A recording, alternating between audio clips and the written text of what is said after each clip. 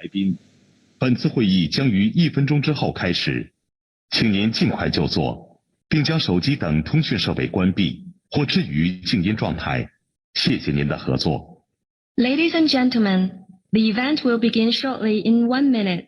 Can we please ask for you to kindly take your seats? We would like to remind you again to switch off all mobile phones and put electronic devices to silent mode. Thank you for your cooperation.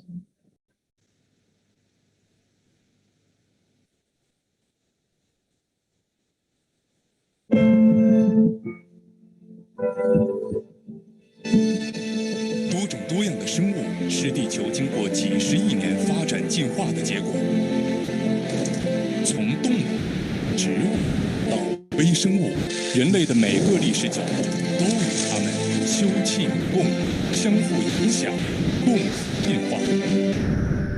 在习近平生态文明思想指引下，中国坚持人与自然和谐共生，坚持绿水青山就是金山银山，生物多样性保护工作取得显著成效。作为中国生态环境治理体系的重要组成部分，国内外众多环保社会组织积极行动，在中国境内开展了丰富多彩的公益项目活动，为保护生物多样性做出了积极贡献。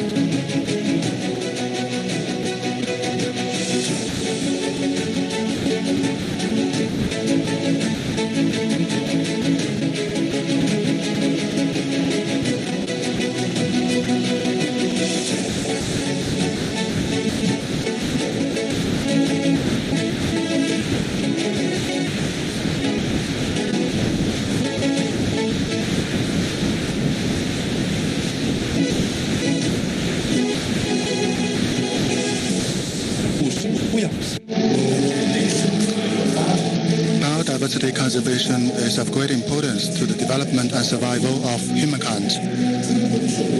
In the future, Chinese NGOs will work together with international partners to fulfill the targets of set by the COP15 and make more contributions to protecting the environment and biodiversity. Conserving biodiversity, harmony between man and nature. Let's work together and meet in Kunming.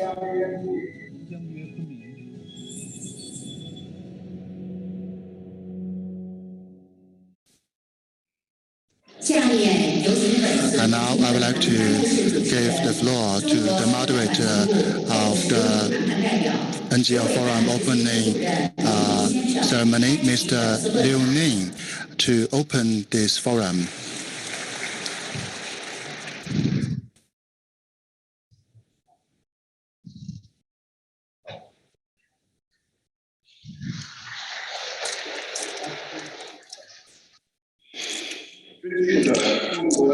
Dear Minister of Ecology and Environment, Huang Renqiu, dear Executive Secretary of the CBD Secretariat, Elizabeth Maruma, dear Vice Minister of the International Department of the Central Committee of the Communist Party of China, Chen, Zhou, distinguished guests both online and offline, dear friends from the media, ladies and gentlemen, good morning.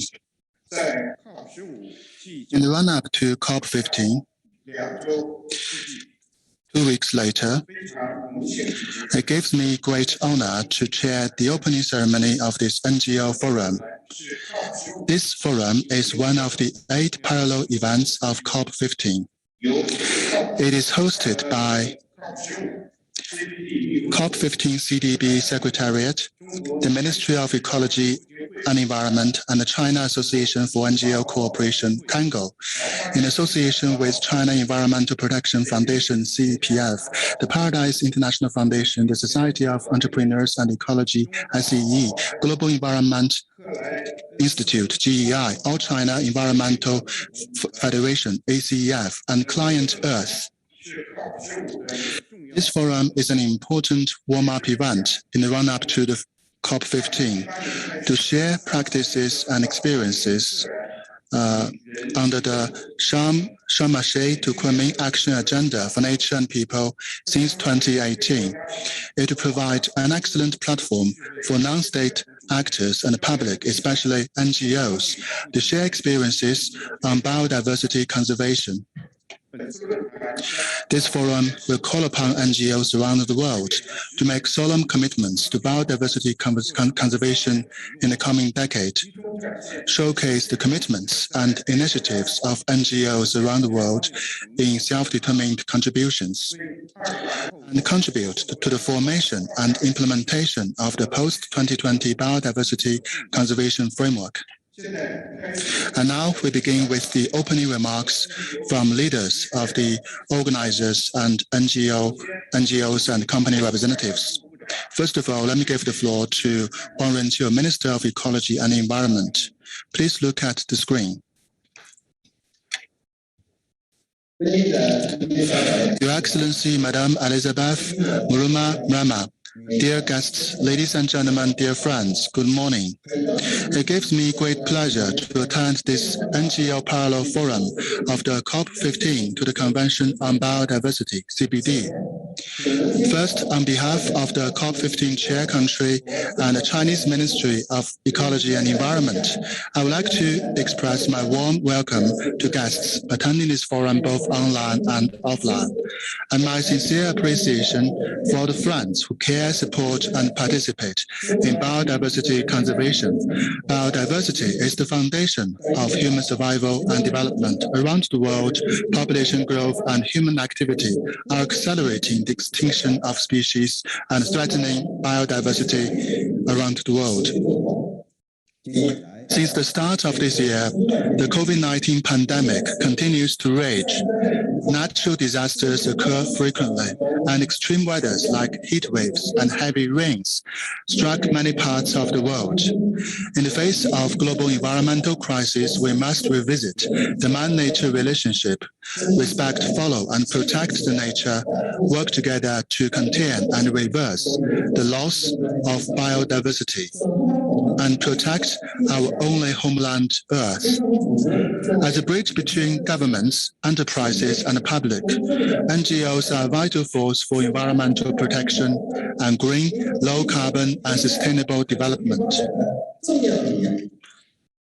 At the CBD COP14 held in Egypt in 2018, China and the Secretariat of the CBD jointly initiated the Sharm el-Sheikh to Kunming Action Agenda for Nature and People to collect and show the commitments and contributions from non-state actors in various fields regarding biodiversity conservation and catalyze actions for conservation and sustainable use of biodiversity. Today, we are delighted to see that NGOs have carried out extensive and fruitful work and played an important role in protecting global biodiversity. From disseminating biodiversity knowledge to raising public environmental awareness and conducting observations, research, protection, and remediation at protected areas. All stakeholders are making explorations in various areas, presenting unique perspectives, insights, and experiences for global biodiversity conservation. The first stage sessions of COP15 will be held in Kunming in October. The COP15 will broadly discuss the goals, priorities, and actions for global biodiversity conservation by 2030, reach a comprehensive, balanced, vigorous, and workable post-2020 biodiversity action framework, and steer the international community towards achieving the vision of living in harmony with nature by 2050. The international community is closely following the COP15, regarding it as a major opportunity to contain and reverse the loss of global biodiversity. As one of the 8 parallel forums of the COP15, today's NGO forum is an important global warm-up event for the COP15. I sincerely encourage all delegates to speak freely and share your wisdoms and insights on global biodiversity governance. I would also like to take this opportunity to call upon non-state stakeholders, especially representatives from NGOs at this forum, to leverage your strengths in forging partnerships between governments, enterprises, and the public, and contribute to the success of COP15 and the opening of a new chapter of global biodiversity governance. The COP15 is scheduled to open in less than a month. China will fulfill its responsibilities in hosting this event. As the chair country, China will work with the international community, bring about synergy among all stakeholders, and make joint contributions to conserving biodiversity and creating a beautiful world in harmony with nature. I look forward to meeting you at a rendezvous in Kunming. I wish this forum a great success. Thank you.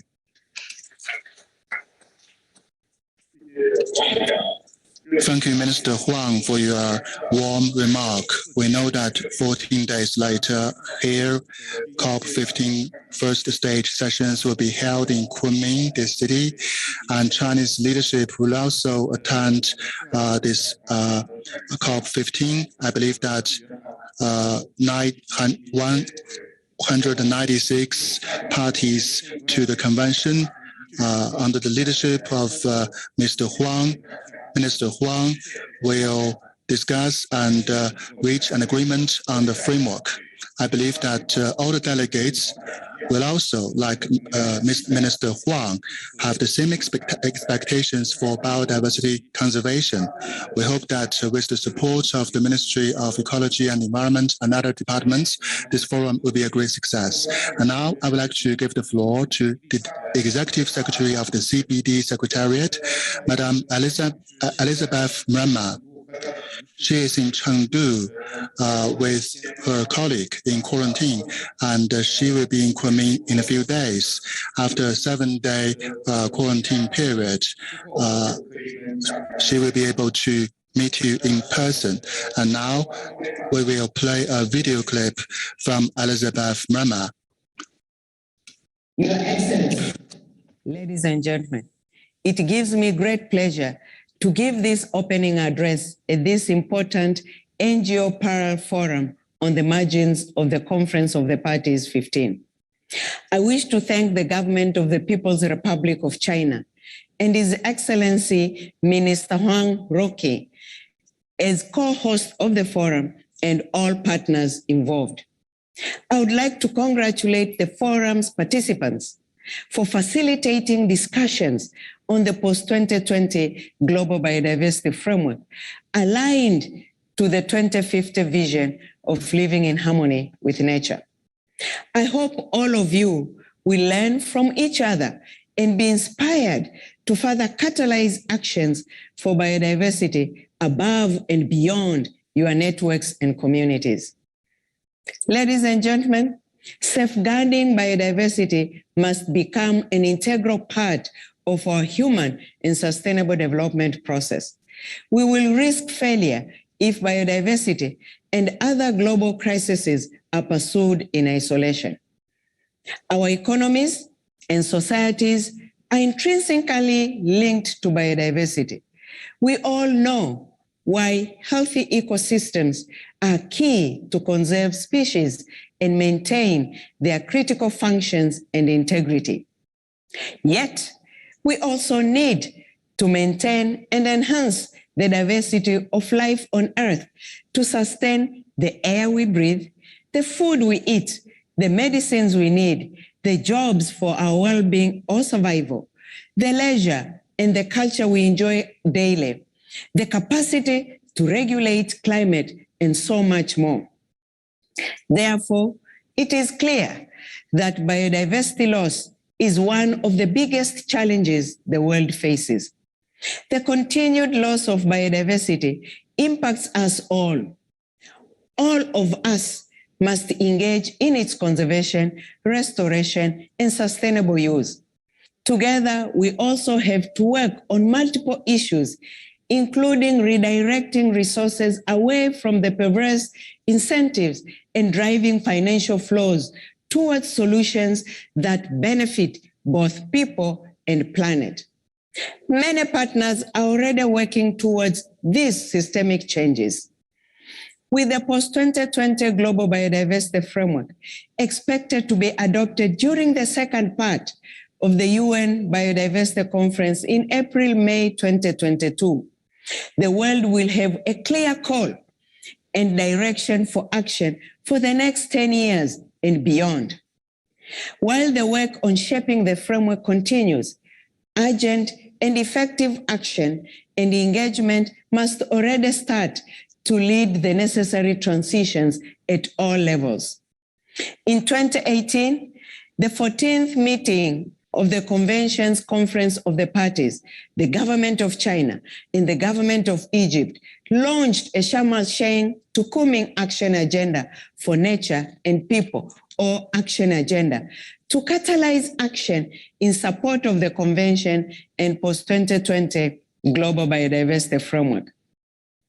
Non-state actors have a central role to play in scaling up effective actions for biodiversity, including in green recovery initiatives. Across the world, we are seeing a rise in non-state actor commitments. I'm encouraged by your determination and ambition to engage leaders in different sectors and to confront key drivers of biodiversity loss and to deliver new forward-looking commitments to drive transformative changes throughout the decade. I invite you to continue to build on the scientific evidence to measure success and boost the pace of action involving all citizens in the process. Together, we must raise awareness of the urgency to act and demonstrate that where actions are implemented, they deliver results and multiple benefits for humanity. Your voice is critical to the post-2020 process, and I invite all participants joining the forum to pledge your commitment on the Actions Agenda online platform so we can recognize and showcase your leadership at COP15. I count on your support to advance the objectives of the convention and to put biodiversity on a path to recovery. I wish you a successful forum. Thank you.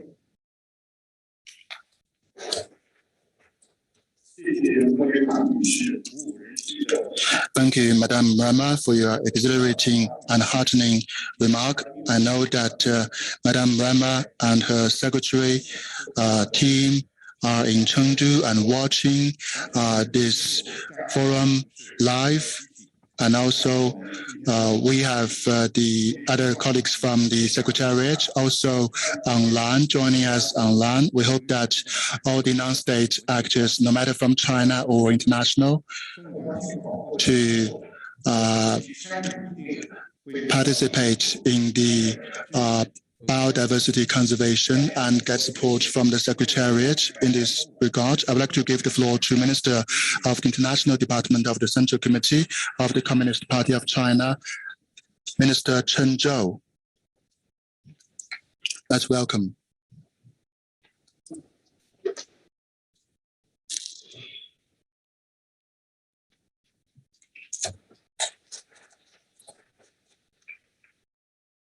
Your Excellency, Minister Huang, Your Excellency, Madame Elizabeth Maruma,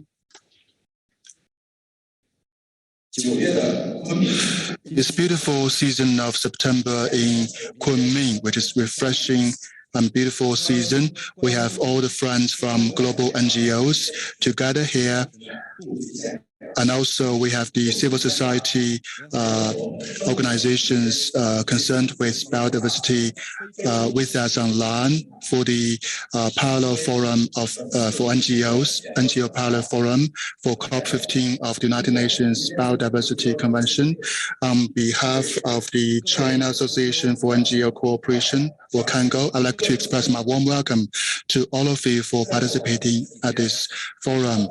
After about 2 weeks, COP15 will be opened here in this city under the theme of ecological civilization, creating a community of life on Earth. And this is the first United Nations Global Conference on Ecological Civilization for the first time.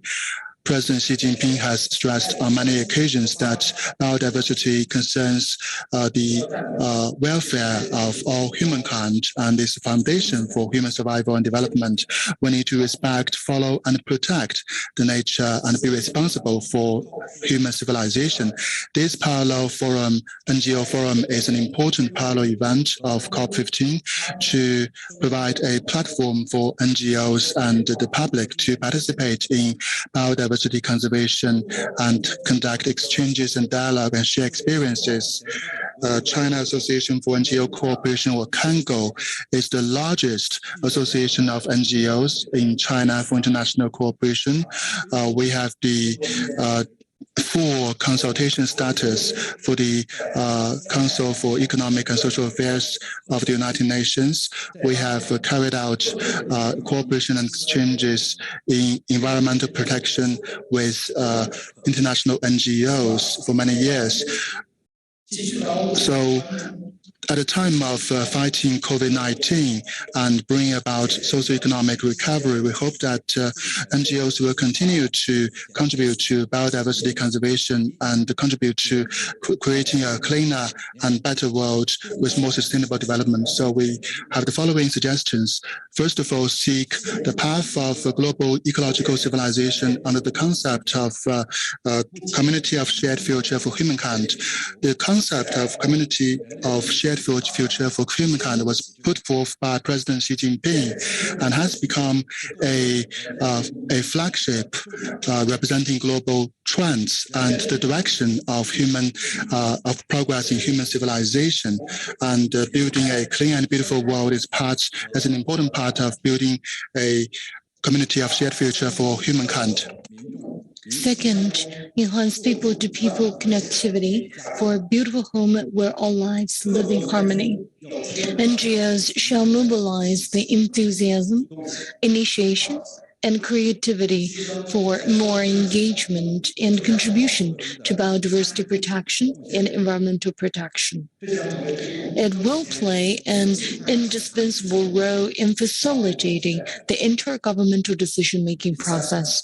3, strengthen international cooperation in ecological and environmental efforts for post-pandemic green economic development.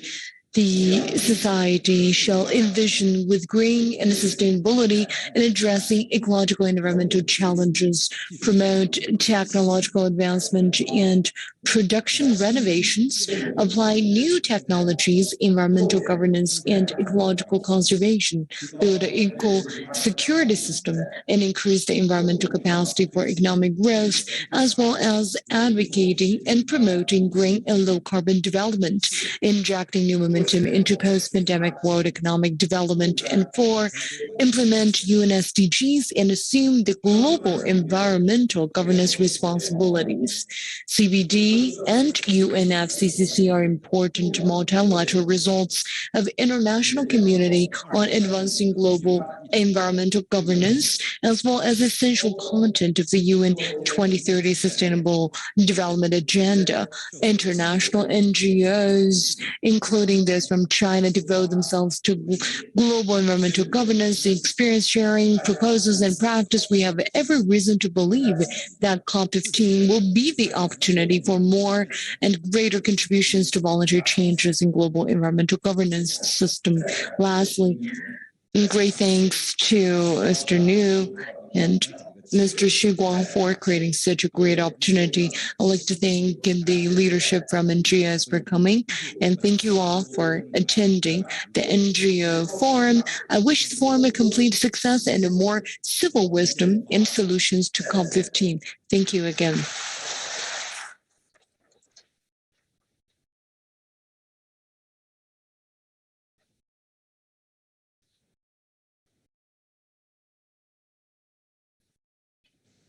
非常感谢陈州副部长的致辞。 Thank you, Vice Minister Chen Zhou, for the great remarks. Great thanks also to the International Department of the Central Committee of the Communist Party of China and China NGO Network for International Exchanges for their strong support to Chinese and international NGOs on biodiversity conservation, as well as the contributions to COP15. Now I'll give the floor to Mr. Chigwang, Chairman and Secretary General of China Environmental Protection Foundation, the host and coordinator of the NGO Forum, for remarks. Distinguished Vice Minister Chen Zhou, dear NGO partners, distinguished guests, ladies and gentlemen, good morning. Thank you very much for attending the NGO Forum, online or offline, and for your active contributions to the voluntary conservation of biodiversity as non-state actors. China Environmental Protection Foundation, entrusted by the Secretariat of the Convention on Biodiversity, the Ministry of Ecology and Environment, and the China NGO Network for International Exchanges, is hosting the NGO Forum for COP15 in partnership with the Paradise International Foundation, Beijing Entrepreneurs Environmental Protection Foundation, GEIO, China Environment Federation, and Client Earth. Nearly 1 year into preparation, all parties have spared no effort in making the forum happen, in particular in hosting the forum before COP15 against the pandemic. This is the culmination of everyone's heartfelt endeavors. With the opportunity, I'd like to brief you on the forum's profile. With the support of the organizers, the NGO Forum will harvest a great amount of knowledge. More than 400 representatives, including 290 online and 120 online, from governments, NGOs, enterprises, youth, women, indigenous communities, localities, and the public from more than 30 countries. 5 continents will participate online and offline, making us the largest NGO event in recent years. The forum has 8 sessions, including open ceremony and dialogue, closing ceremony, and signing of the Independent Contribution Initiative by non-state actors, and Biodiversity Carnival Night, as well as 5 thematic forums, including nature-based solution to climate change, environmental NGOs, role in biodiversity conservation, mainstreaming, release, and discussions of the global biodiversity conservation best practice, 100+ independent contributions from non-state actors, and post-2020 goal for biodiversity conservation, and foundations for biodiversity conservation. All sessions are distinctive yet interconnected around topics including the post-2020 global biodiversity framework, biodiversity mainstreaming, independent contribution initiative by non-state actors. We'll hear about forward opinions, cases, and actions. We look forward to great results and contributions to COP15 and the goals and targets of biodiversity protection. Biodiversity is an important pillar of CEPF, as well as what our future projects focus on. For example, CEPF is in partnership for a civil land conservation project to cover an area of 179 million square meters, exploring a community co-management model for biodiversity protection for rare species. We provide funding support to NGOs across China for wildlife conservation, and CPF invests more than 50 million RMB in projects supporting biodiversity conservation each year and will further increase funding for the post-2020 Global Biodiversity Framework, expanding project model skills and join the joint commitment with the global NGOs at the closing ceremony tomorrow for a better ecological civilization, for the common community of shared future for life, for contributions to beautiful home in harmony with nature. Once again, thank you for attending the NGO Forum. Thank you.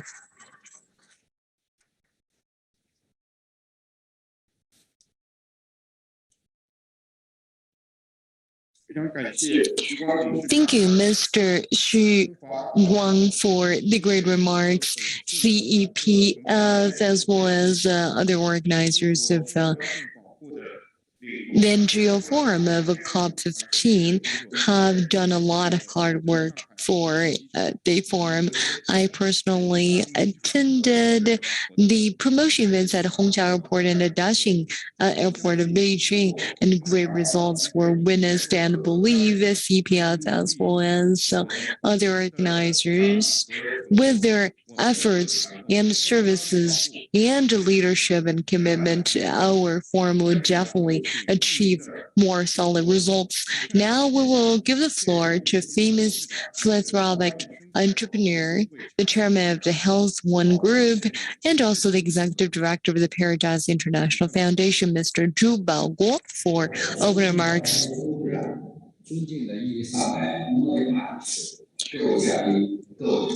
Distinguished Minister Huang, Madam Elizabeth Maruma, distinguished guests, ladies and gentlemen, good morning. It is a great pleasure to attend the CBD COP15 NGO Forum on behalf of the Paradise International Foundation. As the foundation of mankind, biodiversity calls for our obligations for its protection. NGOs are the lifeblood and backbone for biodiversity protection. It is an honor to work with you all in making our due contributions to biodiversity protection. As known to all, the establishment of protected areas, or PAs, is one of the most effective tools for such protection. China has over 12,000 PAs and is now building a PA system featuring national parks. PAs have been instrumental to China's efforts on this journey. We are overjoyed to see the immense success that China has achieved in this regard. The Paradise International Foundation was established in 2015. From the very beginning, establishing and managing PAs have been our very core. Hope through our efforts, we can also make our contributions to greater heights of ecological civilization in China. In the past 6 years, our management has reached 6 protected areas covering 600 square kilometers of forests, grassland, and wetlands. We have full-time staff for ranging and monitoring. In the meantime, we have proposed a concept of extended PAs, which include neighboring communities as extended PAs into our daily operations. As General Secretary Xi Jinping proposed, common prosperity is aspirations of all. While answering the call of the central government on biodiversity protection by helping local communities develop ecologically friendly substitute businesses, more than 10,000 RMB of income has been generated for local communities every year. We encourage members of the Paradise International Foundation to build public interest bases around PAs, which give birth to the chronic disease healthcare program to a certain degree. Our endeavors have brought essential social services and improved local living standards, which is a prerequisite of the true implementation of the biodiversity protection. I'm glad to report that wildlife in the 6 PAs that we manage are returning to mountains, forests, and rivers. Last year, pandas in Laohuogo PA were spotted on the road near our site, and an antelope was observed on our site for 1 entire week. If you visit Laokogo, PA, we guarantee that you will see 7 to 8 wildlife species at least, and people from the extended PAs have received substantive benefits. We start to recognize what we do and feel the substantial ecological and economic results of environmental protection. Local people have initiated a community-based PAs, formed ranger groups to protect their own mountains and forests. 7 of such community PAs have been built around our PAs. Apart from these efforts, in November 2017, the Paradise International Foundation, together with 25 public interest foundations, launched the Alliance of the Civil Protected Areas. Over the years, the Alliance members have built 51 civil PAs protecting 10,311 square kilometers of land. This year is a critical year for biodiversity, as the CDB COP15 will be held in Kunming. We wish for an ambitious and implementable post-2020 global biodiversity framework. The Paradise International Foundation is willing to work with partners from NGOs, private sector, and the public in future endeavors utilizing the platform of COP15.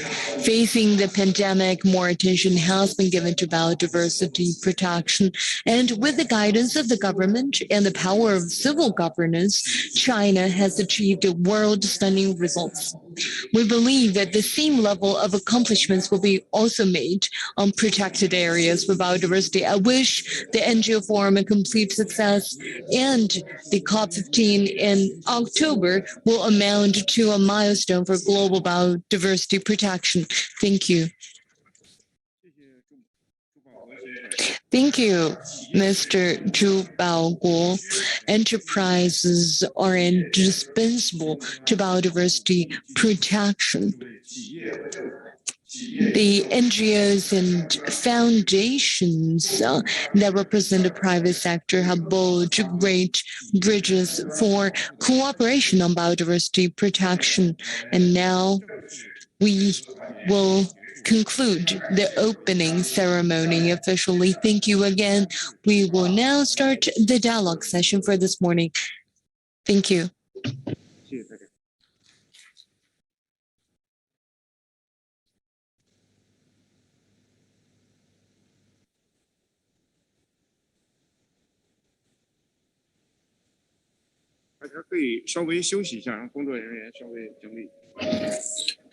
Please have a short break before our staff set up the podium.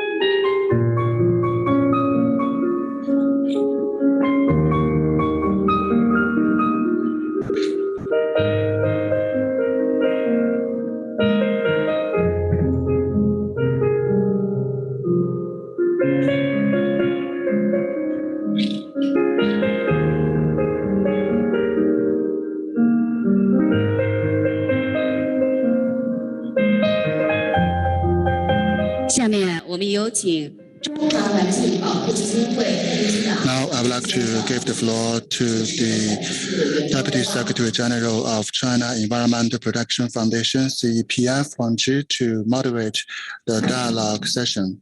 Thank you very much. I'm Fang Zhi from CEPF. It's a great pleasure for me to moderate this following session between the NGOs, companies, and the CDB Secretariat. And we have the panelists. I would like to give the floor to the panelists to the stage. And first of all, representative from CBD Secretariat, Senior Officer Jyoti Martha Philip. Madam Jyoti Martha Philip, please come online.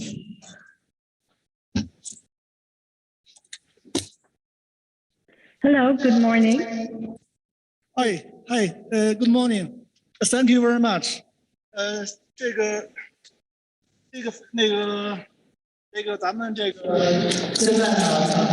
now, Jyoti Martha Philip is about 9 p.m. So thank you very much for taking the time for this forum in your evening.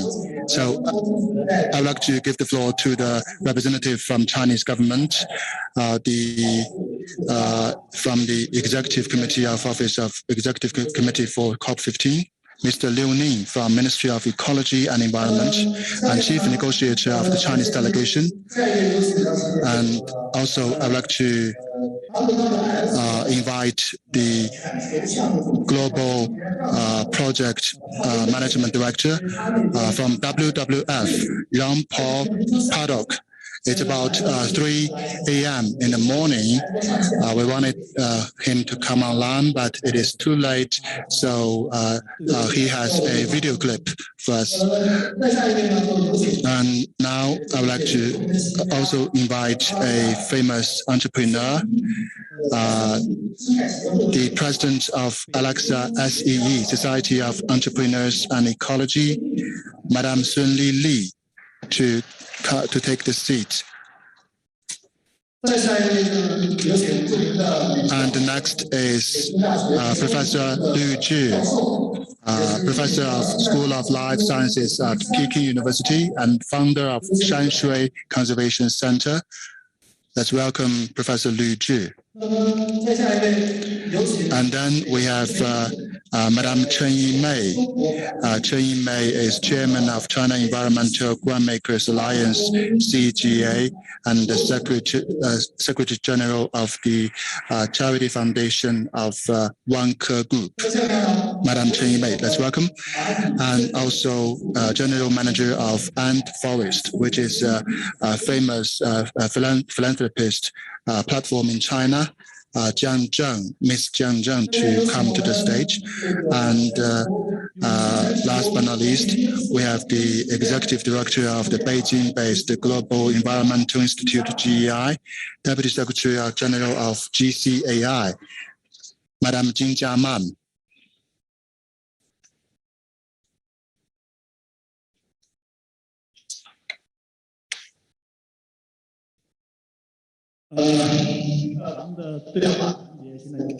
Okay, we start with our dialogue session. We have limited time. We all want to speak our mind, but we have limited time. So we'll give each of you about 3 to 4 minutes to speak. And this dialogue intends to have this session. We wanted to have a longer session for dialogue. However, we have so many parallel forums. We have so many sessions. So please understand that we have a shortened form of the dialogue. So first, my question goes to Jyoti Martha Philip. Madam Philip, so for CBD Secretariat, as we know, NGOs are the backbone, are key stakeholders for biodiversity conservation and also important actors for biodiversity conservation. So in the COP post-2020 biodiversity negotiations, what is the current status of the participation of NGOs? And what is your suggestions for NGOs? Thank you. Thank you so much. First of all, let me join the Executive Secretary in thanking the government of the People's Republic of China and His Excellency Minister Huang for their engagement as co-hosts of the NGO Forum, and in greeting the many partners involved, including my fellow panelists. Thank you very much for inviting us. The NGO Forum comes at a very important time in the process under the Convention on Biological Diversity. As you know, we are in the middle of the post-2020 negotiations, which we hope will conclude in the second part of the COP, which will take place next year between 25th April to 8th of May. NGOs and civil society have been extremely important in the entire process in the development of the first draft of the framework, all the way from COP14 till now. They have been engaged in all the regional consultations, the thematic consultations, the working group meetings, in the subsidiary body meetings, both for science and technology as well as for implementation. And I have to say that at the end of August and early September, when we held our discussions virtually on the post-2020 biodiversity framework, there were a record number of participants from civil society. It was record-breaking for the Biodiversity Convention. So we have always had a very high number of people participating. We have we have had all organized meetings have included civil society, and civil society is extremely important for not only the development of the biodiversity framework, but also for the implementation. As you know, governments cannot do it alone. A whole of society approach must be part of efforts to halt biodiversity loss from subnational actors and non-state actors, including youth, non-governmental organizations, the business and private sector, academia, as well as indigenous peoples and local communities. Civil society does not wait. Your presence at this forum demonstrates that non-state actors from all backgrounds are already mobilized, that you have ideas and solutions, and that you are ready to find ways in which to generate and multiply positive actions for nature and for people. In the next 2 days, you will have an opportunity to connect with the active networks and experts and share your concerns and solutions with leaders and stakeholders. As dynamic actors, I invite you to join forces and plan your actions to make a difference on the ground.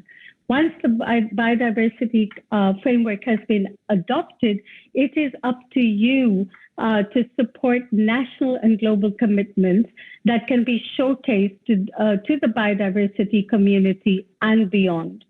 Such projects can be shared, as the Executive Secretary just said, through the Sharm el-Sheikh to Kunming Action Agenda for Nature and People, spearheaded by the governments of China and Egypt in 2018, and supported by the CBD Secretariat.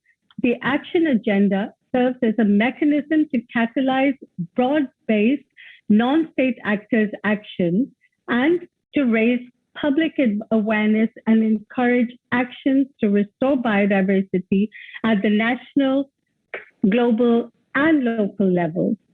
In promoting ambitious commitments, the Action Agenda spotlights inclusive, innovative, and cross-sectoral actions among a range of actors, fostering a whole of society approach to advance the CBD's 3 objectives, and, as the Executive Secretary said, to realize our 2050 vision of living in harmony with nature. With the post-2020 global framework, expected to be adopted during the second part of CBD COP15, the world will have a decisive call to action for the next decade and beyond. As discussions on the framework continue, unprecedented collaboration and engagement across all of society must already start to lead the necessary transitions at all levels. The hybrid online and in-person two-day meeting of this NGO forum will ultimately bring together representatives of civil society organizations based in China and abroad to participate in thematic sessions and encourage them to make voluntary non-state actor commitments for biodiversity. I invite you to share your actions and commitments through the action agenda and demonstrate why it is in everyone's interest to engage and take action. I wish you a successful forum and thank you again for inviting the CBD Secretariat to be part of this extremely important initiative.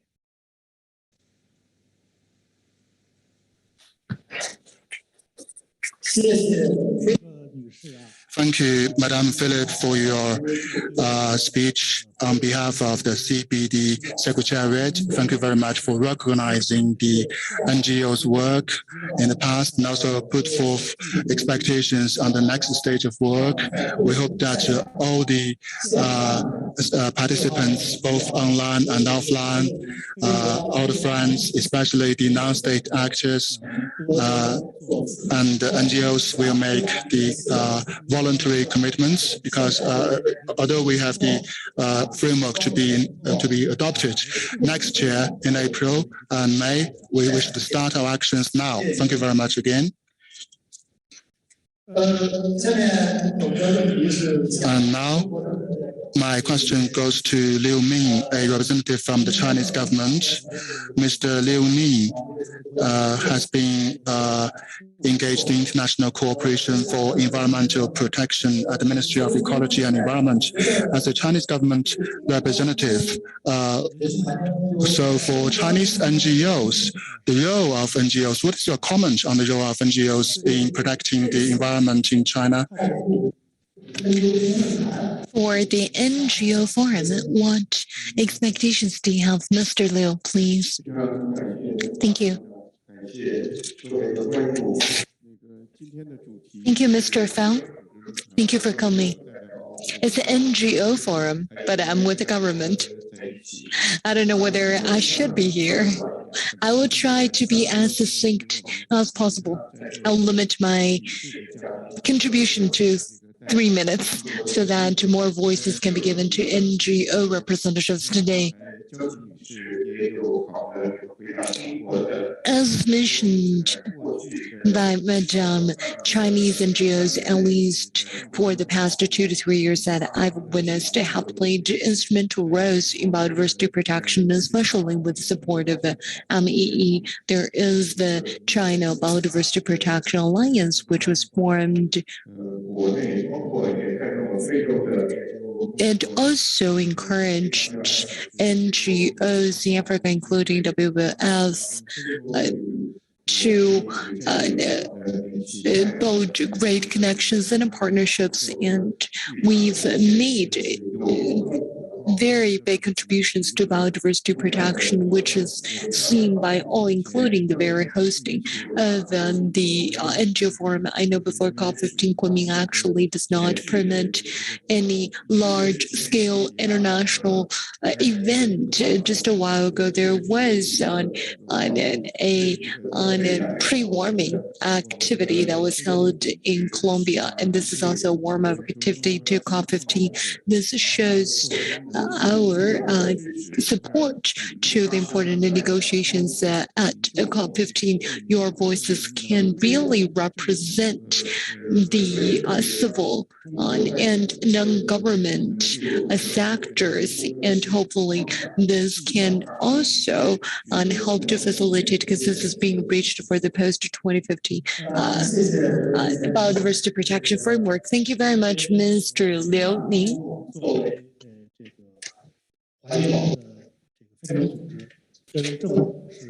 As an environmental NGO, we have a lot of connections with the government actors.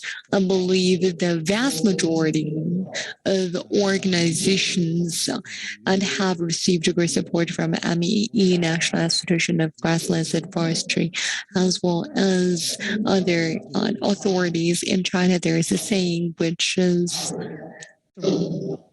party leads, government dominates. The private sector organizes and the public participates.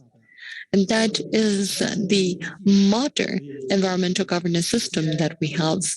We have the government that takes the lead.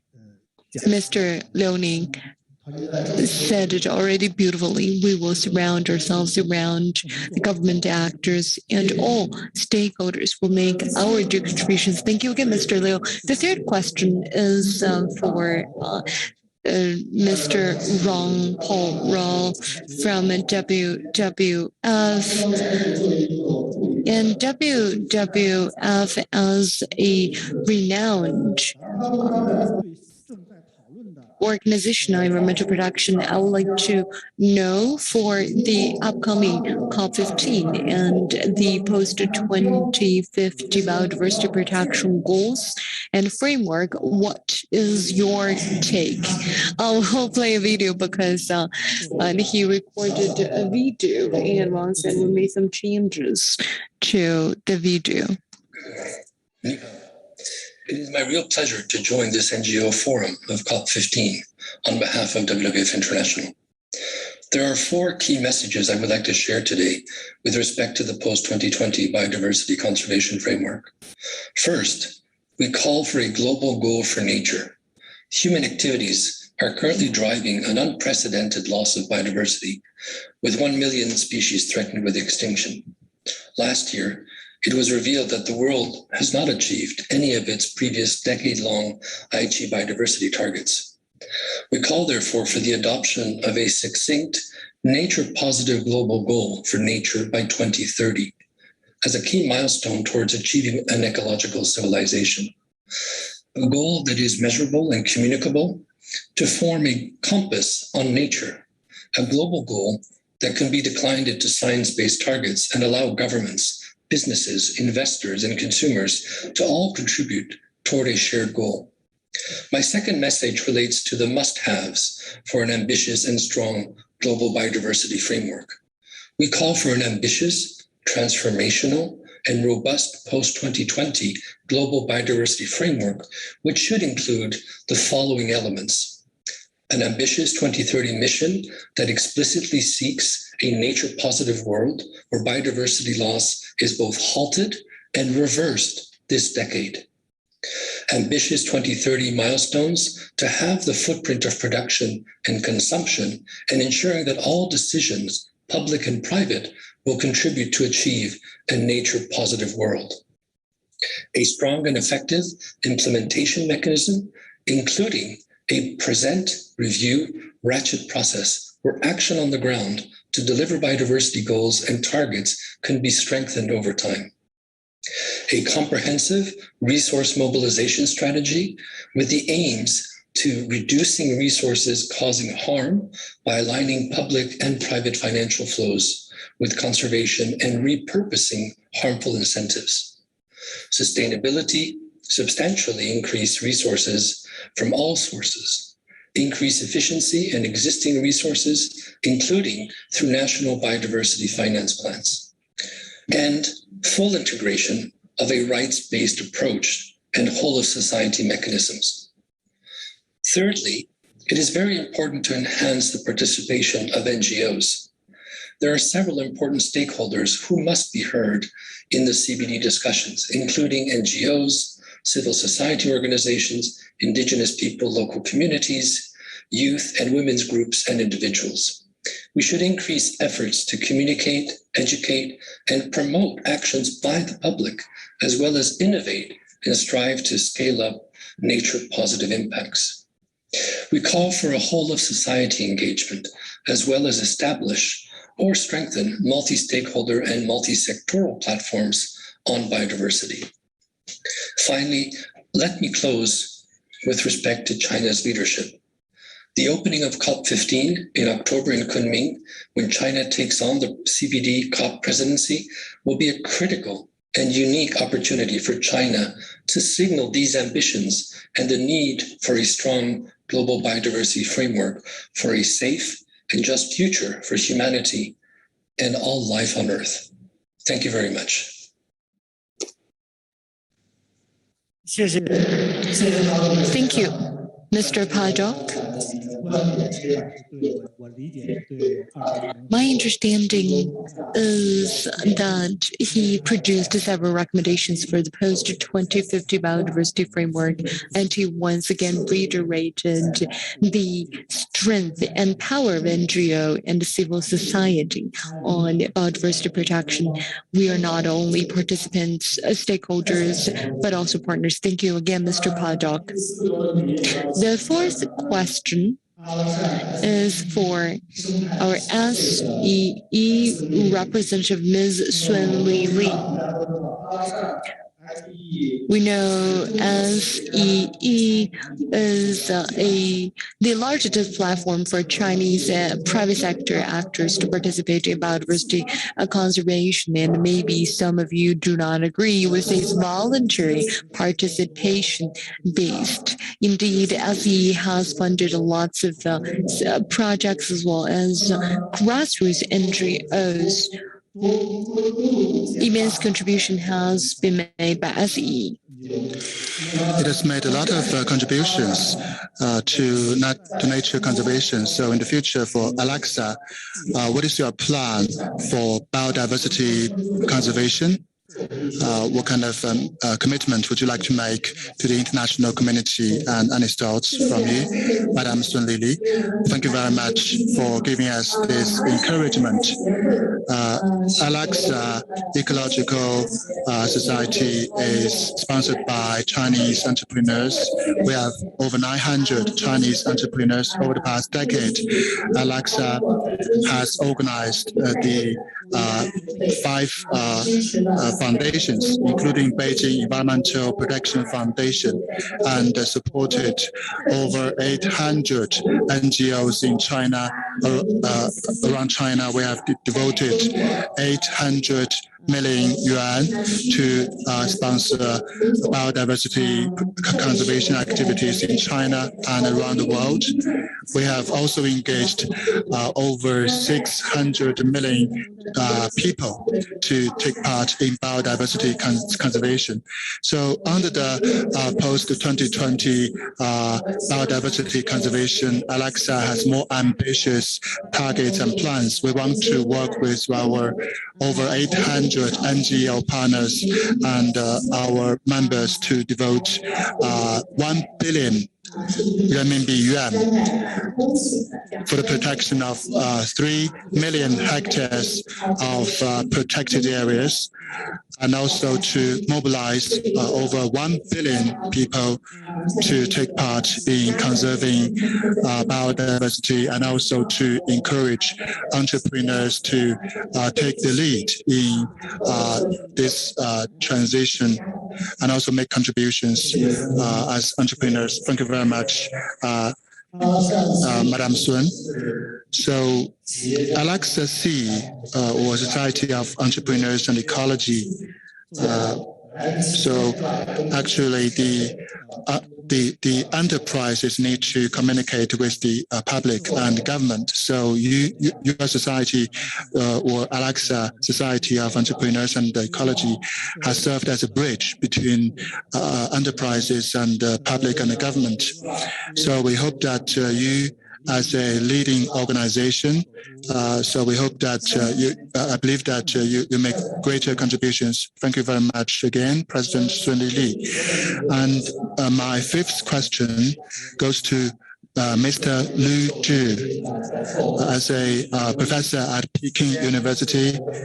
So you have been devoted to ecological conservation since you were a student. So you worked in the wild, in the wetland, in the middle of nowhere.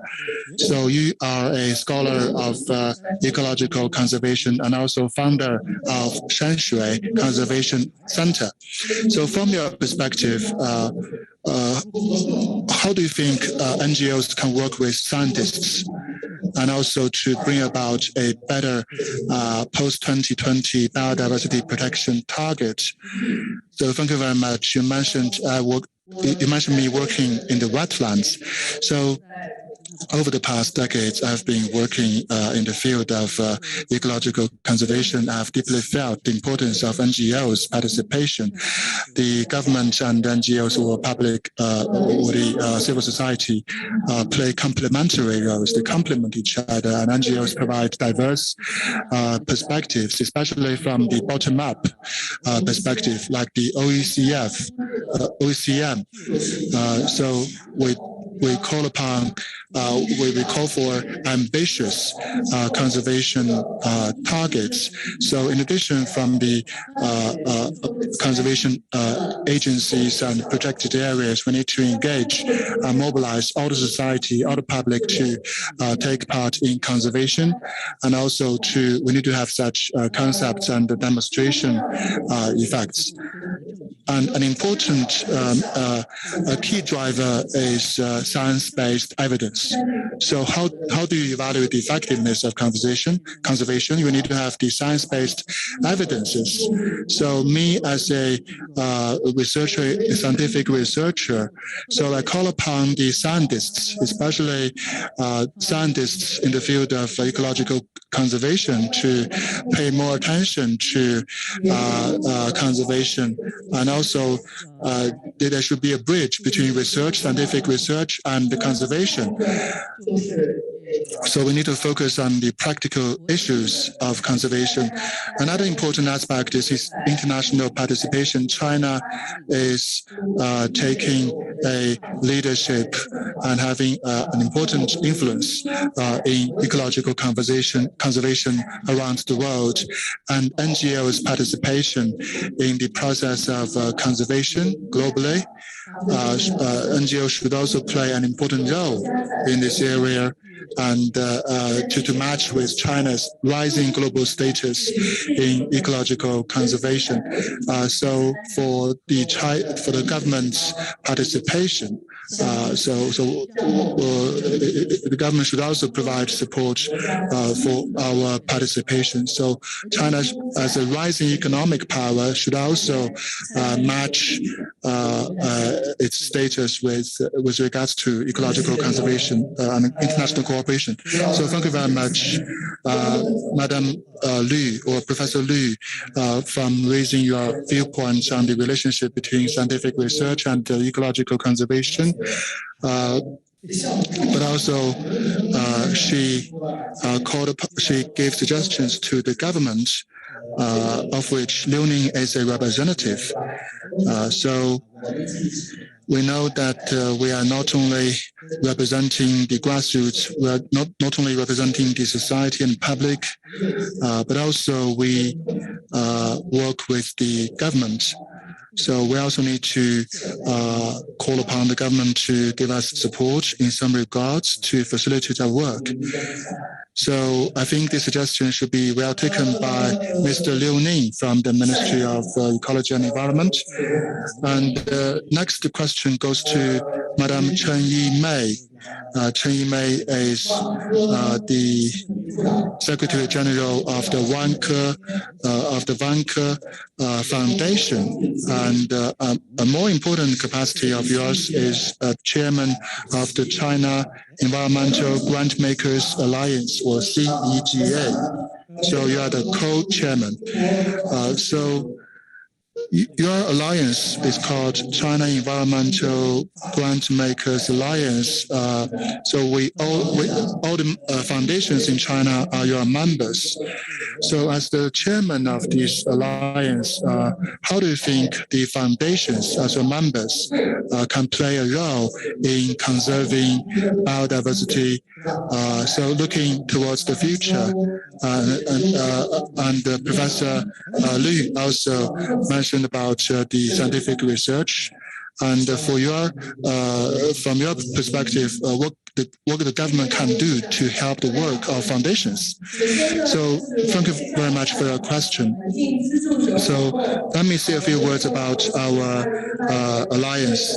Our alliance was initiated in January 2018 with 13 founding members. So we are the China Environmental Grantmakers Alliance, like the China Environmental Protection Foundation, CPF, and also the Society of Entrepreneurs and Ecology, and also the Friends of Nature, and some other many foundations represented here are our members. So all these foundations are included as our members. So our alliance, the China Environmental Grantmakers Alliance, or CIGA, we publish a environmental grantmakers report each year. So we actually issue this report to summarize all the statistics and analysis of grant makers over the past year. In 2020, the 13 members provided 290 million yuan worth of grants. So altogether, in about a year, we actually had 320 million yuan invested in the environmental protection field. So we made some classifications, like the biggest domain or the biggest receiver of our funds is ecological protection. So in the field of ecological protection, it accounts for about 55% of the grants that have been donated. So this is what we have done over the past years, and I would also like to use this occasion to announce the publication of the CIGA's annual report for 2020. So you can collect our annual report after the meeting. So as a meeting, we not only participate in UN discussions and meetings, but also we take part in the post-2020 biodiversity framework voluntary commitments. We have submitted our voluntary commitments, and this year we have put forth the urban biodiversity as a direction of our work. So coming back to the issue of environment, the foundations pay close attention to the environment. So for the Environmental Protection Foundation, so I think they are the drivers of innovation, because we are quite small, we are nimble. And as Professor Liu also mentioned this, secondly, we think that we are a builder of agenda and for ecological protection. So we actually set the agenda for ecological protection, and also we bridge communication between different stakeholders like government and NGO partners and scientific research institutions and public. So actually we bridge communication between different sectors and stakeholders. So based on our three values, these three important values. So for the non-profit organizations or non-state actors, we believe that the government can learn more about those actors and also trust them. So it takes time for the government to learn about and trust those organizations. We hope that our specialized organizations, especially those in biodiversity conservation, we hope that those actors will play an important role in this regard, because there'll be more private wealth investments which will be invested in ecological conservation conservation. So we need to have the registrations of those foundations to turn those wealth and investments into resources. So we can provide business consultation. So this is what we need, business consulting, and also in formulating the framework or relevant rules. We hope that we can collect the ideas from foundations and NGOs and the industry, so we can put forth our experiences and case studies. And thirdly, if possible, relevant, we can provide procurement or the grant projects or research activities. And also the government provides the empowerment to NGOs and foundations. So for internationally, our understanding of relevant frameworks and how can we participate. So this is where the government can help us. Thank you. So thank you very much, Madam Chen Yimei, for giving us this good news, and also for giving the government good suggestions.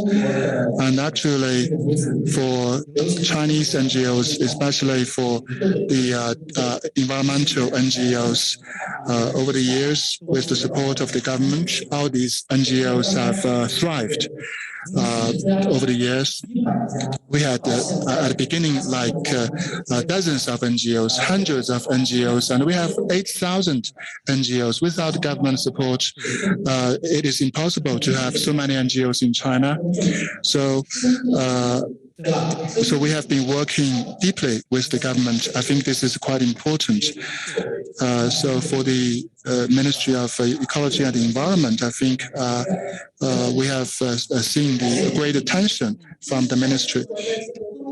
So for China's public interest fields, the environment is the only sector where we have the China Environmental Grantmakers Alliance. So this shows that environmental protection is a very important sector where the government pays a lot of attention. Thank you, Ms. Chen. Our next question is for Ms. Jiang Zhou, the General Manager of Ant Forest. Ant Forest is an online platform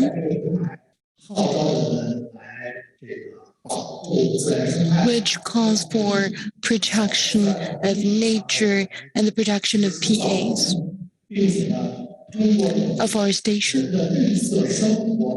It encourages a green value chain with public campaign and encourages the public to really adopt practices that are environmentally friendly on a daily basis. So my question for Ms. Jiang is, this is an internet-based platform.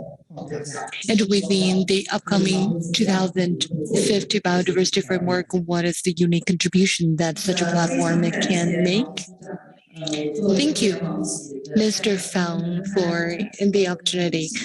It is an honor to be here representing the tech community. We just celebrated our 5th birthday.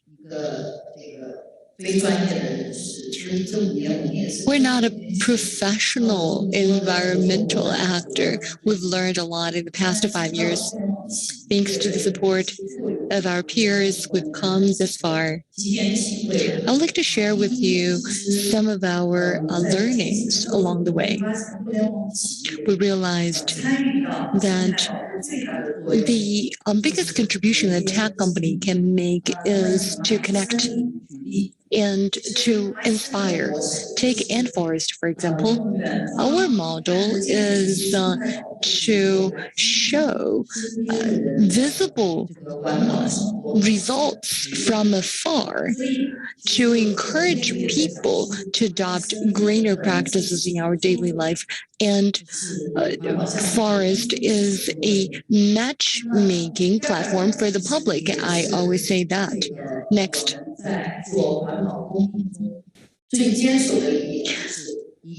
The very core that we adhere to is to make everything visible for the public. CBD is an international convention.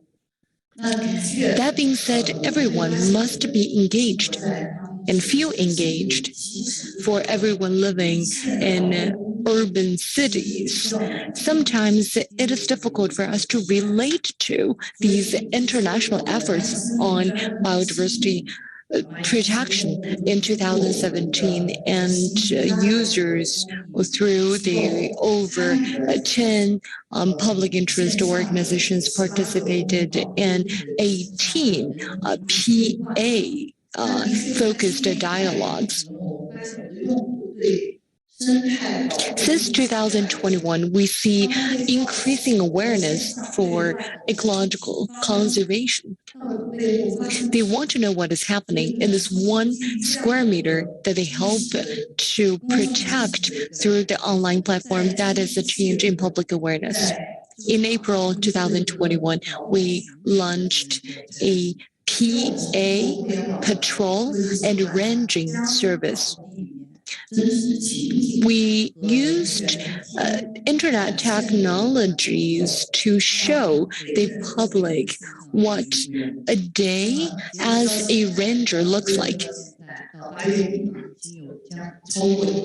Over 100 million people participated in this ranger experience on service on our platform in the past 4 months. As a tech company, we are always thinking about how to make everything sustainable. On the one hand, the public can get engaged with their daily actions. On the other hand, as a platform, what else can we do? That will be on campaigns and education, so that biodiversity messages can be more accessible and more fun for the public. And that is why, with the guidance of the Executive Secretariat of the CBD, as well as CPF and National Geographic China, we launched a fantastic beast program online. Every day we would push some information with picture and infographics about a bug. And the program is very popular. It has been proven very popular, especially among teenagers. We already have over 50 million people who've signed up for the Mystic Creator or Fantastic Beast program that we launched.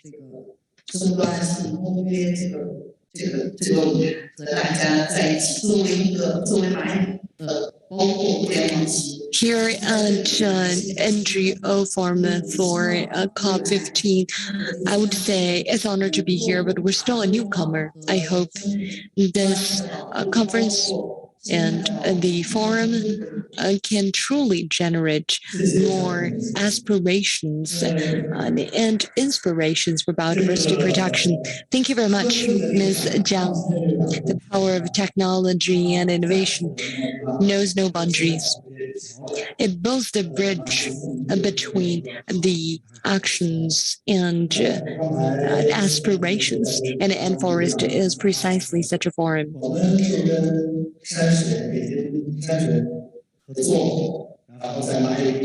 And as was said by the previous speaker, there is 174 million square meters of land that has already been covered by civil PAs. And this forum actually has seen the participation of over 160 million people.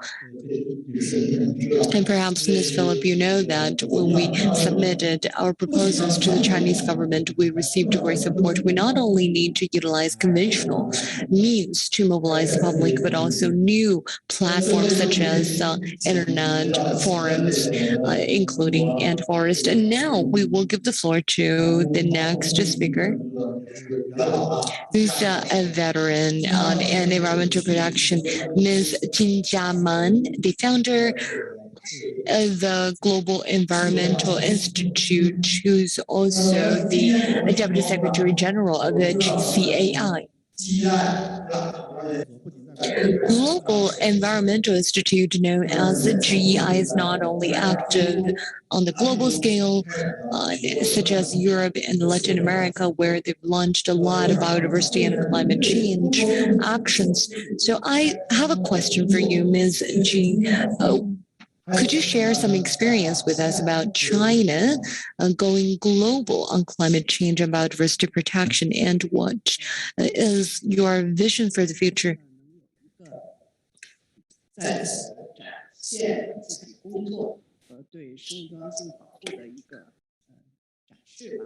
Thank you for the opportunity. GEI was established in 2004. In the field of biodiversity protection, our goal is to reduce the loss of biodiversity. On a global scale, we've done a lot in forestry. Within China, in southwestern region, especially in national parks and protected areas, in particular at community level, we have done a lot, and especially through the community protocol protection mechanism, through which we worked alongside with local communities on securing their sustainable and development in the future.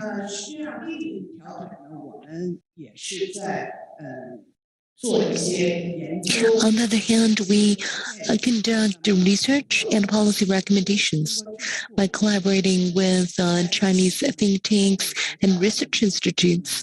We propose recommendations to policies in China through NPC, National People's Congress. Every year, we make proposals as well. So both at community level as well as higher levels, we can make sure the voices of the grassroots can be heard by the policymakers. Then these voices could hopefully be turned into policies and measures. That's what we do here in China. Globally speaking, NGOs actually in the field of environmental protection don't see a lot of presence overseas. For biodiversity protection, in the international arena, we would say that biodiversity is not a national effort or regional effort. It involves global ecosystem as China's economy furthers and expands its boundary and reach. We want to reduce forest or deforestation, and in Southeast Asia and Latin America, we want to reduce deforestation in agriculture practice, in farming, and in the utilization of logging. In the past few years, in Africa, Latin America, and Southeast Asia, we've launched some programs, in particular in Myanmar. In the past few years, we worked with local NGOs, or in total 4 NGOs in 34 communities. And we used the protocol protection mechanism. I think Lu Zhi knows this mechanism the best. It originates from CI. In China, it was in 2006 or 2007 when I was brought to Sichuan, and we collaborated with CI. Now the toolkit has been transferred to some NGOs and communities in Southeast Asia who are signing protection protocols to develop socioeconomies. And that is for the production of local PAs. I don't have a lot of experience to share today. We worked as a small team in the past. As a small team with limited efforts, we could not really do too much with such a small team, but I want to share that lots of economies and entities in China have already gone global. Environmental protectors and actors should also assume greater responsibilities and to play greater roles in the future. I hope more Chinese NGOs can go global in protecting biodiversity. I also hope more funders, such as foundations at present, including the donation agencies and funding agencies of China, can support Chinese NGOs not only in China, but also their efforts at the global scale for contributions to wider community. Thank you very much, Ms. Jin. Ms. Jin is very modest. She says GI hasn't done much, but GI was formed 15 or 16 years ago. It's a small team, but everyone is elite. I often wonder how Ms. Jean could always recruit the top-notch PhD degree holders to work for GEI and for this hosting the forum. We really would like to pay our utmost respect to GEI's team for everything. Thank you, Ms. Jean, for going global. You're definitely the pioneer. You have pioneering team who has already learned great lessons and experience. And you mentioned that it would like to have more collaboration with government actors. We need Chinese environmental NGOs to go global so that they can protect not only environment in China, but also the environment at the global stage. You are the pioneer. Thank you again, Ms. Jin. And now, I think at the dialogue session, all the panelists, experts, and secretariat officer and entrepreneurs have shared your insights and suggestions. So I would like to conclude by thank you again for your attention and for coming here. And I would like to thank Philip because it's so late at night, still here. So that's all for this session. Thank you very much. So thank you again. We had a lively discussion this morning. So we had a bit delay. So we need to shorten the tea break to 10 minutes. And now, please feel free to have some tea. So come back at 40 past 10. So 10 minutes later. See you.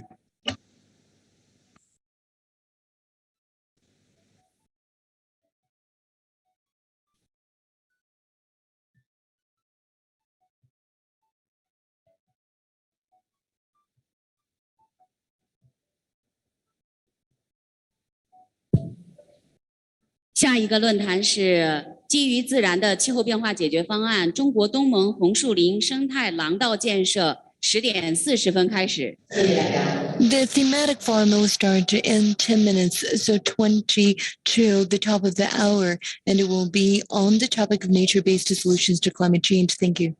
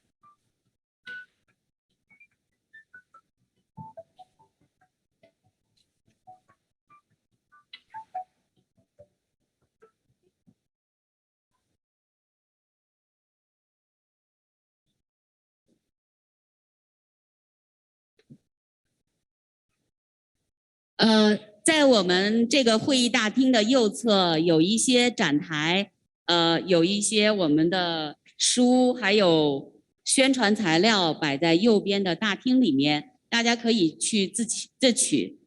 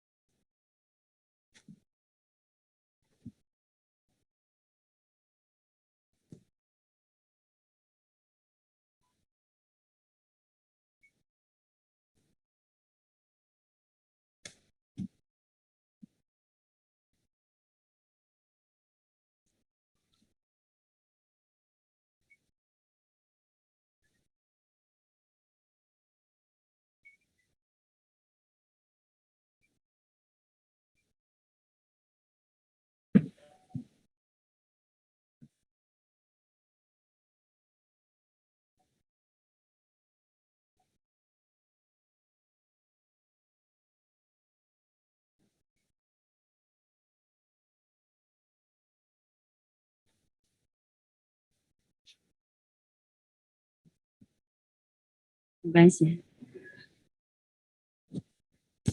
请大家回到座位就坐，我们下一个环节马上开始。基于自然的气候变化解决。 Please be seated, and our next session will be about to begin nature-based solutions to climate change. As in China Mangrove's ecological corridor, the session is about to begin. Please be seated.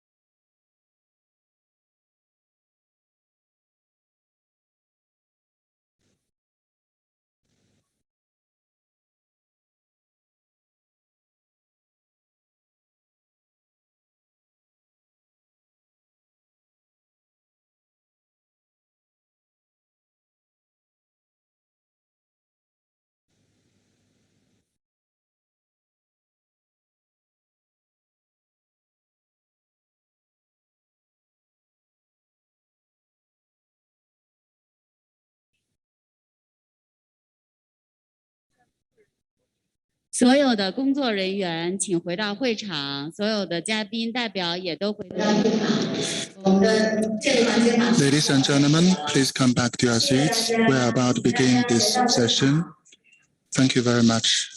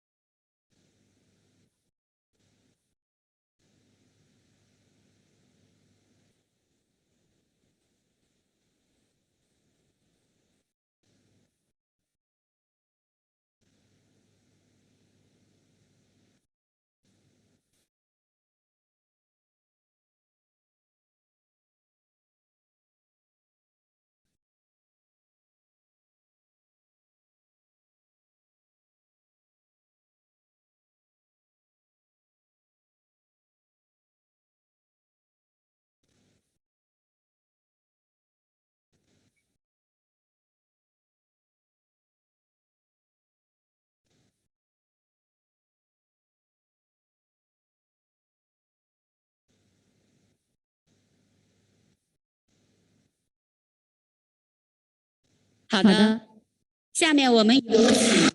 would like to give the floor to the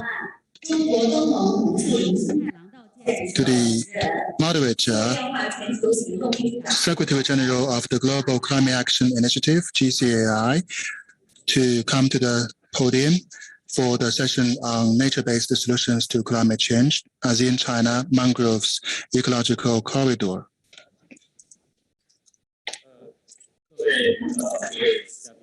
Dear leaders, dear delegates, and friends from NGO both online and offline, good morning. It is a great pleasure for me to be here to moderate this session, the CDB COP15, the first thematic forum, NGO forum, nature-based solutions to climate change, ASEAN China Mangroves Ecological Corridor. And I'm the Secretary General of the Global Climate Action Initiative, GCAI, which is jointly established and founded by Chen 3 years ago at the Climate Summit.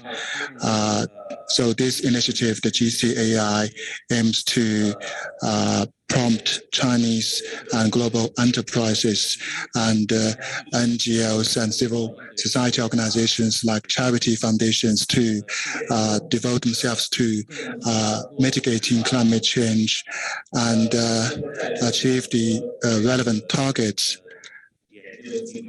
So all the research organizations and the NGOs represented here are the initiators and members of the GCAI. So today's topic for this session is Mangroves Ecological Corridor. We know that biodiversity conservation is the foundation for human survival and development and a key aspect of ecological civilization. Mangroves, as we know, are the most important wetland ecosystems on Earth. And also, mangroves are an important maritime solution to mitigating climate change. Zhou often mentions that mangroves conservation can not only conserve biodiversity and also mitigate climate change while protecting local people's rights and promoting local economic development. So mangroves conservation has many benefits for the local communities, especially in coastal regions. China and ASEAN are home to the most of the mangroves in the world, but unfortunately, due to human activity in this part of the world, the human settlements and production activities, including in China, like 10 to 20 years ago, mangroves have faced unprecedented threats. So on this occasion, we have invited the delegates from the governments, research institutions, and civil society organizations and NGOs to discuss the conservation of mangroves and also share the experiences and case studies for mangroves conservation, and also promote cooperation in this regard, and also develop the modes of cooperation for mangroves protection, and also to develop a nature-based solutions for mangroves conservation. So I will skip introducing all the delegates and panelists, but I will individually invite them to speak, especially the international panelists from ASEAN. So now let's come to the first stage of our forum. So the speeches from leaders. So the first speaker is Xie Zhenhua, the negotiator for climate change from Chinese government. We know that Xie Zhenhua has been responsible for climate protection, environmental protection in China, and mitigating climate change and resource and energy conservation. And he has given us a lot of contributions in this regard, and also Xie Zhenhua attaches great importance to promoting the Chinese NGOs to take part in fighting climate change. And also, you mentioned that Xie Zhenhua is also pays close attention to Chinese NGOs going global. So Xie Zhenhua is very supportive of mangrove protection in China. And before the COVID-19 crisis in 2019, when he was in a meeting in ASEAN, he paid a visit to mangroves protection in the locality. And Xie Zhenhua, due to a conflict of schedule, cannot be present personally, but he has sent us a video to us to support us. So please look at this screen. Distinguished guests, ladies and gentlemen, good morning. I'm delighted to congratulate the commencement of today's forums via video. Nature is not only a victim of the impact of climate change, but also a significant ground for addressing climate change. Nature-based solutions rely on the power of nature to address climate risks through ecological conservation, restoration, and management. NBS can effectively improve the functions of ecosystem services, control greenhouse gas emissions, increase carbon sinks, and enhance climate resilience, hence provide a synergistic approach to mitigate and adapt climate change and protect biodiversity. United Nations invites China and New Zealand to jointly take the lead in proposing NBS solutions. Over the past 2 years, China has worked with all parties to implement NBS through planning, policy, technology, finance, and other means to facilitate domestic actions and international cooperation. Mangroves are one of the most important coastal wetland ecosystems in the world and are among the most crucial NBS examples for protecting biodiversity and addressing climate change. The ASEAN-China region, with coverage of more than a third of the world's mangroves areas, or over 4.3 million hectares, is the largest mangroves forest areas in the world. However, due to threats such as conversion to aquaculture ponds, agriculture expansion, and charcoal production, effective conservation of mangrove ecosystem in the region still faces a lot of difficulties. China and ASEAN member states are all developing countries in the process of industrialization and urbanization and face similar challenges of balancing regional economic development and mangrove ecosystem conservation in coastal areas. In recent years, China and ASEAN members have actively carried out mangrove conservation actions and accumulated experience and technologies in protecting and restoring mangrove forests. Dialogues, exchanges, and experience sharing and collaborations have been conducted on coastal ecosystem protection issues, including mangrove conservation. Such regional cooperation can play a crucial role in global mangrove and marine biodiversity conservation, the maintenance of livelihoods and well-being of coastal communities, climate change mitigation and adaptation, and the achievement of the regional sustainable development. And it should be one of the flagship examples of MBS. Ecosystem conservation and addressing climate change require cooperation of all sectors of society, including central and local governments at all levels, as well as businesses, non-government organizations, and research institutions. In 2018, a total of 10 Chinese non-profit organizations, foundations, and research institutes, including Yanbao Charity Foundation, Lao Niu Foundation, SEE Foundation, Institute of Science Development, Chinese Academy of Sciences, Global Environmental Institute, Chigwang University Education Foundation, and Institute of Climate Change and Sustainable Development of Chigwang University officially launched the Global Climate Action Initiative and the Global Climate Action Summit held in California, United States.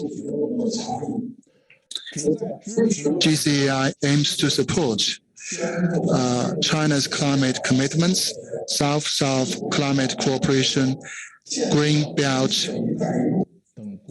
and Road Initiative, and other international commitments by President Xi Jinping, and encourage all sectors in China and the world to actively participate in climate change and sustainable development actions. Mr. Bloomberg, United Nations Climate Envoy, and I are the co-chairs of GCAI. Under the framework of GCAI, we hosted a conference on ASEAN-China Mangrove Conservation Cooperation, Climate Resilient Development, and Energy Transition in Thailand in 2019. Representatives from ASEAN member states and China working in national and local governments, research institutions, philanthropic foundations, and civil society organizations discussed priorities of promoting mangrove protection and addressing climate change, and exchanged experiences and best practices. They have elevated the understanding of the importance of mangroves and developed useful research outcomes, and relevant suggestions have been put forth to the ASEAN leadership and Chinese ministers. We are delighted to see that the China and ASEAN civil society organizations are preparing for the establishment of the China-ASEAN Mangrove Protection Network, and the initiative will be officially launched at this forum as a supplement for the government and civil society cooperation. We will carry out relevant cooperation and establish platforms to promote China-ASEAN cooperation on mangrove ecosystems and fighting climate change, and enrich and broaden regional ecological protection, and make great contributions to advance sustainable development with multi-stakeholder participation, and also to support the 15th Conference of the Parties of the Convention on Biodiversity, CBD COP15 Kunming, and the 26th session of the Conference of the Parties of the UN Framework Convention on Climate Change. In Glasgow, I hope all guests could find this forum as an opportunity to discuss and explore a mangrove-based holistic approach to climate change and biodiversity conservation, and to further practical cooperation in the ASEAN-China region. We look forward to joint actions from the society to participate in global climate and biodiversity conservation actions and make great contributions to advance sustainable development, foster a shared community of life for man and nature, and build a clean and beautiful world. Thank you.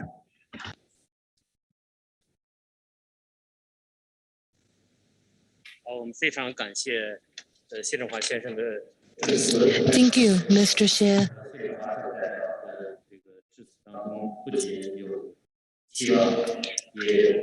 We heard expectations and also requirements in Mr. Xie's remarks. We will have common deliberations in the next few sessions of the forum, and I will give the floor to Ms. Rachel N. Herrera, Office of the Presidential Assistant for Climate Change from the Philippines, for the next address. Ms. Herrera in the Philippines is a well-known activist on climate change. She also promoted and facilitated the passage of several laws and regulations on climate change, including the accession to Paris Agreement of the Philippines. Welcome. Thank you very much. Good morning and warm greetings. Minister Xi Jinping, China's Special Envoy on Climate Change, distinguished officials and guests from our ASEAN ministries, fellow advocates, and all joining us today, thank you for this opportunity to welcome you to this sub-forum on nature-based solutions on the establishment of the China-ASEAN Mangrove Eco Corridor. This is a very timely and important discussion for us in the region and beyond, as we get down to work on the heels of strong climate pledges from the 76th United Nations General Assembly. This sub-forum will be very useful in exploring how we can better protect and maximize our mangroves, which are among our most valuable assets for climate action. Mangroves form a first line of defense and protects our inland and coastal communities, especially during typhoons. In terms of climate mitigation, mangrove ecosystems also have immense carbon sequestration potential compared to many forest ecosystems. All of these benefits, along with other ecosystem services like regulating natural processes and cycles in coastal environments, heritage values, fish abundance, and even tourism and recreation, underscore the important role of mangroves as part of ecosystem-based management approaches, which aim to increase resilience and adaptive capacity while energizing income streams. This is why we very much welcome and laud the establishment of the ASEAN-China Mangrove Eco Corridor. We have a Blue Carbon Steering Committee, which was established to protect and manage our blue carbon ecosystems, including over 310,000 hectares of mangroves and over 27,000 hectares of seagrass areas, which we hope would be involved in establishing this eco corridor to ensure optimal alignment with the Philippines' National Blue Carbon Initiative. On a much wider scale, cooperation on this front can help our region and China move towards a resilient recovery from the global pandemic. Nature-based solutions like this simply make sense for being cost-efficient and bringing co-benefits that address health and climate shocks. As long as mangrove restoration activities align with science to use the proper native species, proper site selection and nursery management, engagement in a transparent manner with stakeholders. These are no regrets, high impact measures that benefit any community. Consider, for instance, how mangroves in China, Vietnam, Mexico, the United States, and India avert as much as an estimated $57 billion in flooding damages per year, or how the global benefits in ecosystem services from nature-based solutions focused on climate can reach $170 billion. Beyond mangrove ecosystem conservation, we hope this initiative will also strengthen and intensify ASEAN-China cooperation on the many other areas of concerns in our region and to find similar solutions, such as on plastic pollution, marine litter, and solid waste management. It is clear to us, however, that these solutions and approaches are transboundary in nature. What this means is that one government, one region alone could not implement the interventions needed and succeed. We will need to sustain and strengthen public-private partnerships and tap civil society, academia, and other development partners so that our plans can be realized by more individuals and communities. This approach is something the ASEAN already recognizes. For one, we have our ASEAN Center for Biodiversity, the region's Center for Excellence on Biodiversity, which has its headquarters in the Philippines and has always been regarded as pivotal to the region's whole of community approach to the cross-cutting issues of biodiversity loss and climate change. The ACB is already working with the China-ASEAN Environmental Cooperation Center on mangrove ecosystem conservation and sustainable utilization, among many other areas of cooperation. This is also why we in the Philippines, particularly in the Climate Change Commission, look forward to today's learning exchanges and the sustainable use of shared natural resources from countries and non-state actors alike. Beyond outlining expectations and illustrating how our non-state actors can contribute, these will provide rich references for the Philippines in our work to adopt more nature-based solutions. For our region, our discussions today could prove workable and scalable blueprints and share valuable lessons, explore potential areas for stronger collaboration in our collective work towards a safer, more sustainable, and resilient ASEAN-China region. Thank you very much, and we wish you all the best in this forum. Mabuhay. Thank you very much, Ms. Rita. Ms. Herrera, thank you again for your great support to the NGO forum. When the pandemic subsides, we really look forward to meeting you in person soon. Our next speaker will be on a Myanmar's representative who is the former Deputy Minister of Ministry of Environmental Conservation and Forestry and the current President of Myanmar's Women's Federation. Women's Affairs Federation. Unfortunately, she can only deliver her remarks over the phone due to internet problem. Welcome, Dr. Zim. Yes, we can hear you. Yeah, you can hear me? Should I stop? Yes, please. Yeah. It's greetings from Myanmar and a very good morning to you all. And I'm very sorry for this inconvenience with our internet connection. So, Mr. Chen, China's Specialist Envoy on Climate Change Affairs and co-chair of the Global Climate Action Initiative, GCAI, Ms. Rachel Ann Herrera, Commissioner of the Philippine Climate Change Commission, representatives from governments, NGOs, and partner organizations, experts, invited guests, ladies and gentlemen. It is indeed a pleasure and an honor for me to deliver the opening address in this nature-based solution, the establishment of ASEAN-China Mangrove Eco Corridor.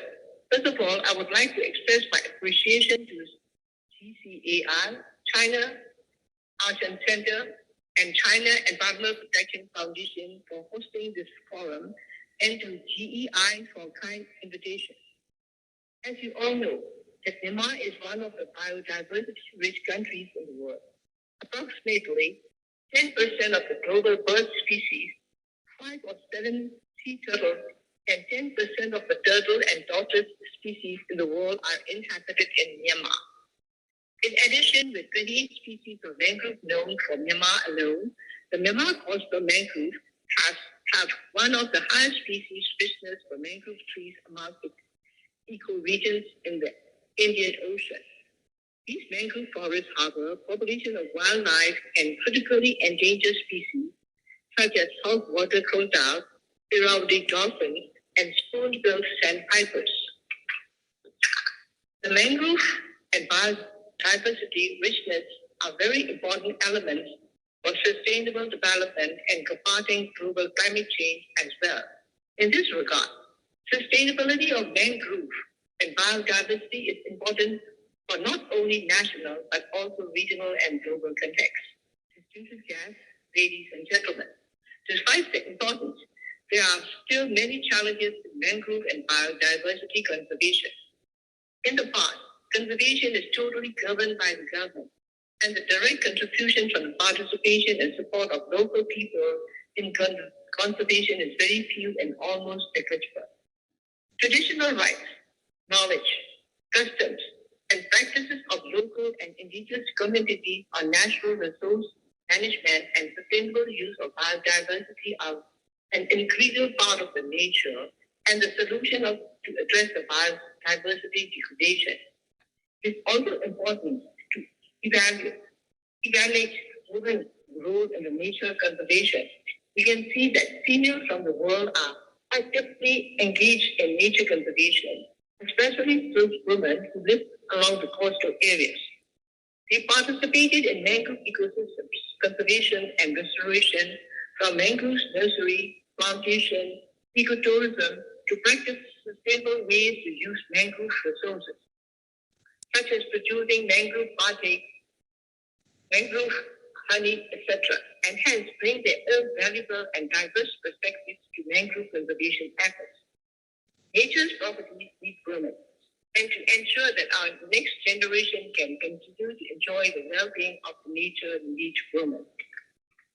NGOs and PSO are playing a very important role in promoting community-based mangrove conservation and natural resource management, especially to assist women, indigenous people, and local communities to assess and aware opportunities for protecting their ancestors' mangrove domains.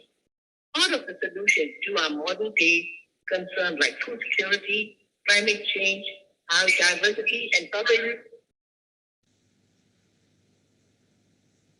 take into consideration the climate, ecological, and economic values. It is our duty to keep these ecosystems healthy and intact for well-being of present and future generations. In conclusion, I would like to thank all the hosts and organizers for jointly hold this forum, and I wish you all the best and successful events. Thank you very much.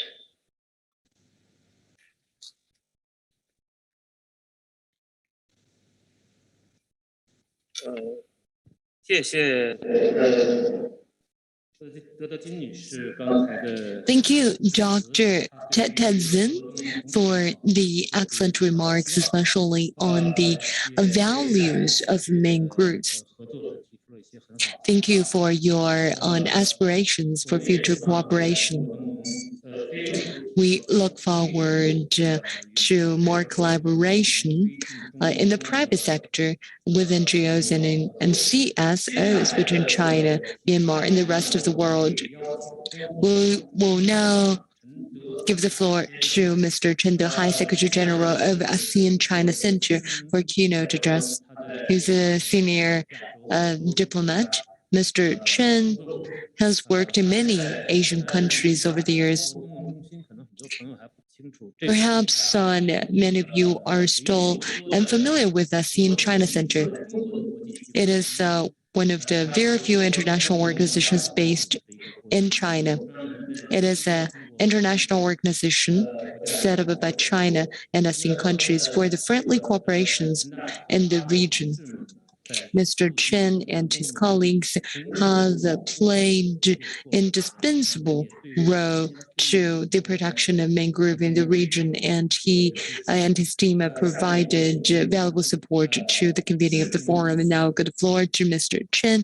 He will deliver his remarks through a video message. Excellency, delegates from ASEAN member states and China, ladies and gentlemen, good morning.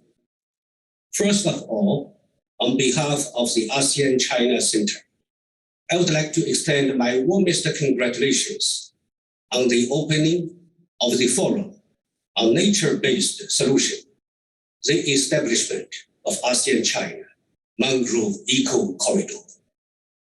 This year marks the 30th anniversary of ASEAN-China dialogue relations.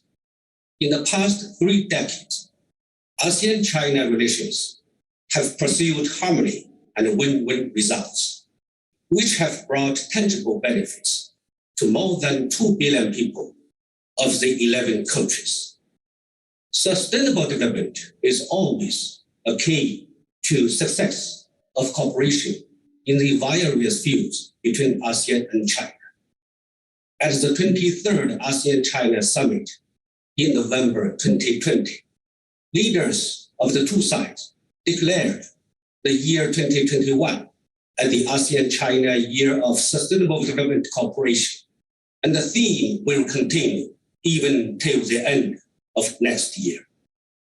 With the theme of Sustainable Development Cooperation, China and ASEAN have been stepping up cooperation on ecological preservation, environmental protection, disaster prevention and mitigation, climate change, and poverty reduction.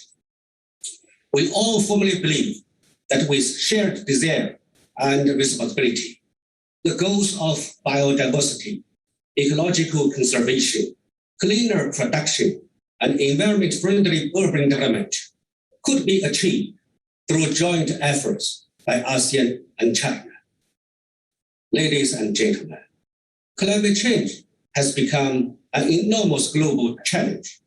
ASEAN and China have made and are making efforts to adapt to and mitigate climate change.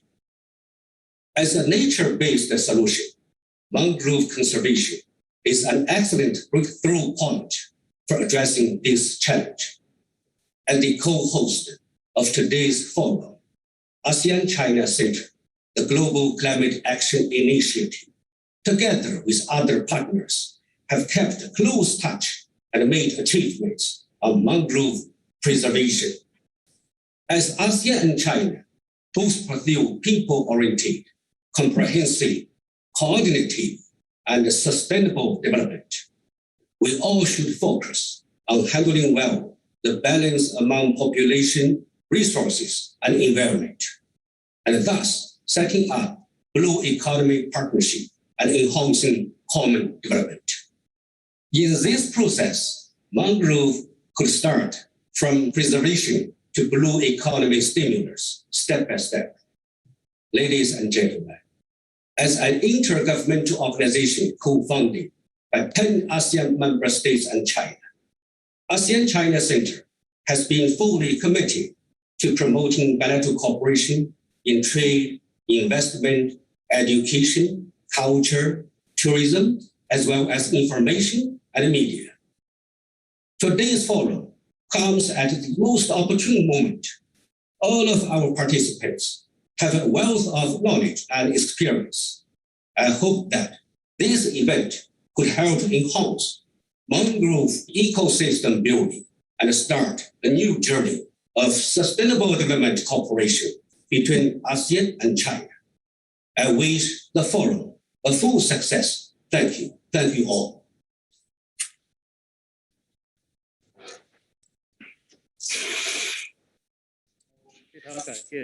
Thank you very much, Secretary General Mr. Chen from China ASEAN Center, and also thank ASEAN China Center for supporting our work.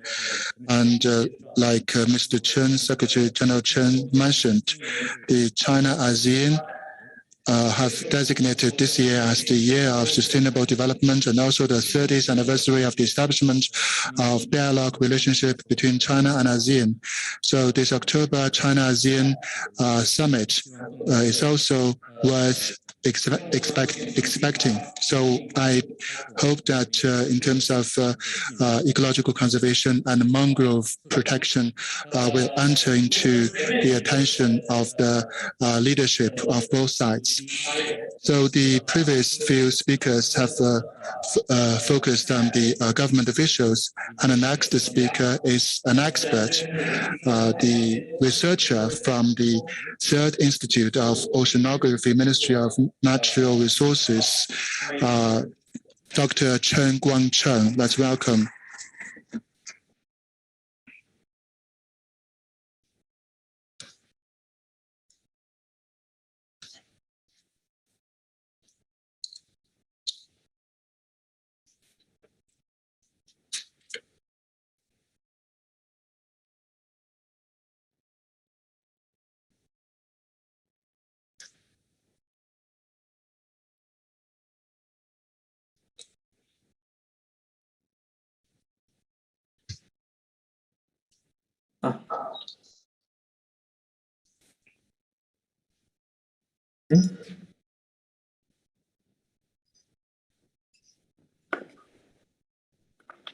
Thank you very much, Mr. Li Haiyan, distinguished Mr. Huang, and distinguished encore and online guests.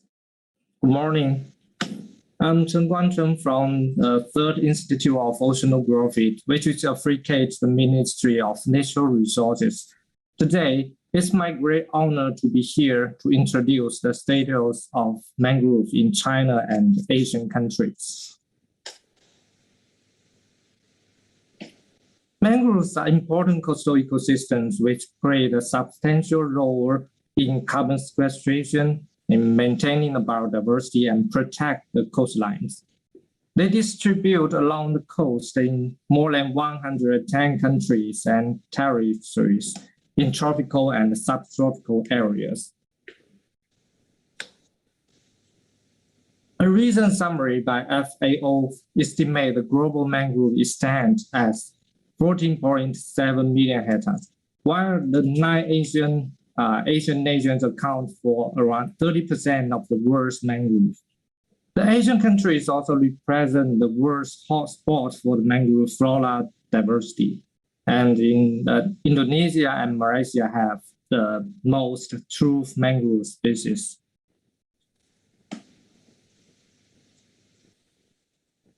However, due to the demand for development in coastal areas, a massive loss of mangrove have been taking place in the past decades, and the Asian region showed a decline rate even higher than that of the global mangroves. Nearly 80% of the global loss of mangroves are driven by the anthropogenic activities between the year 2000 and 2060 occurs in the 6 nations belonging to Asia. Among all the anthropogenic and natural drivers of mangrove losses, commodities, including the rice, string, and oil palm cultivation, is a primary global driver, constituting 47% of the global loss of mangrove from the year 2000 and 2060. Marine agriculture is recognized as a dominant drivers of a mangrove deforestation taking place in the past decades, and the conversion of the deforested mangroves to agricultural funds also caused a massive loss of mangroves.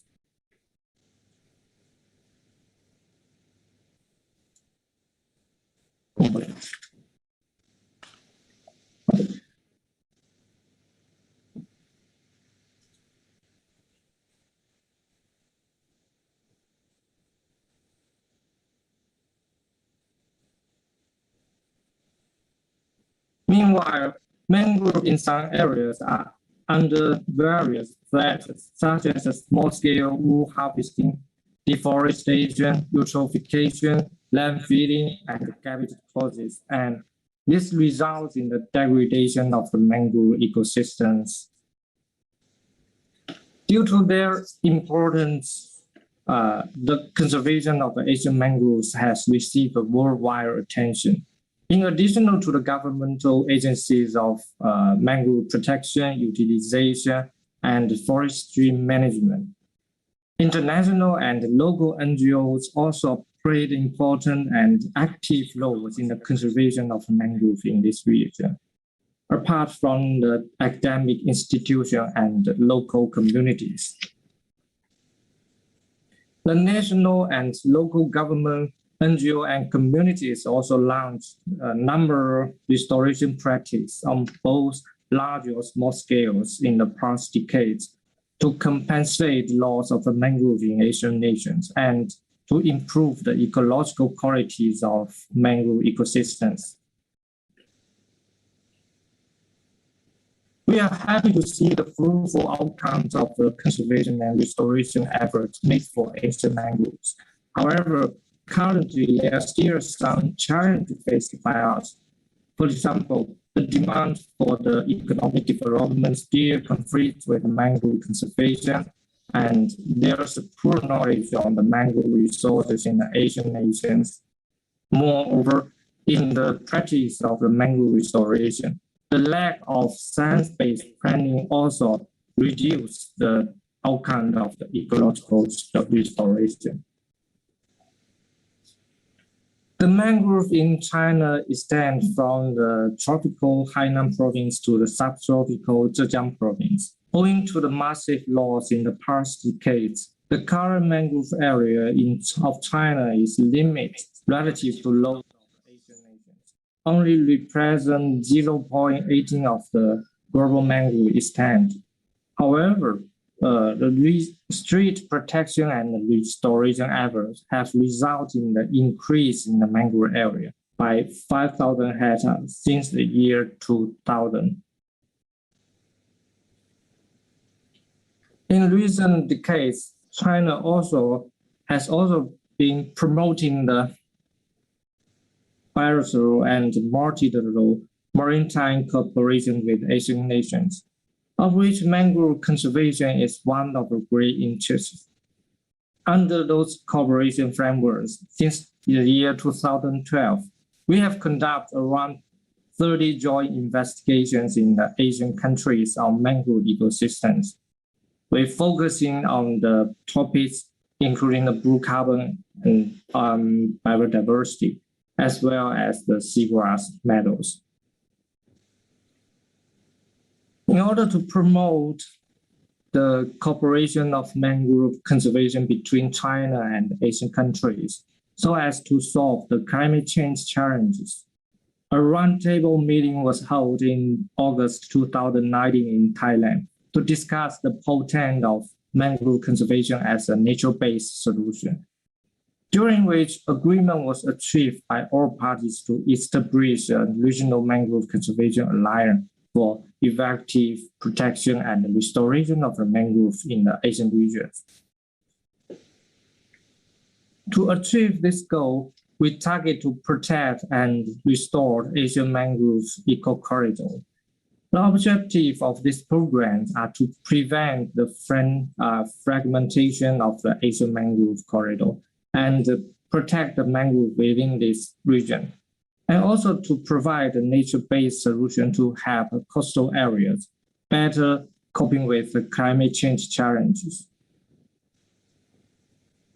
In this program, we will involve governments, academic institutions, local communities, NGOs, and charity organizations to take actions to set up a community-based protection model, build an alliance platform, and unite joint efforts, and work closely with the government to improve the policies making. To implement the program, we use various approaches, such as to build diversified program or resource platform, promote international cooperation and protect the ocean, provide practical policies advice, and promote sustainable use of the marine resources through the market accesses. And later, my friends and my colleagues will introduce this program in more details and have some good news to announce. So here, I would like to end my presentations by giving my thanks to our partners participating in the report preparation and also involved in the previous and ongoing collaborations. Thank you very much for your attention, and I look forward to our future cooperation and seeing you later. And hope you enjoy the stay in Kunming. Thank you.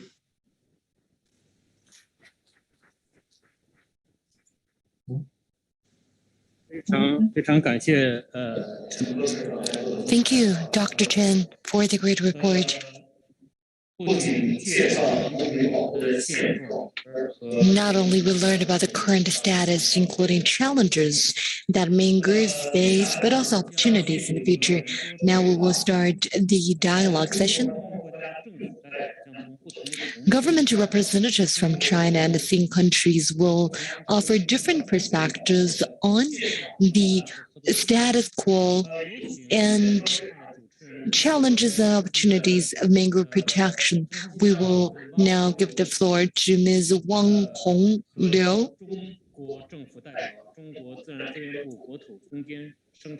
And also Mr. Wang Lei to the stage. Mr. Wang Lei is the Vice Deputy General for the Department of Territorial Ecological Restoration from Ministry of Natural Resources.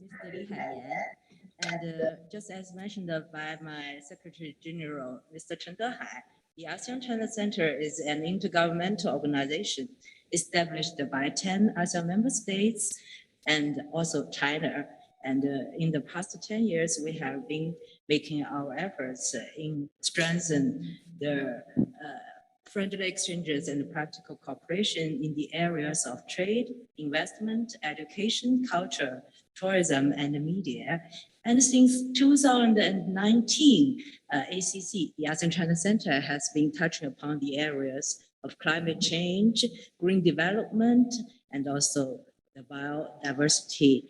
And just mentioned by Mr. Xie Zhenghua, we also have the honor to co-host with GEI and also Thailand greenhouse gas initiative and other organizations to host a series of meetings. And we also just accompanied Mr. Xie to visit those local mangroves, which impressed us a lot. As our roundtable only just lasted for 30 minutes, I will not just take too much time. And now let us first have a look at our speakers today. Mr. Datu Tunko Saiko, the Director of the Biodiversity Management Bureau of the Department of Environment and Natural Resources of the Philippines. Mr. Saiko, hi. Hello. Good morning. Morning, mabuhay. Mabuhay. Yeah.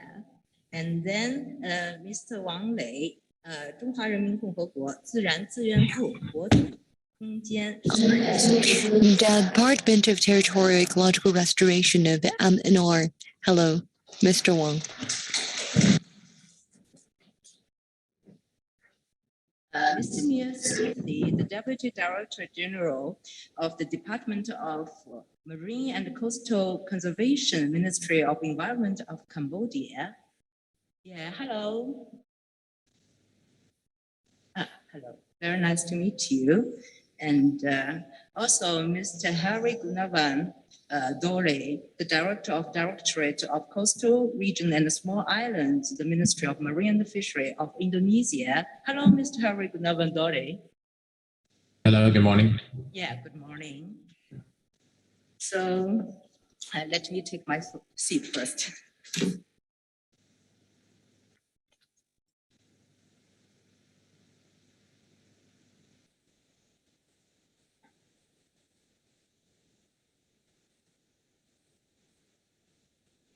First,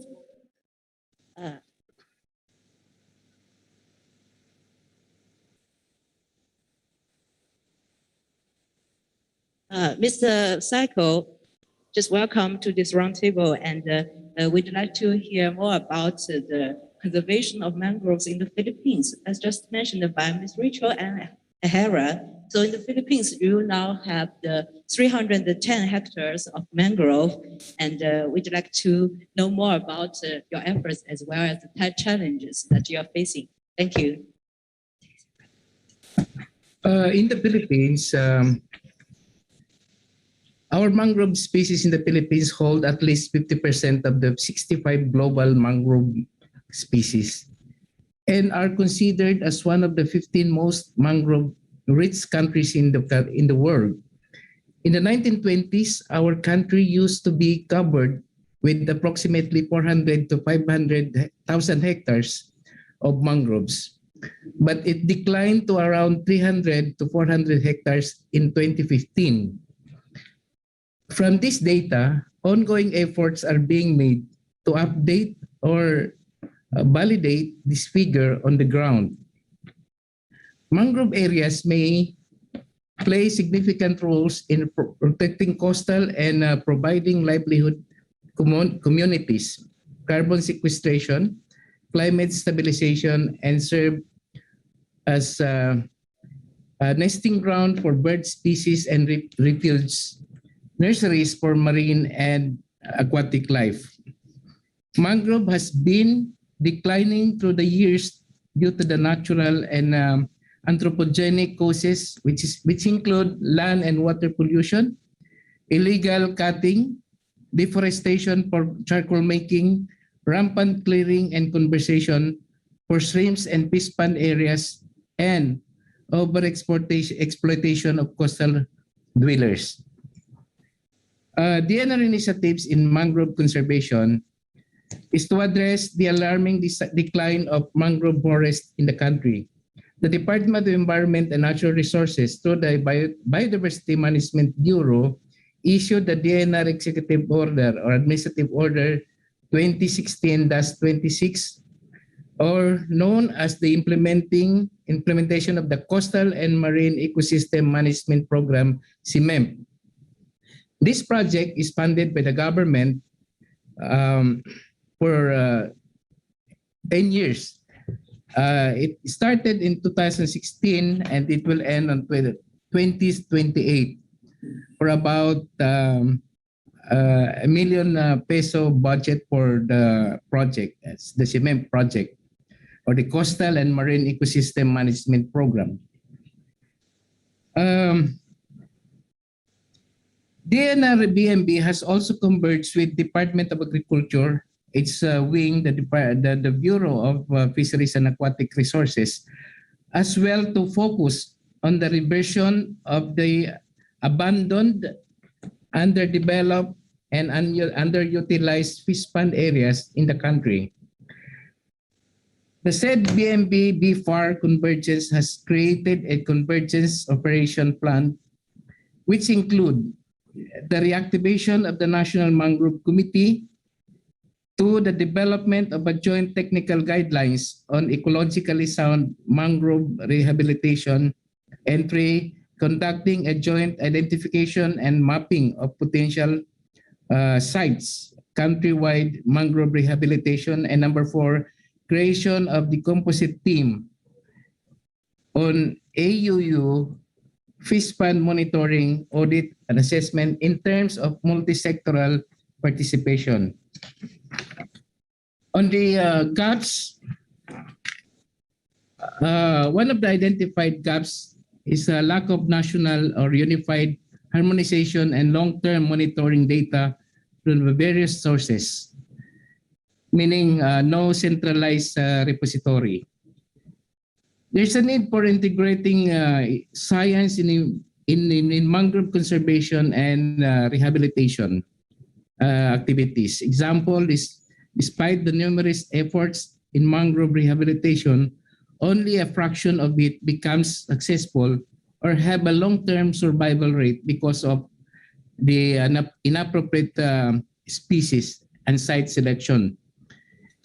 Another is effective enforcement is hampered by lack of manpower and resources as well. as overlapping jurisdiction and mandates on mangroves. And the other one is shortage of in-country mangrove specialists and localized studies. And the last one, low appropriation on the value of mangroves. On the way forward, on message to the ASEAN, one is sustain a venue for exchange, such as discussions like this, for exchange of information and updates, as well as sharing of best practices.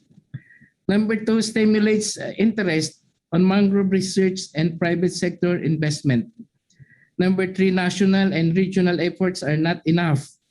Continuously capacitate and empower the local communities as well as to localize efforts by mainstreaming mangrove conservation efforts into their various local development plans. Local community participation is also crucial. So that's all. Thank you very much.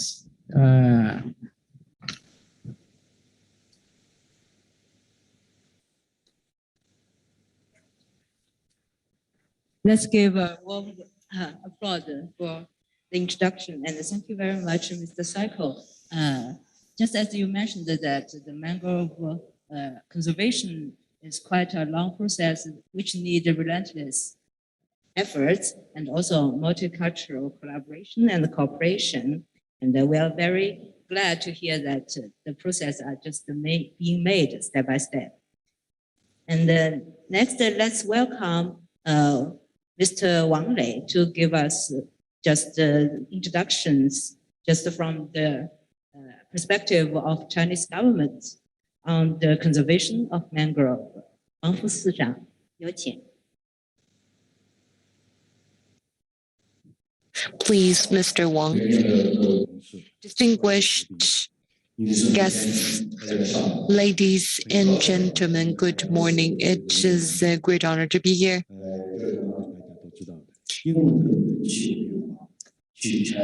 As is known to all,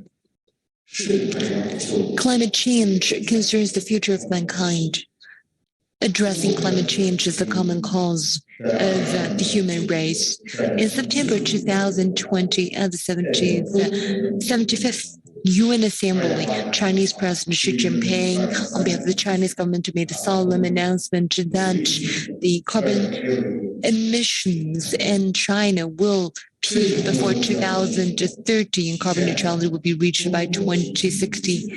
That shows China's determination on actively combating climate change and the establishment of the common community for shared future of mankind.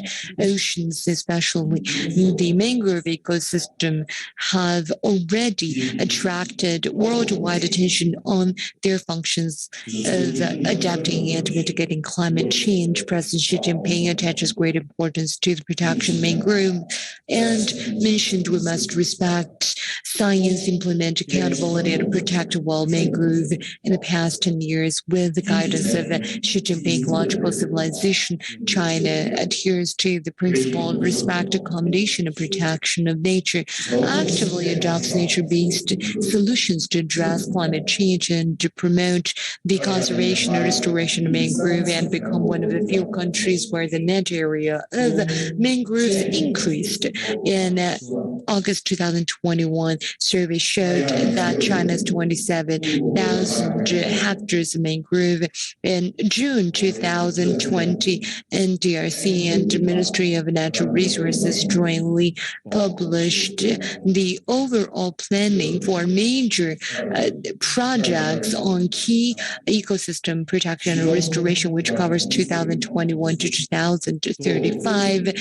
The document included protection and restoration of mangrove as one of the key tasks. In August 2020, Ministry of Natural Resources and National Administration of Grassland and Forestry jointly launched the action plan for the conservation and restoration of mangrove for 2020 to 2025, which reiterated on the overall protection of mangrove and mentioned the target of restoration and construction of mangrove for 18,800 acres of acres by 2021.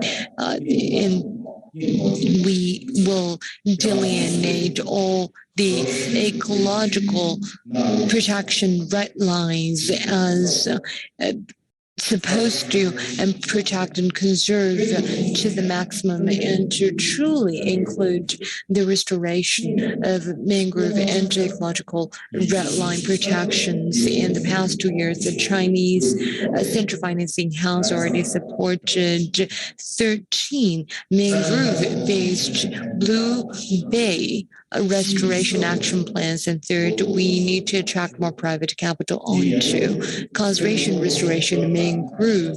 This on June witnessed the very first carbon sink transaction for the blue carbon project on Zhanjiang mangrove basin. China started to cooperate with ASEAN countries for maritime development since the early 1990s. Since then, we have broadened our cooperation and enriched results of cooperation.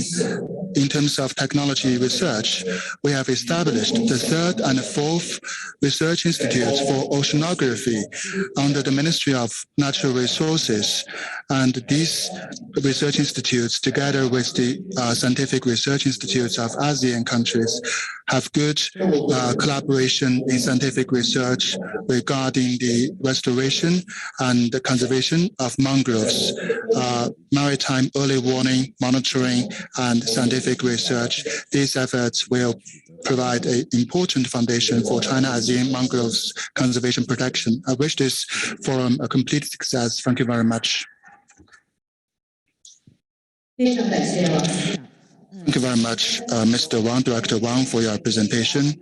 On September 21st, President Xi Jinping at the UN General Assembly debate reaffirmed the key words of green recovery, man and nature, and sustainable development. The theme of ASEAN-China cooperation is sustainable development.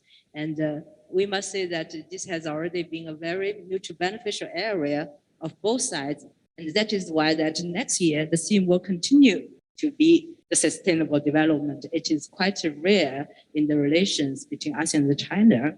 And now let's welcome our colleagues from Cambodia, Mr. Mirsrithi, and the presentation will also be given by Mr. Tan Monomoris, the Vice Office Chief. Welcome.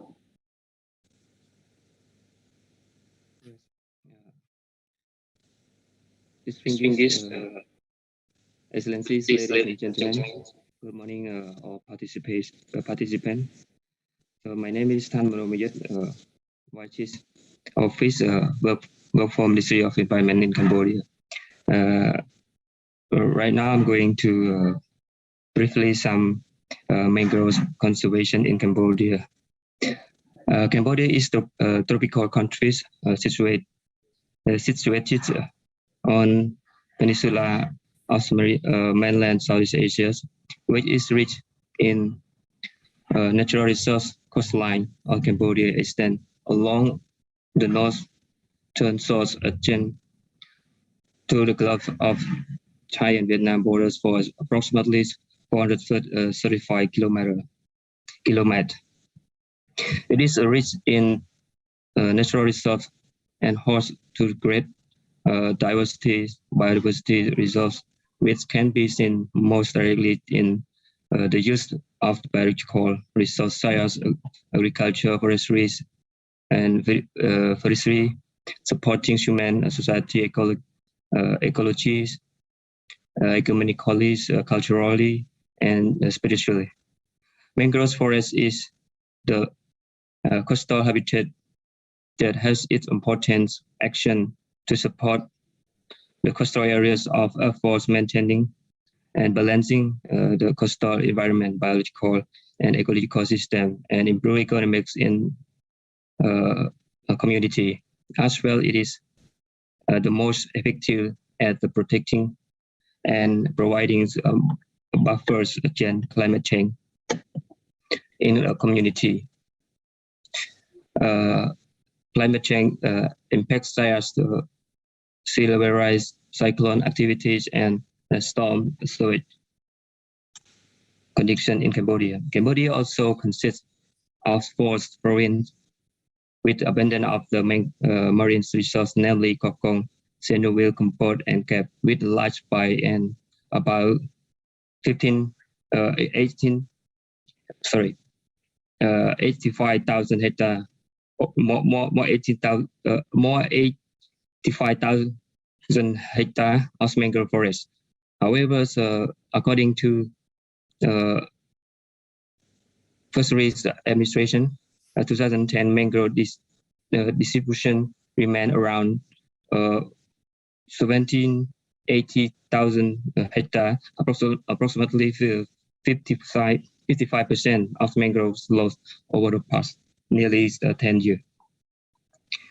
Despite the fact of mangrove has been recognized as an important resource, a natural resource in Cambodia, it has gradually declined over the last few decades due to the coastal aquaculture, salt-pan logging, concession, and illegal habitats of the mangrove tree and forest firewood and charcoal in fishing ecosystem, which has resulted in increased sedimentation, decline in species diversity, and destructions of fisheries resource. The factors in combinations with the rest of urbanization, coastal development, and pollution caused by oil spill and employments of destructive fishery fishing method has threatened and impacted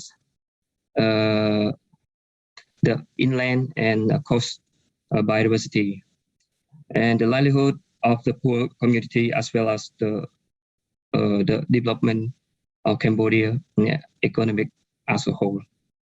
We regard Cambodia efforts to coastal and marine environment management that Cambodians have established the laws, policies, strategies, action plan on development of the coastal areas.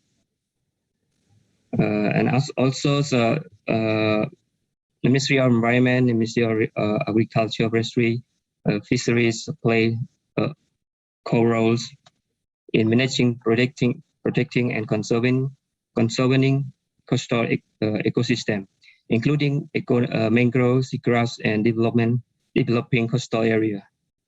In National Committee, mangroves management of the development Cambodia coastal areas established by Royal Decree at that on 2012, with its compositions from the various ministry and institutions related to coastal areas play a significant roles in integrating sectoral approach for conduct coordination, management, and development of coastal areas in Cambodia to ensure sustainability and sense of responsibilities of management and protection of coastal biodiversity resource and improve the local people livelihood.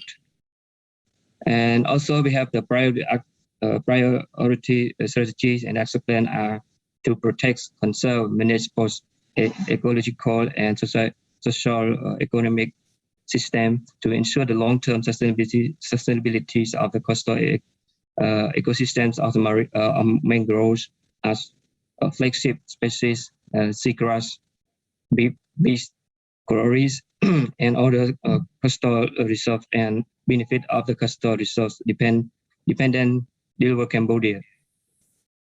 The strategies provide a framework for the action at all levels that will undertaken to promote the conservation of coastal biodiversity resource sustainable.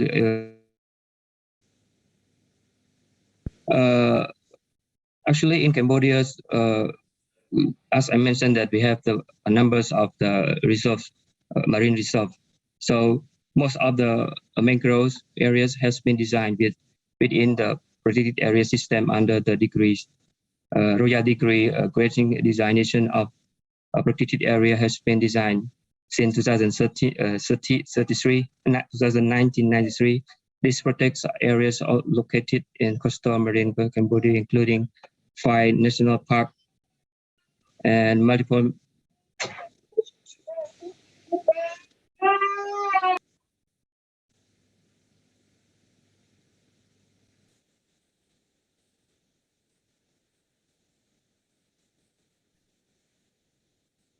Thank you very much, Mr. Tan. As you mentioned that the mangrove conservation really need the participation, especially the support from the local community, which from the government, from the NGOs, we really need a long way to go and a lot of efforts to make. And thank you very much. And now our next and the last speaker will be from Indonesia, Mr. Hari Gunawan Dori. Just as Mr. Chen mentioned that ASEAN and China covers 1/3 of the world mangrove growing area, but only Indonesia already covers 1/5 of the world's mangrove. So it is one of the most important areas that we should attach importance to and give more support and participation in the cooperation. Mr. Hari Gunawan Dori, welcome. Okay, thank you. Good morning, everyone. Distinguished guests, ladies and gentlemen, delegates and representatives of the government. Thank you for having us here today in nature-based solution, the establishment of Asian and China Mangrove Eco Corridor. First of all, I would like to talk about the mangrove rehabilitation by government of Indonesia. The mangrove rehabilitation in Indonesia has been done by 3 major ministers.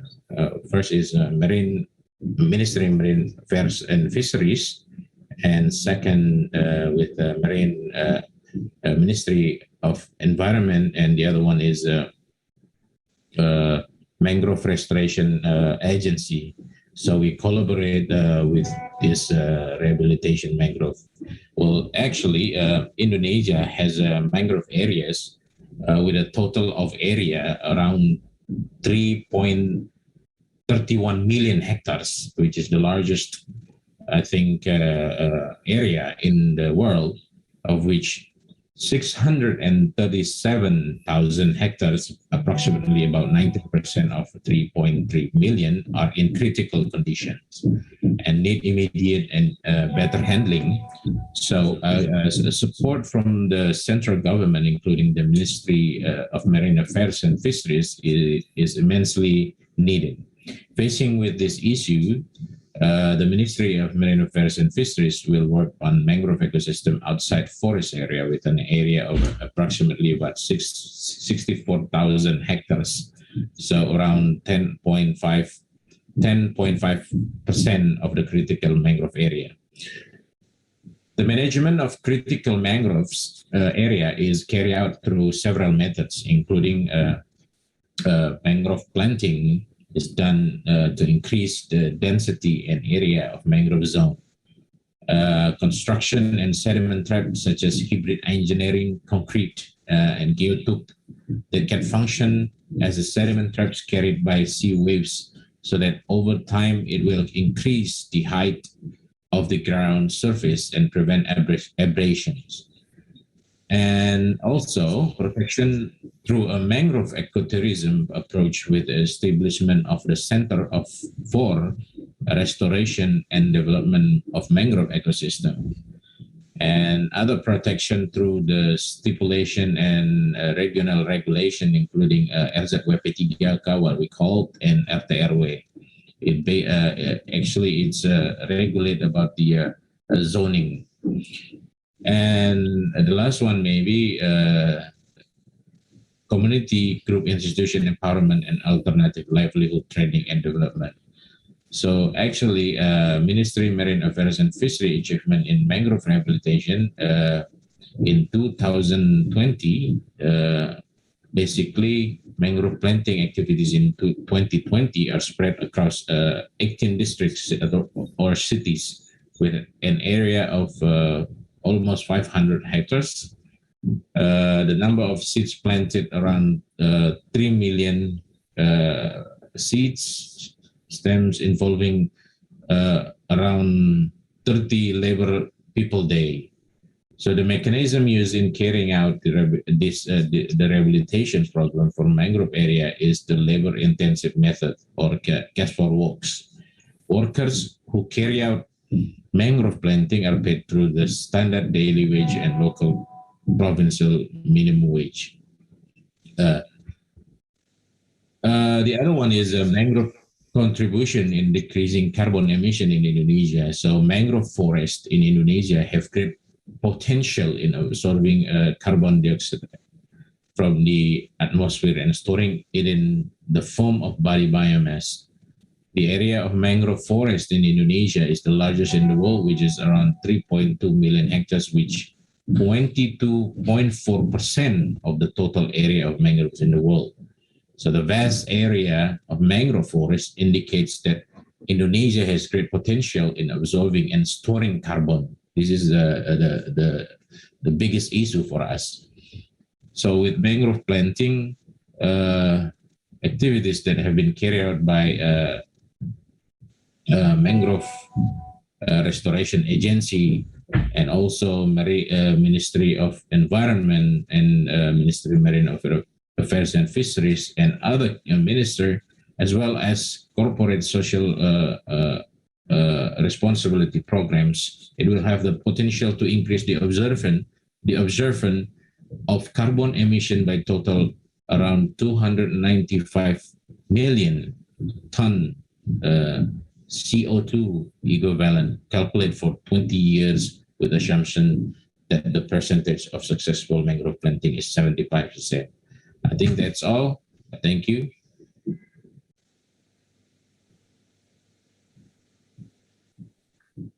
Thank you very much. Terima kasih. Terima kasih. And we are so happy to see that Indonesian government has already just planting mangroves in such a large scale, no matter in quantity or in areas. And we are also glad to know that many international structures, including World Bank and other organizations, have been also started input and their efforts in helping the rehabilitation and the conservation of mangrove in Indonesia. Now, please allow me to wrap up with this roundtable dialogue. And the ASEAN China Center is really willing to just set up more network and friendship with all the participants today, as well as all the other stakeholders, to push forward more cooperation on mangrove conservation, as well as biodiversity, climate change addressing, and other areas, which will surely be conducive to the further sound development of ASEAN-China relations. Thank you very much.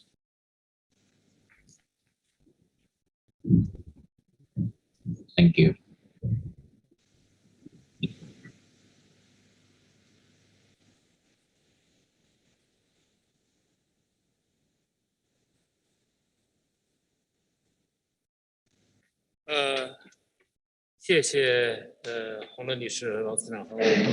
Thank you very much, Ms. Huang, and the wonderful sharing. The next session will be a case sharing. It will have Mr. Feng from CPF, the Secretary General, as the moderator again. Welcome.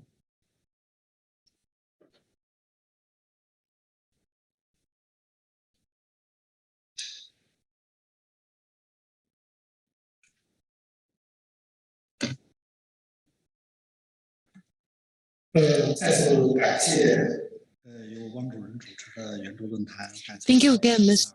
Wang, for the great moderation. Great participation in the previous round. Thank you for coming. And the perspectives from different countries on challenges we face on mangrove conservation and restoration. We've seen efforts made to restore such a key component of wetland and ecosystem, with efforts from government and different levels, including NGOs. Mangrove conservation has made significant progress over the years. We will start a case study session.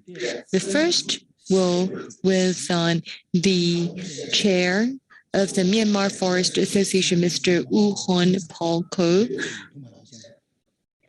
Mr. Hun Paku, and the floor is yours.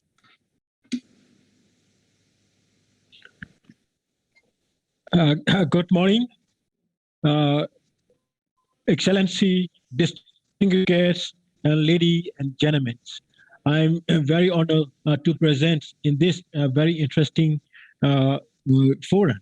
Yes, I was very proud of to invite this important forum. Yes, I would like to present the brief about the community involvement in mangrove conservation. Kindly, I think, screen share from your, I would like to request the host to make the screen share.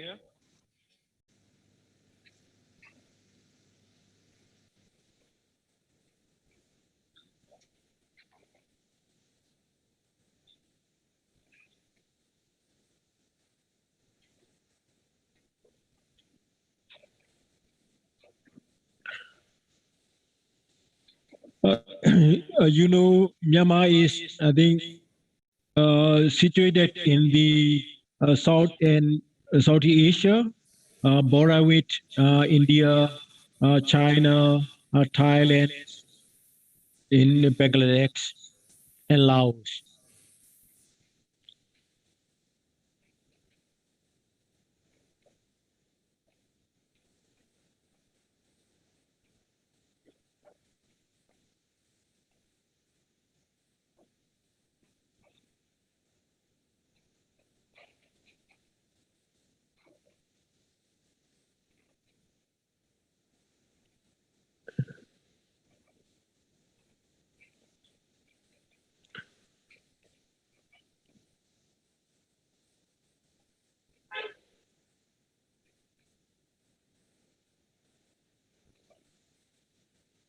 I would like to request the host to make the screen share for me, or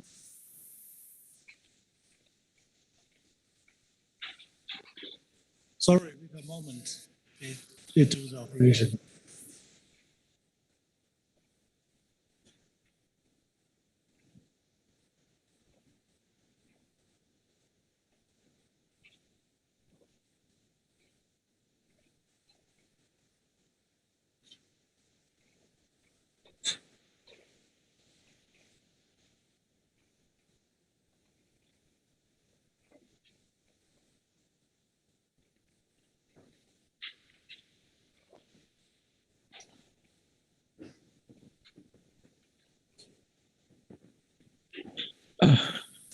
thank you. Yes. Next slide, please.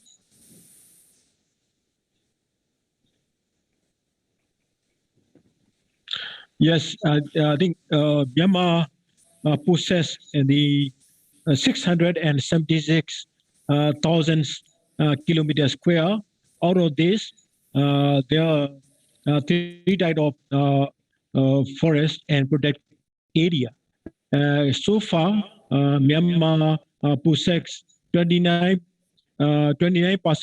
of the areas are covered by the forest reserve and protected forest.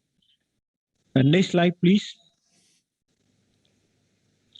Yeah, according to the pressure and Myanmar forest cover has been changed. You can see 1990, nearly 58% of the country area covered by forest. Last year, it's gradually decreased, now 42.19%. Next slide, please.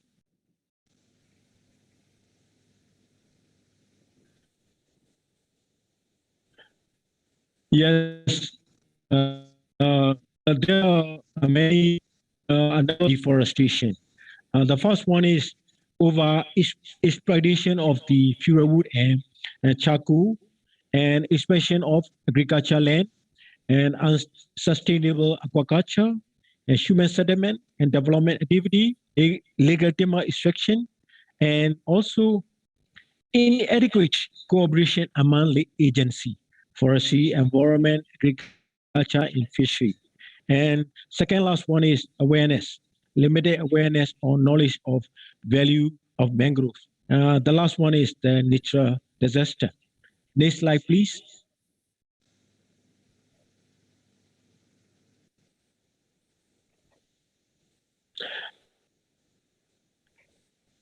This is the projected mangrove forest chain, 2010 and 2013 and 2013. This study was done by the NASA in 2014. If we do nothing, the Myanmar mangrove will be decreased. But the government and also NGO and the community conserve their mangrove forests. Next slide, please.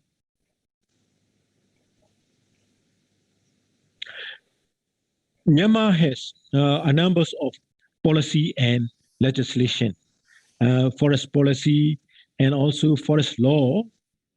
In 2018, conservation of biodiversity and protected area law. And also Myanmar has planned 30 years National Forest Master Plan and also Biodiversity Action Plan. And recently, Myanmar Reforestation and Rehabilitation Program. And also the Myanmar Institution, National Coastal Resources and Management Central Committee was formed in 2016. Mangrove Unit was formed in the Forest Department. Next slide, please. With regard to the nature-based solution, Myanmar, some of the policy and legislation are related to the nature-based solution. Forest policy 1995 stated that 30% of the country area reserve forest and 5% of the protected area system. And also forest law 2018 recognized the nature forest and mangrove conserved customarily by the community. And also conservation of biodiversity and protected area law also aim that conservation of the wildlife and plant. Regarding to the climate change, Myanmar NDC, the first NDC was submitted in 2015. Recently, second NDC was submitted in July 2021. And with regard to the Biodiversity Action Plan, Myanmar aimed to conserve the protected area 8%. So far, not meet the requirement of this target. Next slide, please. Conservation of the forest and mangrove. Not only the government, a number of NGO and CSO involved in this conservation, including our Myanmar Forest Association. Yes, and also we have Myanmar Environmental Rehabilitation and Conservation Network, called MAN. There are 27 NGO involved in this network. Next slide, please.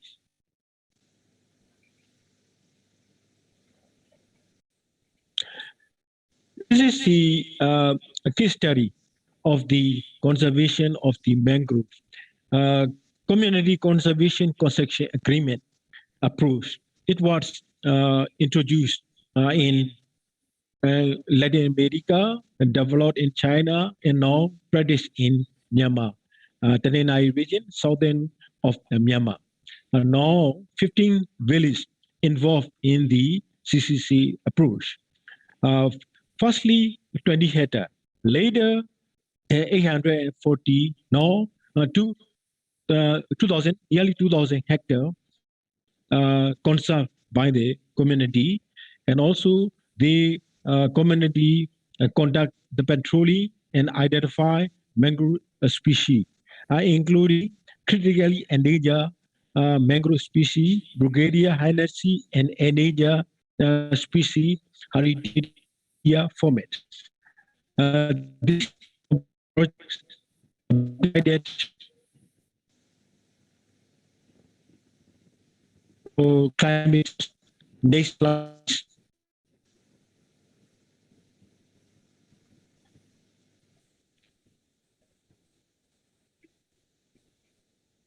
Next slide, please.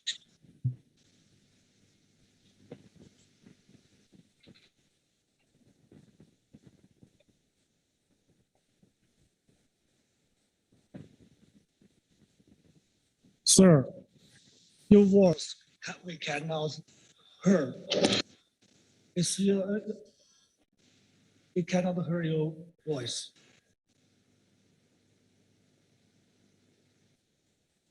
Hello?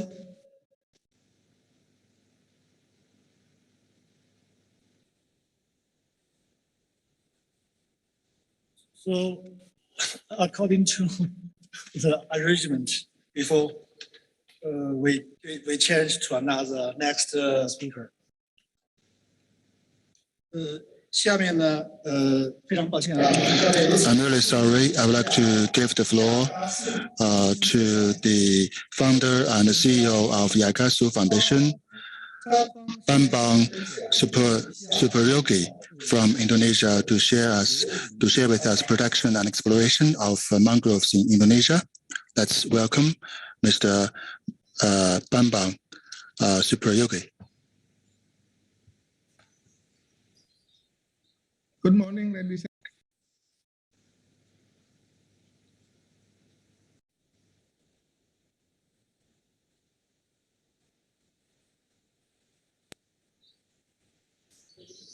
Good morning, ladies and gentlemen. Hello. Good morning, Pa. Okay, thank you very much. So I would like to present my works on the field practice. Can you show my presentation, please?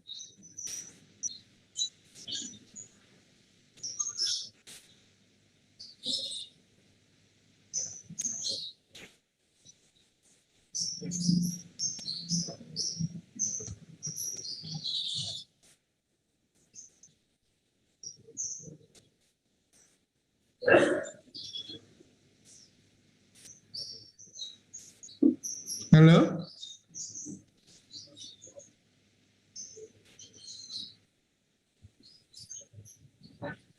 Hello, we can hear you. Yeah, we can hear you. Please continue. Okay, thank you very much. So I would like to present how is the Yakasu work relating with the climate change mitigation and adaptations. So first of all, can you show me the presentation, please?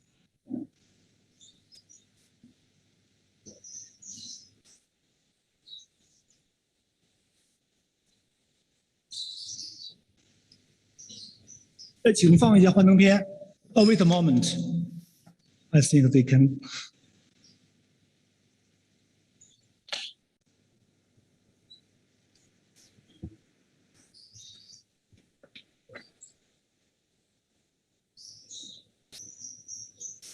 It's just like mangroves.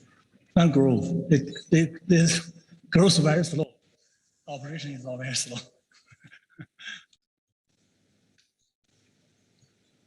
Okay, let me speak while waiting the presentation. That Yakasu is established in 2001. So we started to work on mangrove restoration since 2005 to respond the tsunami in Aceh at the time. So thank you very much for the presentations. And now Yakasu is focusing on the climate change and mitigation on the mangrove conservation. So when we start with the works, we have a question: does the climate have a serious impact on the mangrove ecosystem? So you can see on the presentations that there is a frequent flights loss of natural resources, water and security, and total livelihood loss. So we start in Aceh and not Sumatra. And now we scale up our activity in Riau, East Java, Bali, West Nusa Tenggara, and East Nusa Tenggara.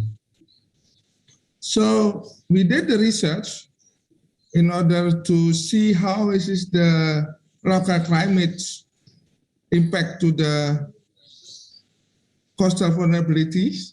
So we do on the climate parameters and doing also research on the non-climate driver. And of course, we did the research relating with the sea climates. And all has impact on the fragility of the coastal ecosystem at the local sites. And in the end, weakening the most vulnerable coastal community to the impact of sea level rise. So when we say there is impact of sea level rise, we have the accurate data in the fields, and then we monitor every year. And next, please. Next, please. Yes, this is the data. How is the air temperature during 35 years? And this one is also the data. Yes, this is the data about the climate parameters. So you can see that there is a trend of changing. Air temperature increase, air humidity decrease. Wind speed increase, and length of sun radiation is also decreased. And precipitation in Indonesia is also increased. And the most important that you can see the sea level rise increase significantly. Next, please.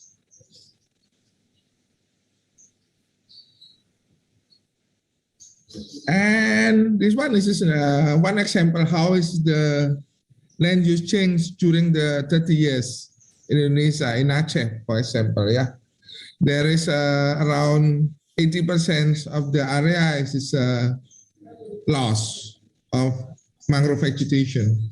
Next, please.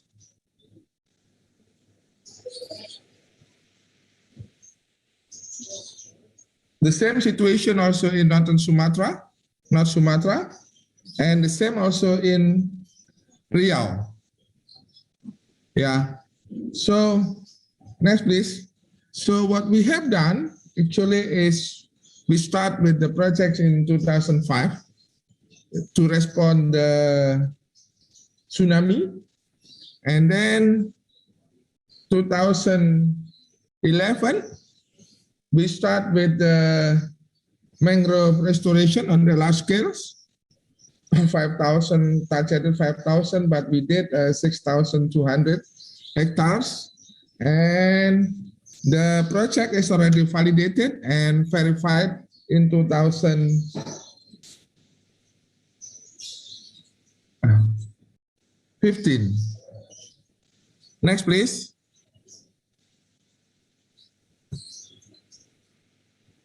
And we did also the project from the USAID through the grants and also the second investment. And now we are ongoing process on the carbon investment with a target around 45,000 hectares for VCS afforestation and 90,100 for REDD Plus from northern Sumatra to East Nusa Tenggara.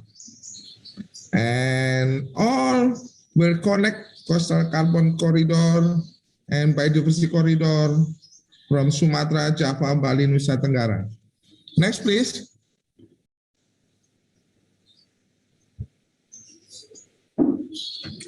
And next, please. Yes, this is the theory of change, what we have done so far.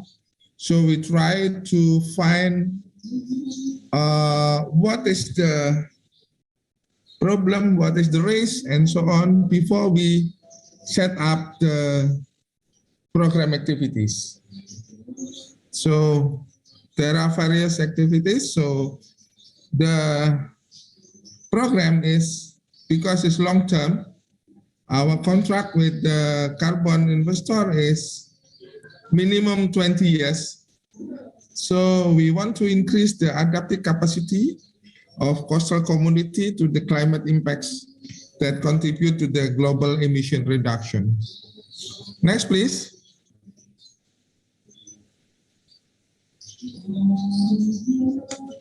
And the implementation approach, of course, is all is community, and all the activities is scale up, tested models, working in collaborations, creation innovation skills, fostering sustainable green economics, because we cannot bring the community motivation if they don't feel get the benefits of economic and social.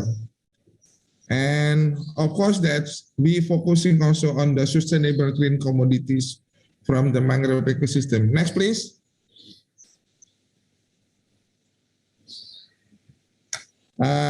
Before we start the program, we do the awareness from the various students, even the elders also, to participate on the planting mangrove and conserving mangrove. Next, please.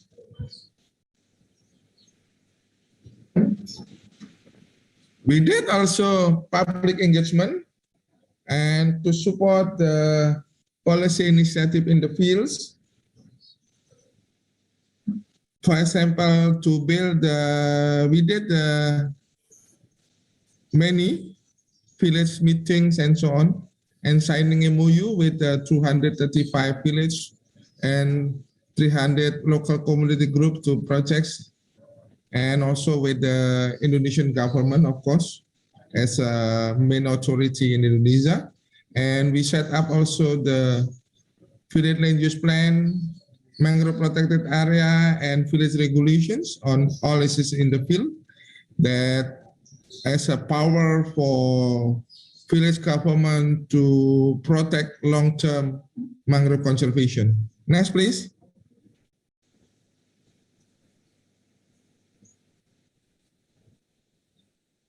And we did also the research, and we do various activity relating with the scientific actions. So Yagasu established what we call carbon and biodiversity research centers in our location. And we did various activity relating with CCB, mangrove accounting, and everything in very detail. Next, please.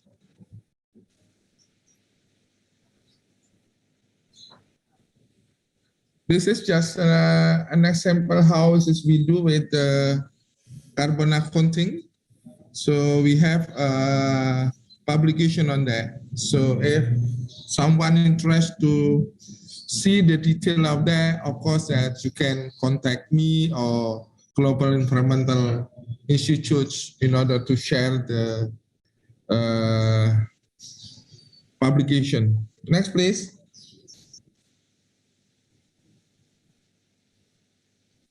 This one is one of the publication. Next, please.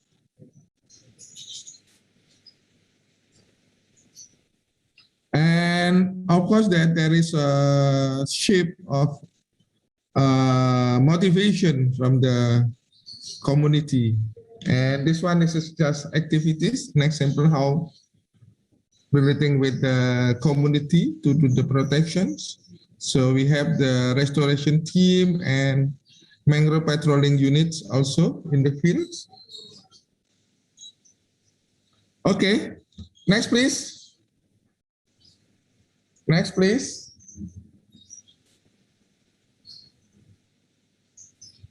And of course, we did also impact on biodiversity. We do the research on that and we measuring. And next, please. Next, please.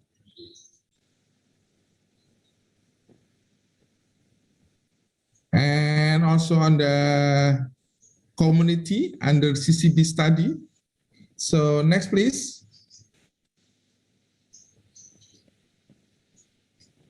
How to link the SDG? We try to link also. Next, please.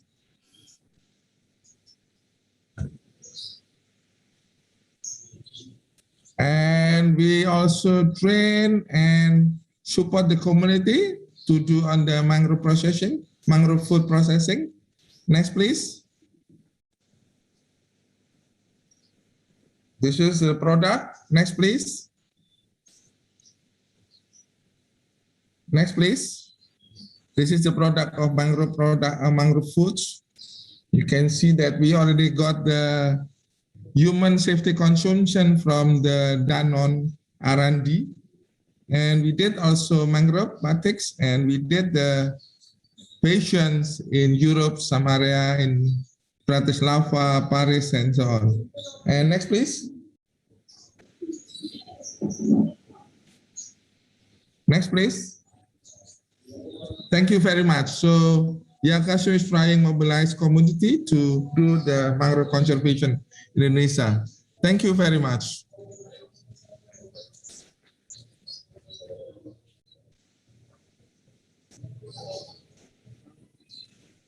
非常感谢这个通帕乌先生。 Thank you very much, Mr. Tumpa Wu, for the great presentation. It was very informative on how mangroves could be conserved and utilized. 说到了红树林的可持续利用，这是我的。 He also touched upon the sustainable utilization of mangroves. It is quite new to me. That is really a great connecting point to what NGOs can do on the ground. Thank you again, Mr. Suprayongi. Seems like we're still not able to recover the internet from our Myanmar speaker who dropped earlier.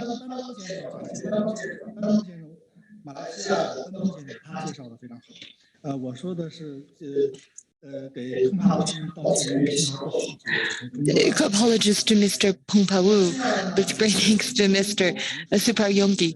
Now we'll give the floor to the Secretary General of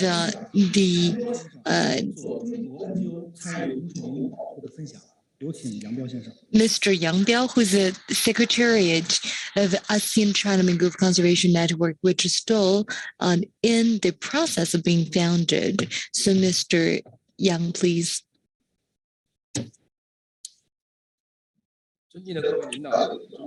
Distinguished guests, dear experts, colleagues from fellow NGOs, ladies and gentlemen, good morning. Mr. Xie already said very well, the protection of mangroves cannot happen without participation of the civil society. I would like to spend a few minutes on what the Chinese NGOs have been doing on mangrove conservation and restoration, and I'll share a few cases with you.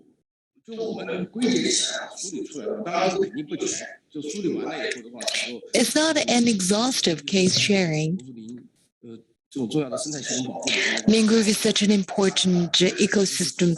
All in all, there are three perspectives in terms of the Chinese NGO involvement. First is science-based.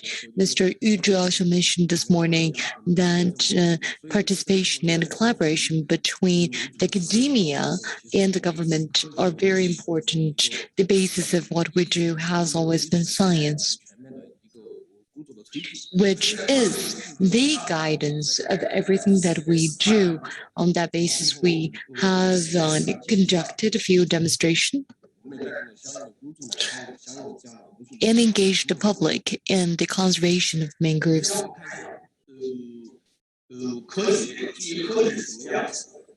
What does being science-based look like?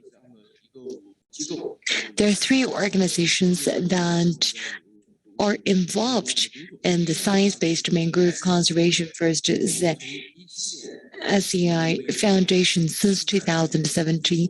Once every 2 years, we looked at coastal regions in China for an evaluation of wetland conservation, and we work with the Geographic Institute of Chinese Academy of Sciences, and we launch a green paper every time after the evaluation.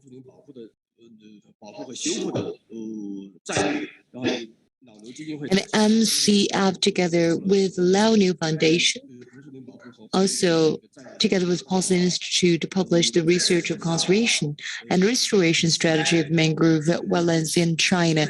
On that basis, GEI introduced the systematic and implementable mangrove ecosystem restoration menu. These are the red papers, green papers, and research papers that we have on coastal mangrove conservation and restoration, which include policies and toolkits, hoping that they could serve as references for the actions on the ground. Now field demonstrations. This is on the Ren Niao Fei, a network of SE Foundation. The figures are from this year. Since Ren Niao Fei project started, we have collected over 300,000 entries of data relating to bird species protection. Over 5,000 square meters of mangrove wetlands have been protected. Square kilometers, apologize. And I'm not going to elaborate on the figures that you can see on the screen. But as we protected bird species, MCF, the Mangrove Conservation Foundation, also launched community-based actions. Ms. Jin this morning mentioned exactly how and what approach we've chosen, which is based on community protocol, a protection, a mechanism. In Zhanjiang, it is the same. We work alongside the local communities. So MCF signs agreements with local communities. Both parties define rights and obligations for community-based mangrove conservation and restoration actions and practices. MCF and Shenzhen Bay also launched NBS, Mangrove Wetland Conservation and Restoration Project. It includes the river lane restoration, fishing pond habitat restoration, and pest prevention, and prevention of invasion of alien species, and padland creation, mangrove forestation, nature, education, etc.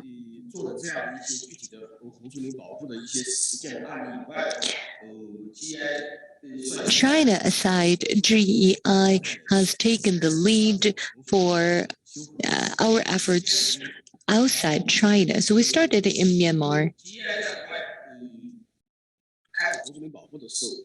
For mangrove conservation on overseas, GEI has two approaches. First, top-down, second, bottom-up. Both occur at the same time for the conservation and restoration efforts for mangrove ecosystem. On the basis of that, we have been mobilizing the public to participate. There are mainly two things. First, online fundraising, including crowdfunding.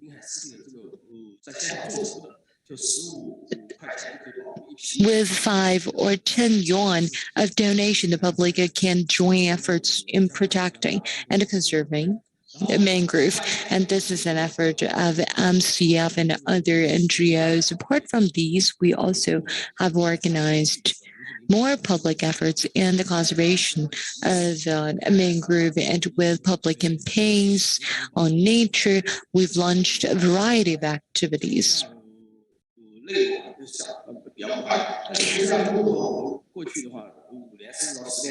Probably I've covered a lot of information at a very quick speed, but that's what we have been doing the past half and an entire decade. And through MCF as a network, and with the launch of the Eco Corridor, it is our hope that Chinese NGOs can make greater contributions as we learn from our peer NGOs abroad. We can also hopefully share our experience with foreign NGOs so that a network for mangrove conservation can be truly established.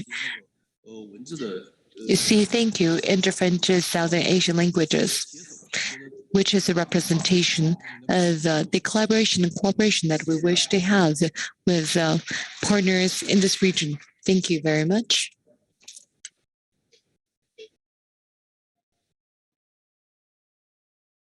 Thank you, Mr. Yang Biao, for the great presentation on what GI has done on conserving mangroves both at home and abroad. Great practices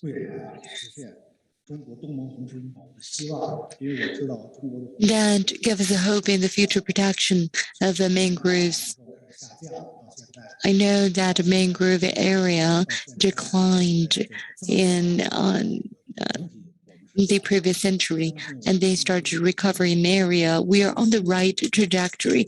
I hope through a cooperation with ASEAN countries who also saw mangroves declining and growing back again the past few years, we would achieve and soar to greater heights in our efforts on conservation and restoration mangroves. And now we'll give the floor to Mr. Wang Yi for the moderation of the next session.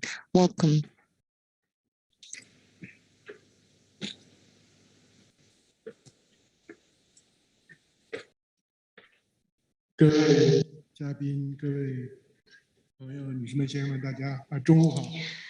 Distinguished guests, ladies and gentlemen, good noon. Has been a great sharing session this morning. We had great remarks from the leadership, contributions from experts, and presentations by great NGOs and how they have been involved in ecological conservation, especially on the conservation and restoration mangroves that have been greatly inspired. Now we'll start a roundtable dialogue with stakeholders. My name is Wang Yi. I'm with the Standing Committee of the 13th National People's Congress of Environmental Protection and Resource Conservation Committee of the CAS, Chinese Academy of Sciences and Rural. First, to have Mr. Tang Dingding as one of the panelists, who's being a long friend of ours, who is the academic member of the IFF of the CSES, who also assumed the president of compliance committee of ADB.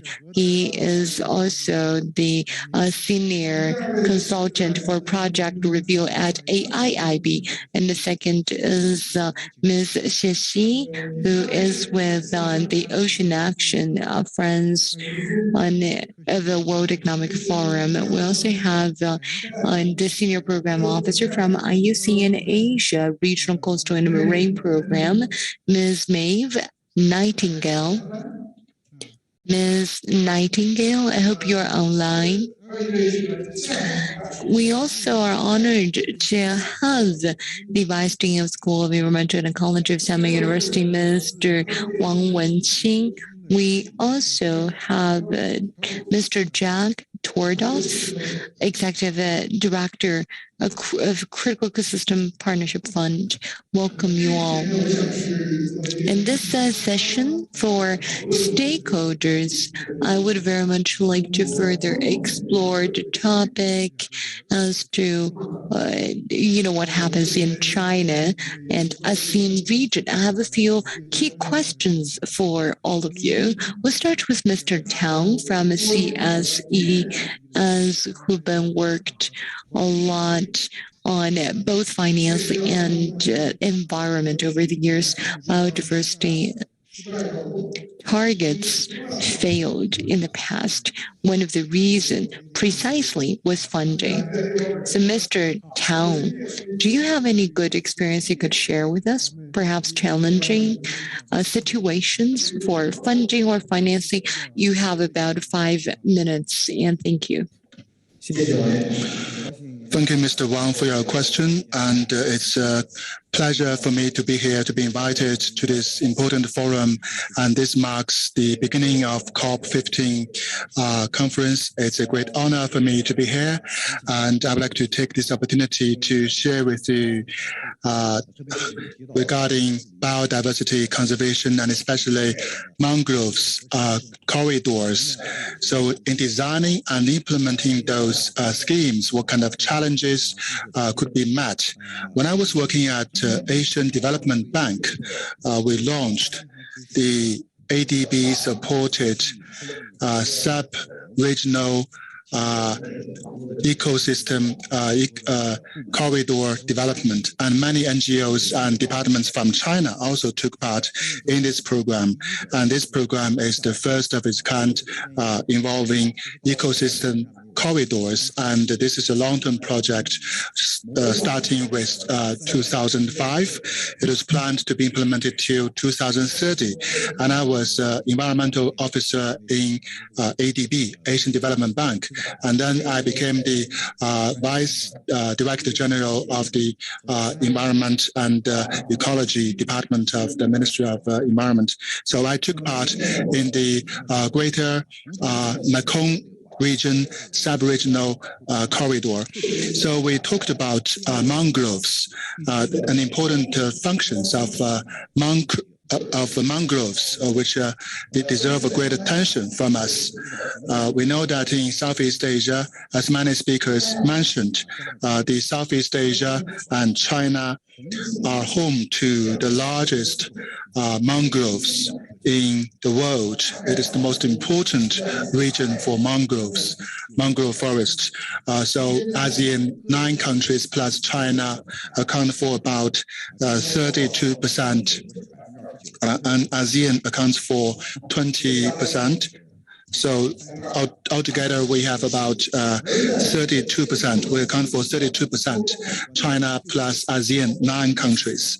We account for 32% of mangroves worldwide. And also the carbon sink may account for 39% of the world's total from mangroves.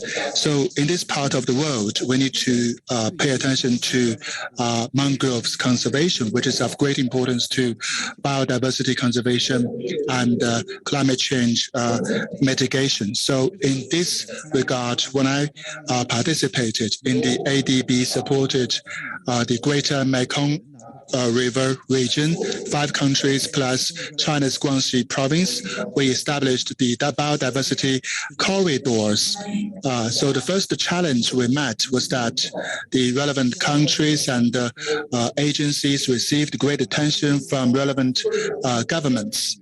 So they had very important political drive, political will to participate. So without the political support, we would meet a lot of difficulties and challenges, especially for this kind of projects.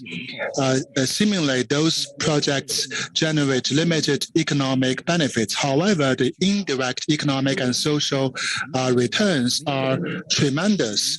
When we conduct those socioeconomic analysis, we may not consider the indirect effects. We only consider the direct effects, which are limited, but the indirect effects are immense.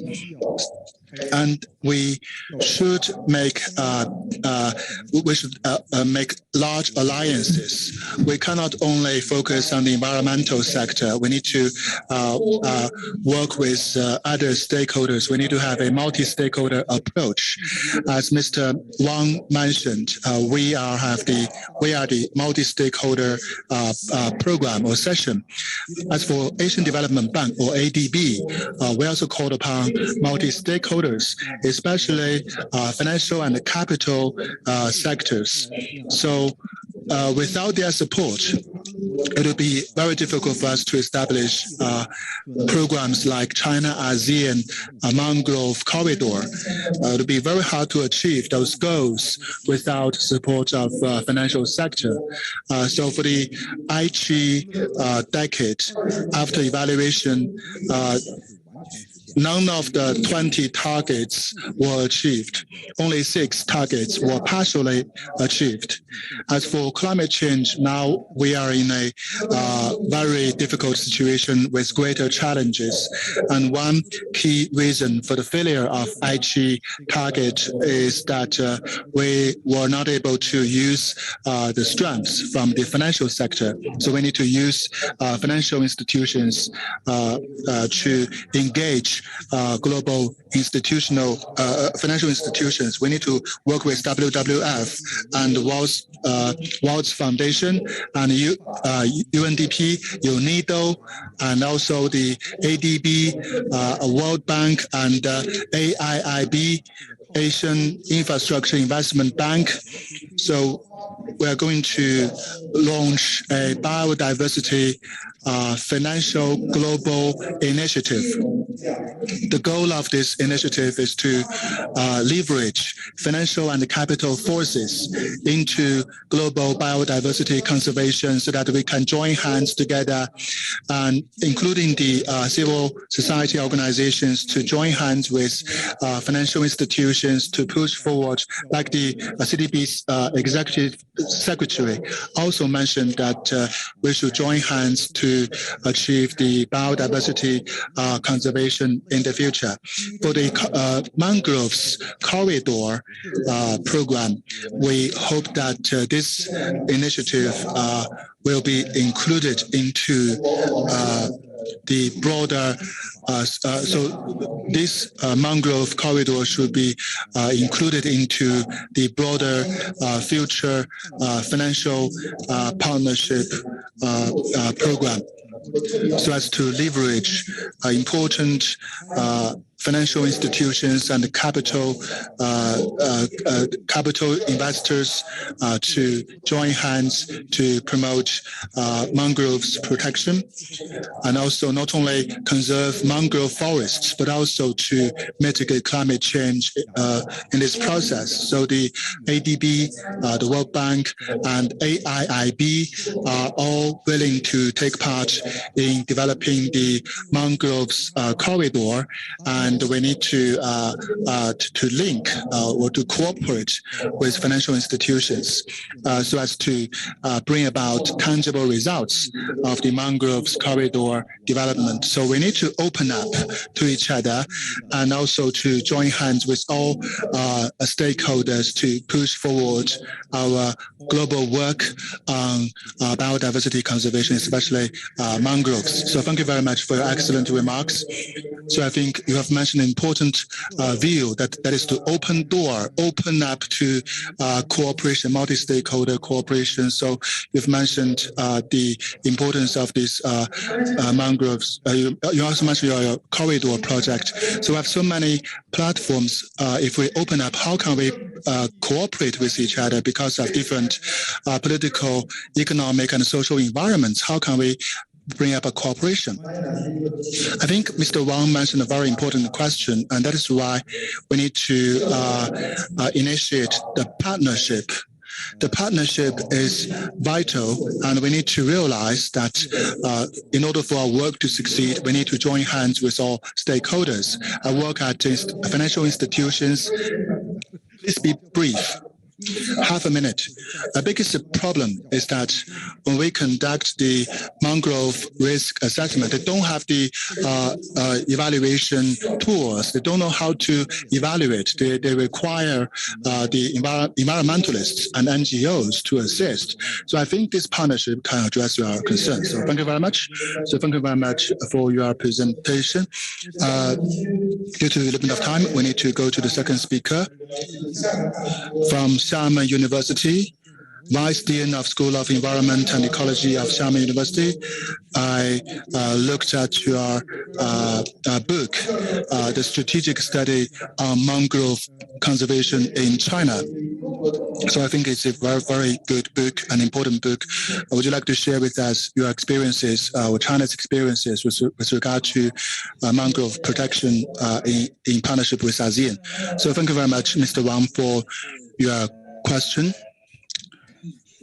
We know that I'm in Xiamen, so I'm not able to be here in person. So I will discuss in brief. And Mr. Tang, the previous speaker, mentioned the conservation and management of mangroves. We need to open up. We need to have a multi-stakeholder approach. From an academic perspective, mangrove ecosystems are one of the most important and most open for cooperation globally. So we cannot close the door. We cannot reinvent the wheel without working with each other. We need to open up to each other in protecting mangrove forests. In addition, because our topic is biodiversity, I would like to talk about the biodiversity of mangroves, which is different from other ecosystems in that we have very low plant biodiversity to support very high animal biodiversity. So that is to say, mangrove forests support a high level of biodiversity of animals. So a few years ago, when we talked about mangroves, we know that it was like forests. We planted forests. As for the fish, the shrimps, birds, we didn't care about those animals who used mangroves as habitat. So that's one message. The importance of the ecosystem for mangroves is to bring about life, bring about animals to live in the mangroves. And also an important correlation with the Belt and Road Initiative, or BRI, is that we talked about science-based approach. So also the General Secretary Xi Jinping also stressed on many occasions the importance of scientific research. So regarding scientific research, we conducted some statistics. From 2016 to 2020, we surveyed the SCI papers among the top 10 institutions with the highest SCI papers. 5 are in China, and the Xiamen University and Zhongshan University are among the highest in terms of the publication of SCI papers on mangroves. And also, Mr. Tang mentioned mangroves in ASEAN countries. ASEAN countries are the home to the largest mangrove forests in the world. So in terms of biodiversity and the number of fauna and flora species, it exceeds all other regions in other parts of the world. So in this regard, for many years we have conducted research and we have gained a lot of experience and lessons in mangrove conservation. In 2019, we paid visits to Malaysia and Indonesia, and we found that they were repeating our old path. They were repeating our mistakes committed in the past. So in the BRI program, in the Belt and Road Initiative, when we work with other countries, we can share our experiences and avoid the same mistakes from being repeated in other countries. So thirdly, I would like to propose that, as the previous speaker mentioned,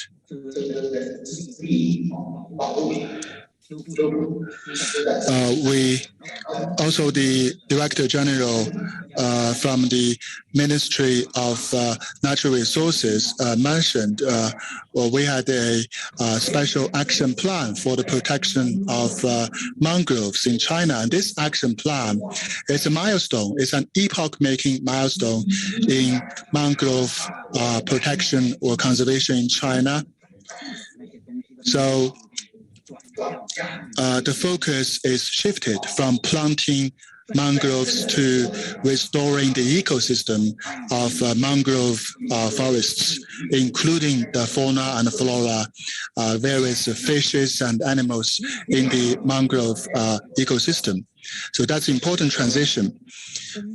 In addition, my message is that Shenzhen's mangroves represent the tomorrow of mangroves for China, and also China's mangrove conservation today also represents the tomorrow for mangrove conservation in ASEAN countries. That is to say, we are very advanced in terms of mangrove conservation. We can share our experiences with ASEAN countries to promote mangrove conservation and share experiences and avoid mistakes. Thank you very much.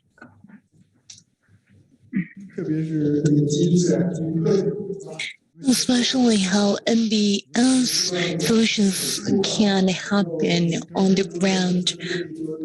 We look forward to books and recommendations on actions. Thank you again, Professor Huang. Now let's give the floor to IUCN Asian Office, Ms. Maeve Nightingale. In the past few years, IUCN has made great contributions to NBS standards in Southeast Asia. Lots of efforts have been made by IUCN on the conservation of mangroves. So, Ms. Maeve Nightingale, we really look forward to your perspectives on how to mobilize more resources and forces for conservation of mangrove in Southeast Asia. Welcome. Thank you very much. And I would like to start by congratulating the partnership for spearheading the establishment of the ASEAN-China Mangrove Corridor. And sincere thanks for the invitation today to join the NGO Parallel Forum of the COP15. It's an honor to be here today. I think maybe one of the most significant pieces of work from IUCN and its partners was the Mangroves for the Future program. Between 2006 and 2018, the Mangroves for the Future supported 11 countries across Southeast Asia and South Asia to strengthen coastal resilience through policy and governance, knowledge and capacity development, and action on the ground through grant project investments to restore and manage coastal ecosystems. And during the 12 years, the program implemented 330 grant projects, small, medium, and large, depending on the scale and intricacy and complexity of the task, and investing over $7 million. And these investments were really nature-based solution investments in mangrove ecosystems, looking at the research and science, the conservation and restoration models, and the establishment of the essential multi-stakeholder co-management mechanisms and investment approaches for long-term success.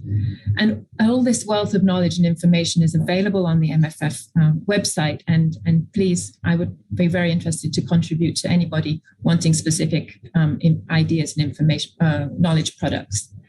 The program was overseen by the Regional Steering Committee, co-chaired by IUCN and UNDP. But importantly, each member country, each of the 11 member countries, was guided by its own national coordinating body, which represented all the relevant national government agencies, NGOs, and private sector.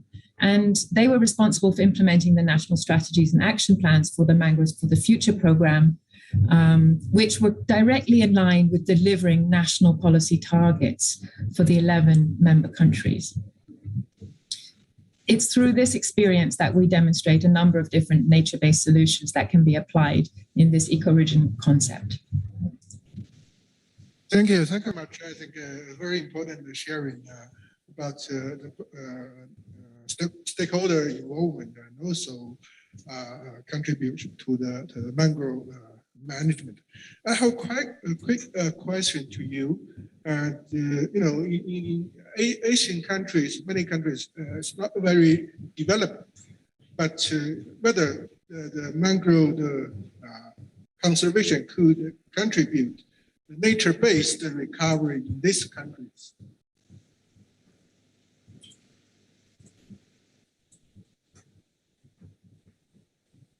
Sorry, is that a question to me? Is that a question? Yeah, to you. Could you repeat it? I got a little cut off there. Asian country, I think it's not very developing countries. So because we must invest much on the mangrove conservation, but how this kind of conservation could to give a contribution to the nature-based recovery in these countries or in these regions. Yeah, I think when we look across the ASEAN nations and China, we have a very mixed assortment of countries in terms of the economic development and levels of development. But I think really what's so interesting in this whole concept of the ASEAN-China Mangrove Eco Corridor is that opportunity to really make that connected network for nature, for people on the ground through seascapes, with mangroves possibly at the center, and nature-based solutions at the center. I think the models and the best practice is well known. And I think it's really important that we find innovative ways to create the opportunity across all nations, because of course ecosystems do not know these boundaries. And I think with, as been mentioned by previous speakers, these interesting financial investment models, blended financing mechanisms, I think we have a huge possibility to not only rely on our own resources within each individual nation, but to invest regionally for shared outcomes, which will enhance the transboundary interests of all nations. And I have a few ideas on the kinds of things that this ecosystems corridor could achieve on that. Thank you so much for sharing your ideas. I hope in the near future IUCN could provide more the best practice for the mangrove development, conservation, and also for the nature-based recovery and also solution. Thank you again. 我们现在有请这个谢希女士，她来自Now we'll give the floor to Ms. Xie. And who is with the Friends of Ocean Action World Economic Forum. Friends of Ocean Action has made a lot of efforts on the conservation of oceans and seas. Anything you would like to share in terms of a mangrove? Thank you. Thank you, Mr. Huang. Great pleasure to be here. We heard about the importance of mangrove, its conservation, and future prospects. I believe you agree with me when I say that we've learned more about mangrove conservation after this morning, and we have more expectations towards the future. Great comments have been made by previous experts. I will now talk about what Friends of the Ocean from World Economic Forum has done, especially from the perspective of stakeholder engagement. Friends of the Ocean Action was established in January 2018 at the Davos World Economic Forum. It was Mr. Peter Compson and the former Deputy Prime Minister of Sweden, Deputy Löfven. Since foundation, we have mobilized resources from politics, finance, economy, for people to realize that oceans is the foundation of the wealth and actions. And we are the supplement of official processes. We aim to facilitate the generation of ocean solutions, and we also are a platform that connects public and private sectors. We aim to create and expand solutions, and we think the resilience of the ocean should be based on the coastal capacity. The conservation and restoration of mangroves are not only a way to mitigate and adapt to climate change, but also help with the food security and livelihood of the local communities. So it is at the very center of what we do. WEF has a platform to achieve 2030's conservation and restoration of 1 trillion trees by 2030. With that platform, the ambition has been extended to mangroves, which connected the ocean and land just last Thursday. On the Sustainable Influence Summit of the WF, we officially launched the Mangrove Working Group, which is aimed to enhancing blue carbon market development and mangrove conservation and restoration ambitions. We focus on the demand side capacity building of blue carbon, and we want to connect that with mangrove projects, including members, knowledge sharing, and capacity building. Now we face great opportunities for mangrove conservation and restoration. There are great aspects, including the coastal comprehensive management, ecotourism, which should be incorporated into sustainable development strategies, as well as the deployment of gray infrastructure, which should be seen as a comprehensive nature-based solution, and also blue carbon, with which we can reward carbon offset and the improvement of local livelihood. With those aspects, without multi-stakeholder involvement, cannot be achieved. From international community and civil society, everyone has come to the understanding that biodiversity, conservation, and ocean sustainability involve and matter to the entire humankind. And these goals cannot rely on just unilateral negotiations and consultations. That's why we need collaborative governance, which is the inevitable trend.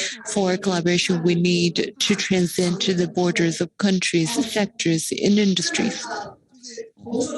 For mangrove conservation and restoration, we're very pleased to see in the field of biodiversity and climate change, experts and specialists are already united on the same page with the deepening science research and improved mechanisms and capacity building. We will embrace more opportunities, and for the achievement of the 3 large goals, we will find solutions that are truly conducive, and we need the collaboration and contributions from all parties. For blue carbon, I would like to take this opportunity to mention one point, which is as we developed blue carbon projects, we should look at, realize that offset cannot replace emissions reduction, and we need to also focus projects that can bring welfare to local communities. As we implement projects, we need to include MRV as soon as possible and focus on the externalities, sustainability, and potential carbon leakage of blue carbon projects, so that climate change and biodiversity experts can truly help to restore confidence in the next steps. As Mr. Tao mentioned, for mangrove conservation and restoration, the interest on blue carbon is rising, so has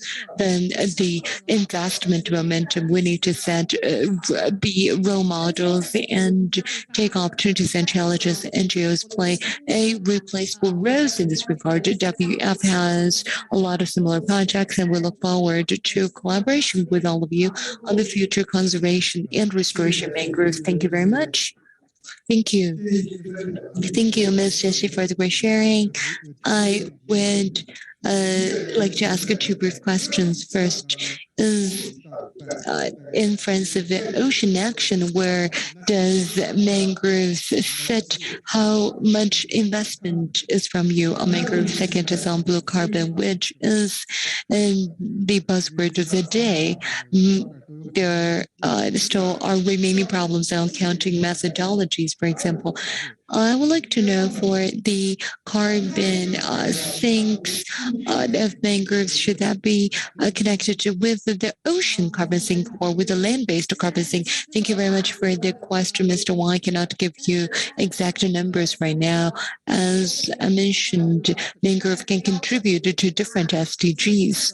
It has already been recognized by multiple platforms. Everyone want to work on this regarding, including the 1 trillion tree project. The mangrove is also included in their scope. For ocean project will also be devoted to mangroves conservation. I think there will be more projects of this kind. For blue carbon, actually, I'm not an expert in that regard. I need to learn more from you. But my preliminary idea is that there is still a gap, which is climate change. Experts think blue carbon is not large enough. There are still remaining problems to be solved. For carbon market offsetting has not been launched yet.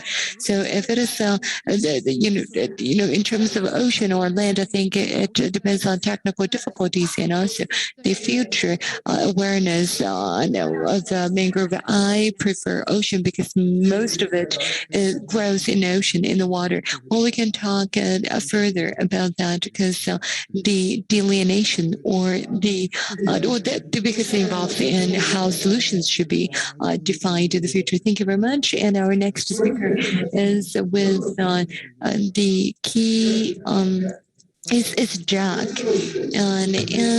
So Jack, you're very important because you are the partnership on it foundation. So I'd like to know on mangrove conservation and regional collaboration, what recommendations do you have as partner foundation? Thank you. It's a pleasure to join you at the launch of the ASEAN-China Mangrove Eco Corridor. I'm Jack Tordoff. I work with another CEPF, not the China Environmental Protection Fund, but the Critical Ecosystem Partnership Fund. We are a global donor partnership that brings together public and private finance to support NGOs, academic institutions, private companies who are supporting the conservation of critical ecosystems. Not just mangroves, but every kind of natural ecosystem. We've been established since 2001. Over the last 20 years, we've been working globally, but within the ASEAN region and China, we've supported more than 670 projects on different aspects of ecosystem conservation. I was asked to just give a couple of thoughts about the need and the opportunities for grant facilities to support collaboration for multi-stakeholder approaches on mangrove conservation. I think this is something that's very needed. If you look at mangroves themselves, they're very fragmented today in the ASEAN and China region, and we need to do more to enhance them, restore them, and reconnect them. And it is very similar for these conservation efforts. There's a lot of efforts that are taking place on quite a small scale, but we need to do more to amplify these efforts and to connect them. We know with mangroves in particular that it's a complex ecosystem to do restoration and conservation. You have multiple different actors. The mangroves are somehow part of the land and part of the sea. You have different institutions who are responsible for them. You have different economic interests. So to ensure restoration and conservation of these ecosystems in a sustainable way, you have to bring many different actors together. One of the ways in which funds such as my own can help, of course, is to do demonstration projects to show at particular places how people can come together for sustainable collaboration between communities and the local government to manage and restore mangroves.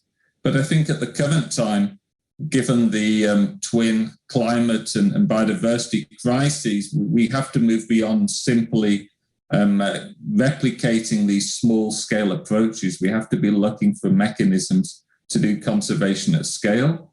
I think roles that funds can play here are promoting regional dialogues, exchange of good practice. I think it's been mentioned by many of the previous speakers that we have good practice examples, but what we need to do now is to take these to a greater scale. And the other thing we need to do is to capitalize more private sector investment.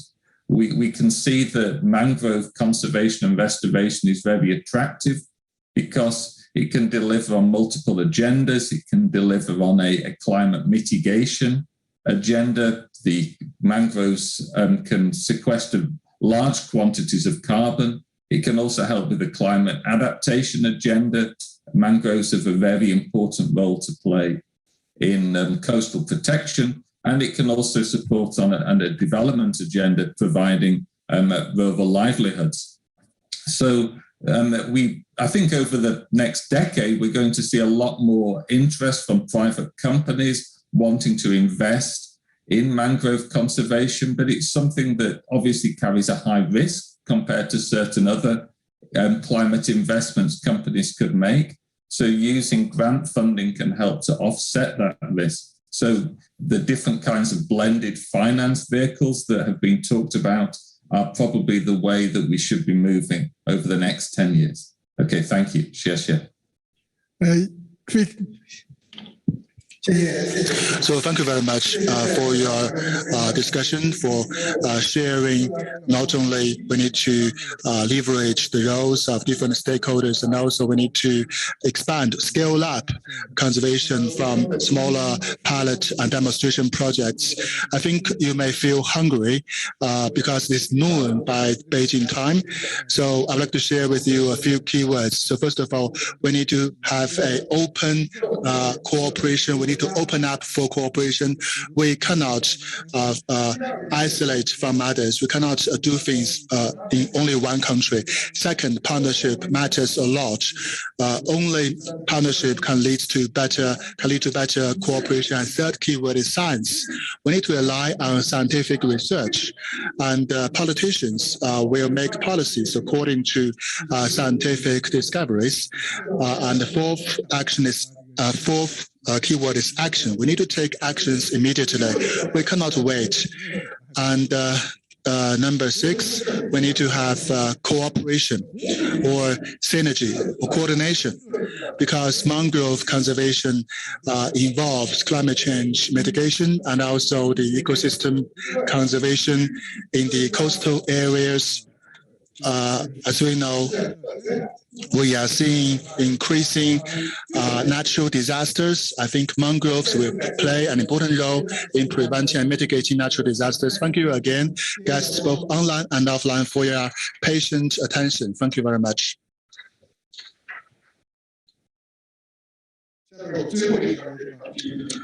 So we come to the final stage. So I still like to ask Hai Yan to moderate the last session.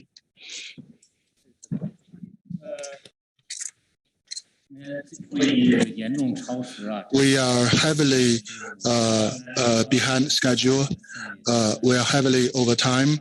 I apologize for delaying your lunch. I feel deeply moved that you are still here despite passing the schedule and delaying your lunch. I think this discussion is very important. We not only analyzed and looked at problems, we more importantly discussed solutions. So I think in the future, this is where we need to work together and make joint contributions and efforts. So today's meeting, we not only discussed mangrove protection and conservation. We not only discussed the challenges and problems, but also we revealed glimmers of hope.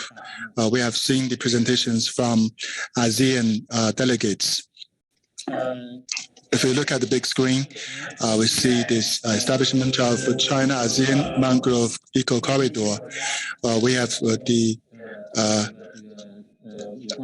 friends from ASEAN countries who did a painting for mangroves, painting of mangroves in their mind.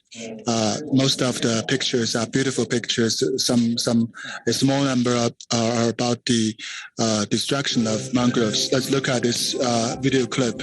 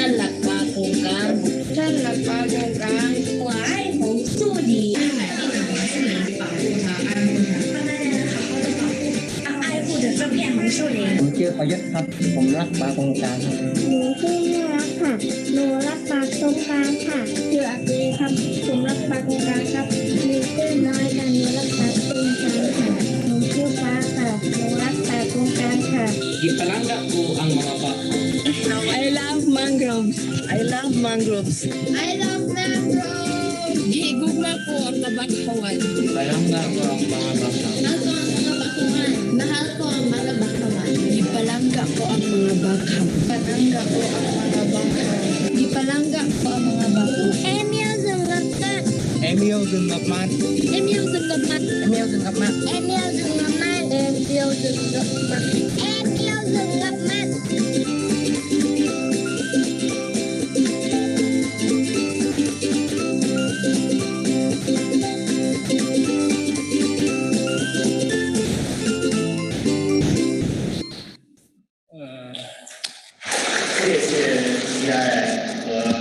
So thank you very much for the ASEAN partners and all those children who made those paintings. Now let's come to the last stage of this morning. As Mr. Wang mentioned, action. So we need to take action. Recently, the non-state actors from China and ASEAN have been discussing the establishment of China-ASEAN Mangrove Conservation Initiative or Network. They plan to use $5 million for the conservation and restoration of mangrove in China and ASEAN. So now we come to the stage for the launch of China-ASEAN Mangrove Conservation Initiative. I'd like to invite one of the initiators of China-ASEAN Mangrove Conservation Network, and also the online delegates, including Yagasu Foundation and also from Indonesia, Wima Forest Association, People's Resources and Conservation Foundation, People Foundation for Education and Environment, Mangrove Action Projects, Wetland International， 这是东盟国家的这个发起机构。So these are the ASEAN initiatives of the network, and also we have the Wetland Research Center in China, and also Guangxi Nature Biodiversity Research and Conservation Center. So these above mentioned organizations and institutions, please open your your camera, and we will or video, and we have the IUCN, the China Environmental Protection Foundation, the GEI, the WWF, and the SEE, and Shenzhen Mangrove Conservation Foundation, and the Shenzhen One Planet Earth Foundation, and also the representatives from those organizations, please come to the stage for witnessing the launch of the China-ASEAN Mangrove Conservation Network.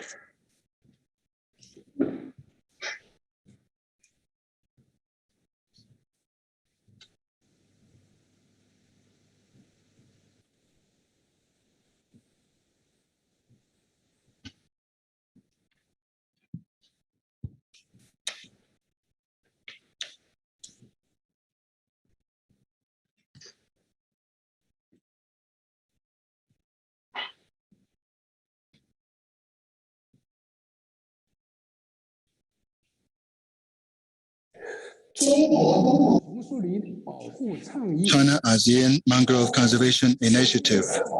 Mangroves are the most important, one of the important ecosystems, wetland ecosystems in China, from the Bangladesh tigers to tens of thousands of types of bird species. The mangroves provide a paradise for myriad species and support about 1 billion people with great carbon sequestration functions. So mangroves play an important role in mitigating climate change.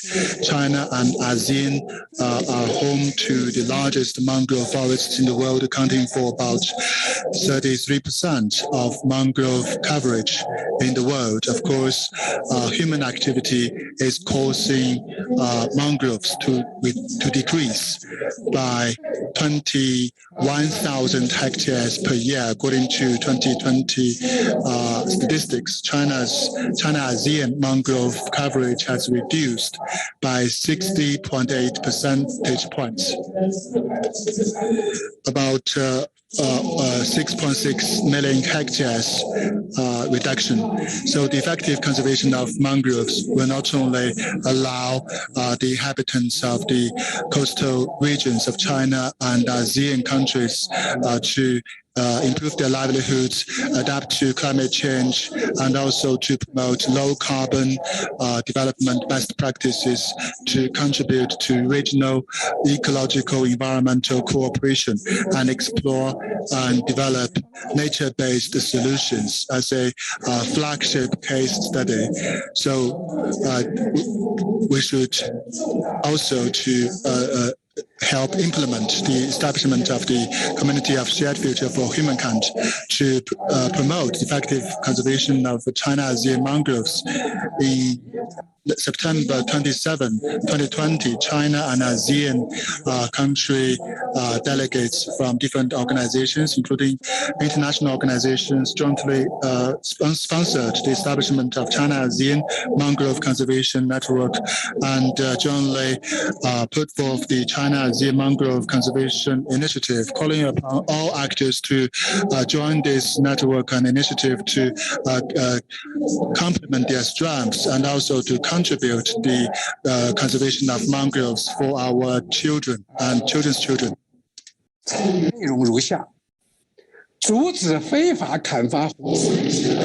we need to prevent the illegal deforestation of mangroves.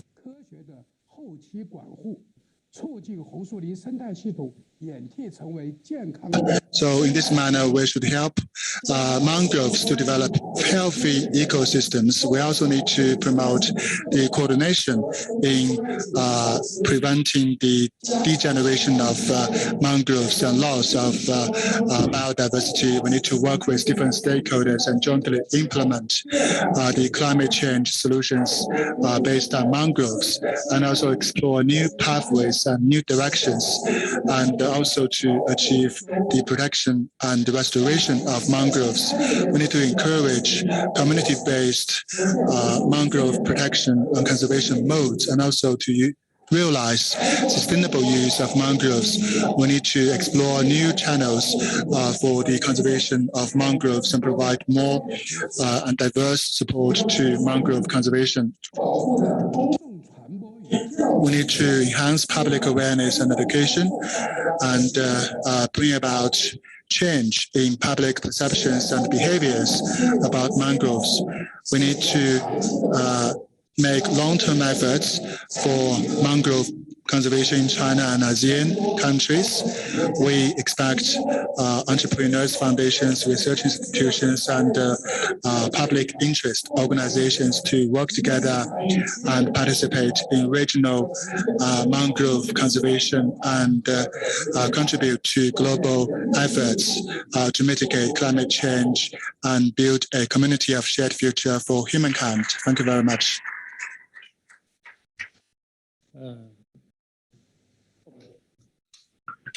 结束了吧？那这样。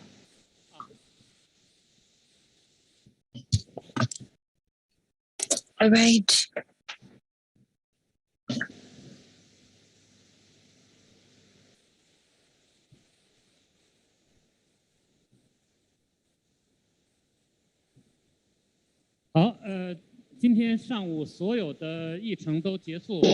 That concludes our morning session.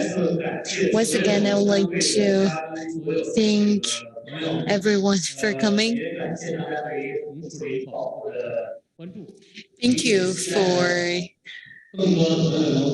your attention to mangrove the conservation and the restoration. I look forward to your future support. Thank you.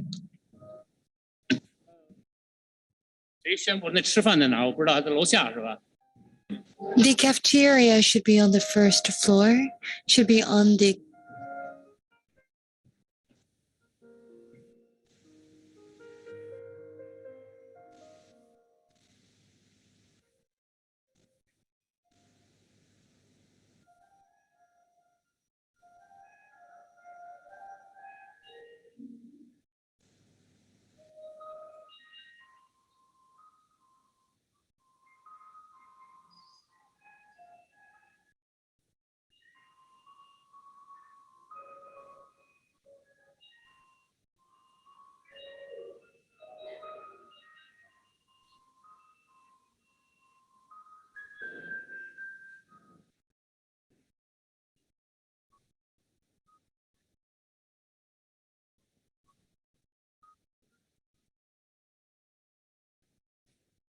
各位参会代表，通知一下，咱们下午还是2点。We will start at 2 p.m. sharp, and please just hurry with lunch and come back in about half an hour for the afternoon session. Thank you.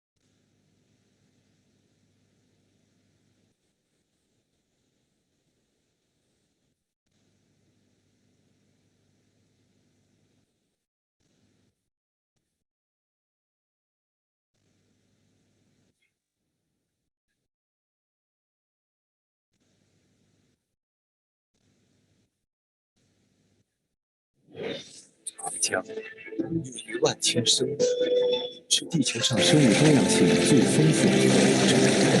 从青藏高原腹地的源头到中游湿地，再到陆海口，我们讲述3个长江动物的故事，在6300公里的浩山海里，一起守一个长江的万象生机。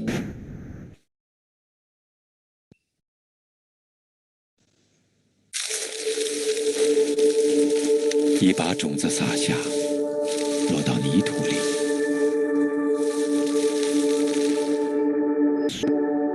无数小草生长，长成无垠的草原。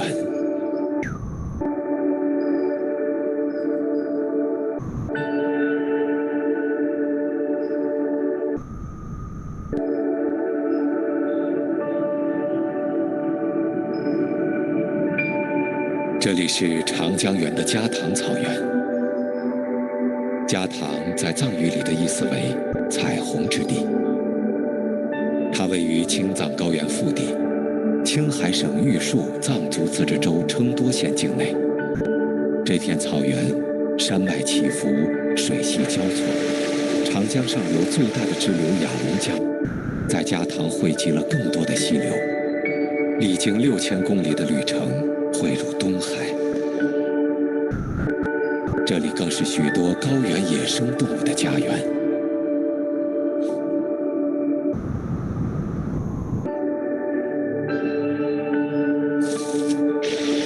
牧民们千百年来在这里放牧为生，牦牛是他们重要的生计来源。在牧场不远处的一个洞穴之中，有个小家伙也住在这里，一只狼宝宝。虽然太阳已经升得老高，但它似乎还带着起床气，打量着周遭的环境。事实上，这个窝里还有他的2个兄弟。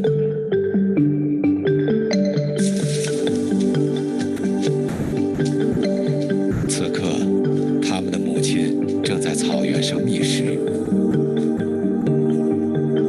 狼是加塘的顶级食肉动物，只有健康的草原供养众多食草动物，形成完整的食物链，才足以支撑狼群的生存。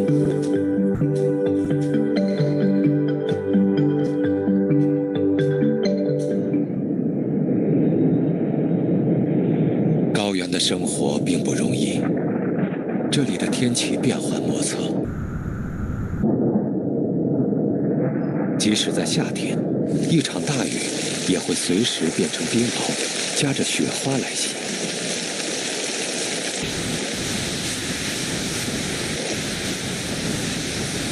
母狼依旧带领着狼群在恶劣的环境中搜寻食物。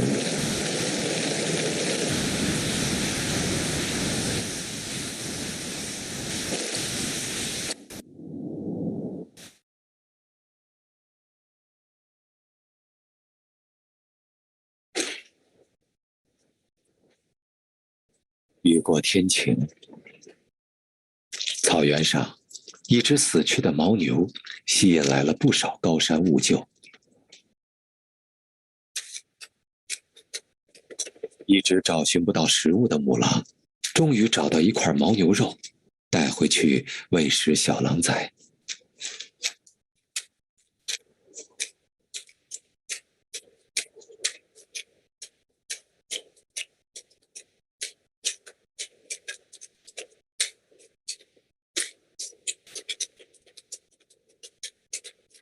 对饿了一整天的小狼来说，这实在是个好消息。青藏高原生活着中国最大的狼种群，这得益于它还保留着全球最完整、原真的生态系统。但由于人口和牲畜增长带来的环境压力和资源消耗，以及过去对野生动物的猎杀，这里也面临着草原植被退化、食肉动物减少等问题，威胁着生态系统的平衡。作为这个生态系统的基石，只有草原植被得到恢复，这里的生物多样性才能更加丰富和稳定。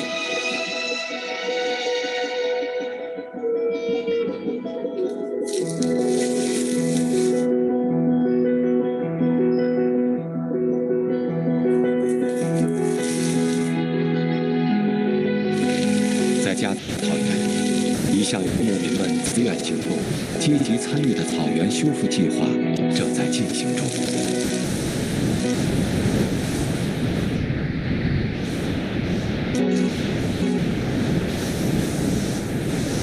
牧民们希望通过人工种草来恢复草原健康。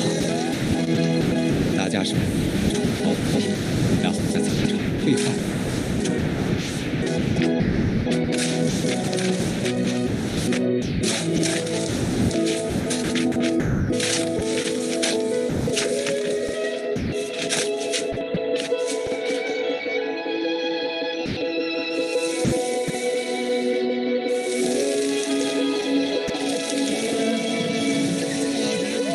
这也许是世界上海拔最高的草原修复计划。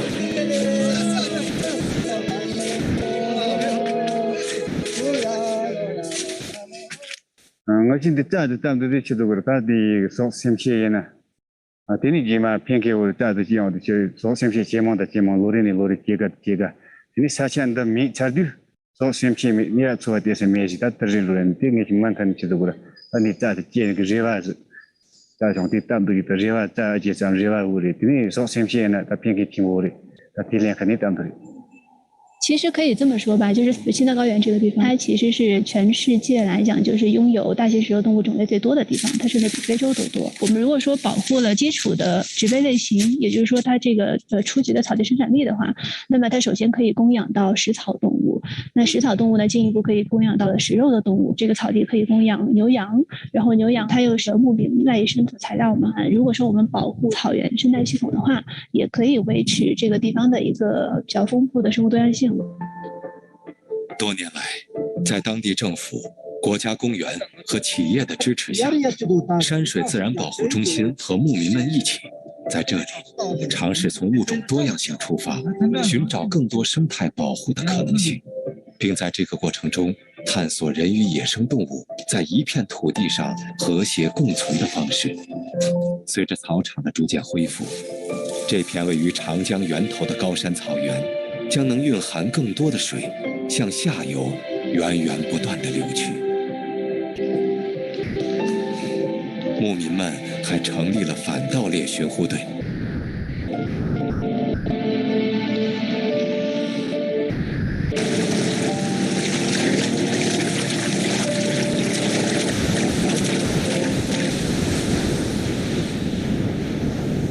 这天，绿带和白马在草原上进行巡护，他们查看之前布设的红外相机。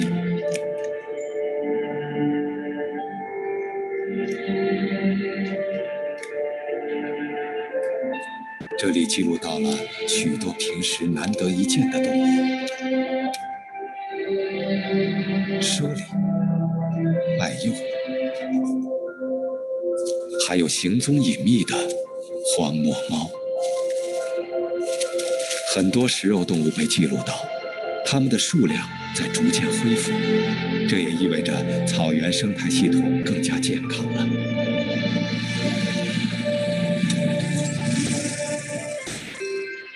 几天之后，当绿带再次观察到这群狼的时候，他发现小狼崽已经长大不少，它们开始走出巢穴，探索外面的世界。小狼跟着狼群迁移到另外一片山坡，未来他们还有很多生存的挑战要去面对。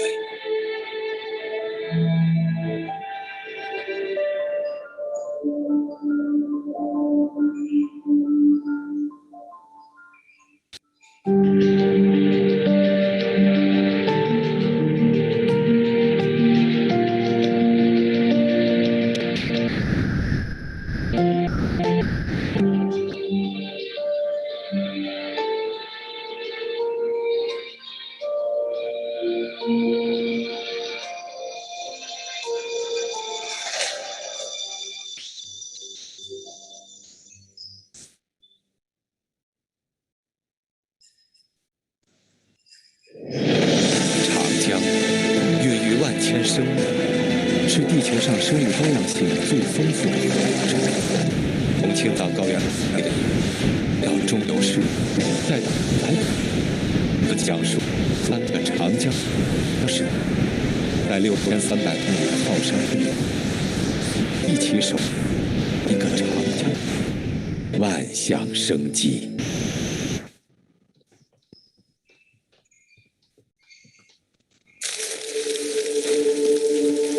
一把种子撒下，落到泥土里，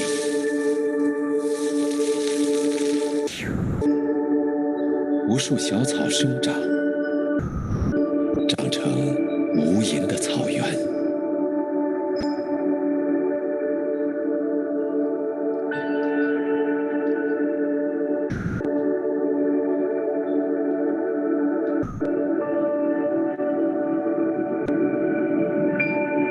这里是长江源的加塘草原。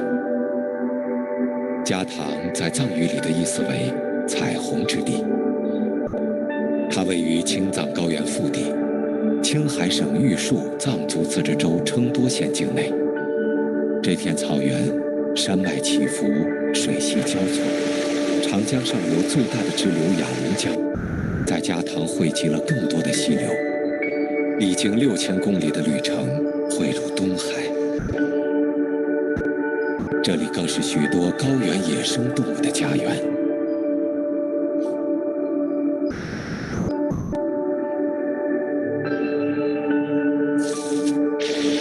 牧民们千百年来在这里放牧为生，牦牛是他们重要的生计来源。在牧场不远处的一个洞穴之中，有个小家伙也住在这里，一只狼宝宝。虽然太阳已经升得老高，但它似乎还带着起床气，打量着周遭的环境。事实上，这个窝里还有他的2个兄弟。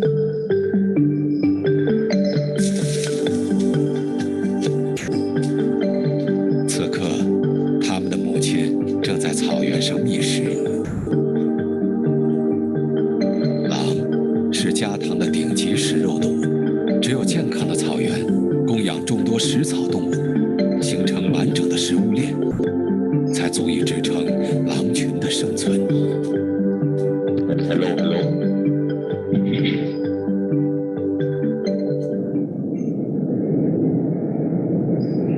高原的生活并不容易，这里的天气变幻莫测。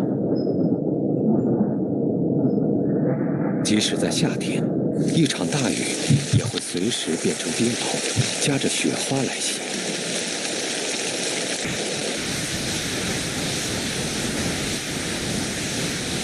虎狼依旧带领着狼群在恶劣的环境中搜寻食物。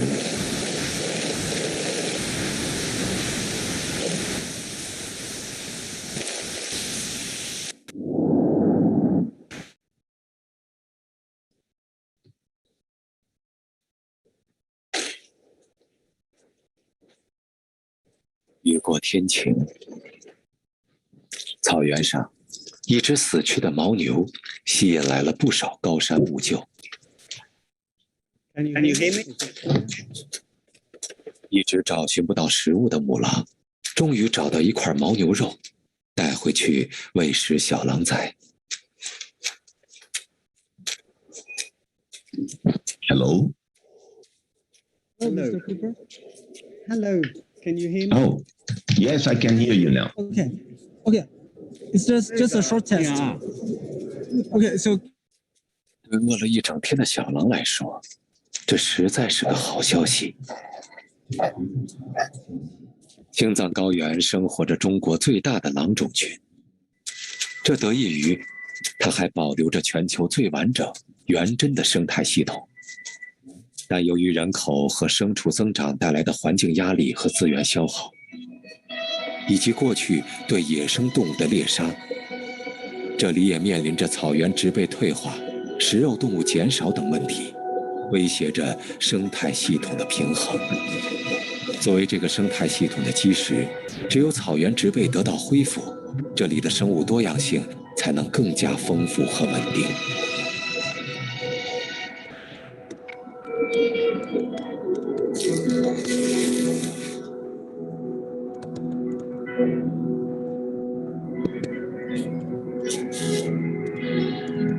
Hi, Oliver, can you hear me? 鱼向游牧电影修复计划。You can hear me now? Yeah, that's great. That's great. Okay. You suggested the slides for you, and you just Thank you. tell me next slide, okay? Thank you so much, Ling Ling. Thank you. Thank you. Yeah. I think it's okay now. Okay, see, we are for our last session has been delayed, so last session just over. And we'll start maybe a little bit later, but we plan to start it at 12, at 2. No problem. No problem. I'm happy that it works. We'll see. Okay. 这也许是世界上海拔最高的草原修复计划。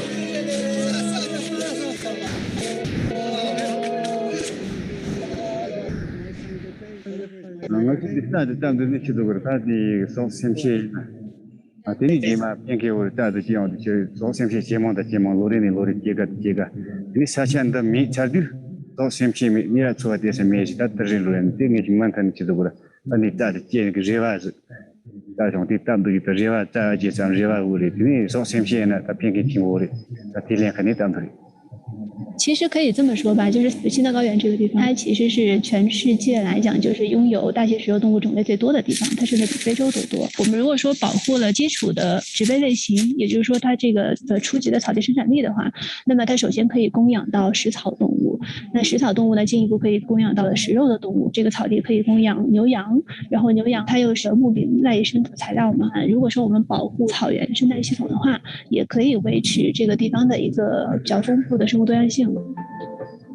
多年来，在当地政府、国家公园和企业的支持下，山水自然保护中心和牧民们一起，在这里尝试从物种多样性出发，寻找更多生态保护的可能性，并在这个过程中探索人与野生动物在一片土地上和谐共存的方式。随着草场的逐渐恢复，这片位于长江源头的高山草原将能蕴含更多的水，向下游源源不断地流去。牧民们还成立了反盗猎巡护队。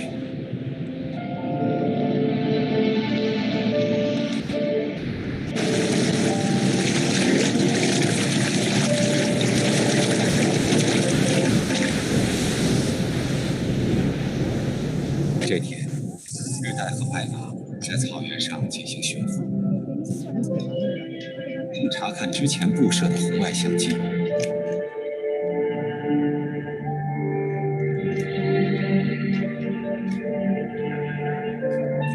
这里记录到了许多平时难得一见的动物，狩猎、卖诱，还有行踪隐秘的荒漠猫。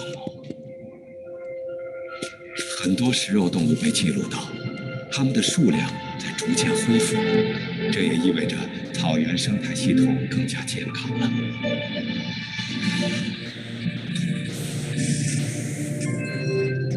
几天之后，当他再次观察到这群狼的时候，他发现小狼崽已经长大不少，它们开始走出巢穴，探索外面的世界。小狼跟着狼群迁移到另外一片山坡，未来它们还有很多生存的挑战要去面对。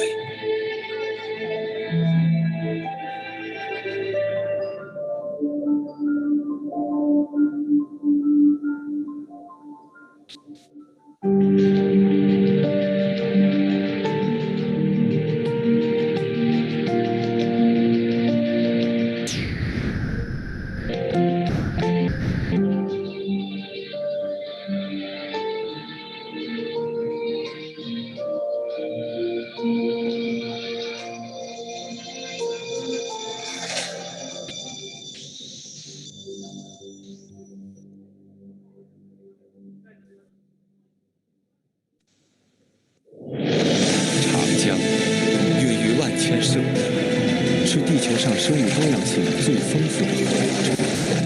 从青藏高原到中游湿地，再到白河，和讲述长江故事，在6300公里的靠山之路，提手一个长江，万象生机。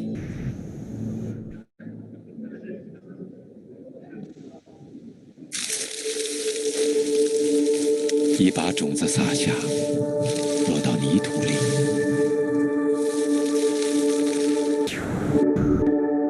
无数小草生长，长成无垠的草原。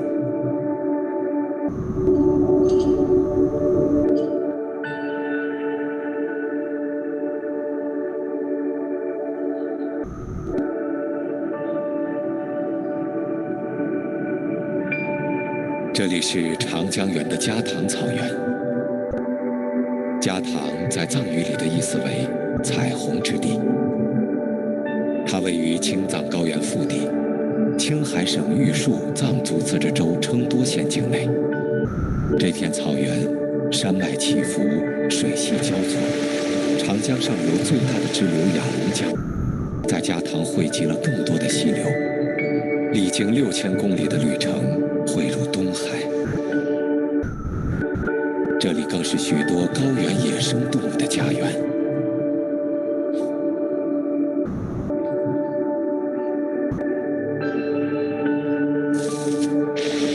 牧民们千百年来在这里放牧为生，牦牛是他们重要的生计来源。在牧场不远处的一个洞穴之中，有个小家伙也住在这里，一只狼宝宝。虽然太阳已经升得老高，但它似乎还带着起床气，打量着周遭的环境。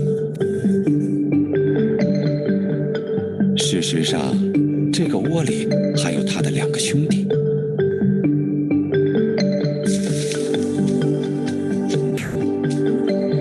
此刻，他们的母亲正在草原上觅食。这个谈大概会延迟10分钟。Dear guests, we will start with a delay of 10 minutes. So we will start in 10 minutes. I will come back and remind you in 10 minutes. Thank you very much for your patience because some of the delegates have not come back yet.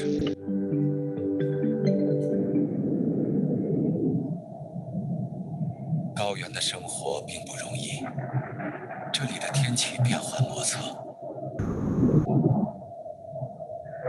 即使在夏天，一场大雨也会随时变成冰雹，夹着雪花来袭。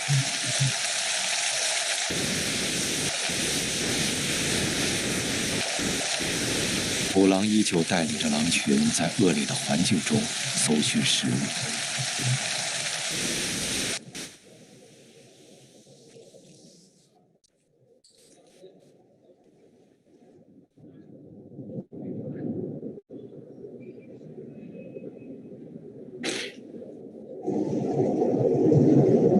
雨过天晴，草原上，一只死去的牦牛吸引来了不少高山兀鹫。一直找寻不到食物的母狼，终于找到一块牦牛肉，带回去喂食小狼崽。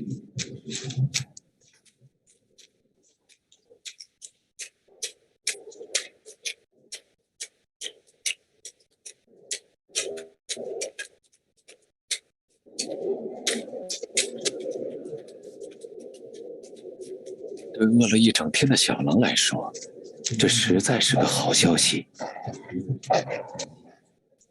青藏高原生活着中国最大的狼种群，这得益于它还保留着全球最完整、原真的生态系统。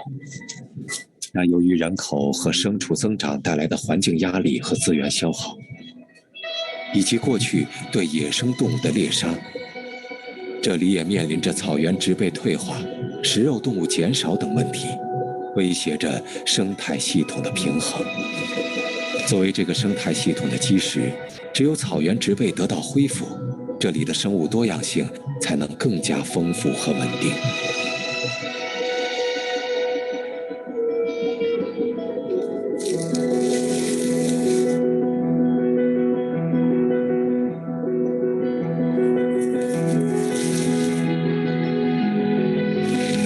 在加南草原，一项由牧民们自愿性积极参与的草原修复计划正在进行中。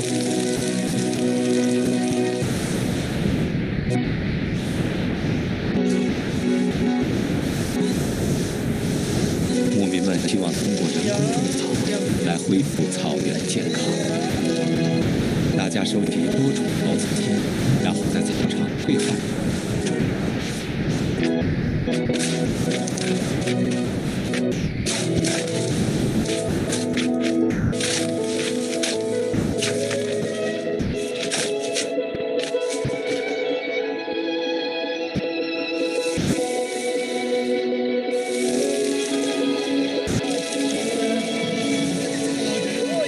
这也许是世界上海拔最高的草原修复计划。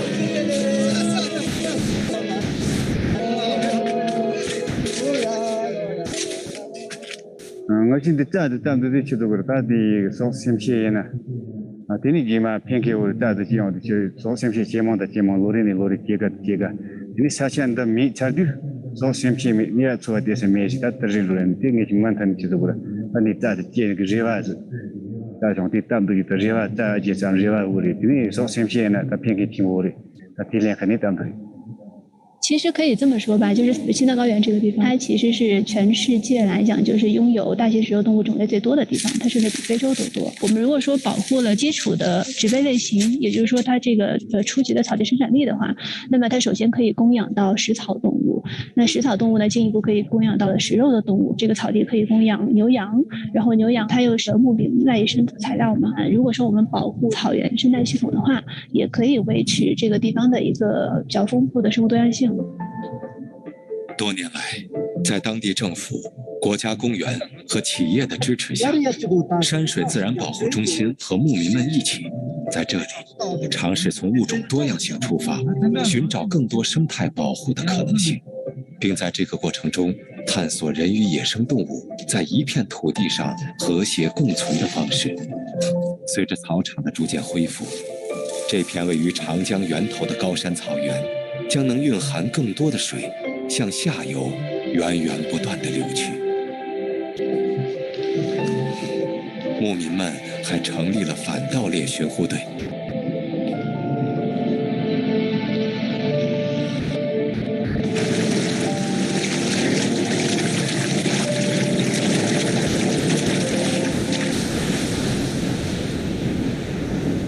这天，日带和白马在草原上进行巡护。他们查看之前布设的红外相机，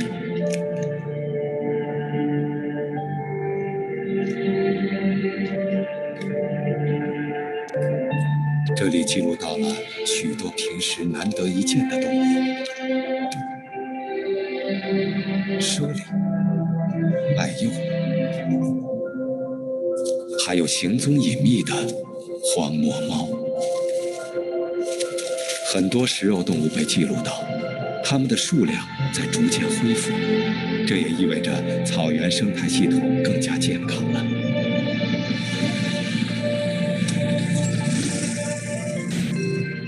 几天之后，当日带再次观察到这群狼的时候，他发现小狼崽已经长大不少，它们开始走出巢穴，探索外面的世界。小狼跟着狼群迁移到另外一片山坡，未来他们还有很多生存的挑战要去面对。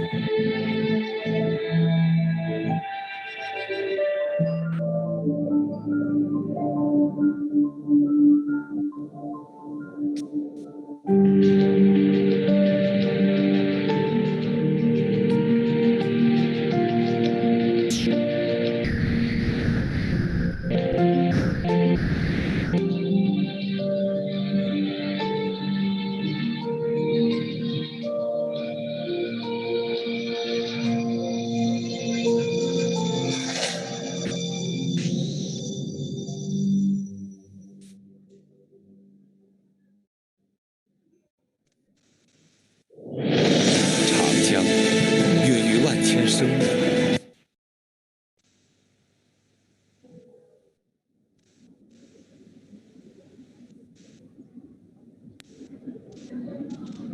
Yes, hello. Can you hear me? Hello?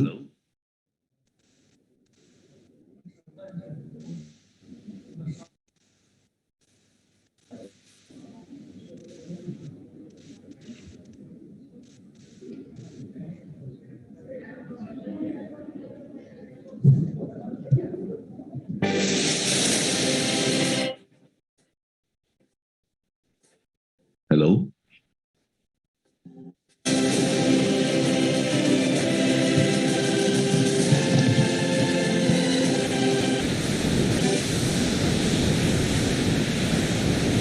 Hello?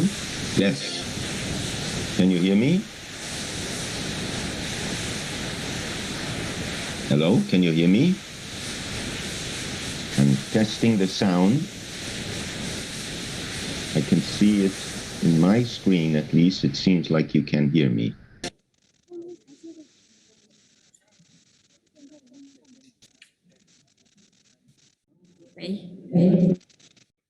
好，下面我们下午的论坛现在开始。 Now we start this afternoon's forum. Distinguished guests, ladies and gentlemen, good afternoon. It is a great pleasure for me to host this Environmental NGOs role in Biodiversity Mainstreaming Forum in the beautiful Kunming. And this forum is co-hosted by the IUCN and ACEF. We know that biodiversity is of vital importance to people's life and work. However, biodiversity conservation is of imperative importance. And we, with the principles of uniting with all forces, including the domestic and overseas civil organizations, we have organized today's forum with the purpose to bring together all the Chinese and foreign NGOs for environmental protection to bridge their communication and cooperation. We have the pleasure to have invited three distinguished guests.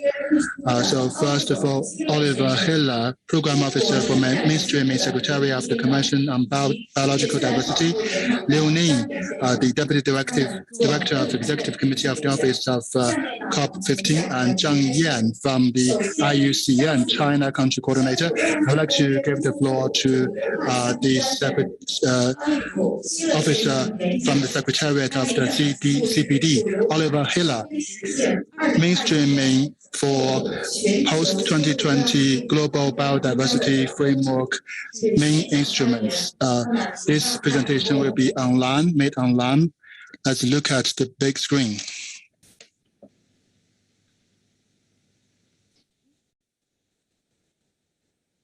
Yes? Can you hear me?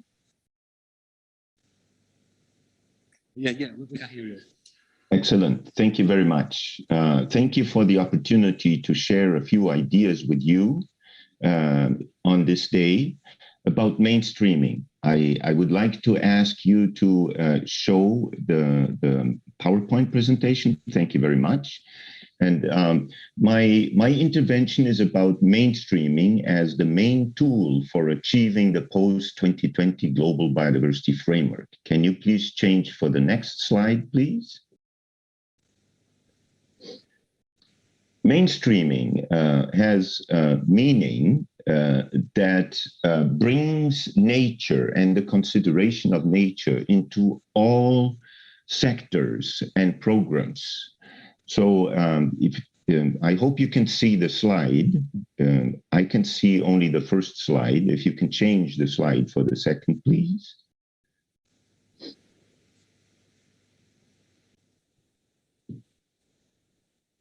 Okay, Mr. Olive, maybe wait a minute. We have a technical problem here. Yeah. Okay, should I try to share my screen?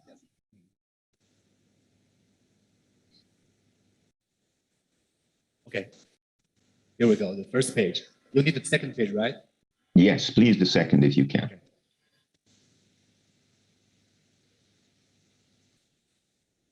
Thank you very much. So mainstreaming has, this is not the second slide, but if you can go back to the second slide, please.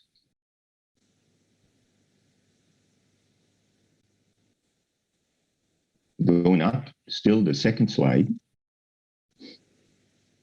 One more. There you go. Thank you very much. You had it on. Okay.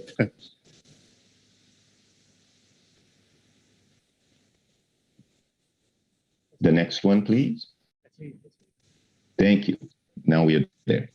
So mainstreaming has a meaning. According to the text of the convention, mainstreaming brings nature into the consideration of all ministries, meaning not only environment, but also planning and finance and energy and infrastructure. So mainstreaming is the process of bringing nature into all economic and other sectors. So first of all, that has a meaning in relation to all the ministries, but it also has a meaning across the different levels of government, meaning it goes from the global to the national, to the subnational land or seascape, and to the local municipal level, and all forms and ecosystems. That means that mainstreaming has a relation with finance as the big cross-cutting mixed player, because finance is both public as private. It goes from central banking to private financing. But then in terms of business itself, as you know, the convention has looked already at food systems, including agriculture, fisheries, at the issuance of water, timber and wood and forestry, but also oil, gas, and mining, tourism, and the production of infrastructure. All of that affects biodiversity very importantly. And also consumption and IT, media advertising, all of those are sectors that are very important for mainstreaming. The next slide, please. Yes, here we see that the current global framework that is currently being discussed by the parties to the convention, including China, has many points in which it mentions mainstreaming. The 4 targets, number 14 on the valuing of nature, number 15 on production, 16 is about consumption, and 18 is about harmful incentives, perverse subsidies. And so mainstreaming is contemplated in many of the targets in the global framework. And there is also a recommendation before the parties to adopt a long-term approach to mainstreaming, which involves all those sectors that we have discussed. Next slide, please.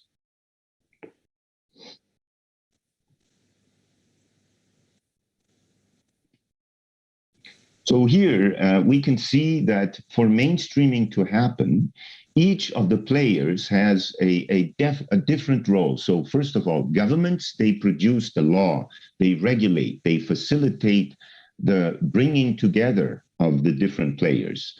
Business, in order to mainstream, needs to change the way it operates towards a nature-positive approach.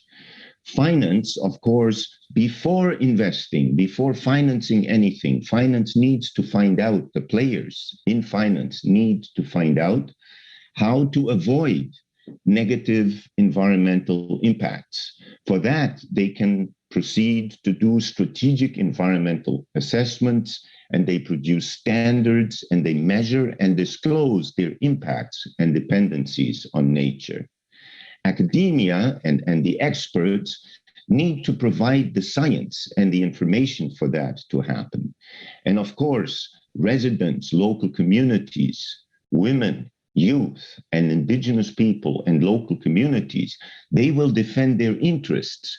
But here, in this day, we are talking about the role of non-governmental organizations. They have a fundamental role in assessing the situation, informing on the impacts, reporting, denouncing problems, and teaching people how to consume and invest so that the conservation of biodiversity can be achieved through partnerships and cooperation. Can you please change for the next slide?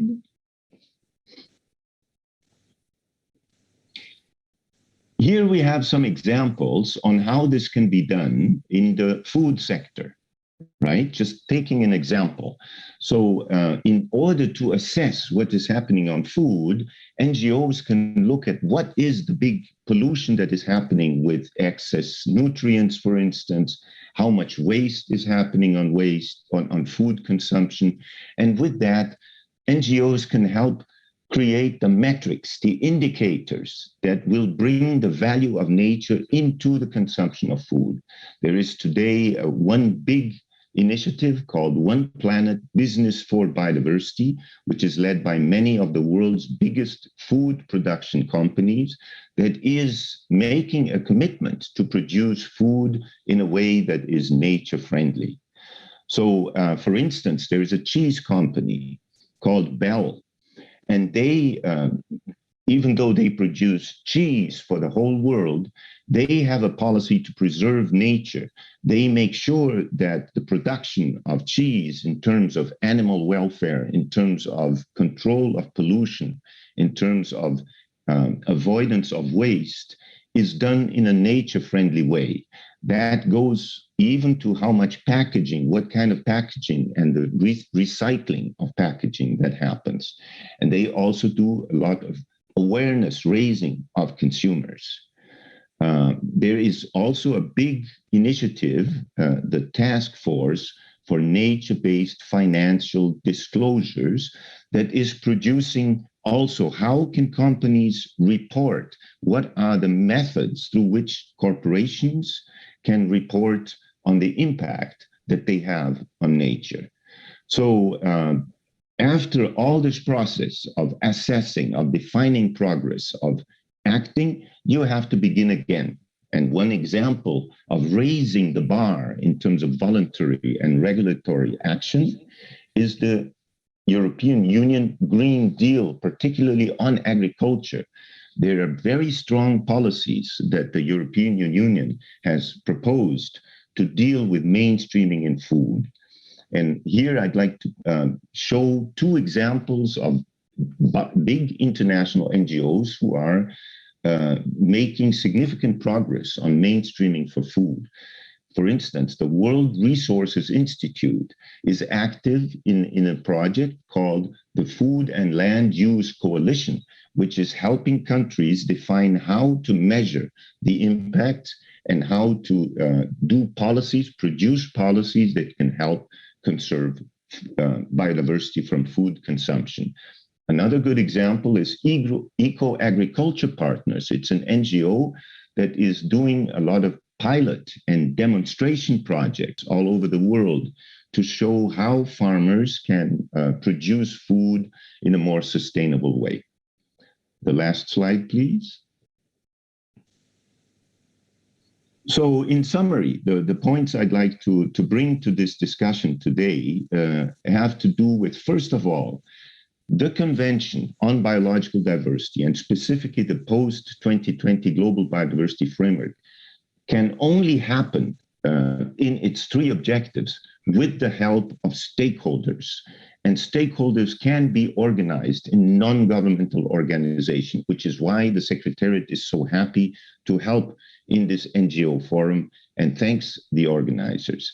It is very important to identify who is doing the best practices, both for a slower transition of the technologies that we will use towards food consumption, as well as to identify the really transformative new practices that farmers and corporations involved in food production and distribution are doing today. And finally, I'd like to call for all of you participating in the NGO forum to showcase what you are doing, showcase the progress you are having in terms of mainstreaming biodiversity on a portal that we have that is called the Sharm to Kunming Action Agenda for People and Nature. There is an address on your screen, and we would like to invite you to show us and to share the progress you're having in mainstreaming. So thank you very much for your attention, and I look forward to the discussion. Okay, so thank you very much, Oliver. And you really have a very, very wonderful speech for us. Thank you.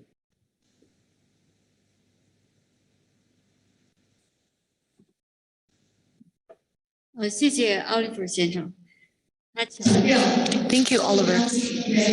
He reiterated that biodiversity should be integrated into all sectors and industries. Let's start with the CBD. We need to better understand the stakeholders involved in mainstreaming, in particular what NGOs can do in that regard. Now we will give the floor to an executive committee's secretary for CBD Secretariat, Mr. Liu Ning. His topic is main policies and measures on China to accelerate the mainstreaming process of biodiversity. Welcome.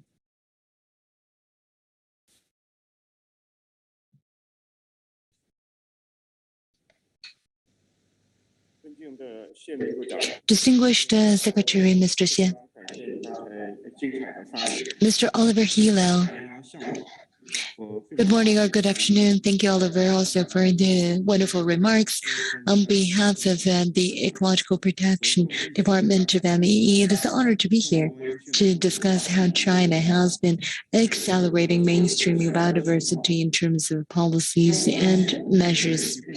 Biodiversity provides the natural environment for human survival and indispensable security and support for production and life. However, due to human activities, biodiversity has been damaged as never before. Integrating biodiversity conservation into the process of economic and socio-development and mainstreaming biodiversity is not only a major challenge, but also a strategic task for mankind. In 1992, China ratified CBD. Since then, China has always attached great importance to biodiversity and has made efforts to mainstream biodiversity. First, listing biodiversity conservation to national major strategies and planning. Biodiversity has been incorporated into the National 5-Year Plan and the government's policy agenda. Various laws, regulations, and policy systems have been improved, as well as laws and regulations related to biodiversity conservation, such as safety law, environmental protection law, etc. And the speed of the loss of biodiversity has been slowed and also has listed biodiversity conservation as one of the key areas of our environmental and ecological conservation process. It is also included into the land and territorial spatial planning of the government, as well as the KPI of government officials and the standards, regulations, policies, plans, and actions of departments and industries. Some local governments even have invested in research on biodiversity conservation and restoration. Second, enhancement of biodiversity protection agencies. In 2010, the National Committee of China for the International Year of Biodiversity was established. The meeting was held to consider and adopt an action plan for International Year of Biodiversity for 2011 and 2030. In 2011, the National Committee for Biodiversity Conservation of China, chaired by the Vice Premier of the State Council and composed of 23 State Council departments, was established to coordinate biodiversity conservation. Third, establishing ecological protection red lines. Demarcating the ecological protection red line is China's institutional innovation in controlling land space.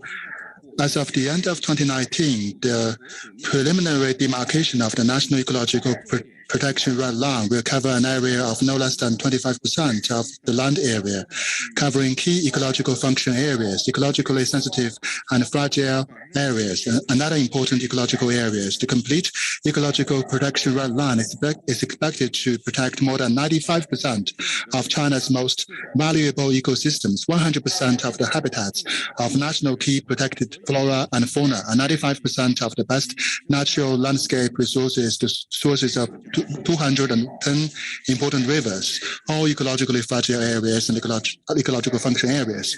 Fourthly, we gave great importance to biodiversity in building ecological civilization. Biodiversity has an irreplaceable status and role in the development of ecological civilization. The 18th the report of the 18th National Congress of the CPC called for the important tasks of ecological civilization, and one of it is to further increase the areas of forests, grasslands, and wetlands, and protect biological diversity. The 19th National Congress of the CPC put forth the ambitious goal of accelerating the reform of ecological civilization systems and building a beautiful China. And this will implement the protection of important ecosystems, optimize the ecological security barrier system, build ecological corridors and biodiversity protection networks, and build national parks. And we will continue to increase efforts in biodiversity conservation, actively promote the synergy between climate change and response, and biodiversity conservation, promote biodiversity conservation as part of climate change risk management, and contribute to the post-2020 global biodiversity governance.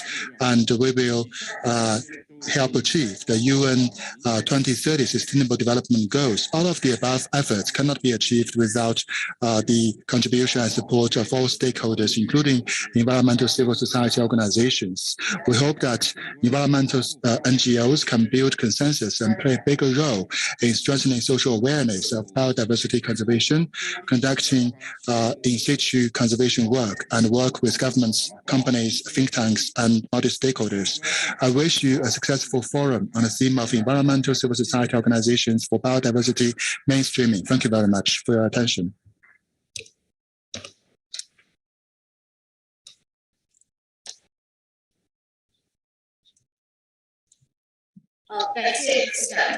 Thank you, Director General Liu, for your speech. And Mr. Liu's speech has given us an idea about so much work being carried out by the Chinese government to promote biodiversity conservation. And thank you for your expectations for civil organizations for biodiversity conservation. I would like to give the floor to Zhang Yan, China Country Coordinator from the International Union for Conservation of Nature, IUCN.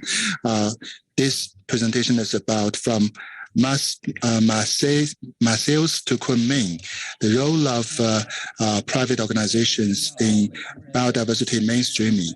Ladies and gentlemen, dear guests, good afternoon. It is a great pleasure for me to be here to jointly host this NGO forum together with the China Environmental Protection Foundation, CEPF.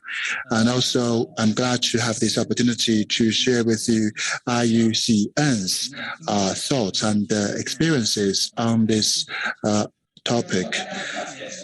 So if you know about the CBD's history and IUCN's history, you will know that we are closely linked with each other.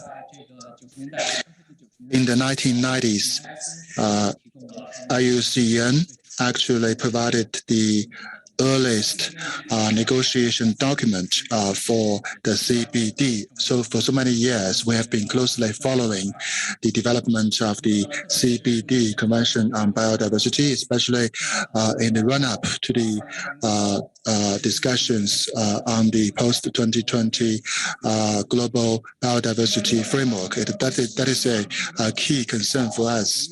If you follow the news, you know that at the beginning of this month, IUCN held the 7th World Conservation Congress in France, in Marseilles, in France, and COP15 is also an important topic for this Congress. We had many different organizations, member states, and also NGOs, which are members of the IUCN, and they also expressed their voices on the occasion of the 7th World Conservation Congress.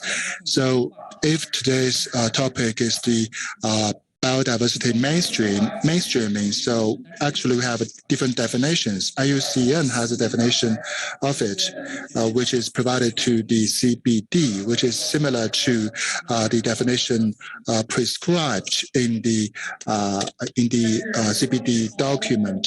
Biodiversity mainstreaming is the integration of the conservation and sustainable use of biodiversity in economic cross-sectoral plans, such as sustainable development and so on. So actually, this definition can be broadened. It means that all the biodiversity-related people and organizations in various policies and should be considered in various policies and programs. So because the food we eat is from the nature and the water we drink is from nature, that reminds us of the importance of nature's correlation with everybody, every one of us. So in different sectors of the government and also different sectors of the economy, and for those institutions which have a lot to do with biodiversity, they also need to consider biodiversity in their policy making. So in the broad sense, biodiversity requires everybody to pay attention to biodiversity and minimize their impacts on biodiversity. So no matter in terms of the narrow or broad sense, so what kind of the civil organizations can do to contribute to biodiversity? So in Marseille, in France, we actually had some presentations. We had about 6,000 delegates, including 3,000 delegates who attended online virtually. So we never heard that that kind of a large international conference had any impact on the COVID-19 transmission. So I believe that this Marseille's conference can provide some confidence and experience for Kunming's conference. So we had some technical seminars and the discussions of some motions, and we had about 25,000 people from the general public who participated in the various exhibitions and activities. So in those programs, the most distinctive and most colorful and innovative activities were carried out by the NGO members of the IUCN. So actually many NGOs were very skilled at organizing those public engagement activities, which cover a broader spectrum of audience. They may not be as specialized as the seminars and the forums, but they actually cover a broader spectrum of the public. So they actually play an important role in biodiversity mainstreaming in terms of public awareness and communication. So that's the strength of NGOs. In addition, from public communication, NGOs have more work to do. So similar to today's NGO forum, we held many NGO forums and meetings in Marseille. So if NGOs have those willingness and power, or they are willing to participate, NGOs are welcome to express their voices and express their strengths, which is quite helpful to promoting global biodiversity mainstreaming. And for NGOs, themselves, that's their role to play. That's their main function to play. So I think those meetings and seminars are not just enough. What matters more is listed as follows. So at the IUCN, we had over 1,500 member organizations. We have identified the following priorities to reduce impact of mining on biodiversity, protect to prevent the plastic pollution, and also to enhance sustainable tourism and so on. So all those priorities have broadened biodiversity concerns to other sectors, from plastic pollution to deforestation to tourism. So for those sectors which appear to be less relevant with biodiversity also have a role to play as identified in those priorities.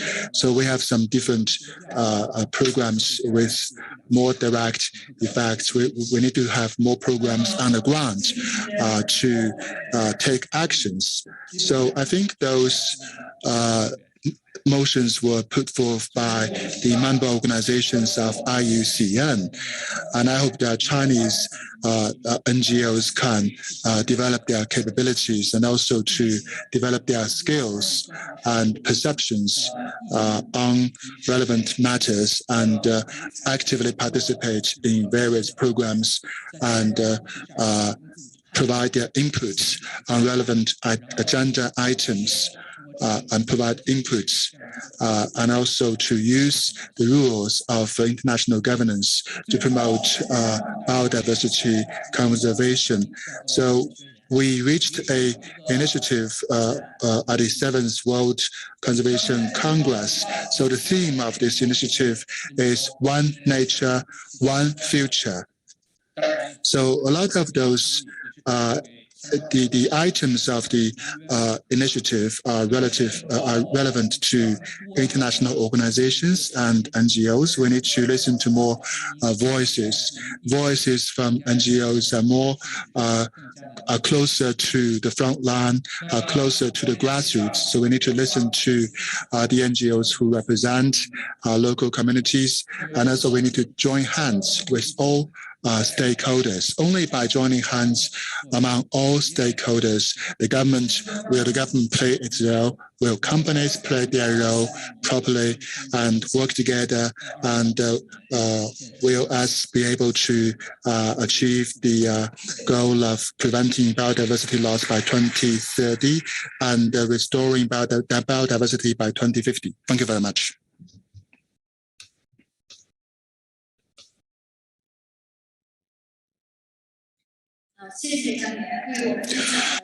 Thank you very much, Mr. Zhang Yan, for giving us this snapshot of the IUCN's the latest progress and the World Conservation Congress in Marseille in France, and at CBD COP15 and in future biodiversity conservation area. I'm looking forward to more efforts and leadership from IUCN. So thank you very much for the 3 keynote speeches. And now we have the next session to be moderated by Ni Yao, from the Deputy Director from the Department of International Cooperation, ACEF. So this session's topic is environmental civil organizations supporting biodiversity mainstreaming. We had a very tight schedule this morning. We don't have a lot of time this afternoon. So it's like the nature does not give us a lot of time to wait and take action. So we need to mainstream biodiversity in every sector of the society. Like Oliver mentioned, mainstream is very important. So first of all, I would like to invite the 2 speakers from the Nature Conservancy and the China Wild Plant Conservation Association, the 2 speakers from the 2 organizations, to come to the stage.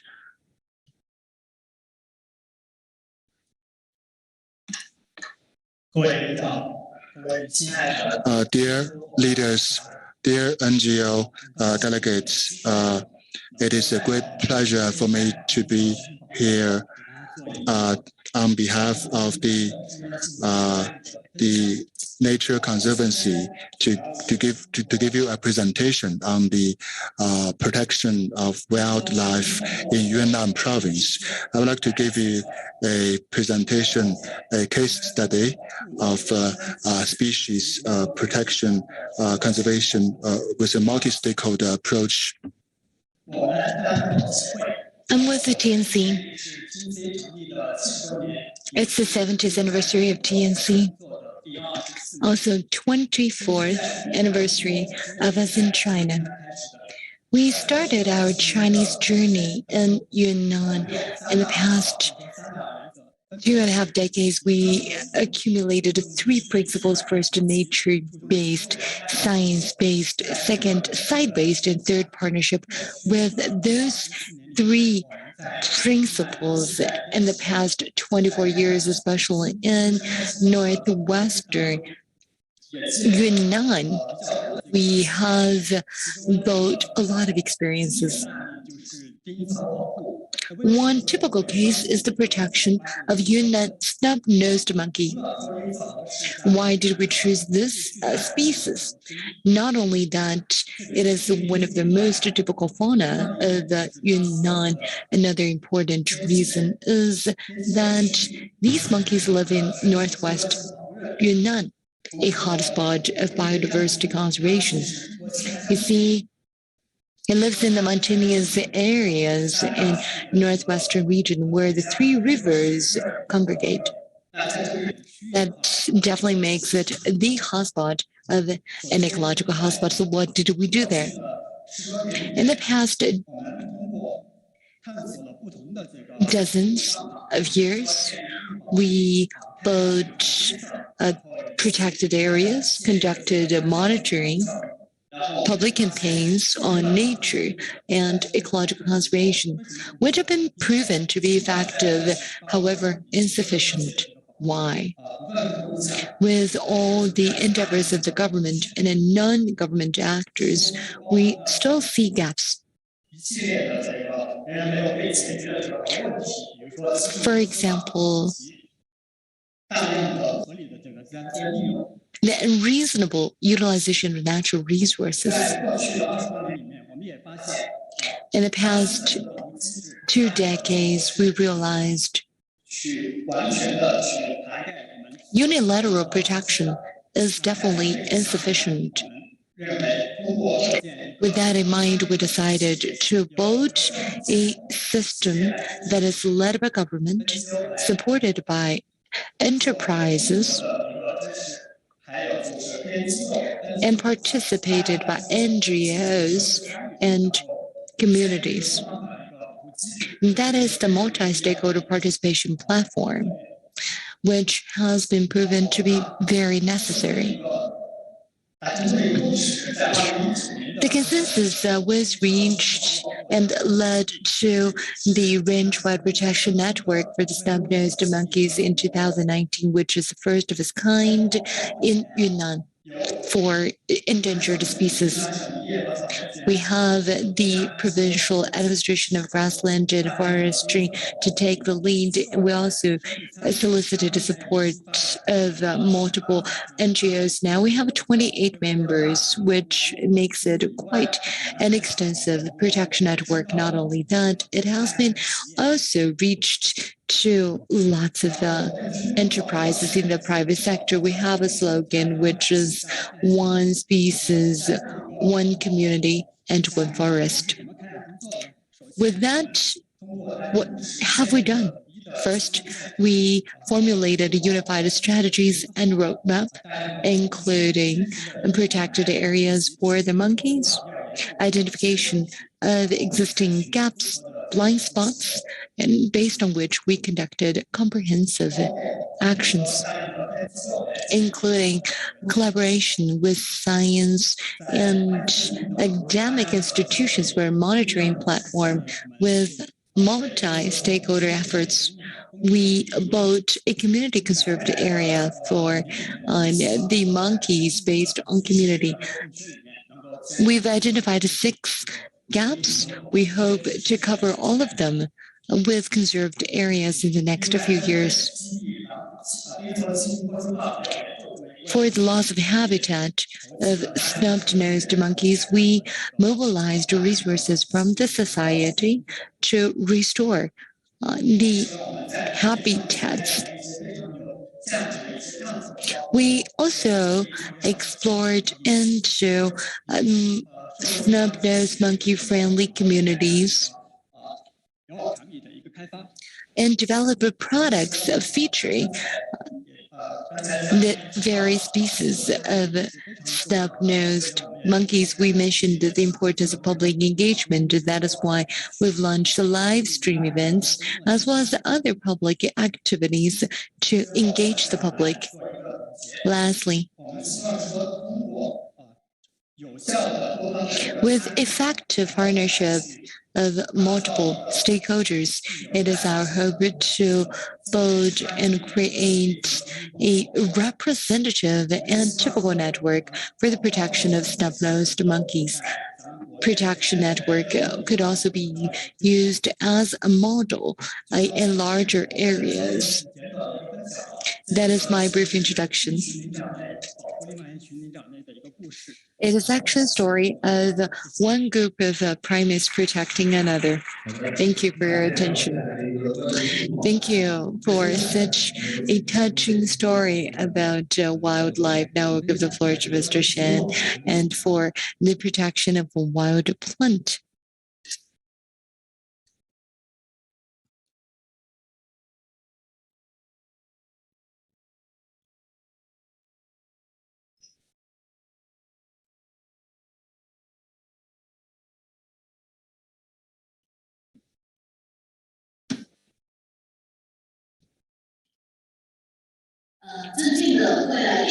Distinguished guests, ladies and gentlemen, good afternoon.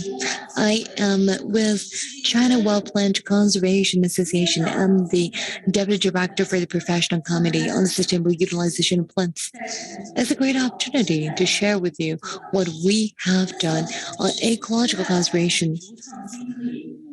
And my topic is the application of science and technology in innovation of ecological conservation. The importance of plants in global biodiversity conservation is self-explanatory. Plants are one of the most basic and important aspects of nature, an important natural resource and environmental element, while plants, moreover, play an important role in maintaining ecological balance. It is on this premise that the Special Committee was established that aims to explore the relationship between conservation and utilization for the co-benefits of plants and mankind. We need to answer to the needs of the government, the requirements of the people, and the demand of the market. We need to complete scientific research, experimental development, and promotion and application of science. Only then can we create and unleash value for innovation. And that involves several things. First, conservation, sustainable utilization of seed sources. Second, extraction technologies of active ingredients and transformation of scientific achievements. And third, conservation of production sites and ecological balance of economic outputs. We need to think about how to translate science and technological explorations into substantial results. And that can be traded across the world, which leads to the fourth point, the development of regulation standards for trade on a global scale. Sustainability is a Chinese and also global issue. We are ready to work alongside with NGOs around the world for sustainable utilization of wild plants. In 1992, the Red Catalog of Chinese Species was published, which received great attention from the society. And for the specific species that is called Texas Chineses. We've built 2 protected areas and artificially reintroduced Texas Chineses has already been able to supply the market demand. We need to coordinate protection, conservation, utilization. We see Britannia and France learned how to conserve the precious seeds of white truffle and also extract the genetic materials for biological cultivation in the laboratory. And here we have a case from about white mussel, white truffle, which only grows on roots, and global production is very, very limited. It needs to grow in nature for multiple years. All the ingredients actually are picked from nature, and only those that are qualified to Italy are able to pick those truffles with special hounds. And in this process, no other species is damaged to ensure ecological balance, and also advanced genome technologies is used in this process. And also enzyme is extracted directly from the white truffles, and that is how we managed to extract components of white truffle utilizing genomics extraction technology. And with limited picking of the plants, we can have the extractions needed for the market demand. In this process, we successfully and effectively preserved the local ecology. In glass region of France, there is a methodology for grassy thousand leaves of preservation. They only pick it once a year. And the rose, the sun, one of the most important species of the aromatic extracts, can only be picked once a year and has no output in the following year. And this is the methodology for the balance of ecological and utilization. In China, one of the countries with the richest biodiversity, we believe innovative application of science and development can also be brought to China and take roots here. While applying technologies, we also need more robust laws and regulations for special species. We are researching how to plant to commercially utilize these species, and also the advanced extraction technologies combined with ecologically friendly picking and harvesting methods. We work with advanced organizations to practice biodiversity friendly practices. That is why and how we mainstream biodiversity. And we work alongside with GHF for Xinjiang, Tibet, Yunnan, and Guizhou rare species for conservation activities, including teenagers, public campaign, etc., for the young cohorts to understand the abundance of fauna and fauna in China. I am also very honored to be a member of this process and personally involved in the conservation of wild plants and animals. With the NGO forum, we'd like to extend the olive branch and hope more like-minded people could join our efforts in mainstreaming biodiversity in the future. Thank you for your attention. Thank you for the amazing sharing. And after hearing the 2 stories from the environmental NGOs, I would like to hear from the energy perspective. And first, let's give the floor to Mr. Chen, the Deputy Secretary General of the Global Energy Interconnection Development Cooperation Organization. And so the next sharings will be from the sustainable energy perspective. Distinguished guests, dear leaders, ladies and gentlemen, good afternoon. Entrusted by Mr. Liu Chenya, the President of GEIDCO, I am here attending the NGO Forum for COP15. September 30, 2020, the Chinese President Xi Jinping noted at the United Nations Biodiversity Summit that biodiversity is the foundation for sustainable development. He called upon developing ecological civilization, green development, promoting green development, building a community of shared future for life on Earth, and also provided a Chinese wisdom and solution for biodiversity conservation. So in the run-up to the COP15, it is very timely for us to host this important NGO forum to discuss biodiversity. Biodiversity is the foundation for human survival and development. Over 6,000 crops globally provide food sources, and 75,000 biological resources are used as industrial raw materials, and 4 billion people rely on natural herbal medicines for their health. However, global biodiversity situation is grave. Every minute, there is a plant species going extinct in the world, and every day there is one animal becoming extinct every day. So it is of critical importance to tackle biodiversity crisis and identify the root causes of crisis, find solutions, and take vigorous measures. Ladies and gentlemen, climate change, pollution, devastation of habitats, and overconsumption of biological resources, and invasion of biological species are the root causes of biodiversity crisis. Since the Industrial Revolution, the overconsumption of fossil fuels is a major cause and driver of those crises.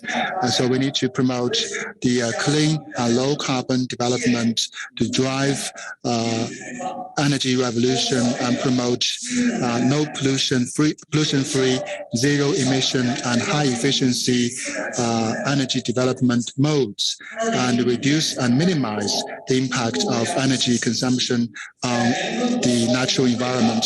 September 26, 2015, President Xi Jinping mentioned at the United Nations Development Summit that we need to discuss the creation of a global energy interconnection network to promote the clean and green use of electric power.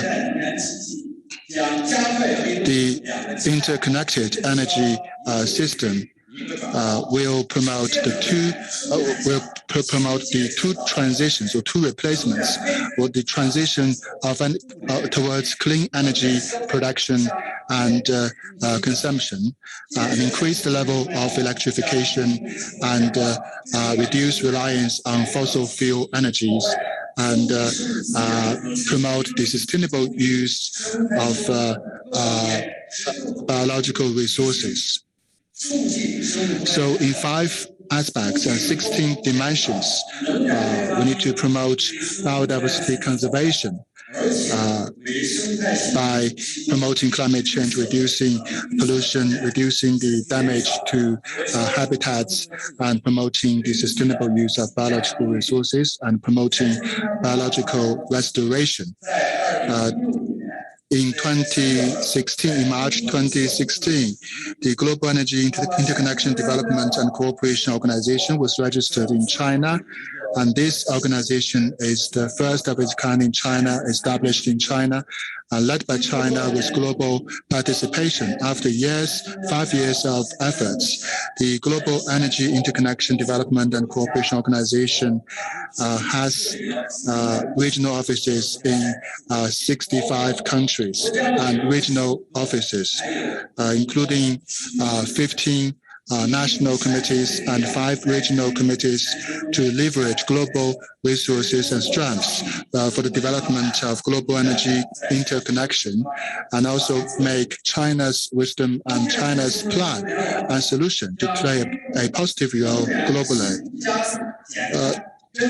Energy interconnection will reduce carbon emissions and pollution and minimize the damages to habitats, as well as the adverse impacts of overconsumption of biological resources and biological invasions.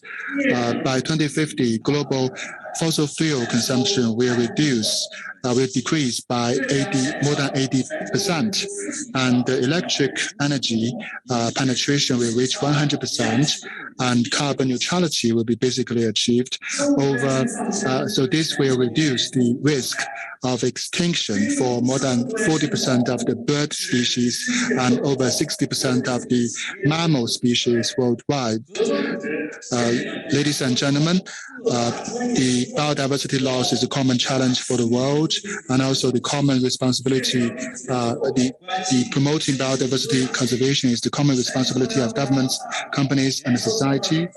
The global energy interconnection has been included into the United Nations 2030 agenda. It is a very important part of the framework for reducing poverty. And the Secretary General of the United Nations, Guterres, mentioned that global energy interconnection is pivotal to human development and inclusive development, and very important to the Paris Agreement and post-2020 framework. And the Secretary General gave us a letter asking us to support the UN's work and participate in UN's development in various aspects. The Global Energy Interconnection Development and Cooperation Organization is willing to work with all parties to contribute to biodiversity conservation. Let us accelerate the development of global energy interconnection network and promote the energy, the synergic development of energy and the global biodiversity conservation for a brighter future for man and nature development. Last year, we published 2 books in Beijing, which is the Biodiversity and the Energy Electricity Revolution, which was covered by media organizations. So I'm looking forward to working with you, and I wish this forum a complete success. Thank you very much for your attention. Thank you very much, Mr. Chen, Secretary General, for your presentation and give us a grand blueprint for energy interconnection. I would like to give the floor to Council Member of the Chinese Renewable Energy Society, Mr. Liu Zuming, to give us a presentation on PV pumps' role and function in protecting biological diversity and the environment. Distinguished guests, leaders, ladies and gentlemen, good afternoon. It is a great pleasure for me to give us this presentation to share with you our work with regards to the application of PV photovoltaic pumps.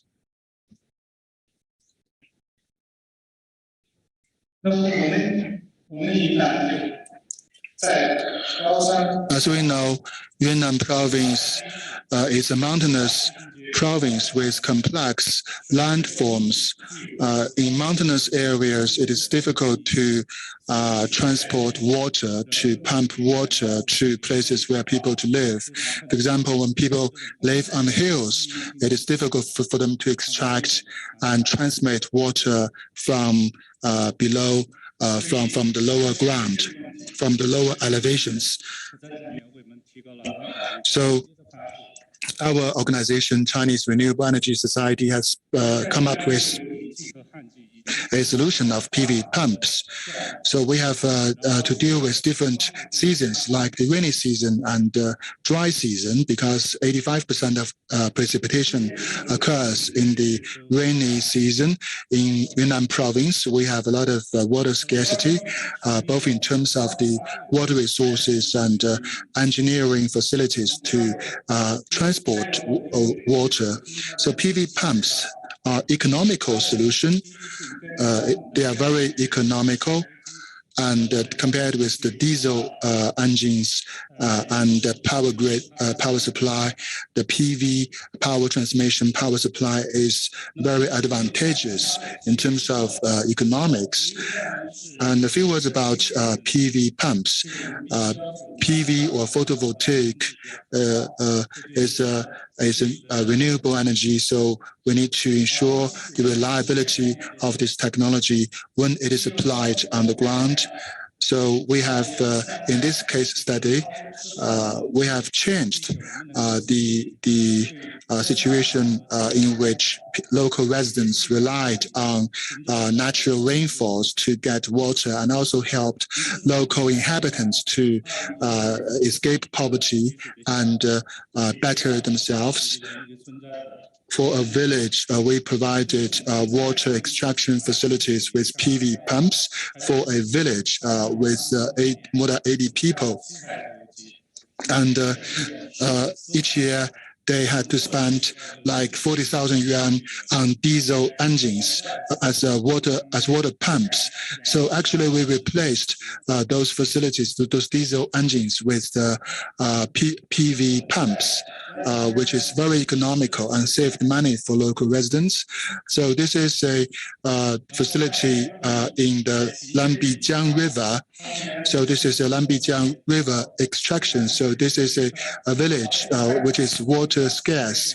So for local residents to build a house, they have to prepare water in advance of 2 years. And all the water was taken from this little pond, and it took about more than 1 million to construct the water extraction and pumping facilities, but it only took us about 600,000 yuan, which is half the normal budget, to construct a PV pumping station.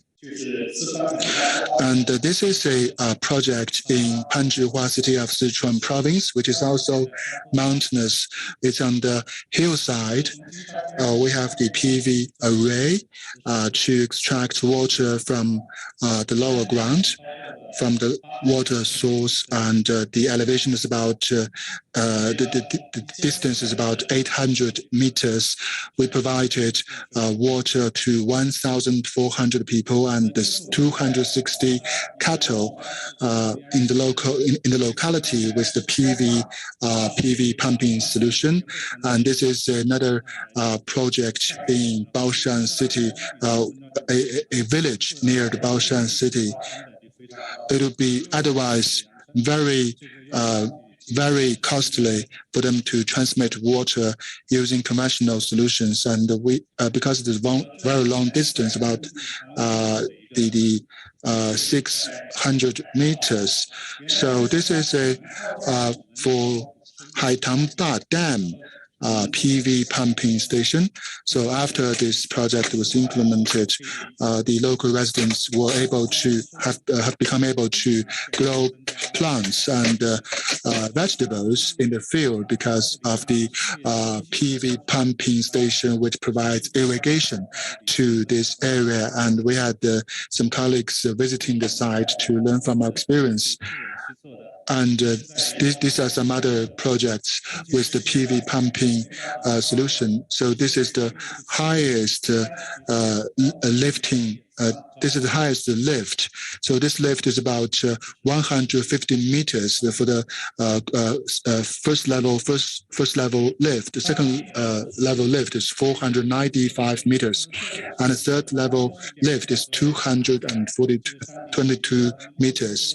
So as you can see, this pumping station provides water for 6,000 people living on the top of this hill. So this pumping station extracts water from the river or lake. So we have carried out over 300 projects with total capacity of 10 MW and creating local business revenue amounting to 1 billion yuan.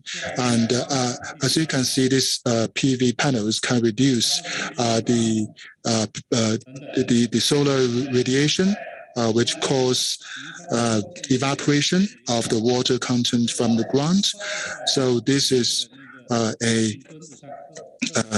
this is a tablet made by the local residents expressing their gratitude for building this PV pumping station that benefits local people and their future generations. And we have also been engaged in the industrial pollution treatment as well. So thank you very much for your attention to the PV pumping station.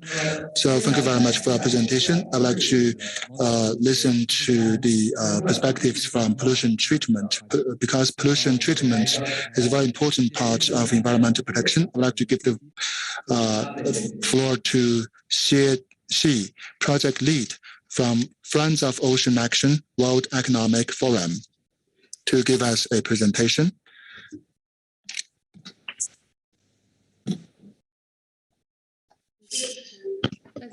Thank you.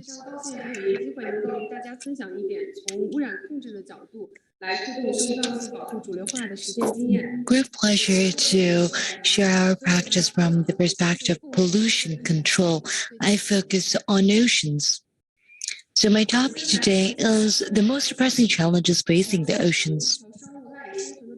The ocean defines our planet. It stabilizes our climate, absorbs much of the carbon heat we produce. However, this very planetary lifeline is being threatened, which is the consensus law. But what are the most pressing challenges? I'm sure you have a lot of different pictures in your mind. Right now, we already have a consensus reached. For example, ocean pollution, 8 million tons of plastic waste enter the ocean on a yearly basis. And also, it has achieved more and more attention around the world for how the ocean-based production system being unable to meet the demand of the population, and also for the shipping industry as the backbone of the world trade. Transport actually from ocean produce a lot of carbon emissions, and also this insufficient protection of oceans. All these challenges are equally stunting.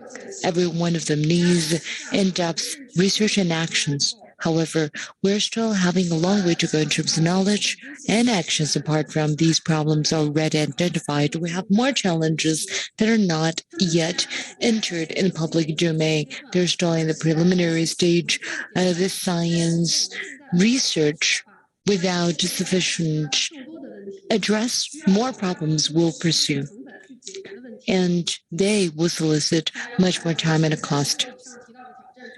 For the prevention and control of the ocean pollution, it is already one of the most well-recognized topics. NGOs have played an instrumental role in this regard, answering to the demand of the organizer. I would like to share with you what we have done, in particular from the perspective of what NGOs can do and mainstreaming. I give a brief introduction of Friends of Ocean Action. We focus on solutions relating to oceans and seas, and we focus on 5 areas, namely building a resilient ocean, creating digital ocean, nourishing billions, activating ocean finance, and uplink ocean.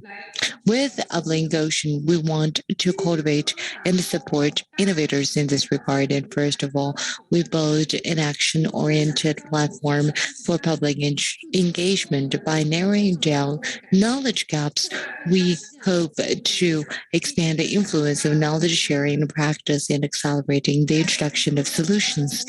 And with a collaboration with our partners, we have launched a global plastic on action partnership, which is known as GPAP, which addresses the source of pollution.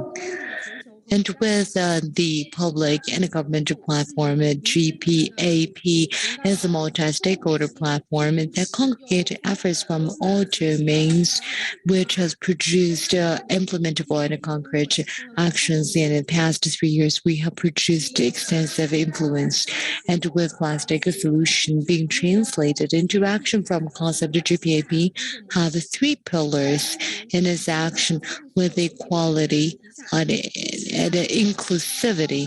We congregate all stakeholders for dialogues. And the second, we produce new insights and action roadmaps. The third, we provide strategic financing for high potential solutions so that these proposals can truly be commercially viable. In this way, we can provide knowledge, resources, and impact to eliminate plastic pollution. We build platforms in multiple countries, including India, Indonesia, and the Philippines. Nationwide roadmaps have been rolled out, which have produced implementable and practical recommendations for the elimination of ocean pollution from the source. And we have 6 impact areas. First is the identification of policy areas which produce the policy environment needed for the actions. The second is to unlock potentials and facilitating financing. And the third is to build more sustainable relationships between producers and consumers by transforming consumer behaviors and fourth, boosting innovation. The fifth, metrics of harmonization of data analytics. And sixth would be the promotion of inclusivity and embracing diversity. And these action areas and impact areas are precisely where NGOs can exert influence, especially for the challenges that well identified. And on addressing challenges about diversity, these are the entry points that we have recognized. Each one of them need different actions. Some focus on public awareness raising on the front end, some on baseline and data analytics, and some on actions. But the one commonality is the multi-stakeholder collaboration and a partnership, which can be the cohesion and cohesive energy that is needed to accelerate efforts in relevant areas. Thank you very much, Ms. Shi. Now let's hear a story about rivers. Now let's give the floor to Mr. Liu Chen from the River Watcher Foundation. And Mr. Liu is the Secretary General of RF, and he will share with us a case study about how rivers are protected. Welcome. Good afternoon. I'm with the River Watch. My name is Liu Xiang. Great pleasure to be here. I'd like to thank CPF for the invitation. River Watch started in Xiang River in 2011. What we do is very simple. We mobilize volunteers related to rivers, and we utilize the spare time that we have on weekend to look at where pollution can be spotted along the river and to become whistleblowers utilizing public forums such as Weibo.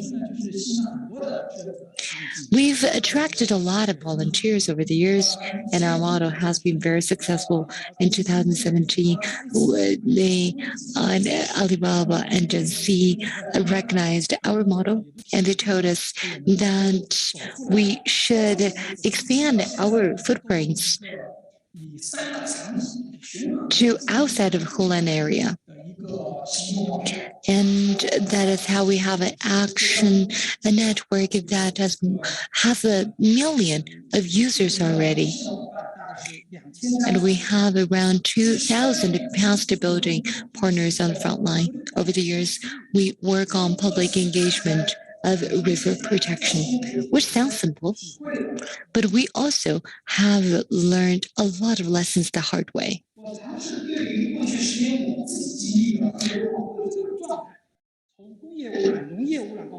Industrial, agriculture, and municipal pollution was precisely where I could draw lessons to share today. As more fishing utilized electrocution, we had to move our attention from industries to agriculture. Now we focus on the waste in rivers, damages to fencing, and municipal waste. In this process, we realized that river is being polluted. We also are very glad to see that public engagement has involved. In the beginning, we had to dial hotlines, but now we have a whole network for cleaning riverbanks. After 2017, we had a new challenge, which was how to have capacity building for so many volunteers with just a very small team as full-time staff. Now we have both new platforms utilizing platforms, for example, Alipay and WeChat, to provide more knowledge sharing. And one example is Alipay platform. We bring volunteers to riverside to monitor rivers.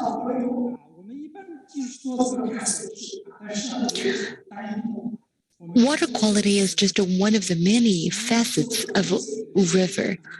For black and odorous water bodies, we realized there lacks professional and objective standards. MEE defines black and odorous water by as long as the public think is black and smelly. It would fulfill the criteria as black and odorous water body.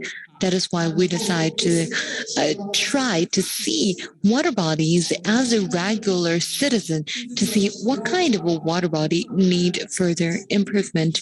We launched 5 perspectives and 12 metrics. When the volunteers get to the river, they simply open the application and use these metrics, and they would know whether the river could be evaluated and assessed as the black and odorous water body.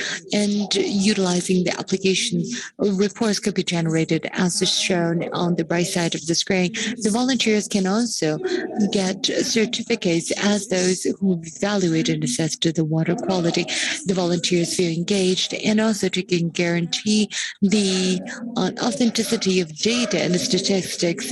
At midnight every day, we receive a lot of photos taken by volunteers, which are photos of the rivers, and we have an AI algorithm that verifies the authenticity of the pictures on the back end. I would like to share with you the perspective of the public. The report is not as professional, however, is definitely mainstream and public enough.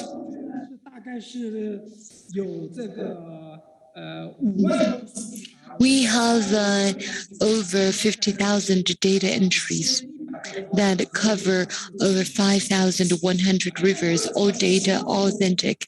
Most uploaders are born after 1990, so the Y generation, and over 40% are under the age of 24 because they are the digital natives that love to use social media. 72% rivers are assessed to be healthy, 51% are muddy or not clear enough. Over 40% have been spotted with waste and garbage.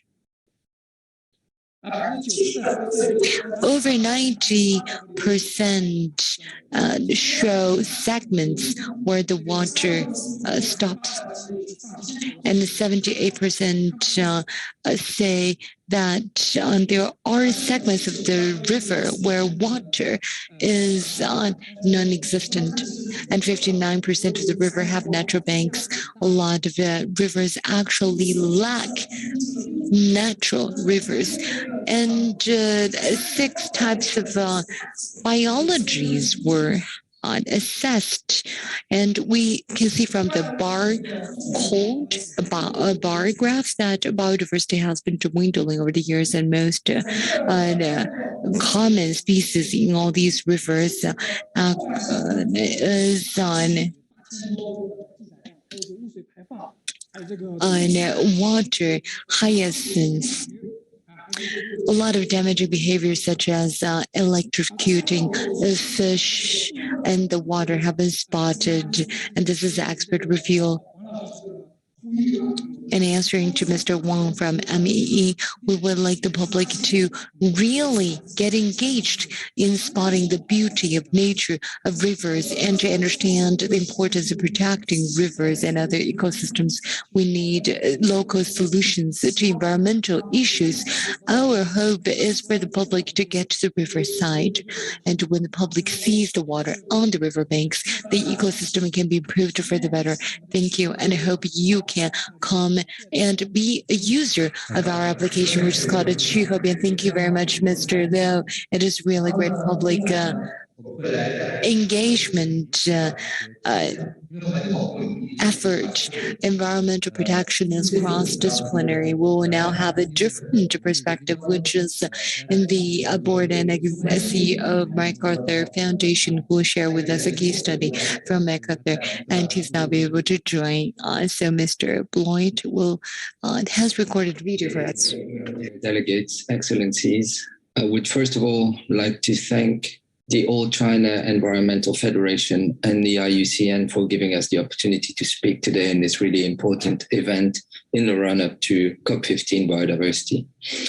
We know it's a very difficult situation for the environment and biodiversity in general, with about 60% of all animal species having been lost since the 70s, according to the World Economic Forum, and 90% of biodiversity loss being a result of our extractive economy, as highlighted by the International Resource Panel. More than half of global GDP depends on natural ecosystems, and all of the above, all of what I've just said, has a root cause, which is our take, make, and waste linear economy. So in this context, what can the circular economy do? Well, it is clear that we need to transform the way we make and use products and grow our food, and leading scientific organizations, such as the IPBS, have said that only transformative change will get us to where we need to be, which is another way of saying if we only rely on conservation measures and do not challenge business as usual, the situation will not be able to progress. So today, we are in a run-up to a very important biodiversity discussion in the context of the post-2020 global biodiversity framework. And the Ellen MacArthur Foundation has launched recently at the IUCN Congress in Marseille, early September, a new report called The Nature Imperative: How Can Nature Tackle Biodiversity Loss? And this is relying really on the three fundamental principles of the circular economy. The first one being the elimination of waste and pollution to reduce threats to biodiversity, which entails reducing the toxicity in the materials, but also looking at what type of products that we put on the market. And plastics is a very good example of that, because of course, the plastic pollution has a massive impact on ecosystems. Can we look for other alternatives? Can we go for reuse? Can we put polymers that actually do degrade in the environment without harming it and can regenerate it? That's the first principle. The second one is about keeping products and materials in use, which is very straightforward, because you understand that if you don't waste the products, you don't need to replace them. Therefore, you displace the need for additional extraction. And that works across a variety of sectors, from textiles to built environment. Can we increase the durability of our goods? Can we make sure we can repurpose them? Can we, rather than demolish a building to build a new one, can we keep the structure, identify the materials, and make sure that all of the embedded materials, energy is retained, so that we don't have to produce new ones and rely on virgin materials? The third principle is about regeneration of natural systems in order to enable biodiversity to thrive. And that's about closing nutrient loops, making sure the right materials and nutrients and byproducts go back to the soil so that can help regenerate ecosystems. But of course, that has an infrastructural component as well, because we need to have the right collection systems in place in cities to take the organic byproducts and feed them back to the field. So it is a system solution, really. And the circular economy is an integrated framework. We can see this in a triple lens as well. It's about feedstocks, it's about process and it's about business model. So feedstocks is what we put on the market, both the nature and the volume of it. Are the products and materials we use fit for circularity? Can they be either repurposed and reused, or can they go back safely to the ecosystems they come from? The second one is about process, and that includes design. Are we going to, like in the example I mentioned about the built environment, look at our products as material banks? If we create a building, can we identify the materials? Do we know where they are? Do we plan ahead for repurposing of those materials and upgrade instead of having to demolish and rebuild every time we have a new need for a new use? And then, of course, in the conjunction of these systems, there is the business model element, which is very important. We need to allow to have the access to the service without necessarily relying on more assets. So can a vehicle have multiple users? Can it be shared through digital platforms? All of these things contribute to reducing the impact on ecosystems because they reduce the need for virgin materials, and also they reduce the amount of available land that we need in order to either extract or dispose of the single-use products and the throwaway consequences of our linear model. So in order to enact this change, there's a variety of enabling strategies that business and policymakers can roll out. And the time is right at the moment to look at embedding biodiversity targets, for instance, in the COVID-19 recovery plans. Circular economy has to be recognized as a mechanism to tackle biodiversity loss. And there are pockets of this happening, but it's still very embryonic. So looking at, for instance, the resolution adopted at UNEA 4 on innovative pathways for sustainable consumption and production about SDG 12, it is clear that circular economy is mentioned as a key mechanism, but there is no necessary biodiversity conjunction being made yet. So all of these things have to be put clearly by policymakers on the map. It's about creating the enabling conditions for circular economy at national level. And of course, China is on the front foot when it comes to that, with the promotion law adopted in 2008 and the recent circular economy component of the 14th five-year plan having been released. And it is very promising and conducive to the advent of an ecological civilization. From the business side of things, it's about assessing the biodiversity impacts and dependencies and the need to set science-based targets as well. It's about identifying the circular economy opportunities that both present opportunities when it comes to reducing costs of materials and energy, but also reducing the impact on the environment, which is going to be more and more scrutinized by investors and policymakers, because of course, we know that non-financial reporting and the disclosure of environmental impact is becoming a massive trend and something that will not go away. Collaboration across value chains is, of course, extremely important. So allow me to conclude here and to say that we really need to push the biodiversity element, just like we did it for climate. Circular economy has a role to play in both, because it is a system shift that relies on an economy that can prosper within planetary boundaries. I wish you every success in this very important conference, and hopefully we'll see you in Kunming in April by the time the actual COP15 happens. Thank you. Thank you very much. The executive lead from the MacArthur Foundation. The last is the last presentation from the China Chain Store and Franchise Association, Sustainable Consumption and Biodiversity Protection. Let's welcome Ms. Wang Wenhua. I'm Wang Wenhua. Thank you very much for inviting me to today's NGO forum, and as a delegate from the China Chain Store Franchise Association, as an observer delegate to this forum, I would like to give you a presentation on how green consumption promotes biodiversity and also the actions and explorations from the chain store and franchise business. So a few words about China chain store and franchise operation, which was established in 1997. And by the end of 2020, we had more than 1,200 member organizations or companies covering online and offline retail stores, retail chain stores, which are included under our umbrella. And for the chain store and retail business, we have a lot of influence in this business.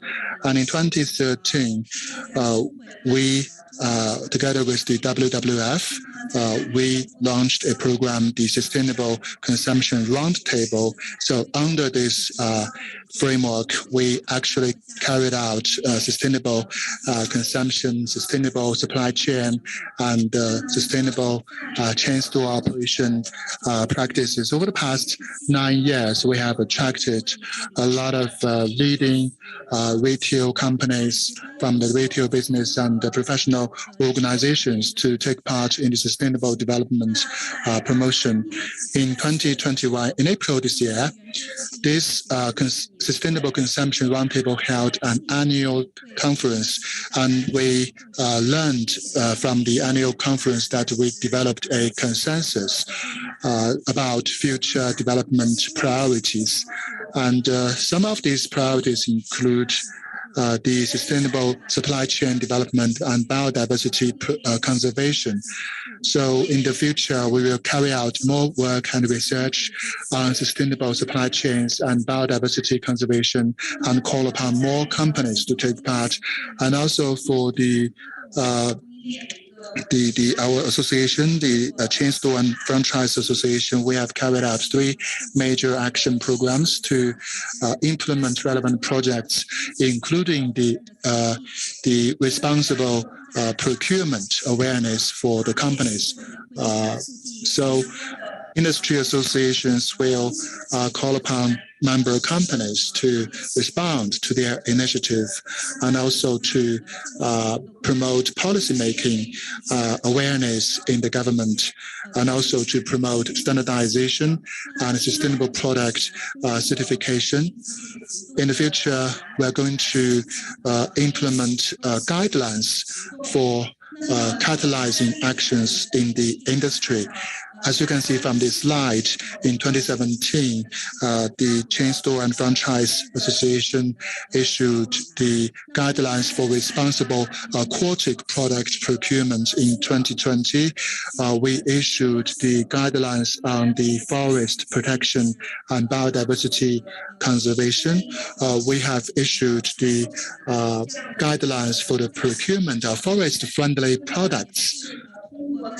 So by issuing those guidelines, we have worked together with WWF and the CPP to bring about more actions for biodiversity conservation among our member companies. And our association has been actively working with green suppliers in various sectors. So first of all, we will increase the proportion of the certified procurement activities, and also to enhance public communication and awareness programs and increase the influence of some companies which do a good job in this regard. And since 2013, we have issued the CCFA, the franchise brands and green product case studies collection. So over the past years, more and more retail companies have been taking action to promote the biodiversity conservation, like Metro. Metro is a chain supermarket. So it mentioned in the 2022 procurement objectives to reduce plastic pollution and increase biodiversity conservation. And also it can be learned from the report that in their procurement policy, it is stipulated that the suppliers must make commitments not to commit deforestation. So we have seen that some member companies have joined us in taking actions to greenize their supply chains and avoid environmental damages. And in the past, we have been also trying to carry out sustainable consumption programs and sustainable awareness week among the consumers. So we're trying to persuade consumers to avoid waste in their day-to-day activities and daily consumption to help promote communication among consumers, like the forest-friendly consumption guidelines. That's a consumer education tool. We have focused on consumer awareness on the topic of forest protection. And lastly, we have also worked with the Economic and Social Commission for Asia and the Pacific of the United Nations in launching a program of closing the loop to prevent ocean plastic pollution. So the plastics were collected from the ocean to be made into artistic works for an exhibition. So we will have an exhibition at this hotel. So if you are interested, you can also pay a visit to our exhibition. This exhibition features the artworks made of plastic waste collected from the ocean. So lastly, everybody is responsible for caring for nature. So let's work together and communicate with one another and join hands for sustainable actions and biodiversity conservation. Thank you very much. Thank you very much for your presentation. And that's all for this part. We have listened to 8 speakers from the 4 countries. We have more stakeholders from government and companies to share with us broader perspectives. I'll turn over moderation to Mr. Wang Shengyi now.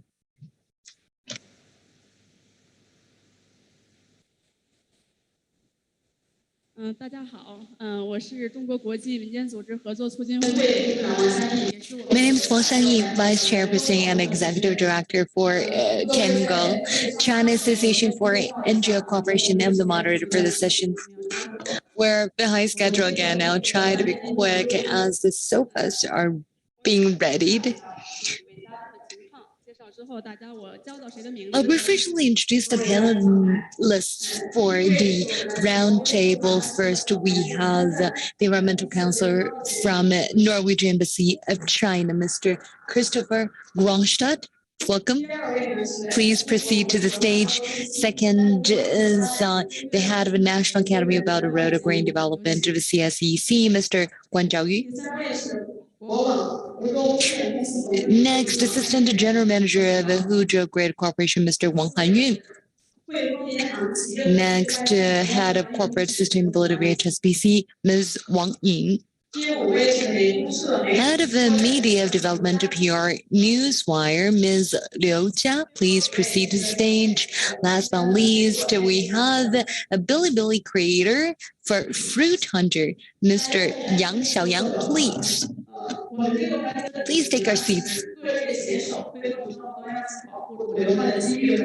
Opportunities and challenges of mainstreaming biodiversity is the topic of the roundtable this morning. We already talked about expectations of an NGO in this regard, how environmental NGOs should build consensus and mobilize different sectors as well as the public sector for the mainstreaming efforts. I'm just going to answer to the call of Mr. Liu. We have government, private sector, investment agencies, and also on the media representatives here. I am here on behalf of NGO to say we have 2 rounds for each panelist. The first round is self-introduction and sales.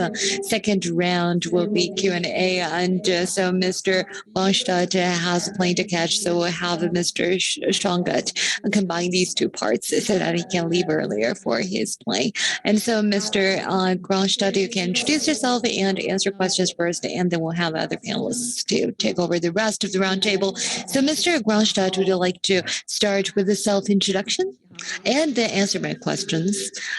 Questions is, as you know, environmental protection Norway has always been exemplary. Salmon is also very famous. So I want to know on biodiversity conservation, what are the pioneering advanced concepts from Norway? We look forward to your sharing. Thank you. Thank you so much for the kind words and the warm welcome. To start with the last, I think Norway, like any other party to the CBD, has a lot of work to do at home. In fact, we are at the moment having some political parties in consultations to establish the new government of Norway after recent elections. And I do think that the balance between sustainable use of natural resources and the protection of nature is one of the very hot topics in those discussions. Myself, I work, as you said, at the Norwegian Embassy in Beijing, where I have the pleasure to oversee the climate and environment cooperation between China and Norway. And I thank you so much for this opportunity to travel out. I think many of those of us who are based in Beijing realize when we come out here and we learn from all the impressive action that we would actually be better at our job if we traveled more frequently to the provinces. Do you want me to start already on what Norway is doing on the mainstreaming and the inclusion of environmental NGOs? So I have 3 points that I want to touch upon. On the first one, I have promised our chief negotiator for the CBD to mention our Nature Diversity Act. This went into force in 2009, and it is our main instrument to implement the CBD in Norway, but also our main instrument to ensure mainstreaming across all levels of government and across all the different ministries that are relevant for this.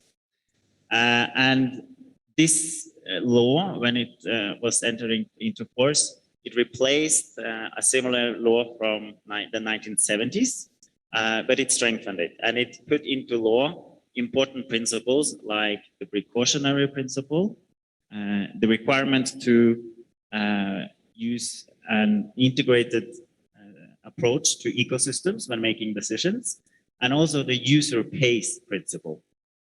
So if in Norway, if you want to start a project and it requires protective measures to the ecosystem, it is the project owner, be it public or be it private, that has to cover the costs, the environmental costs related to this. And I think that is a very important part of nature protection. Should I just continue? Okay. The second part I wanted to talk about is how we work with civil society. And Norway has a very rich civil society, and we have some very critical environment NGOs. And they work on the local level, they work on the national level, and some of you know them from the international level as well. They are taking part in formal consultations that they are invited to by the government, by the parliament, and so on. And they also work in more informal channels.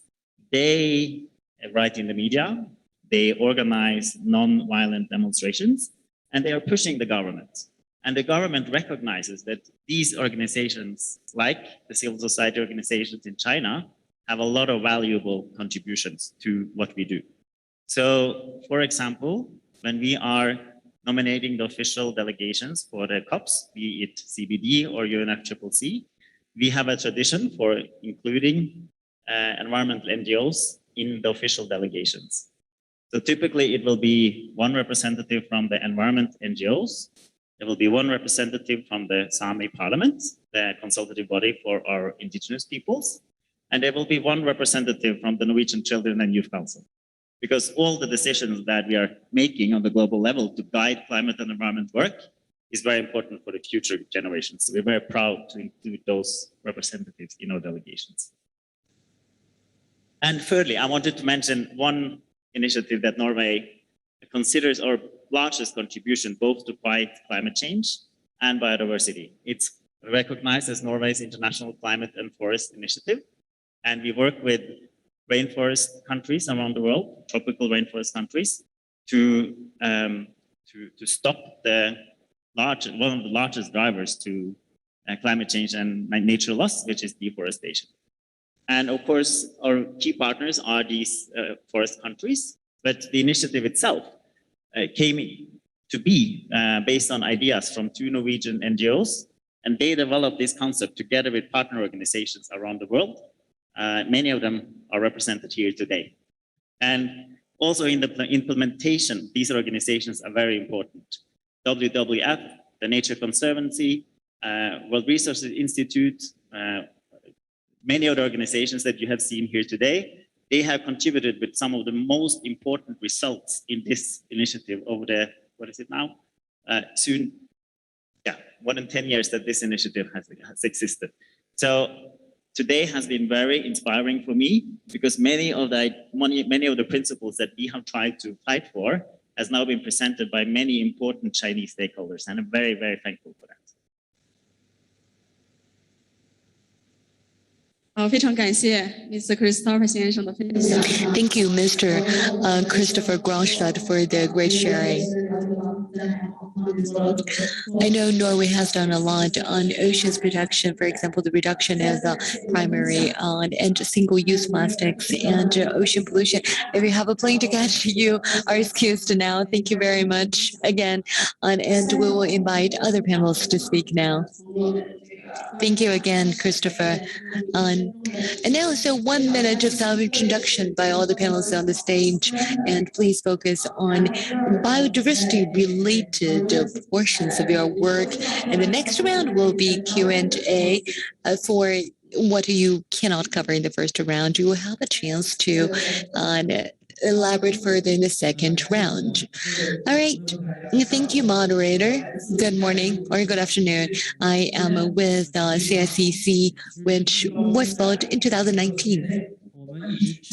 We're over 2 years old. We've been dedicated to green development along Belt and Road, in particular greening international cooperation, give it research or going global actions such as diplomatic activities. This has always been our focus. This afternoon, we're one of the co-organizers as green development and biodiversity become the focal point of the entire society. It is also my hope that our academy can further discussions with all of you and make our due contributions to the conservation of biodiversity at greater scale. Thank you, Mr. Huang. The biggest seller or retailer of electricity and with a state grid by the Huzhou branch. And with Huzhou, where exactly the slogan of the President Xi, green mountains and waters are gold mountains and silver waters. I am also the founder of the Yangtze River Delta Carbon Sink Foundation, one of the co-founders. The earlier panels already shared a lot about the Sustainable Energy Association and the Belt and Road Initiative's efforts on the power sector. We know power sector is one of the traditional sectors. President Xi has mentioned several things. First is new energy-based, a new power system, and a new state grid featuring renewables. These two news actually are a lot of pressures for us, but I will elaborate further in the second round.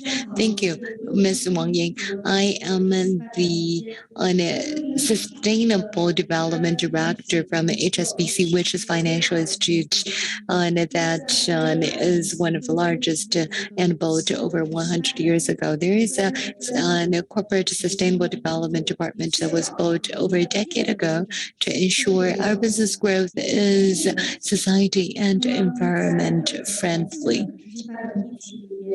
Among all environmental agenda, biodiversity conservation is one of the most key topics. Also, what we have been endeavoring in the past decades to pursue. It is a great honor to be invited to the NGO forum. I look forward to talking more about what HSBC has done on biodiversity next to Ms. Liu Jia. Thank you, moderator. Good afternoon. I'm with PR Newswire, the head of the media and development. PR Newswire is one of the largest news agencies in the world, from user profile, publication, media monitoring. A Newswire really connects every step of the industry chain. Since 1954, we have a history of 67 years with operations in 167 countries, covering over 40 languages. With our own channels, PR Newswire promulgates a lot of sustainable concepts and biodiversity stories. In the next session, we will share with you more stories of media people and insights. Thank you, Ms. Liu and Mr. Yang. I am the fruit hunter. Probably you don't know what it is. So basically, I travel around the world looking for fruits. It's a really fun job. I've already tried more than 1,000 types of fruit. Count how many types you've tried. What we do now is the fruit media. We have deep dives about fruits so everybody can appreciate fruits. So we present the beauty of fruits. That's what we do. We've done documentaries, for example, Fruit Hunter, Mr. Liu Xiaoyang. And so people understand the Chinese fruits and to increase the Chinese confidence in fruits. And for fruits that you don't know, you're welcome to let me know and ask me about them. Thank you. Thanks a lot for the first round of introduction. Now, one question to each and every of you, and you have 4 minutes to answer your questions. So, Mr. Guan, Belt and Road has been the buzzword in the past few years, and a BRGD has done a lot in that regard. What about biodiversity? What is the relationship with the Belt and Road Initiative, and what about the new type of Chinese think tanks in this process? Thank you. So I'll be brief and control time. As for the biodiversity or biodiversity conservation, it is a fundamental question related to human survival and development. We stress the importance of biological security to national security. So we need to balance development with security. So this is a major shift in policymakers' attention. So we have also noticed that our friends from the industry have also expressed their concerns for security, which is a very important aspect of policymaking in the future. As for biodiversity conservation, it is difficult because it involves multi-country cooperation, and it is a very complex issue. It involves cross-national coordination. So a main topic is internationalization. So it involves the joint consultation between countries to seek a common solution. So it is actually a global coordination effort, and the result will be shared globally. So consultation, joint development, and shared results. So in this regard, the biodiversity conservation coincides with China's BRI project, or Belt and Road Initiative. Over the past years, we have seen the growing importance of climate change in the policy agenda, and we see it in our everyday life more and more, and all countries are focused on green development, and so does our research institute. So there is a lot of overlaps, and President Xi Jinping called for high quality development going forward, and green development is a key aspect. When we put forth the BRI project in 2013, we listed some fragilities for the development development of the Belt and Road Initiative, or BRI. So now the BRI has been developed in many parts of the world, especially in the developing world. And those developing countries are especially vulnerable in terms of biodiversity. So we need to foster more strengths, unite more strengths to protect the ecosystems and biodiversity. And also for the think tanks can play a pivotal role in biodiversity conservation. After the third plenum of the 18th CPC National Congress, the Central Committee, we have attached more importance to the role of think tanks. So first of all, going forward, the think tanks can provide recommendations and policy advice, provide some frameworks for things like biodiversity conservation. And also, we think that the biodiversity is very important. However, we still need to carry out public awareness programs. We have carried out a lot of work. However, we will still hear some voices that demonize China. So the think tanks need to communicate and respond to those questions and criticisms. Universities, think tanks can provide professionals. So for biodiversity concerns the various aspects of the society, and we need to provide the professionals. So the think tanks can play an educational role in facilitating biodiversity conservation. There's a long way to go, and at this moment, think tanks may also play a pivotal role in biodiversity conservation. Thank you very much. Thank you, Mr. Guang, for giving us the insights on the BRI and biodiversity conservation and the role of think tanks in bridging gaps between academic research and the communication. And next question goes to Mr. Wang. And Mr. Wang, you mentioned a place, Zhou Prefecture in Zhejiang Province. It is a very beautiful place, and you are from the power company. So, as a power company, how do you participate in biodiversity conservation, and how do you promote man and nature harmony? So after listening to Mr. Xu's remarks, I think you actually from the think tank. So you provide policy advice, and we are at the implementation side.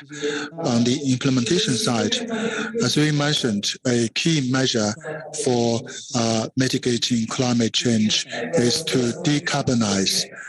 And we have seen a lot of news about the power shortages, the power outages in China due to some issues that don't elaborate. So actually, electric power is a very important sector and has many implications.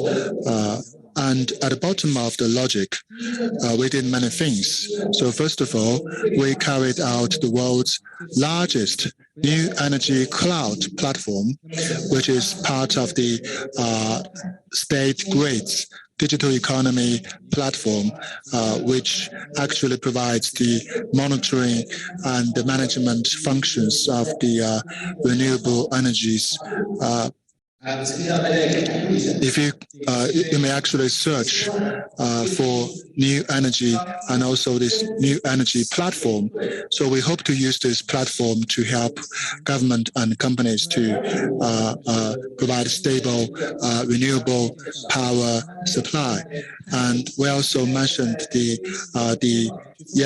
Yangtze River Carbon Sink Fund. So this fund was established last year for carbon sink So in our specific work, we need to face more specific and grassroots work. So we established this fund with the goal of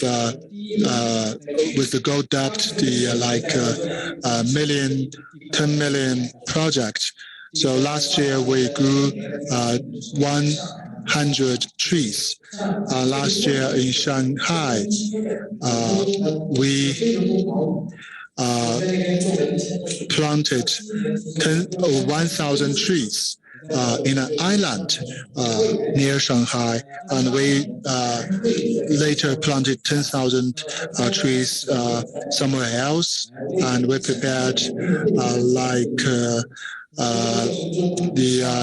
more than 10 hectares of land for planting trees in the run-up to the Asian Games. So we actually wish to contribute to biodiversity protection by planting trees. So we have those from 100 to 1,000 and 10,000 tree planting program. Thank you very much. And I really look forward to the function of your carbon sink fund. And now I would like to give the floor to Wang Ying, Head of Corporate Sustainability, HSBC. HSBC has, over the past 3 decades, has carried out a lot of programs in environmental protection across China. So I would like to ask you, so as an international investment institution, how do you participate in biodiversity conservation? So more than 40% of the world's economic activity depends on the availability of natural resources, and most of the economic activities are supported in some ways by financial institutions. So financial institutions must develop an action plan which is vital to biodiversity conservation. I believe that financial institutions can work in the following 3 areas. So first of all, financial institutions should include biodiversity into the risk management of investment and finance activities. When providing a loan, the financial institutions need to assess the risk of this investment. And there are different dimensions of risk. For instance, the impact on biodiversity. If we consider biodiversity, we can prevent money from flowing into projects that undercut biodiversity. So financial institutions need to incorporate the biodiversity dimension in the risk management of their investment and financing programs. For HSBC, since 2003, we have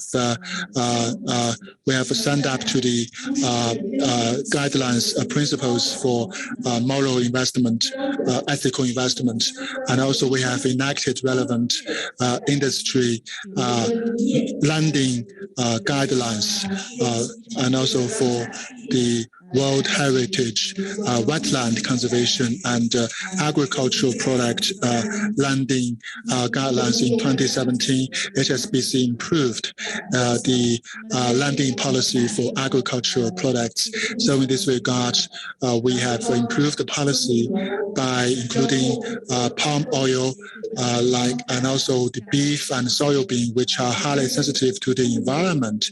So for palm oil, we require all the clients engaged in the trade and the processing of palm oil to have 100% SPO certification and comply with all the rules, environmental rules. And all those customers which cannot meet those rules or comply with the rules will be withdrawn from our list, from our client list.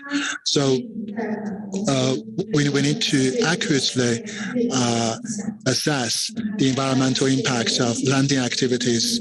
To do so, we have developed a host of instruments to have swift and accurate evaluation of the customer's impact on biodiversity. In the risk management department, we have established a position called the sustainability risk manager to restrict our lending money to flow into projects that damage biodiversity.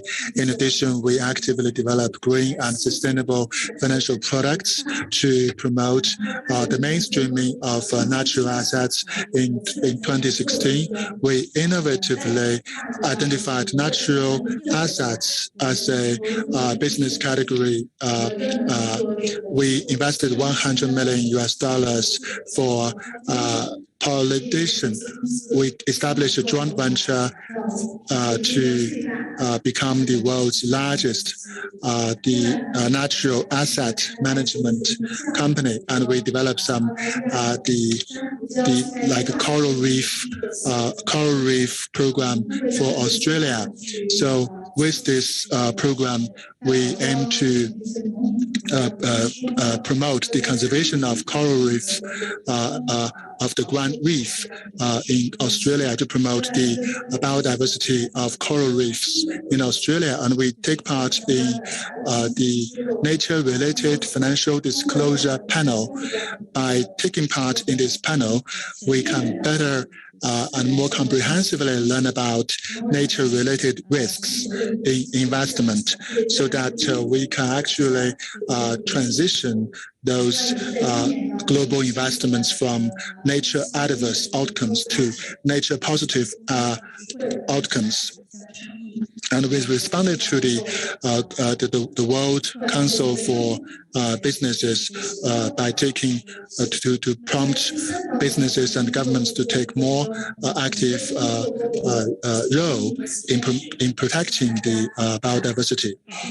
So we hope that you can also the philanthropists and charity foundations will also focus on the biodiversity conservation, so that in some areas where businesses have no interest, those governments and the civil organizations and research institutions, we can leverage their resources and also come up with innovative solutions to tackle those problems. So over the past 20 years, we have donated about $400 million to support environmental organizations around the world, to support public welfare programs with 300 million yuan invested in mainland China for such purposes. We have worked with excellent environmental organizations in China, from forest, freshwater, biodiversity, public participation, policy guidance. We have developed a group of innovative public welfare, public interest programs, and also we have set a lot of good examples in protecting the nature. So these are some of the examples where the businesses can play a part. So thank you very much for your presentation, for your remarks, that investment institutions can do a lot of things aside from making investments for commercial purposes. Let's welcome Ms. Liu Jia. PR Newswire is an international platform that connects to media and press agencies across the world. What do you think the media can do to promote biodiversity? Thank you. There are the 2 carbon goals and the call from the government also on sustainability. We can answer those calls. A while ago, we just launched a salon that was about 30 people strong. Due to the pandemic control, we could only have that scale. We had energy enterprises, multinationals, etc. It was a closed-door salon where people really voiced their opinions, exhibiting their understanding of CSR. We publish news. We've also realized from January to June of 2021, topics of sustainability and 2 carbon goals really increased every month, which is also a testament to increasing the attention of the public on biodiversity.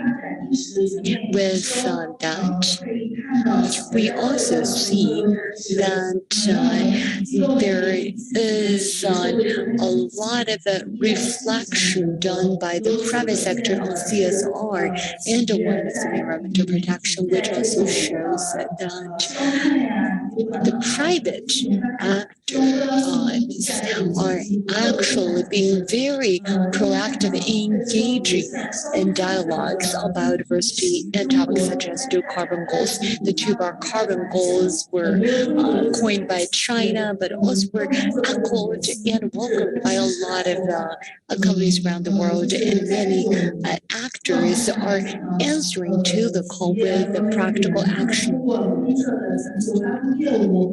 And through PR newswire, a lot of actors here in China, including media actors, are showing to the outside world corporate responsibilities of their own. I think that is a very good practice. So I really hope more media people can focus on sustainability and other environmental topics and truly make our due contributions. Thank you very much. Ms. Liu, media are an important window for the public to understand environmental protection and biodiversity.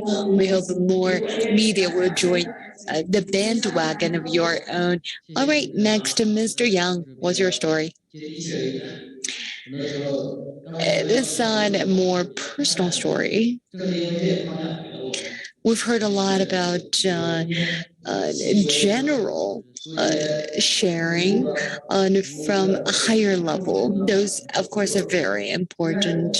But I want to share my story on how I moved from general plants to fruits. Well, as I wrote stories about plants, I realized lots of people were interested in rare fruits.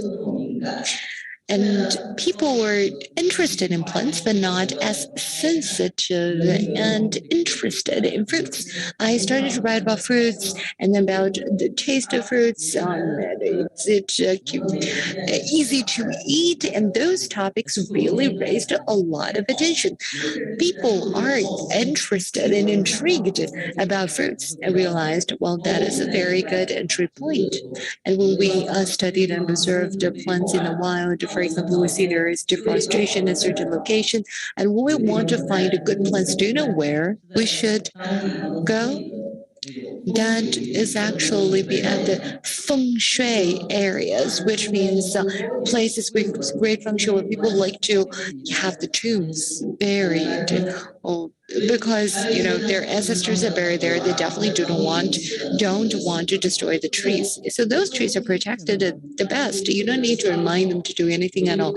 They voluntarily and actively protect those trees and plants. And they realized, instead of yelling at the public to protect the animals and the plants, instead, we should raise their awareness. And fruits could be just the very link between man and nature. So I started to deep dive into fruits. I started to look at fruits across the world, took photos, videos, wrote stories, and people understood how beautiful the fruit world is. You probably don't know how many varieties of fruits there are. You probably only know mangosteen as one fruit. Do you know there are 400 types of mangosteen? You probably only tried one of the 400. And the flavors are beyond your imagination. And those genetics and those biodiversity, once lost, will never be regained. You will never taste the flavor after it goes extinct. So when we tell the public about these fruits that they really want to try and start to explore into the rich world of fruit species, there is a lot of misconception about fruits. Some people don't like certain fruits just because they missed out on the best bits of that fruit. For example, if you don't like apple or pear, and then you realize, oh, there is a special kind of a pear that you actually like. There are over 8,000 pear species in China. Has 3,000. For example, Xi'an, there are over 1,000. It's a huge universe of fruits that you probably only know at the tip of the iceberg. You only know the fruits being sold by the fruit sellers and vendors. Our knowledge of fruit is very limited, and the same about our knowledge of plants and of biodiversity at large. So what I do is to narrow down the scope and to zero in on just fruits. And people's attention on fruits could gradually expand to other plants and biodiversity. So this is my dream. Fruits are sweet. And I hope the seed of the fruit seeds could be planted in everyone's heart, and one day it will grow into forests of biodiversity. Thank you. Thank you, Mr. Yang Xiaoyang, for the beautiful sharing. Climate change or biodiversity must come down to links to individuals. I like that link of fruits. We eat fruits every day, but our knowledge is far from enough. With your platform, I really hope that the awareness of biodiversity, at least the curiosity, could be raised so more hands will be on the deck of biodiversity conservation. Thank you very much. That concludes the roundtable of this round. Thanks. Next is the publication session, and we will now give the floor to Chen Hong, Vice Chairperson and the Secretary General of ACEF, to the stage for the publication.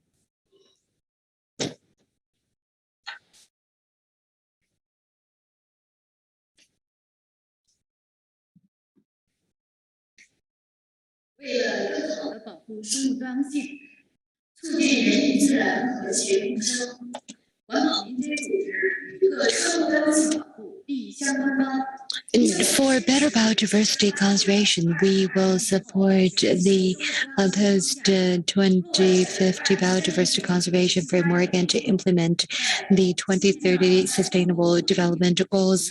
Here in Kunming, we are hosting the NGO Forum of COP15 in Kunming, Yunnan, and consensus has been reached. There are 12 items to the consensus. With the interest of time, I'm not going to read one after another. Please scan the QR code for the full text of the consensus. In total, there are 52. The joint statement will also be shared on social media later. That is the Environmental NGOs joint statement on biodiversity conservation mainstreaming. This consensus that is the thematic forum for mainstreaming biodiversity. Thank you for your attention and participation. Thank you.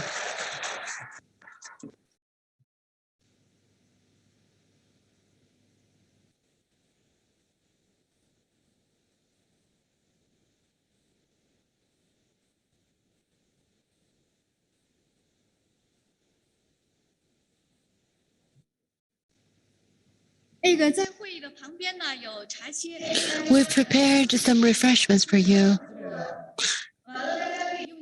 It's just outside the hall. You're welcome to enjoy the coffee break outside. We prepared some refreshments. Please come back at half an hour. Let's say on 15 minutes of a coffee break. Please come back 20 minutes before the top of the hour. Thank you.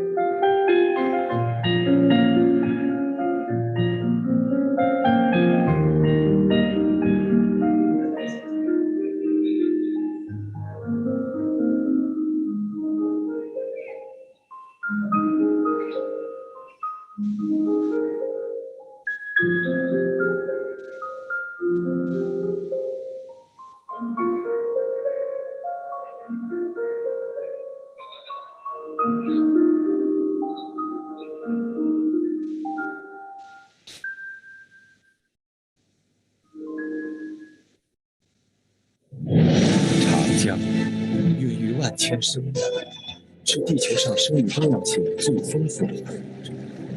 从青藏高原腹地的源头到中游湿地，再到入海口，我们讲述3个长江动物的故事。在6300公里的浩山之旅，和我们一起守护一个长江的万象生机。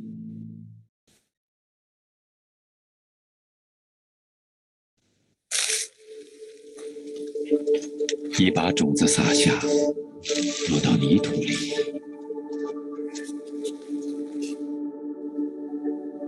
无数小草生长，长着无垠的草原。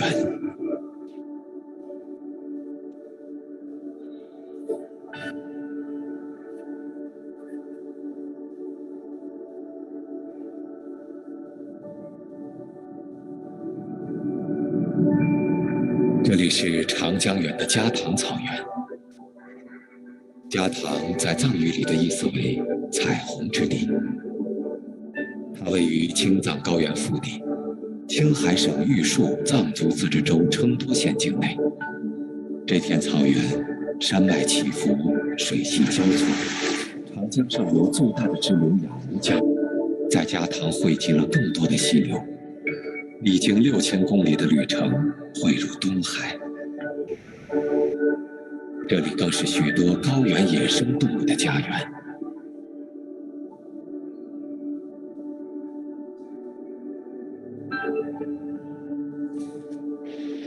牧民们千百年来在这里放牧为生，牦牛是他们重要的生计来源。在牧场不远处的一个洞穴之中，有个小家伙也住在这里，一只狼宝宝。虽然太阳已经升得老高，但它似乎还带着起床气，打量着周遭的环境。事实上，这个窝里还有他的2个兄弟。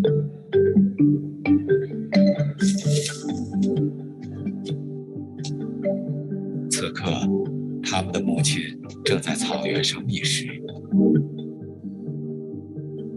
狼是加塘的顶级食肉动物，只有健康的草原供养众多食草动物，形成完整的食物链，才足以支撑狼群的生存。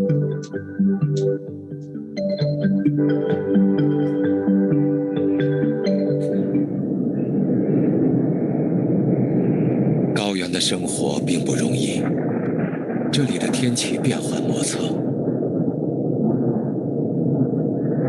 即使在夏天，一场大雨也会随时变成冰雹，夹着雪花来袭。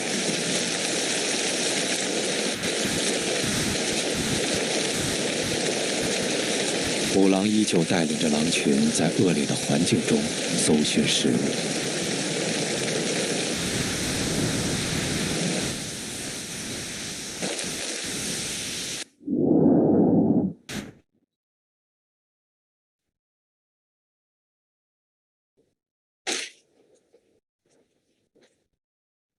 雨过天晴，草原上，一只死去的牦牛吸引来了不少高山兀鹫。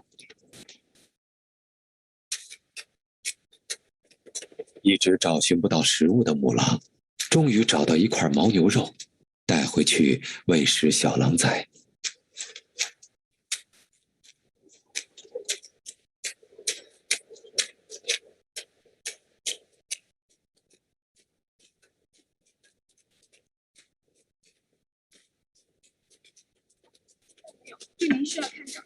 对饿了一整天的小狼来说，这实在是个好消息。青藏高原生活着中国最大的狼种群，这得益于它还保留着全球最完整、原真的生态系统。但由于人口和牲畜增长带来的环境压力和资源消耗，以及过去对野生动物的猎杀，这里也面临着草原植被退化、食肉动物减少等问题，威胁着生态系统的平衡。作为这个生态系统的基石，只有草原植被得到恢复，这里的生物多样性才能更加丰富和稳定。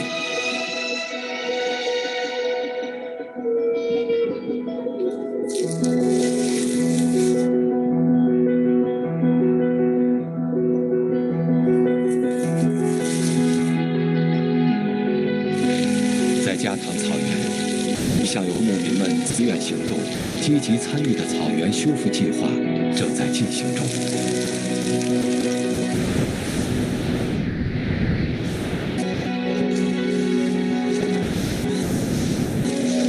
牧民们希望通过人工种草来恢复草原的健康。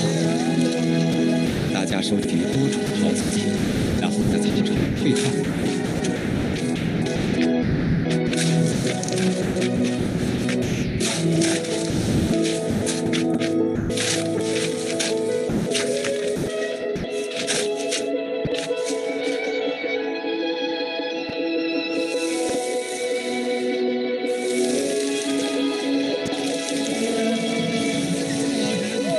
这也许是世界上海拔最高的草原修复计划。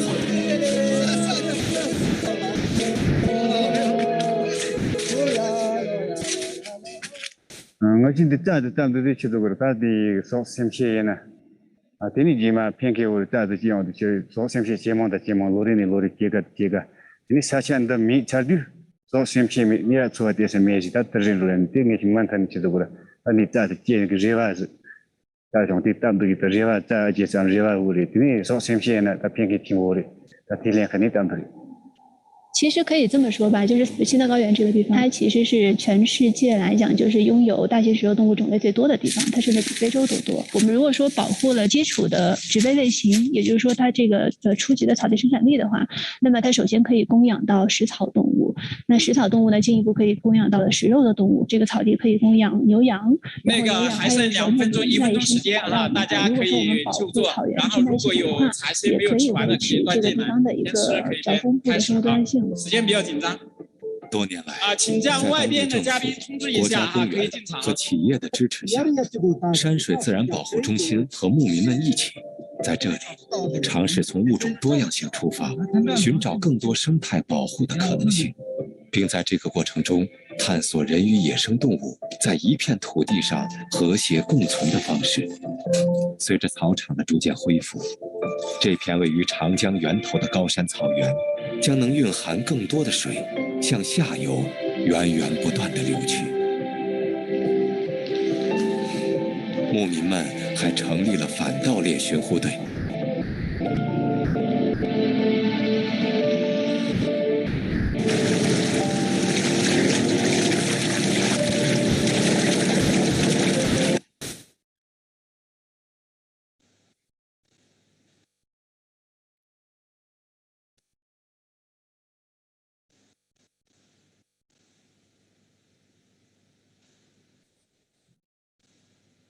各位嘉宾、各位朋友，下午好。现在 Distinguished guests, ladies and gentlemen.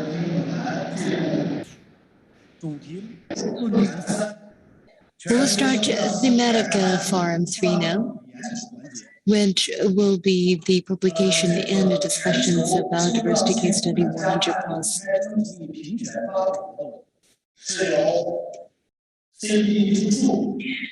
The Secretariat of CBD on Executive Secretary Committee offered the guidance, and the Paradise International Foundation and hosted the publication and organization of the biodiversity case 100+, and the Yangtze River Monitoring Office of MEE and IUCN China newspaper organization, Chinese Academy of Sciences, and the Chinese Medicine Research Center, and the client Earth, UNDP, and the microloaning grant of UNEP supported the publication of the event. And now we will give the floor to Mr. Luning, Deputy Executive Director of Executive Committee of the Office of the Executive Committee for COP15 of the MEE and Chief Negotiator of the Chinese Delegation of Secretariat, to deliver the opening speech. Welcome. Thank you, Mr. Fang. Distinguished Mr. David Cooper, I know you will join on behalf of the Secretariat very soon from Chengdu. You are also one of the major contributions to the post-2050 biodiversity framework. Ladies and gentlemen, good afternoon. Thank you for coming to the release of the Global Biodiversity Conservation Best Practice 100+ Forum. I congratulate on the convening of the thematic forum. I'd like to thank CPF and GI and the Paradise International Foundation for organizing such a publication within such a short time frame. On the COP14, the Egyptian government and the Secretariat of CBD jointly launched the Human Nature Action Initiative, hoping to demonstrate to different stakeholders on biodiversity conservation's the commitment and contributions, promoting the utilization and action of all state and non-state actors, including NGOs.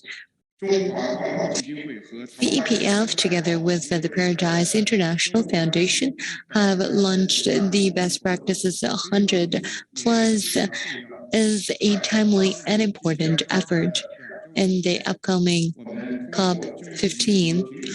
2 weeks before the commencement of COP15, we called for NGO-related biodiversity practices and models around the world to show non-state actors' endeavors and determination in this regard, which shows the implementation of the NGOs action model for biodiversity conservation, the best practice 100+, and the action is very influential.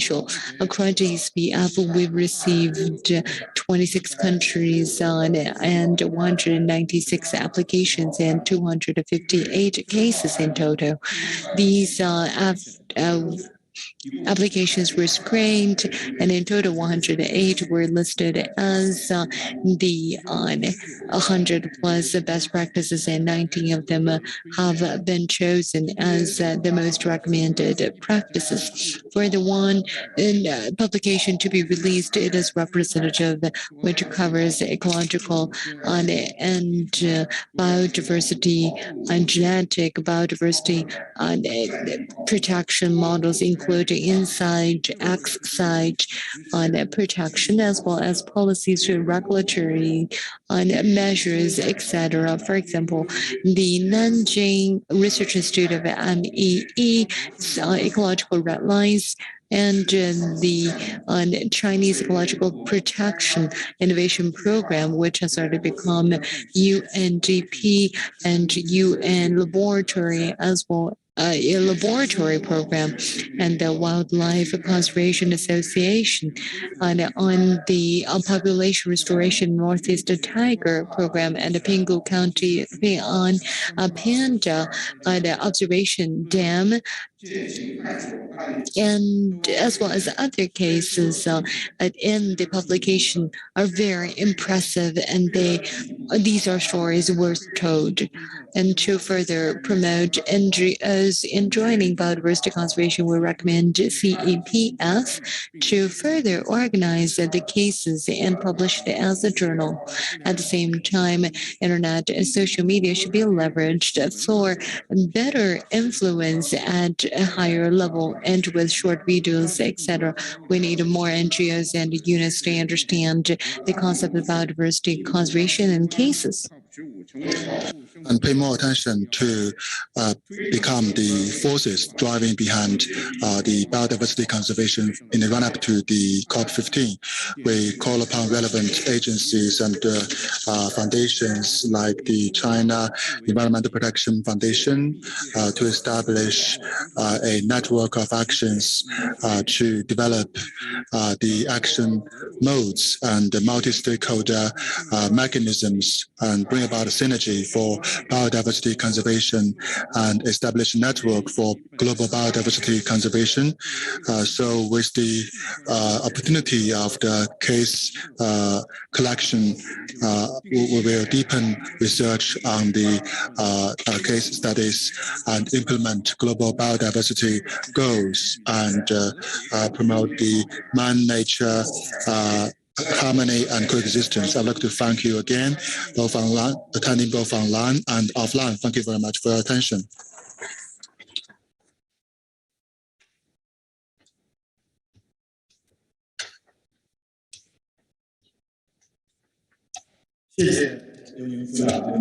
Thank you, Mr. Liu Ning, for your presentation. And I would like to give the floor to the Deputy Executive Secretary of CBD Secretariat, Mr. David Cooper, to give us a speech. Thank you very much. Can you hear me? Yes. Excellent. Please. Okay. So thank you. I'd like to start by echoing the remarks that Elizabeth Maruma, the CBD Executive Secretary, made this morning in commending the government of the People's Republic of China, particularly His Excellency Minister Huang, for enabling this important event, and also to thank the China NGO Network for International Exchanges and the China Environmental Protection Foundation and the other civil society partners for their hard work in organizing this event, this important event, just 2 weeks before the opening of COP15 in Kunming. And let me also express my thanks to my friend and colleague, Dr. Liu Ning, who just spoke. I'd also like to greet all the partners involved, and in particular those who have contributed to the initiative Global Biodiversity Conservation Best Practices 100+, which is being addressed at this session. Dear colleagues, ladies and gentlemen, as we all know, biodiversity is in perilous decline. We know this from the IPBES Global Assessment. We know this from the CBD's 5th Global Biodiversity Outlook. And in fact, we ourselves, we see many of the consequences. Human activities have significantly impacted the Earth's surface, the land, the waters, and the oceans. 1 million species are threatened with extinction. And this loss impacts us. It harms our health, it undermines food security, and it jeopardizes sustainable development. Like climate change, biodiversity loss is an existential threat. The coming decade is, in fact, our last chance to bend the curve of biodiversity loss. We must seize this chance to take the urgent actions needed to halt and reverse the loss of biodiversity, put biodiversity on a path to recovery by 2030, a path towards the 2050 vision on biodiversity of living in harmony with nature. And this is the task actually before the world community now, the task in developing an effective post-2020 global biodiversity framework and implementing that framework. This is the task of COP15 in its meeting next month and early next year. The good news is that it is possible to reverse the trends. The 5th edition of the Global Biodiversity Outlook shows that where policy measures have been put in place, they work. Where actions have been implemented, they have delivered results. For example, where fisheries have been regulated, abundance of stocks has improved. Where coordinated action has been taken to address deforestation, it's been reduced. Ecosystem restoration, when implemented effectively and with the support of local populations, has reversed decades of degradation. And the second edition of the Local Biodiversity Outlook provides further evidence that the destruction of nature can be successfully reversed by embracing the values and experience of indigenous peoples and local communities and building on their collective actions. Campaigns that provide an opportunity to showcase a wide range of best practices and positive actions for biodiversity can inspire others to safeguard, restore, and invest in biodiversity. The 100+ campaign does this. It demonstrates that efforts bring results. I'd like to congratulate all the organizations and communities recognized through the 100+ campaign, the 100+ best practices. And it is indeed interesting to note that many of them are led by local community organizations. There are also successful projects by women's organizations, NGOs, academia, government agencies, and the private sector. And we need all of these actions and actors to address the biodiversity crisis. The Sharm el-Sheikh to Kunming Action Agenda is also another opportunity to demonstrate that the effectiveness of positive actions for biodiversity. And I invite you all to make your ambitious commitments and to share those commitments through the Sharm el-Sheikh to Kunming Action Agenda. Indeed, reversing biodiversity loss requires a whole of government, whole of society approach. Non-state actors are actively involved in the development of the post-2020 Global Biodiversity Framework, and their action in the implementation of that framework will also be critical. Of course, we also need government to put in place the right public policies, the right regulations, incentives, and political direction to make this possible. As we approach COP15, I urge everyone to strengthen their efforts to shape the future of biodiversity. We must work together to build a shared future for all life on Earth. We must work together to create an ecological civilization. Thank you very much, and I wish you a very successful session.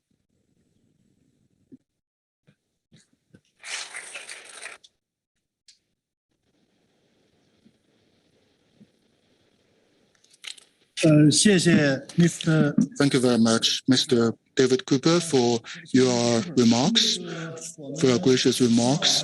And as Cooper mentioned, that there is a good news, and we hope that the CBD will give us more good news, that we can reverse the loss of biodiversity and to come up with a good and practical framework post-2020. And now I'd like to give the floor to Mr. Zhou Yiming, Deputy Director of the Yangtze River Fisheries Supervision Office, the Ministry of Agriculture and Rural Affairs. And his office is a supporting agency for our event. He has come from Shanghai specifically for this forum. Let's welcome Mr. Zhou Yiming.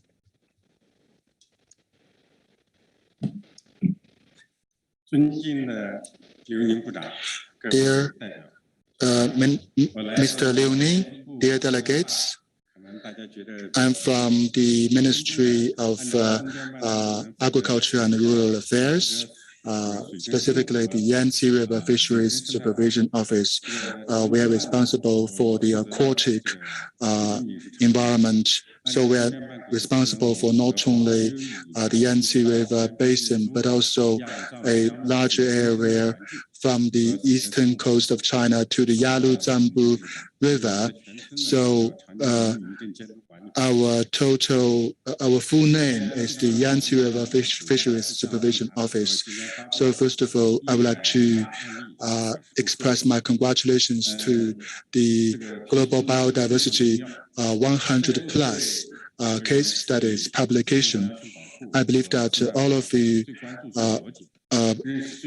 are very familiar with biodiversity protection, and I believe that so it is very important for the public for us to raise public awareness on the protection of biodiversity. We have selected over 100 case studies, and this shows what is biodiversity, how can we conserve biodiversity. So for different parts of the world, for different species, we come up with different answers. So for Dianchi Lake is Kunming's lake. So we actually did something.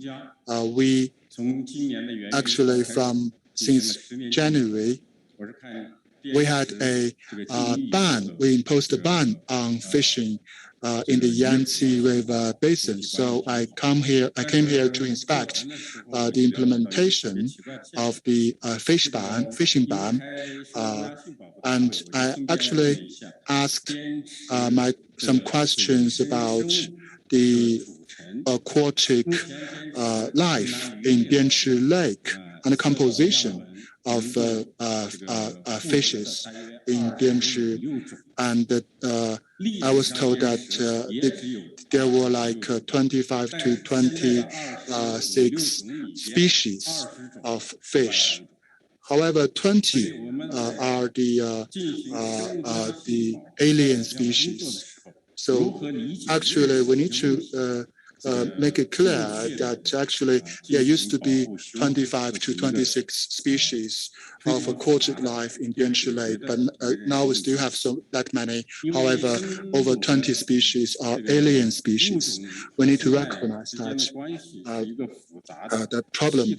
So because we know that the ecosystem is very complex, in order for conservation to succeed, we need to conduct scientific research. We need to come up with restoration plans, and also on the basis of those plans, we need to implement the ecological restoration programs, which require the joint participation of governments, NGOs, and the public at large. So the government needs to support, encourage, and help private organizations, civil society organizations to carry out conservation work. And we need to carry out a diverse range of conservation actions, because we have a diverse range of environments and life above land and below water.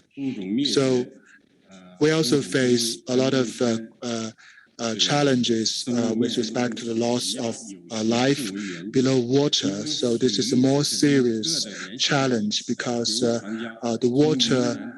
water areas, water basins are connected with each other from Yunnan to Shanghai, or even the Qinghai-Tibet Plateau.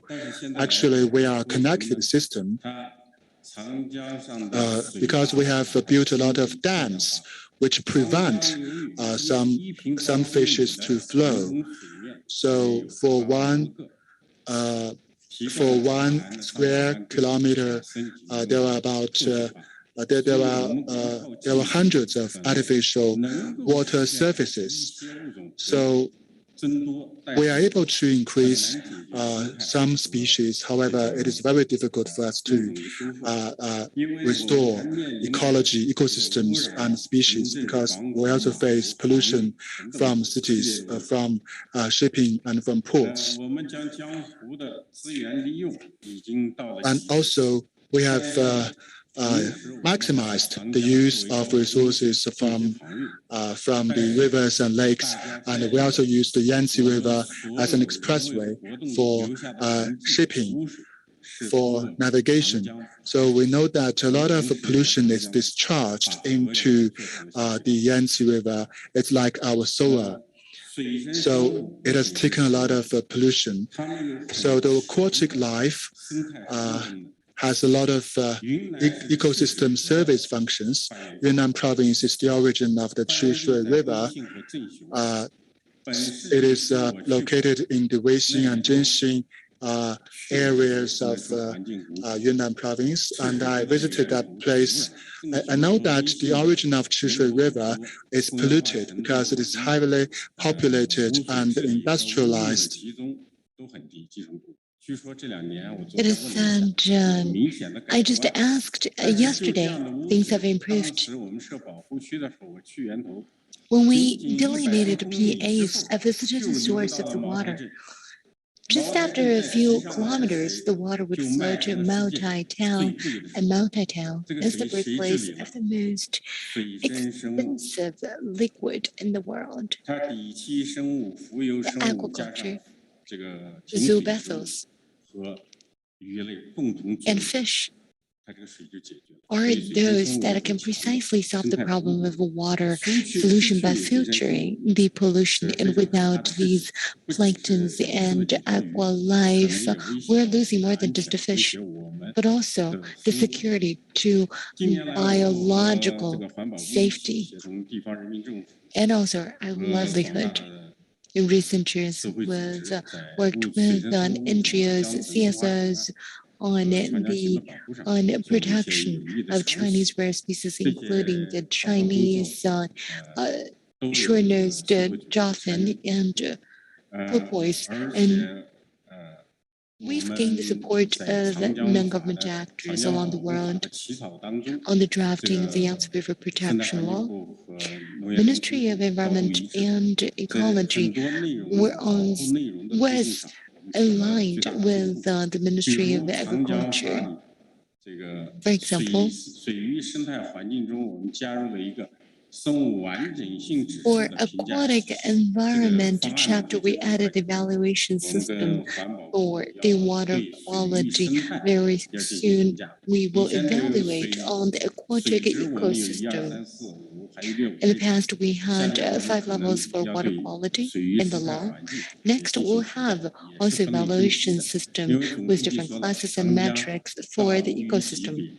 As General Secretary pointed out, the water is almost at a situation where fish can no longer be spotted.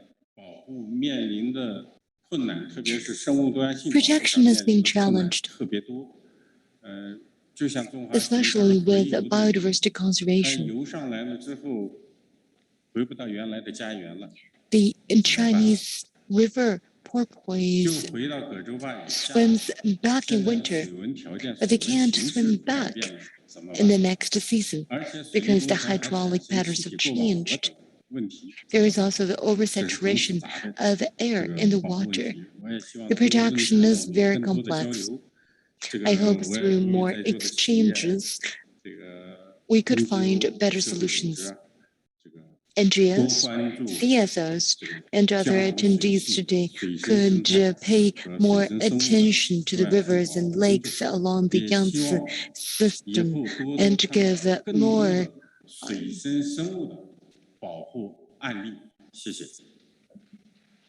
importance to the protection of the aquatic life in the water systems. Thank you very much.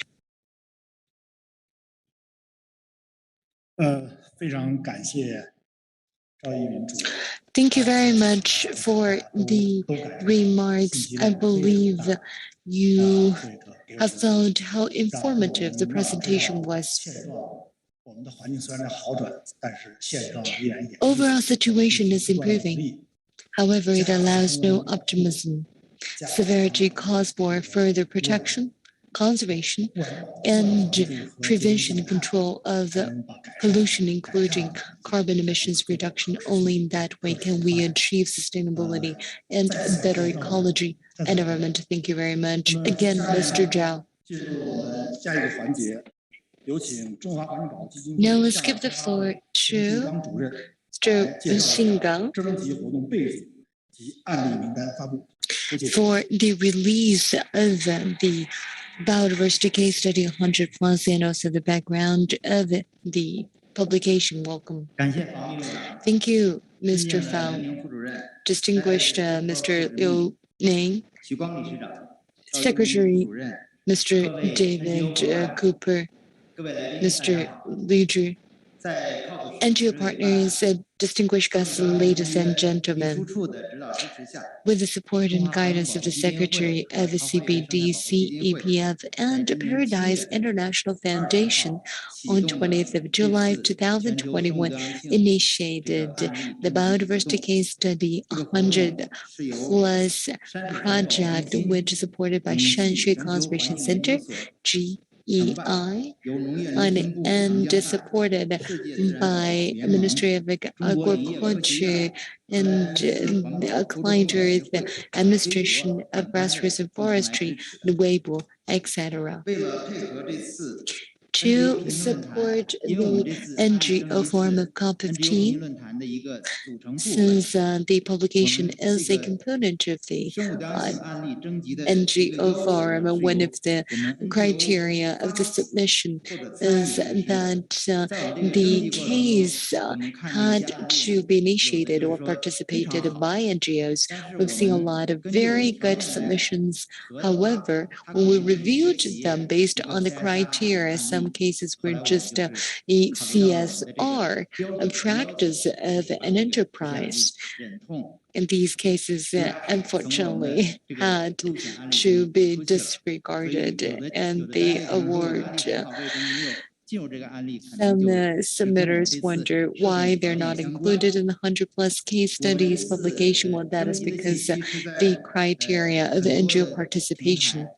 The publication will be shared on multiple platforms, including the official website of the partners, of the Secretariat of CBD, and of the COP15 official website. And to reflect the diversity of the geographical coverage, we extended the deadline by 1 week.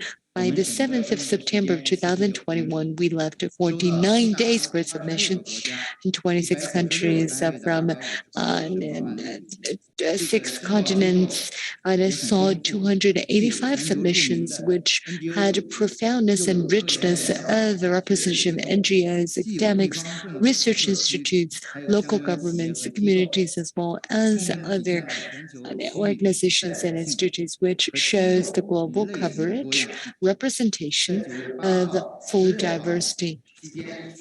And until 26th of September, the host and organizers deliberated on the submissions and had the first screening of the submissions. We invited experts. Of course, all the experts are our friends from home and abroad in the field of biodiversity conservation. 2 reviews were held. In the end, we selected 110 cases, out of which experts further recommended 22 special cases. So 110 were published,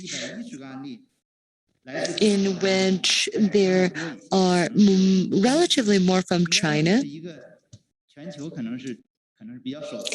This is quite groundbreaking in the global arena. So perhaps lots of international partners didn't have enough time to prepare. We had 82 from China, and the rest are from Latin America, Europe, North America, Asia, Africa, etc. And for the 110 cases from 19th to 22nd of September, October, we released the candidates on CEPF's website, and for the shortlisted candidates, we reported to the government for their way in.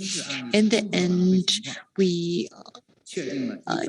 determined 108 cases as inclusions of the typical biodiversity case studies, 100 plus in publication, 19 of them are special recommendations.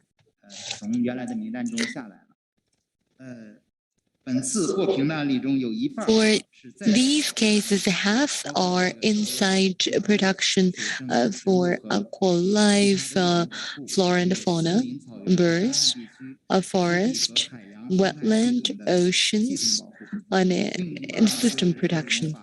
We also uncovered laws, regulations, and financial mechanisms. The submitters are half NGOs, and 20% are private sector enterprises, and 20% are from the public sector, including government bodies and public welfare organizations, and the rest are other actors from townships and counties. They represent paradigms of biodiversity conservation.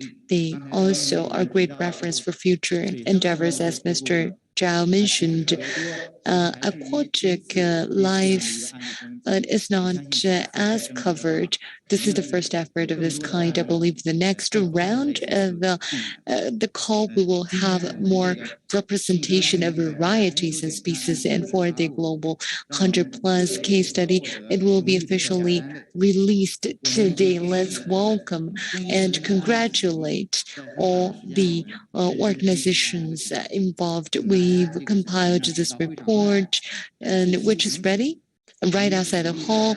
Please collect a copy. We also encourage more environmental ways of accessing the report, which is by scanning the QR code for the PDF version. We will launch campaigns about the publication, and with the support of the Green Financing Foundation, we will officially publish the case study compilation. In the second phase of the COP15, the Chinese and the English publication will be officially released, and we will send you copies as well. Thank you.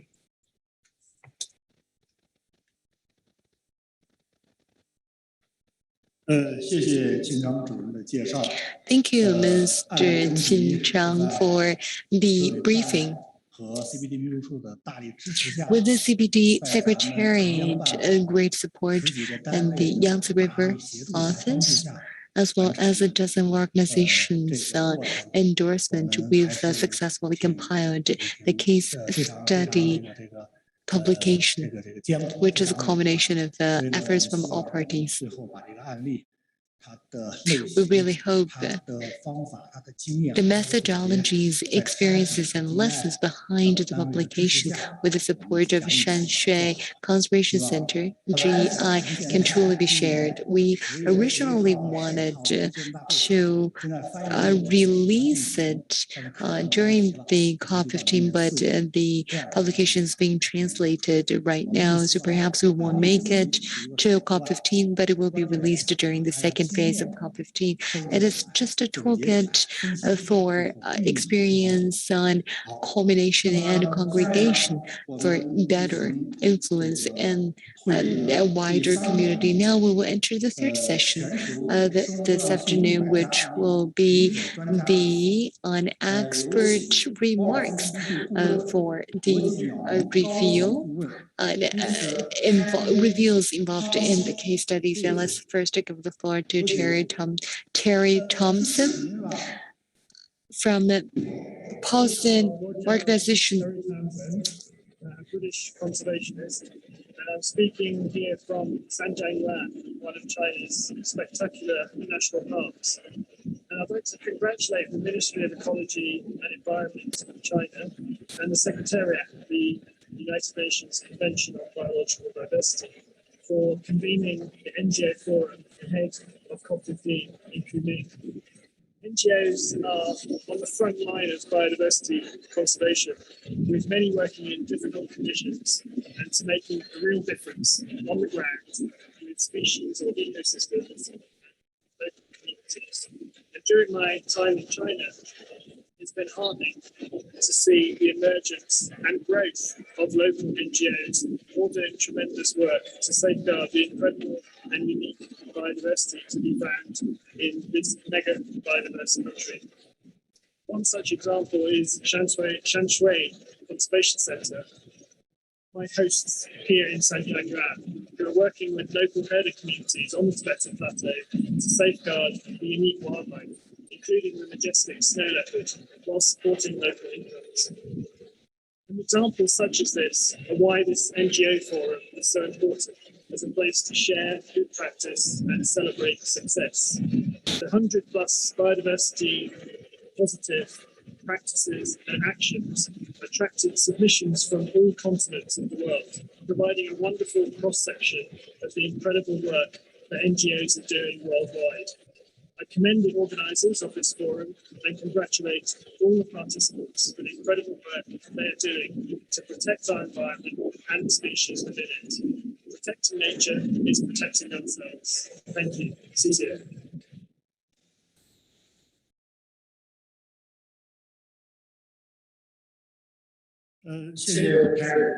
Thank you very much, Terry. So we know that Terry Tangshat is working with Shanshui Conservation Center, so he is very familiar with China's global case studies.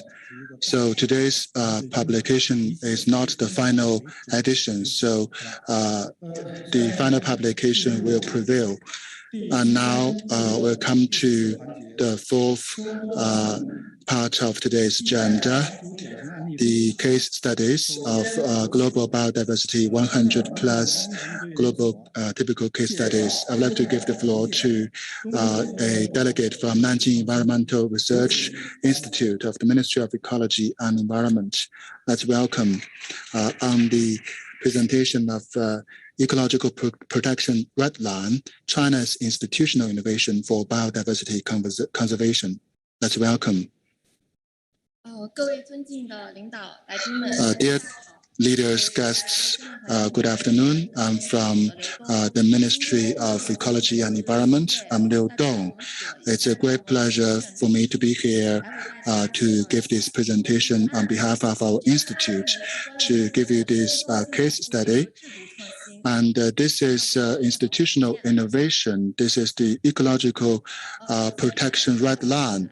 So I would like to give you the background of our case study. We know that the loss of biodiversity is accelerating globally, and it is recognized that the establishment of PAs, or protected areas, is an important way for conserving biodiversity.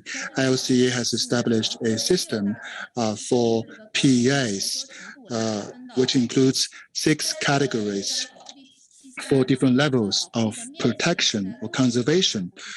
So we have about 15.67% of the protected areas are land PAs, and 7.65% are maritime. About 15.67% of the land areas are PAs, and 7.65% of the maritime areas are PAs. And these percentages still fall short of the targets of 17% and 10% respectively for land and maritime areas. And a U.S. conservationist, Edward, put forth the proposal of half Earth. That is to say, half of the Earth's surface should be protected for biodiversity. And this plan only stays on paper, so it is only a scientific research result and has yet to be implemented on a global basis. So we want to come up with an innovative method for conserving biodiversity, and China's answer is the Ecological Protection Red Line. So this is a brand new ecological protection mode, that is to maximize the ecological benefits with the minimal PAs. So actually, we should protect those areas with special ecological functions. And we have developed such a system for ecological protection red lines, which not only include the PAs, but also some major ecological function zones, and also the ecological barrier zones that can mitigate ecological disasters and secure the people's settlements and living environment. And our scheme has been recognized as a State Council document. And in 2017, the Chinese government promulgated opinions on the demarcation and protection of ecological protection red lines. So our proposal has been adopted by the Chinese government, which has issued specific guidelines for the demarcation and conservation of ecological red lines. So first of all, we need to identify those metrics and indicators related to the ecological sensitivity. And then we need to carry out a science-based evaluation. We need to use the remote sensing and draw the maps for the demarcation of ecological red lines. And China has basically completed the ecological protection red lines, which are being adjusted and improved.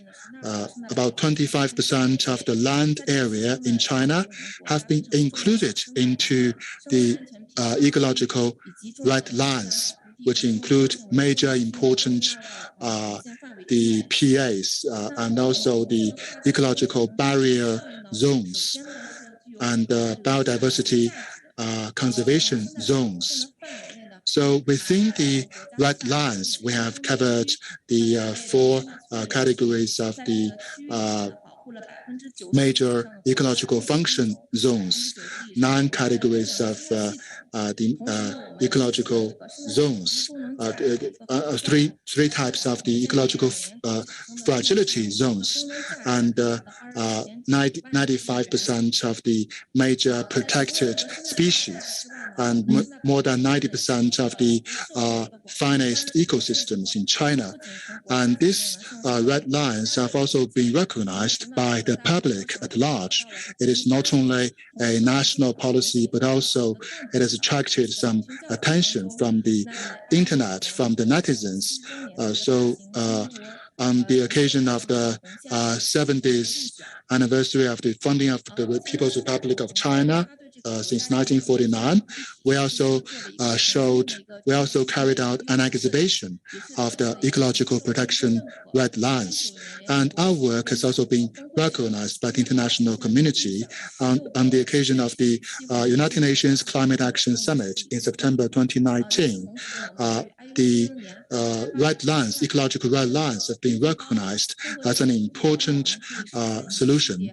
And also we developed a toolkit for ecological conservation red line delineation together with IUCN. And for the Belt and Road countries, we also promote the experiences and the knowledge about red lines, the ecological red lines. So we have developed some technologies and software toolkit for applying the red lines and also to balance development with conservation. And China has also issued the control policy to implement the red line protection zones. So we not only include the existing PAs, but also we include the ecological function zones and also zones that are important for people's habitat and protection of biodiversity. And our red lines have also been included into China's national policy making as a long-term mechanism. And China has also implemented a swathe of policy measures for supervision and surveillance. Thank you very much for your attention.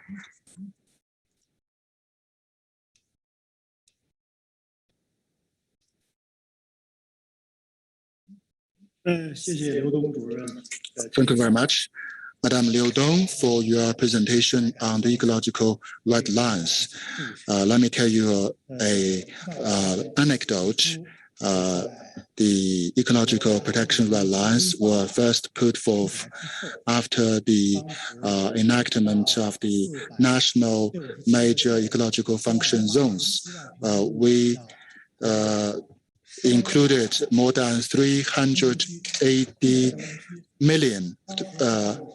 We included about 3.80 million square kilometers of China's land area for ecological protection, and we actually proposed a solution. If all the land have been included into the protected areas, how can we develop our economy? So we put forth an alternative solution, which is the ecological red lines. So we had a seminar in Nanjing. I was told that we must demarcate the red lines in 1 year and implement the red lines in 3 years. I said, according to my experience, it would be very good if we actually do it, manage to do it in 7 to 10 years. And now the red lines have been put forth and adopted at a national level. And the guidelines for the demarcation of ecological red lines actually had my involvement. I was also involved in drafting those guidelines for demarcating ecological red lines. And this system has become an important tool for China's protection of ecosystems. And now I would like to give the floor to a representative from the UNDP, UN Biodiversity Lab and Mapping Basic Life Support Domains. Let's show the video. My name is Annie Vernig, and I'm a strategic advisor on spatial planning for UNDP. It's an honor to be here today to present as part of the Global Biodiversity Conservation 100 Plus Best Practices. Today, I'll be talking about our work on the UN Biodiversity Lab and to map essential life support areas. All right, let's get started.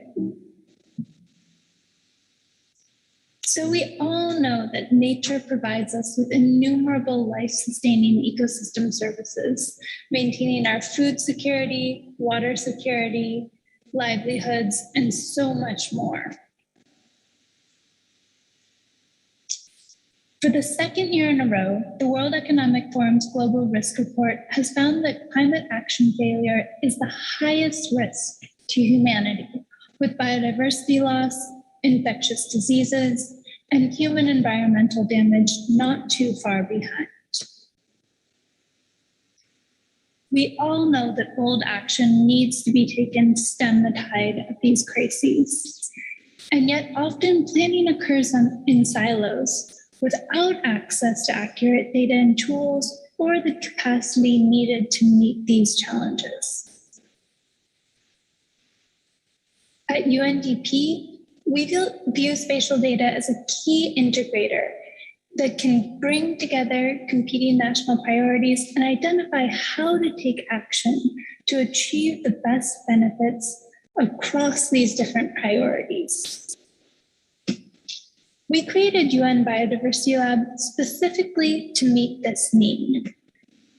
UN Biodiversity Lab is a free open source platform that provides stakeholders anywhere with access to high quality global spatial data layers, regardless of their GIS expertise.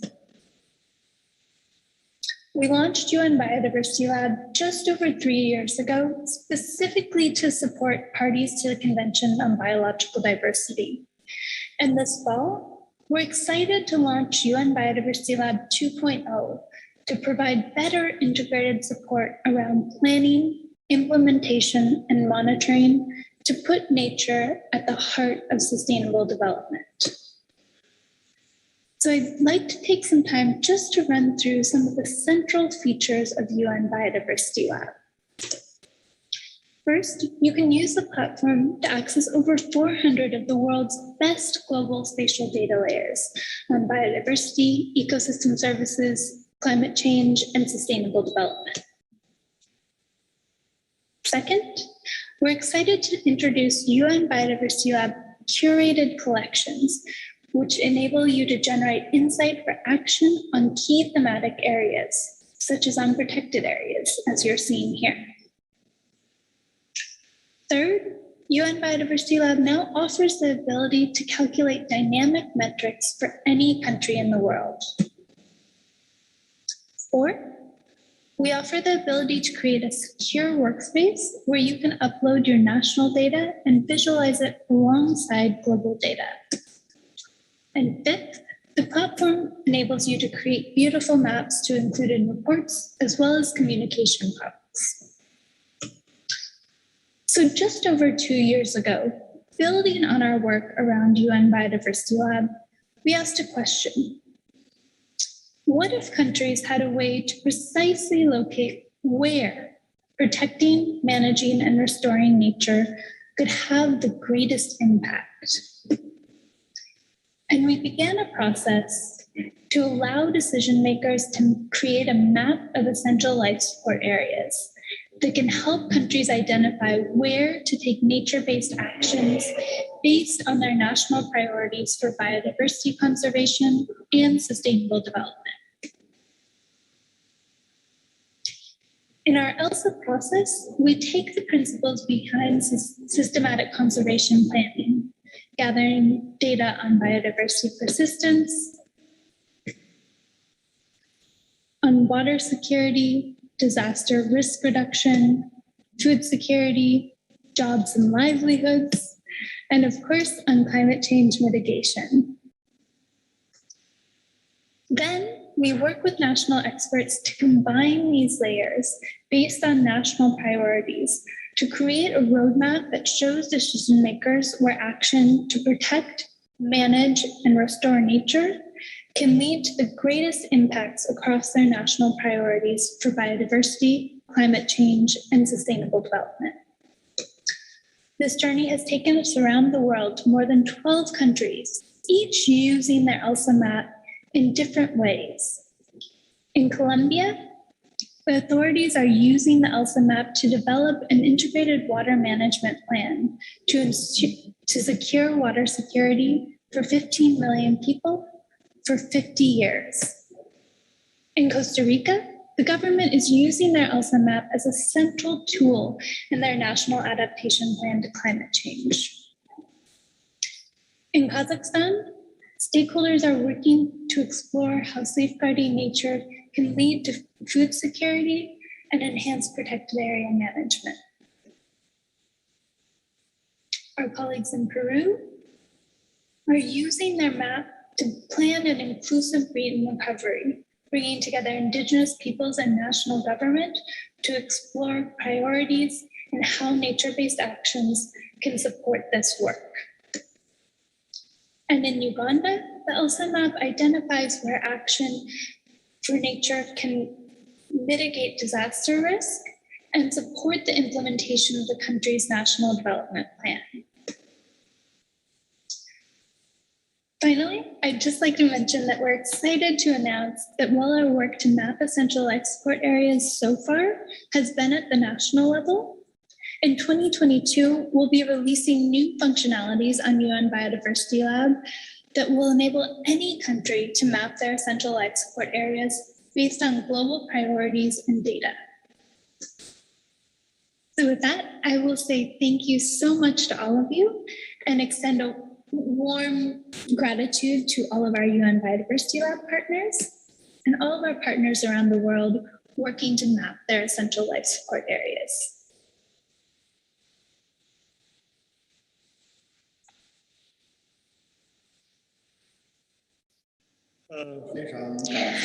Thank you. I'd like to thank Annie from UNDP for the great support and contribution of UNDP for the mapping of essential life areas. The application seems very helpful.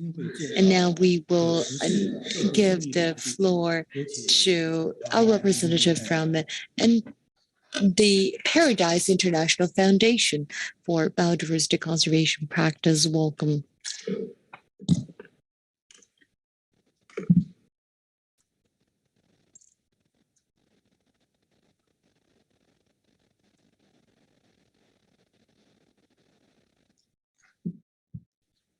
I'm Wang Qi with Paradise International Foundation. It's a great honor to be here. As one of the speakers for the casebook 100 Plus.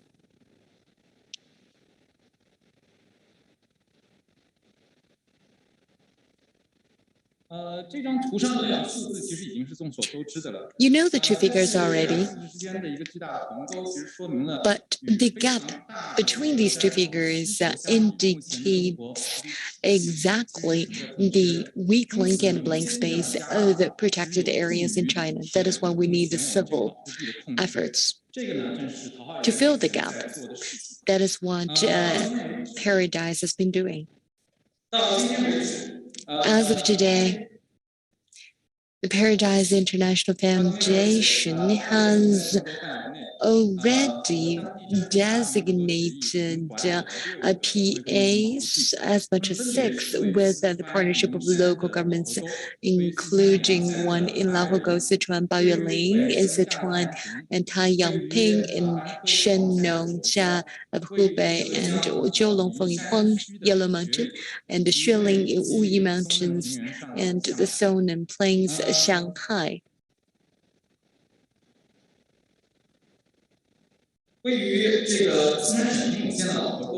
Laohego and Pingwu Town, County of Sichuan, is the first civil protected area in China in 2013.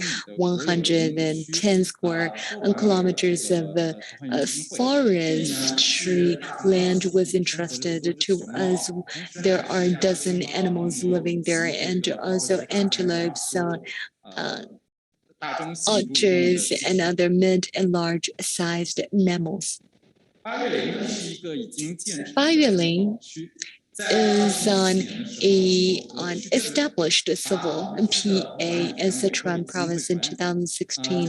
The PA was entrusted to us. It's located in the Liangshan mountain range in Sichuan, and also home to a lot of protected and endangered species. And in Baoyuling of the Sichuan, it is on the place where the antelope have been spotted most times with infrared cameras in China. In 2007, the state-level PA in Xiangling of Jilin province, also important wetland system, entrusted 2 areas in its court area to Paradise International Foundation. It was the first time where the components of a state-level PA has been transferred to the management of a civil organization.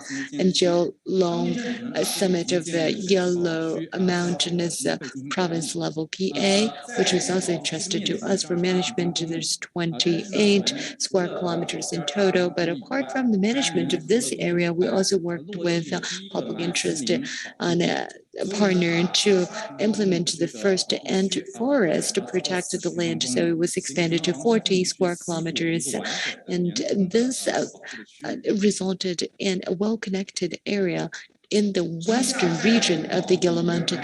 For the Taiyangping in Shenong, Jia of Hubei, in 2010, the Lingwan Committee entrusted this area to us for management. Our aim is to build it with effective resource utilization. Xueling is the first PA with a conservation easement delegated to NGO in China. It is located in Zhejiang's Wuyi Mountain ecological priority area.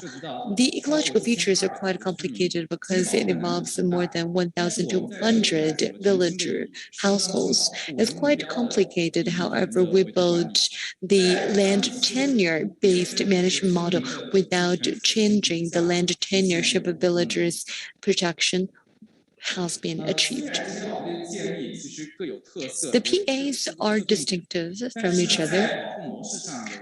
When it comes to governance and management models, there is one thing in common, which is a civil organization assuming the management responsibility, and with long-term contract, the management can be stable and long-term. Laohego is the first PA to experiment such a model. In terms of management of these PAs, we focus local management. All team members dedicate entirely to ranging, patrolling, maintenance of the infrastructure. These are the three bases that, as we call it. We have local teams consisting of administrative and project members. Every week, they devote over 30 hours to these three bases. Additionally, we launched the concept of expansion areas starting from Laohugo. We included neighboring communities into the daily operations of our protection. Here, protection is on both in and outside the boundary of the PAs, so the threats are deterred even before they reach the border of the PAs. 1/3 of the time of our full-time staff is dedicated to these extended areas. In and out of the PAs and extended PAs, what do we do exactly? We try to understand the lives of the people in these areas. We want to know what the communities care about the most and reshape the communities from there. On the basis of full understanding of the communities and endeavors to improve the community-based market in extended PAs, we help local villagers bring their products to the market. In extended PAs, we help villagers to market their products and also launch the public programs, including chronic disease prevention control, to improve the living standards of local people, which is also our goal in the next decade. Our foundation will gear towards that goal in more areas in China. Thank you very much.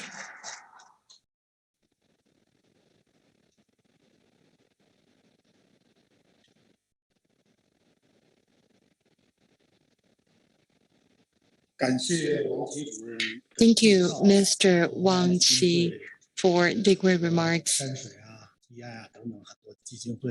Paradise, GEI, Shanxi Conservation Center, and a lot of the NGOs work on the front line for many years. We have a lot to learn from these practitioners. Many NGOs have dozens of infrared cameras for recording. They then conduct in-depth data analysis, discussions, and managerial practices accordingly. But are these follow-up efforts enough?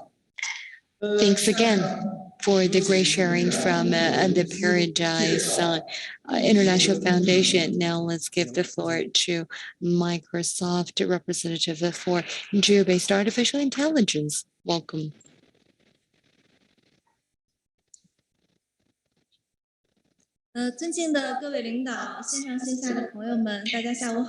Distinguished guests, dear leaders, ladies and gentlemen, good afternoon. Thank you for inviting Microsoft to share our project on AI.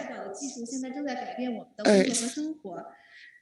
Artificial intelligence and cloud computing are reshaping our lives, which has brought opportunities and challenges.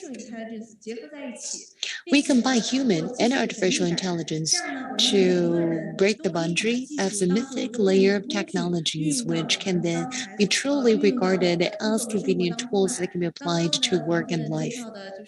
As Mr. Wang mentioned, the case of infrared cameras, I will elaborate on that also in a moment. While protecting the planet, Microsoft is willing to join hands with you all. We pledge in the next 5 years, we will invest 50 million worth of all sorts of support, including to biodiversity, which is one of the most important pillars of ours.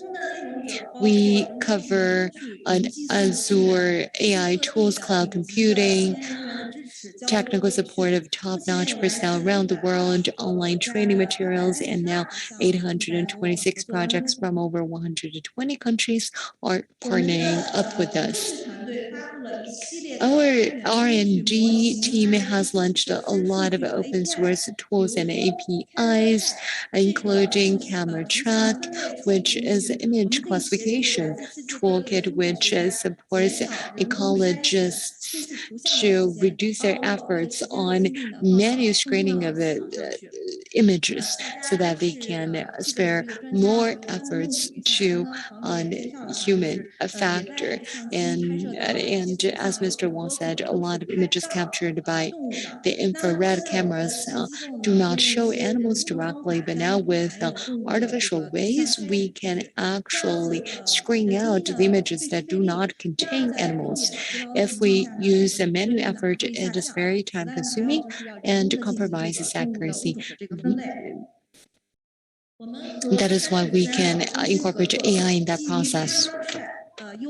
So based on camera trap, we have optimized the workflow so that the infrared images can be identified automatically with a 90% accuracy rate, which is more accurate, 50% more accurate compared with the human selection of the images. And I believe that the accuracy and efficiency can further increase without further work to optimize this solution. So this is quite simple and straightforward interface to operate. Another small tool is very interesting.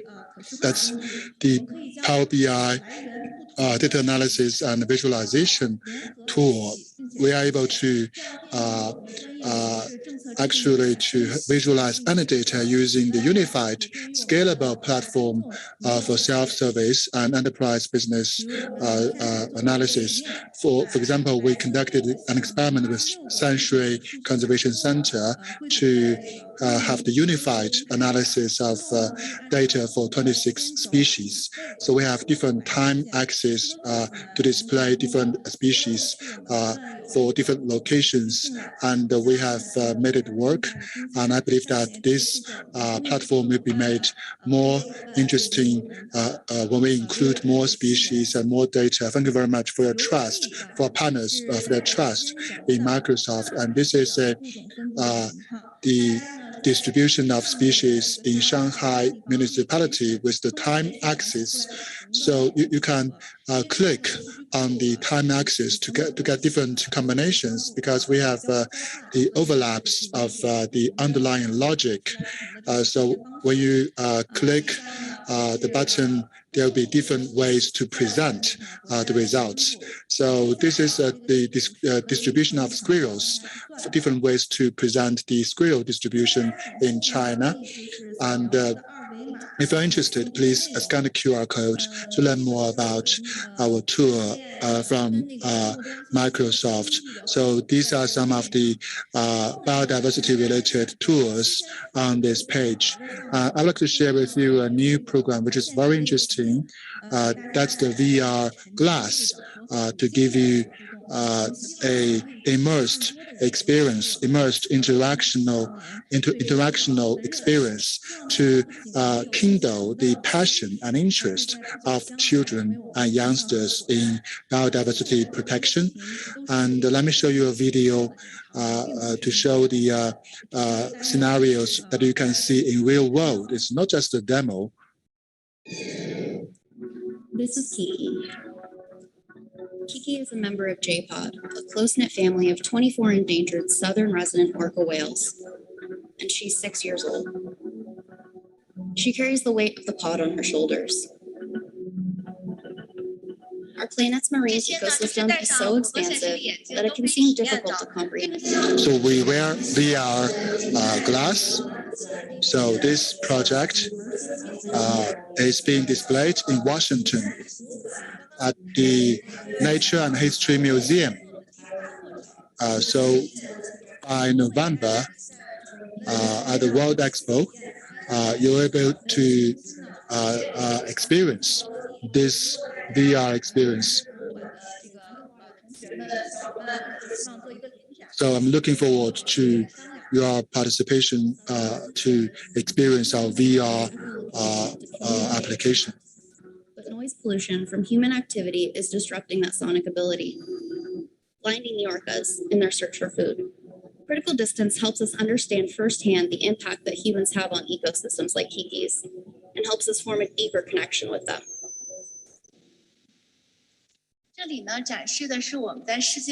this shows the projects we have around the world. For Microsoft, we provide some tools, and we have partners. They are working frontline to contribute to biodiversity. So I'm glad to use this opportunity to express my gratitude to all partners for their contribution.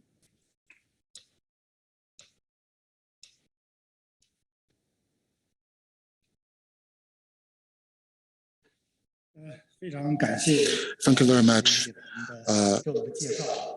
Ms. Hua, for giving this presentation. Technology changes life. Technology changes man-nature relationship to make it more harmonious and make a better world for all of us.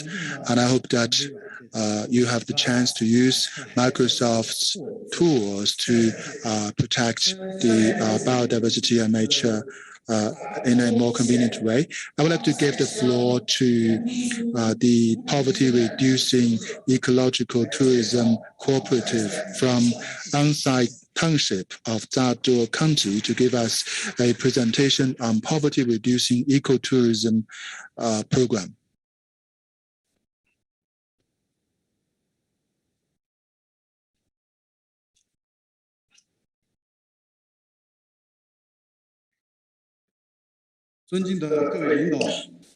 Dear leaders, dear delegates and friends, partners, good afternoon. I'm the head of the Ansai Township of Zhou County from Qinghai Province. I would like to give you a presentation of the pilot franchise project in China's national park, the Ansai Nature Watch Sanjiangyuan National Park pilot program, pilot franchise project in China. Ansai Township is located in Zhou County of Yanshu Tibetan Autonomous Prefecture. It is a very important place for the snow leopards in the Sanjiangyuan area. Apart from the snow leopard, we have different species like the bear and the deer and some other endangered species. Those cohorts are quite stable, and they are very important to ecosystems and are valuable. The sightseeing valuable for sightseeing. We have identified the leopards, different at least 82 leopards and 14 common leopards. The Poverty Reducing Tourism, Ecotourism Cooperative was established in 2017. It is an economic cooperative running the nature experience and ecotourism programs, and all the herdsmen are the members of this cooperation. Sanctuary Conservation Center provides technical support to us.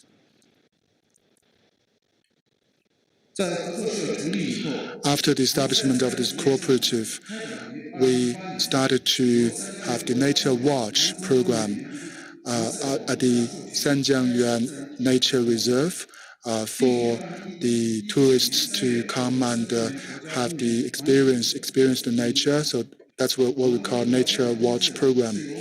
And the herdsmen will serve as guides and drivers, and also the receptionist families to to lead those visitors to experience the herdsman's life and see the nature for themselves at on-site. We hope that those kinds of nature watch programs serve the following objectives. So first of all, more people being involved in the conservation of nature and enhance communities, organization, and management capabilities, allowing local communities to be able to protect those wildlife and generate incomes and allow the local communities to take part in the development of national parks. So that's the Hope People Participation Program. And we have involved 21 herdsman families as receptionist families to receive those visitors from outside. And we have established the community joint management teams. And we have developed the charter for Nature Watch and also issued the handbooks for the receptionist families. In addition, we also carried out the trainings for receptionist families in terms of cooking and sightseeing and wild experience, tour guiding. We also carried out the public communication and the appointment making for visitors. So by the end of June 2021, we have received 150 tour groups from around the world for raising the local family's income by 40,000 yuan for each family. So that's all for my presentation. Thank you very much for your attention. And I hope that we have more such occasions and opportunities to exchange with you on our work. Thank you very much.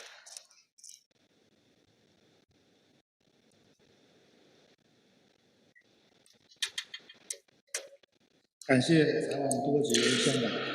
very much, the head of the township, on-site township, for giving us this presentation on the ecotourism and Nature Watch program, which is quite successful in conserving local nature, environment, and benefiting local communities. The Development and Reform Commission and the Bureau of Forestry and Grassland were also responsible for overseeing this project. We've visited the Sanjiangyuan area many times, and actually Sanjiangyuan needs to have conservation. So we need to have the very strong determination to go there, even if it is quite hard. So I'd like also to thank all the conservationists like Zhou Yiming, the guardian of the Yangtze River. Thank you very much for your work. And now I would like to give the floor to the Saving Elephants Society. Let's play the video. Hello, this is Benjamin Loloju from Save the Elephants, and such a pleasure to present to you from Northern Kenya. So basically, Save the Elephants has been in Samburu for over 25 years now, conducting elephant research, enhancing their protection, and working in Samburu is such a diverse landscape, which has been elephant home for, I think, millions and millions of years. And that's why our research is here, because elephants are here existing over the generations with the local communities, the Samburu who are based here. And we have been here trying to understand more and getting into elephant minds and securing their future. So I'm going to tell you how our corridors project and conservation is helping in also goals of diversity across northern Kenya. So here we see elephant seasonal migrations. The green is during some wet seasons up west, past Oldonyiro, as you can see the little boundary there, which is Oldonyiro is situated in northern Kenya. And all the orange movements is when the east part of the ecosystem is green and there have been rains. So these elephants have been moving this, and this is so important for their survival And this is one of the importance of connectivity and corridors. So basically the past 20 years, we have been collecting this tracking data from collared elephants, and you can see the big reds. This shows main and major corridors, and these are helping maintain the connectivity, and these are in line with the strategic biodiversity goals of maintaining the ecosystems and maintaining the biodiversity of the area, and we live together with the wildlife. This data is also very crucial in helping governments, like in coming up with the underpasses, as you can see on the top image, where this is the main crossing points, and elephants are now using that to move from one area to another. So this is Oldonyero, and it's a prime example of how human population growth is affecting elephant movements in this landscape we are.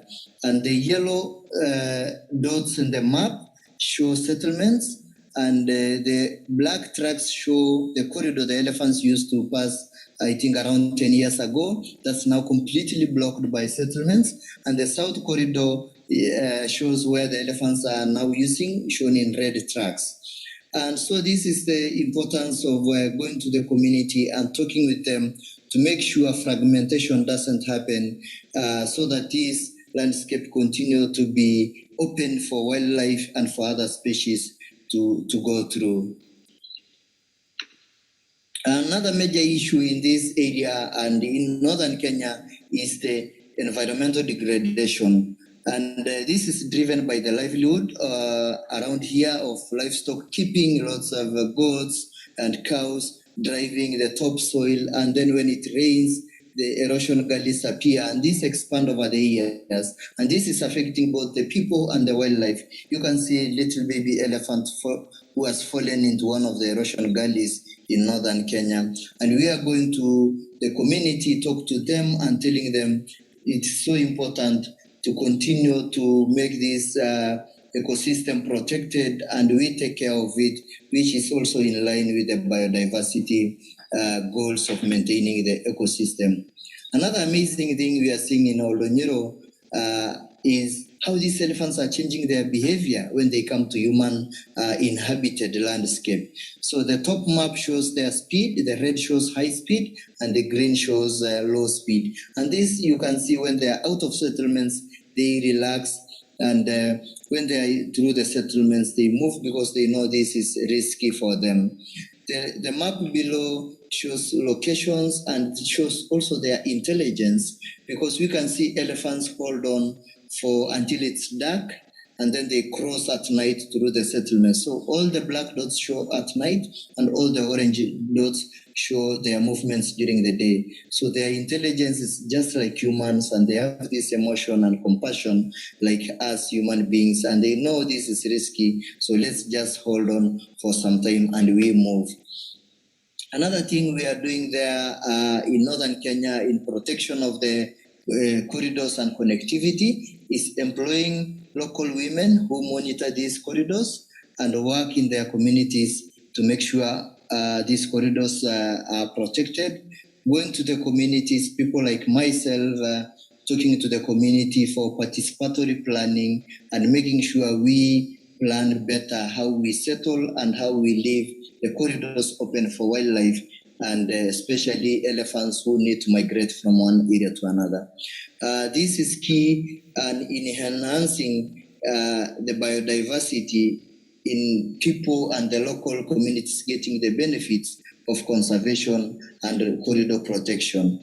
Also going to the community, getting their understanding gives us hope, because it's so important to make sure elephants and other wildlife have a future in northern Kenya. Thank you.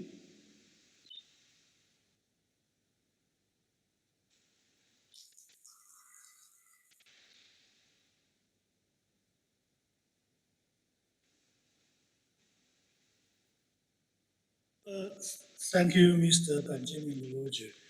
I'm a little confused. You are online or a video? 再次感谢啊，感谢，好像还是 video 是吧？不是在线。谢谢班继明先生。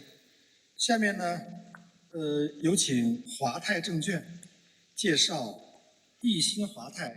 Let's give the floor to Huatai Securities to share their mainstream efforts in the name of Yangtze River. Welcome.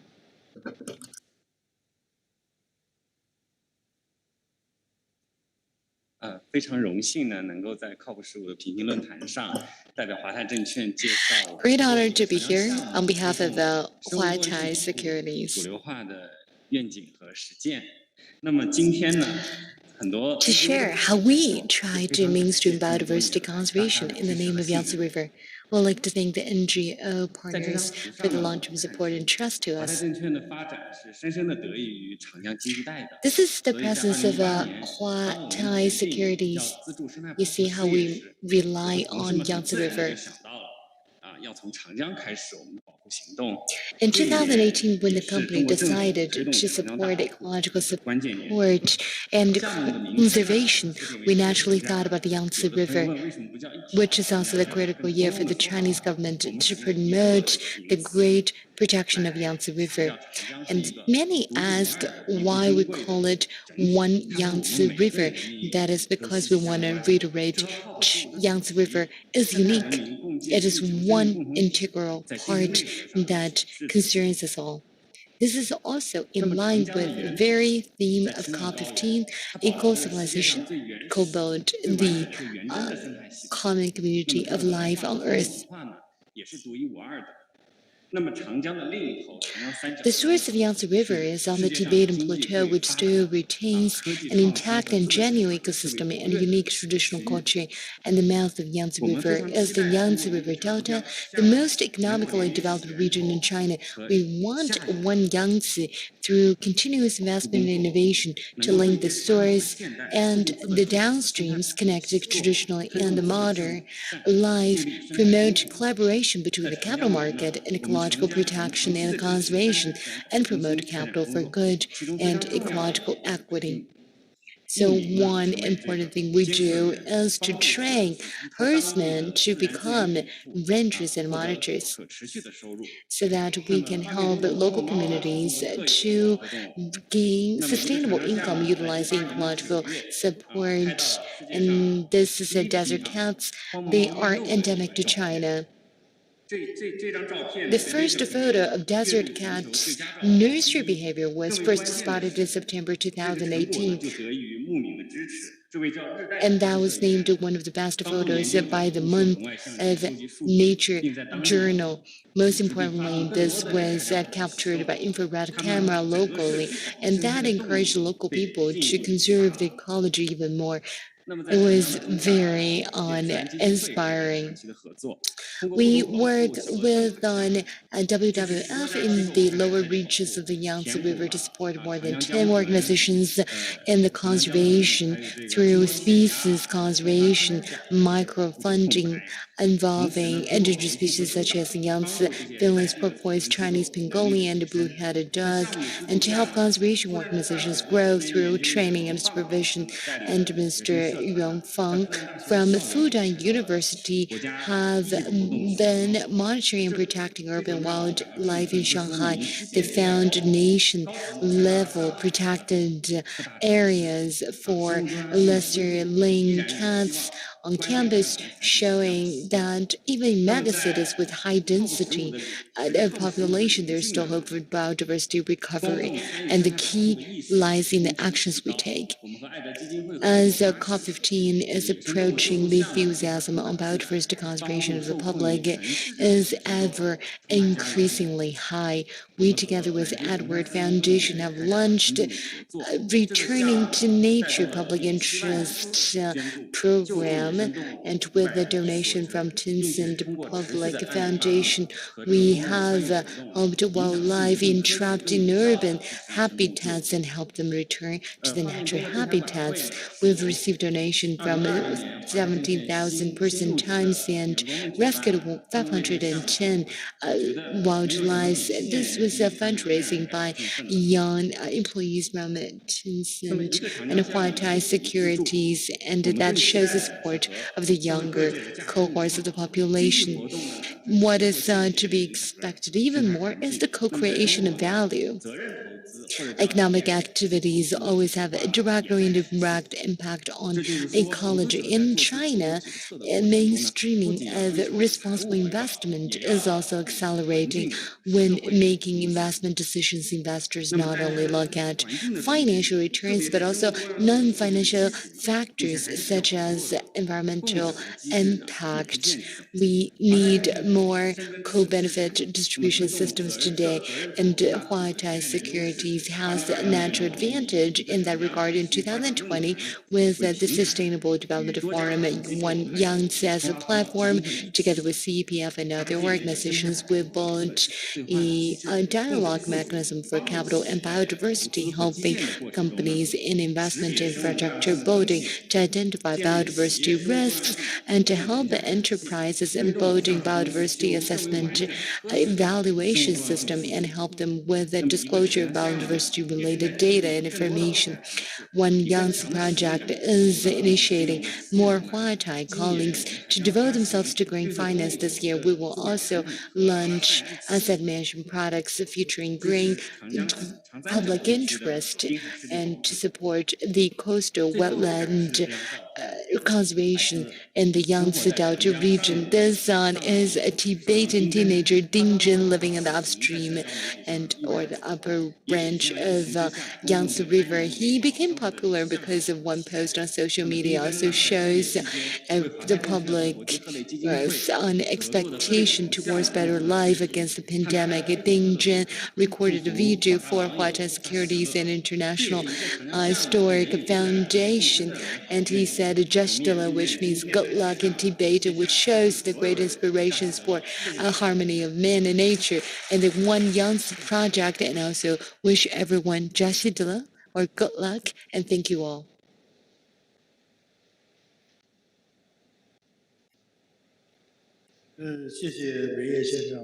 Thank you, Mr. Wei Ye.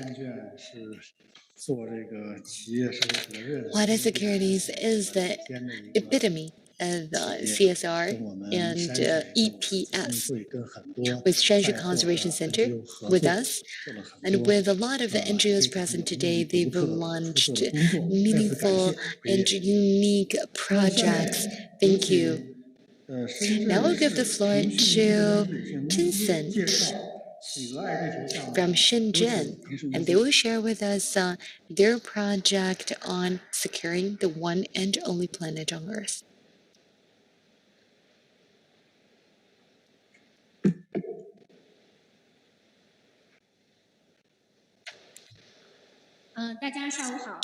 Good afternoon.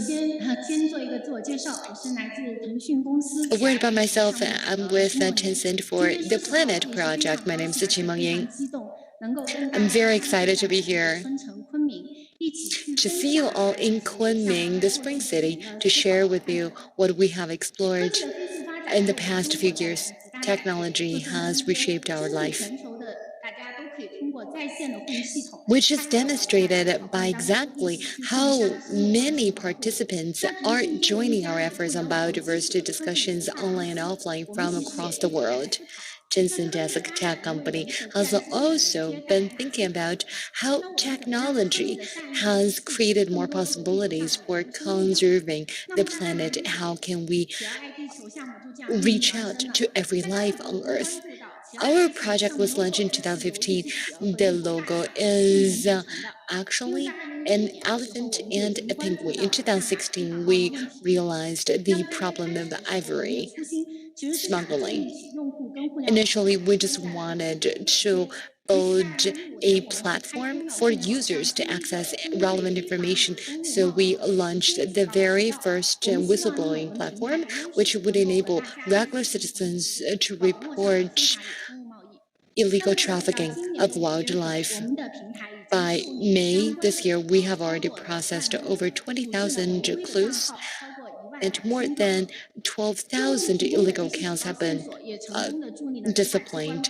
That also helps law enforcement organs to tackle and investigate major cases on trafficking with a total value of approaching 100 million RMB. Apart from our platform advantages, we want to assume the responsibility of building linkages in the society in 2018, together with 7 renowned environmental organizations. We launched the very first ecological alliances, hoping tech companies can also participate in environmental protection and ecological conservation and provide more science-based guidance and solutions. We're very glad to see a lot of experts from our consultant team. In 2018, Tencent also joined in the combat of illegal trade and trafficking of wildlife alliance, and with the guidance of relevant departments, we have been exploring the technical standards for illegal trafficking of wildlife in 2010 on the platform of the tech company alliance. We also launched the group standards on the controlling criteria for illegal trafficking.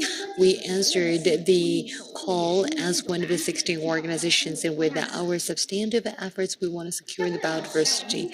In the age of technology, we often talk about connections, but there is a very important actor, which is human. We hope internet can become a channel and a way that can help create a biodiversity innovation model where everyone can participate in.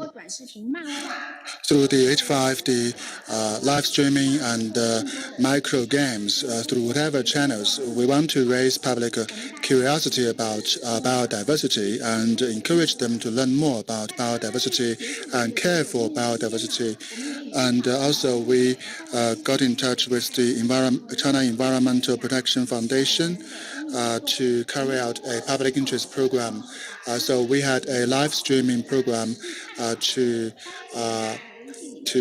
move a visit to Jiulongshan Nature Reserve to the WeChat messaging tool. Aside from the internet professionals, we had some professionals like experts from the China National Geographic to give you an immersed experience about biodiversity. In addition, we also use WeChat like search and scanning functions and red packet or lucky packet functions for the public to participate.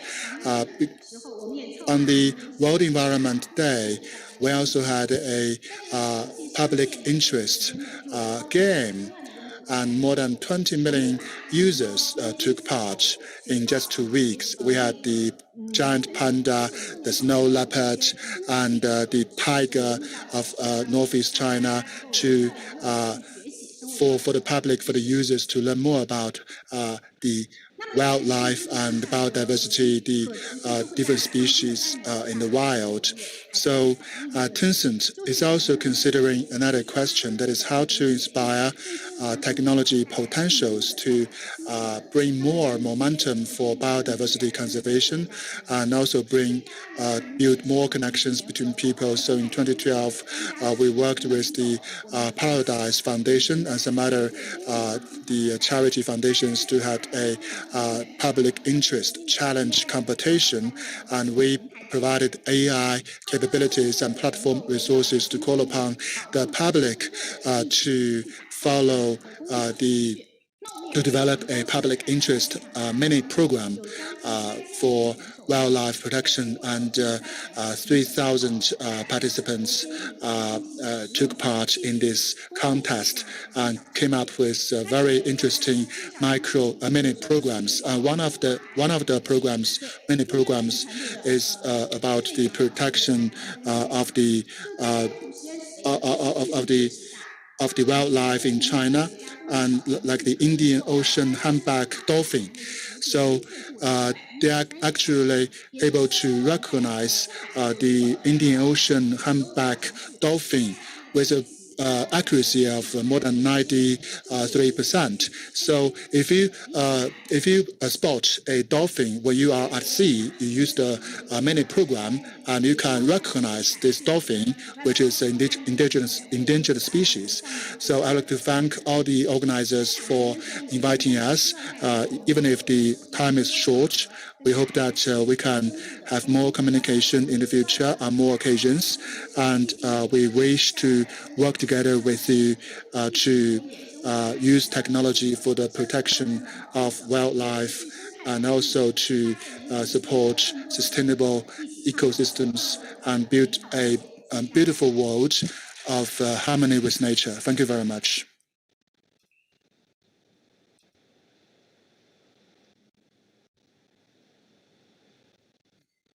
非常感谢舒明女士。 Thank you very much, Ms. Zhou, for your presentation. And we have always attached great importance to the technology, the importance of technology in protecting the environment and the ecology. So we are lucky to work with Tencent together to cooperate with Tencent for a better planet Earth. And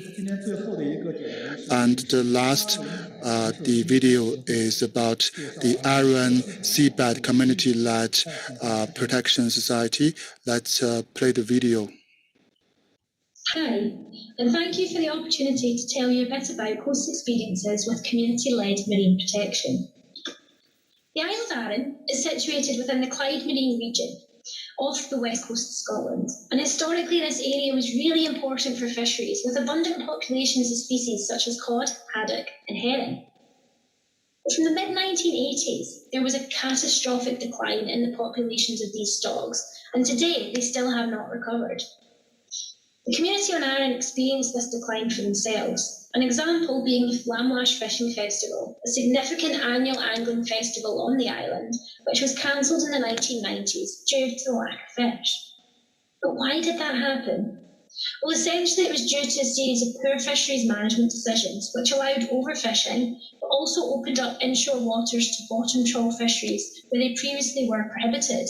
And this resulted in damage to seabed habitats and loss of the marine life which they supported. Here on Arran, two local divers, Howard Wood and Don McNeish, were witnessing this for themselves and decided something had to be done.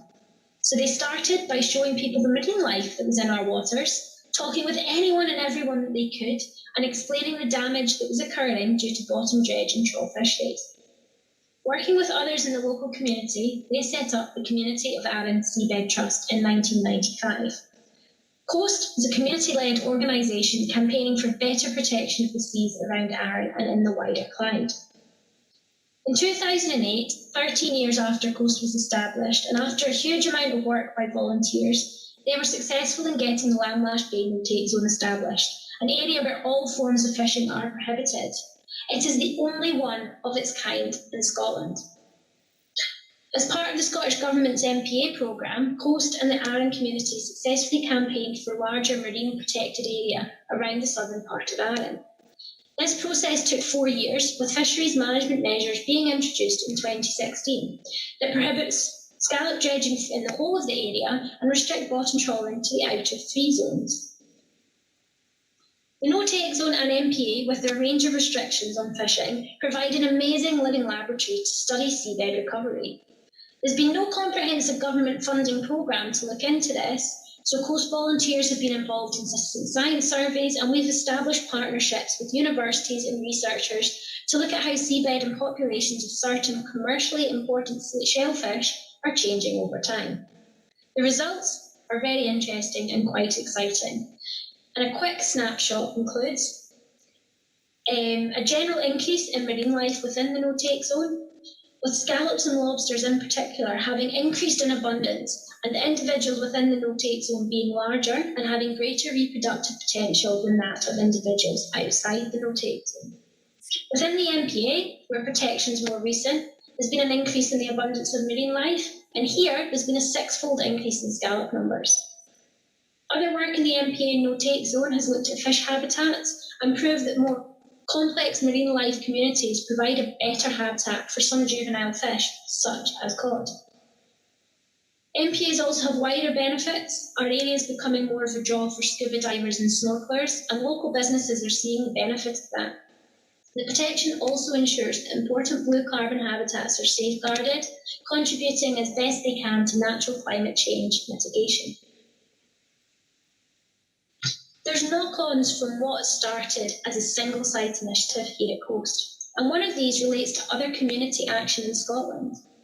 Coast efforts on Arran contributed to the establishment of the Coastal Communities Network, which provides coordinated support to other coastal groups who want to get involved in some way in looking after their own areas of sea and coast. But where do we go to next?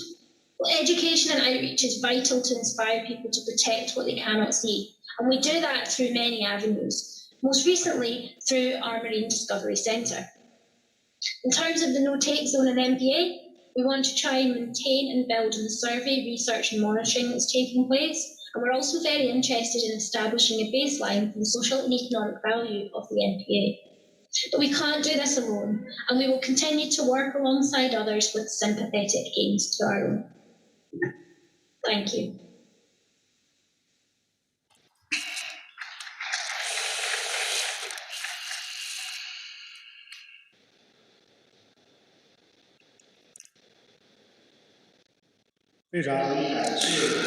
Thank you very much, Jenny Krokovic, for your presentation from Scotland. From the marine protection requires community participation, researchers and government and the local public to get involved in order to succeed. So this is a very good case study worth learning for us.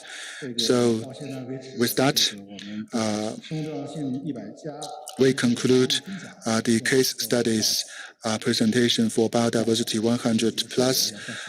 So I would like to conclude by saying that today's case studies have touched upon the technical, policy, and the practical levels.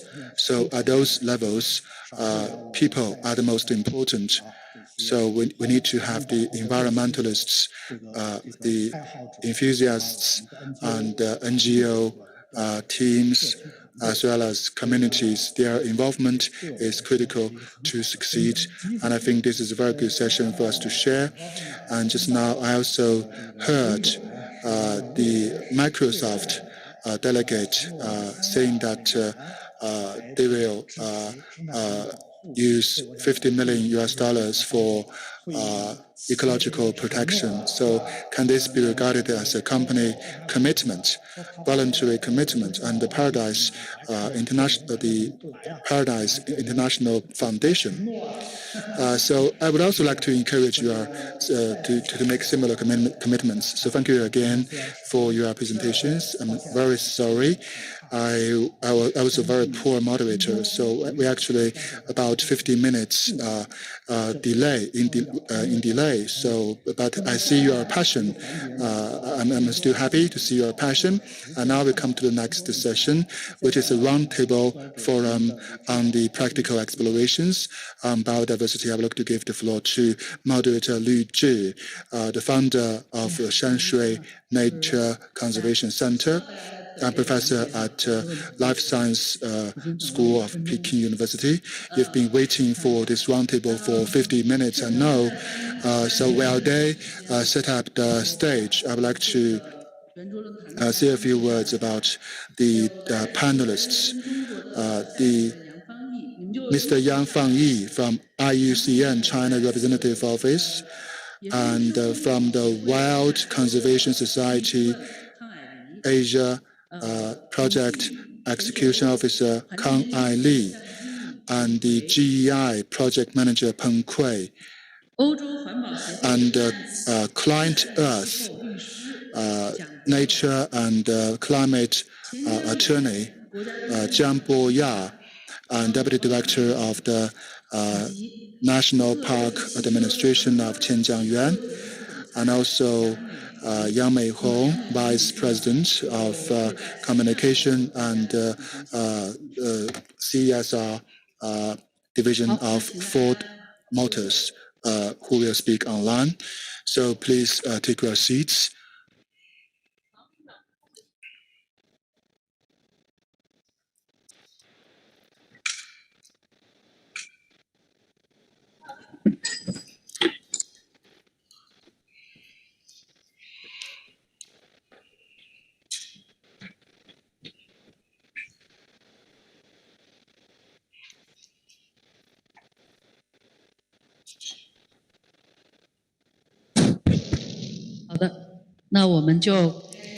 Okay, let's start.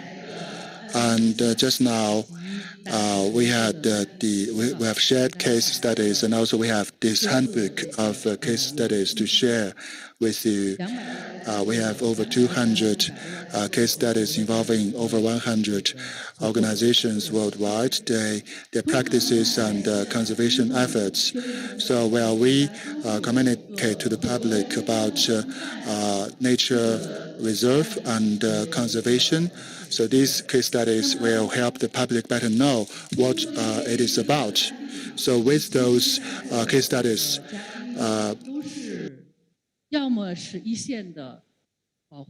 so all of you are the frontline, the conservationists or supporters of conservation. So from different areas, in different areas and different domains, we hope that this forum, with about 35 minutes, we can discuss with you what we have learned from those case studies. So now we'll first give the floor to Ford. Ms. Yang Mei Hong, she will share from online. Since 2000, Ford has been financing environmental organizations. They've been investing in environmental protection for over 20 years. Many of us have received the fund from Ford. So Ms. Yang, what's your observation in the past decades? Thank you, Ms. Li Zhi. Thanks for the invitation. It's a great honor to have the opportunity to share and discuss with all the experts and leaders present today. It's a pity that I'm not in Kunming. I'm actually in Wuzhen attending the internet conference.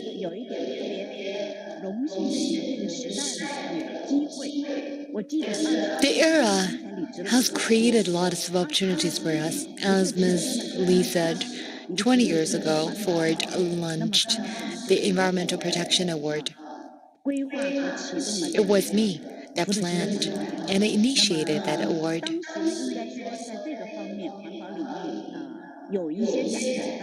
There were some similar awards back then, but for an international award of such that would last for 2 decades, it was very rare.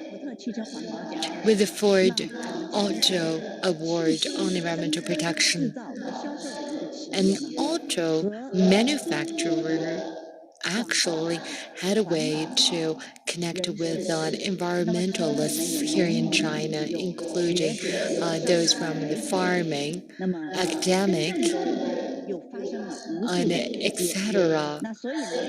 Lots of connections were forged. We started in 2001. It has been over 21 years. Gratitude goes to all the environmental-minded people along the way. The Ford Environmental Award, well, the prize is not that high, but we've financed 471 top-notch environmental organizations and projects. We've been with the grassroots civil forces and environmental protection for so many years, and in this journey we feel that the conservation of biodiversity is a cause that requires everyone. And of course also the long-term support and dedication of individuals and NGOs. Thank you. Thank you, Ms. Yang. 这个都是参加了我们的评审，实际上是作为评委啊，这3位都参加了我们这个案子的评审。We have 3 experts on the review panel, actually, of the casebook. You've seen the cases much earlier than we did. Could you tell us how you felt during the expert review process? Thanks for the invitation. It was an honor to be part of the panel review. 3 things I want to share. First, many environmental organizations and companies submitted their cases. They were competing with international counterparts. I could see awareness being deepened in this regard. Lots of these cases involve key species. Lots of achievements were achieved, including green peacock and Chinese pangolins, which have been protected by frontline workers and then leveraged and inspired the government to join. There were also protection models involving earthquake disasters. Second, lots of international submissions this time. The submission and inclusion of international cases offered us great opportunities to learn. There were cases from renowned international organizations that had very good planning, both in terms of implementation pathways and objects of protection. I believe that this reveal, for me personally, was a learning opportunity from international organizations also on the application of data and the internet. There is also a great deal to learn. Third, the participation of the private sector was very impressive, which sends a positive signal. Among the public organizations for funding, over 77% come from the private sector enterprises. We see there is Ford, there's Huatai Securities. Both mentioned they have long-term funding support for environmental protection. I think it is important that we always involve the civil society. Tech companies, fintechs even, are also including biodiversity conservation into their business models.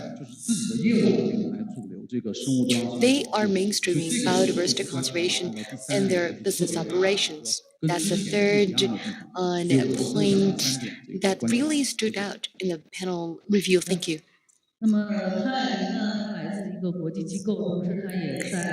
And Eileen is with the international organization who lived in New York many years. And she was responsible for projects in Asia.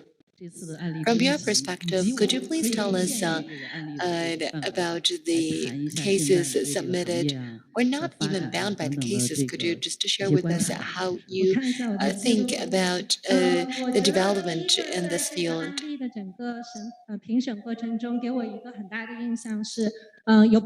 One thing struck me in reviewing cases was that regardless of the country differences in politics and economy, all cases mentioned roots, which means it takes roots for investment to bear fruits. Short-term investment is usually fruitless. Over 60% of projects had baselines and long-term survey to support the outcomes. The cases showed that very apparently.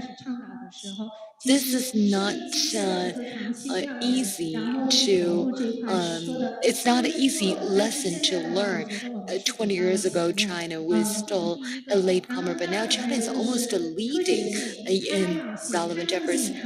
Openness is also important, especially when it comes to engagement and participation of private sector enterprises. Both Chinese and foreign enterprises talk about sharing information, which is instrumental to the expansion and development of biodiversity conservation. I think these cases are definitely on the frontier, on that front. Next, I want to share with you two things we can improve upon. I don't know whether you noticed the IPCC Intergovernmental Panel on Climate Change just launched the sixth assessment report last month. The new report is another alarm and a warning sign to us. It mentioned that the ecosystem on land and ocean, let's say 4% of the land-based ecosystem needed drastic changes. Habitats would be spotted profound changes. Climate and biodiversity synergy will be very essential. In the existing cases, I have not seen that as much, so that's room for improvement. Many NGOs are looking at key PAs in the next decade. These areas will see a lot of changes as climate change exacerbates. For key species and insect production, they are often large in size. I would like to advocate protection for key species, for example, insects, amphibians, aquatic animals, which play very important roles in ecosystem and in biodiversity. They are basic species or fundamental species, but they are not really outstanding in the cases we've reviewed. Thank you. Very well said. Mr. Peng Kui. GEI is active both in China and abroad. You have quite a unique perspective. What's your take? We have a perspective, but I'm not sure it's unique. But thank you. As one of the organizers for the submission, in particular for the overseas submissions, I do have several feelings to share. First,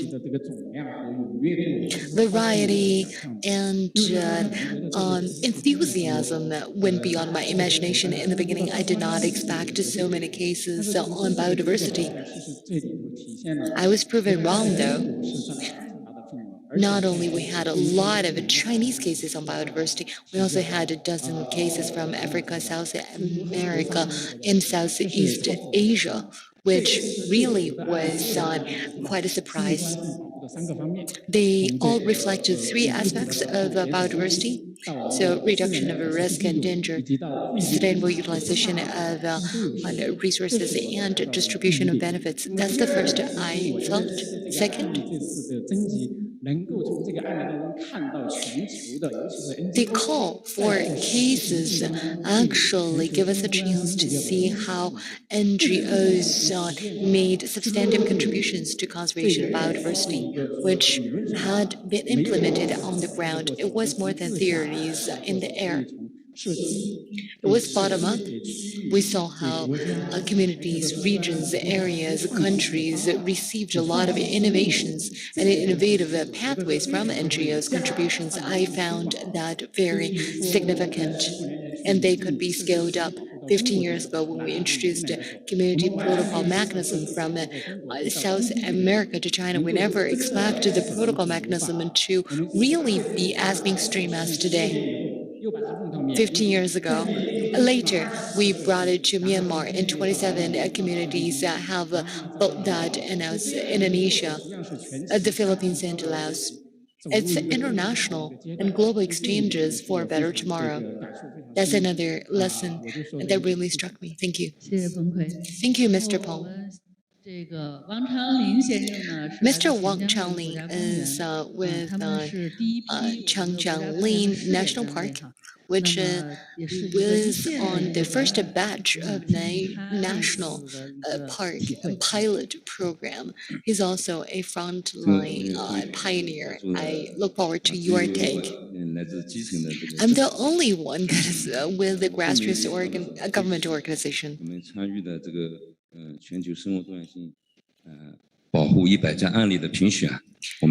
selection of the 100-plus case book it was very exciting. We're also very honored and excited to be included.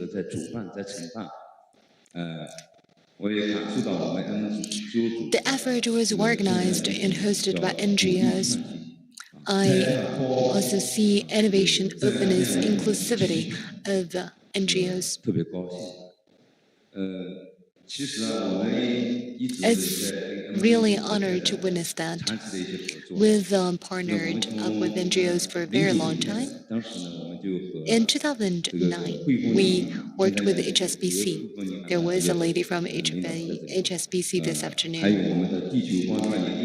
And the Earth Observatory Research Institute and the Planetary Science Institute of CAS to build a regional climate research center, which conducted a long-term scientific study and exploration of climate patterns in 2018. We launched together with the World Conservation Center on nature campaigns and relevant research as well as implementation. Last year, Earth Watcher teenager experimental base was also located in our park.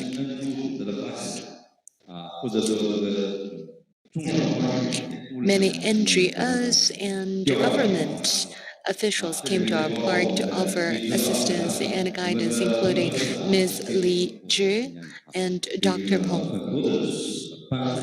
We'd like to thank you for all the assistance and support along the way. Conservation of biodiversity requires support from all fronts, as well as innovation.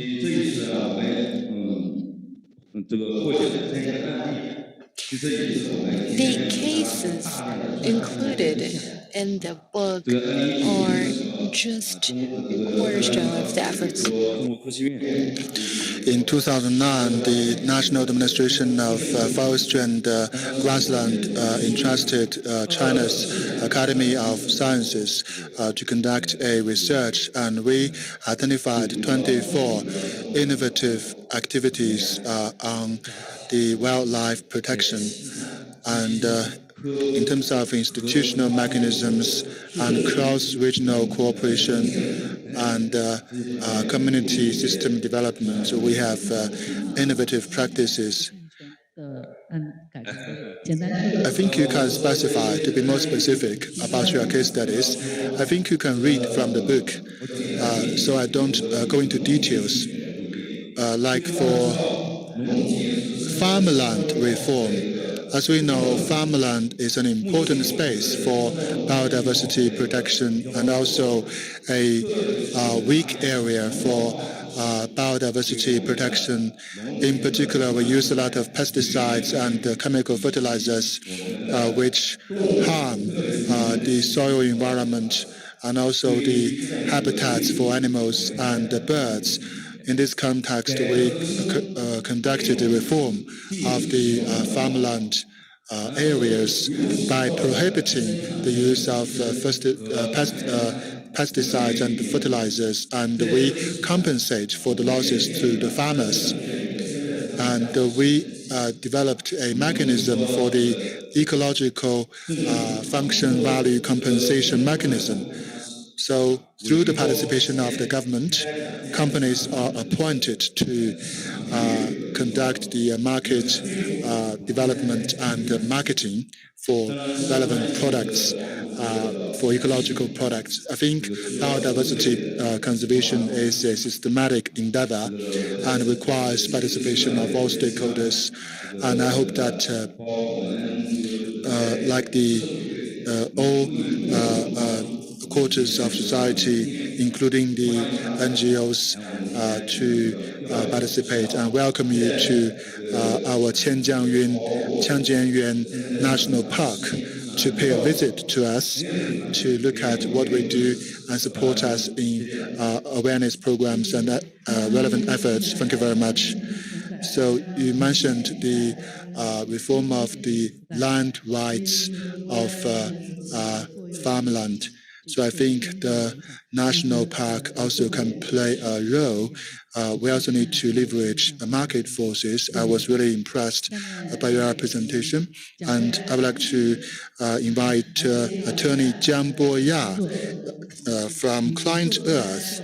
So you are doing a bit different job compared with other panelists. I think, yes, that indeed, we do things quite different, a bit different from other panelists. We are from the client Earth. We are Environmental Association from Europe. I'm an attorney, so I focus on the law aspect. And in this round of the Biodiversity 100 Plus Global Case Studies, we have included our case studies. We have submitted our case studies regarding biodiversity conservation. The law is the last defense for protecting environmental public interest. Environmental justice plays an irreplaceable role in conserving biodiversity. So I hope these studies, case studies, will show the great significance and potentials of environmental justice regarding biodiversity conservation. And we have filed the first preventative public interest litigations in China, and including the Green Peacock case. I would like to share the following thoughts with you. So first of all, the ecological public interest litigations can be filed only by judicial authorities and qualified social organizations, and most cases were filed by prosecutorial authorities.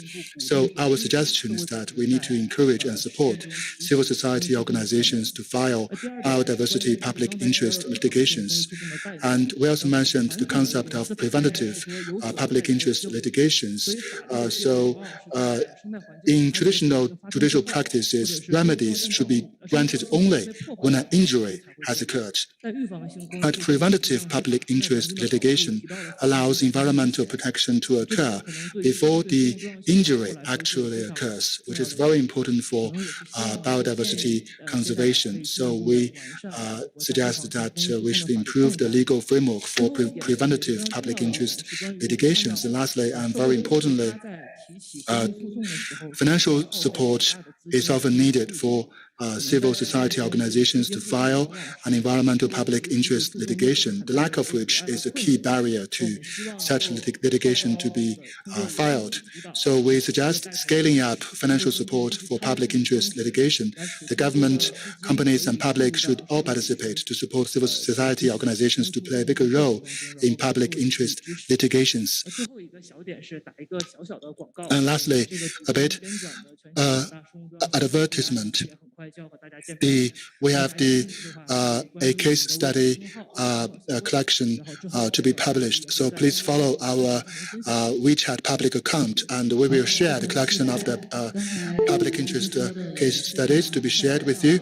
So thank you very much, Attorney Zhang, for sharing with us the importance of judicial litigations, because the public interest litigations are encouraged under China's environmental law. However, there are very few such cases of litigations. We only saw the Green Peacock litigation case. Very few such cases have succeeded because of lack of professional expertise, and also lack of the courage to file litigations in China. So I think in future, going forward, we need to, because we still have some time remaining, so going forward, when we discuss the post-2020 biodiversity framework, so this, in the run-up to the COP15, that's a major priority to establish a new round and more ambitious and more vigorous direction for post-2020 biodiversity framework. So to achieve such a higher goal, what else can be done to support biodiversity? What else can be done? So in addition to what is already in place, what do you think additionally, what additionally can be done? Like recently, we have seen some call or advocacy, no matter for biodiversity or climate change, they all originate from the same root causes. That is, we need to fundamentally transform the way we live and work and modes of our development. So we need to have a step change. Without such a step change, it is almost impossible for us to achieve our goals. As for civil society organizations, in this context, So as you can learn from those case studies, especially those innovative case studies, so those innovations can be put into work in practice to set examples for others follow. So we can think what else can be done in addition to what is already in place to support civil society organizations to play a bigger role. So Mr. Yang from IUCN, please. Sorry, Ms. Yang from Ford Motors, because you are online. Okay, I will share with you two thoughts. So over the past 21 years, so my first message is that for a company like us, Ford Motors, we play a very small role. However, by empowering others, for example, over the years, Ford Motors has provided the training programs for civil society organizations. We have carried out more than 5,000 hours of training as part of capacity building, including legal capacity building, cash management, project management training programs that allowed grassroots NGO organizations to go professional, to become more excellent in the work they do. So capacity training, capacity building is part of our work. And secondly, we need to call upon a broader public to participate. Last year, because of COVID-19, we conducted a project because of the COVID-19. We were not able to move around. So we had a program to use the video resources to use the short videos on the short video platforms. So we have issued a lot of short videos that are attractive together with NGOs to attract more people to know more about wildlife and participate in the protection of wildlife. We have published more than 30,000 short videos which were shot by the public. This year we are going to initiate a new project to support this year's biodiversity objective. So we will establish the Ford Motors Ecotourism Itinerary Award. So within 1 month after this award started, we had 92 applications for this, were candidates for this award. So we will ask media and public to select those most representative ecotourism routes for more people to learn about how can we participate in ecotourism as a way to learn more about biodiversity and contribute to conserving biodiversity globally. So that's all for me from Ford Motors. So for the offline panelists, for anyone of you who would like to start first? So I think Madam Yang made wonderful remarks, and from my personal experience, I think I have two thoughts to share with you. So in our daily work, we often actually need to carry out some meetings to exchange with the judges from the prosecutorial authorities, from the judicial authorities, both in China and abroad.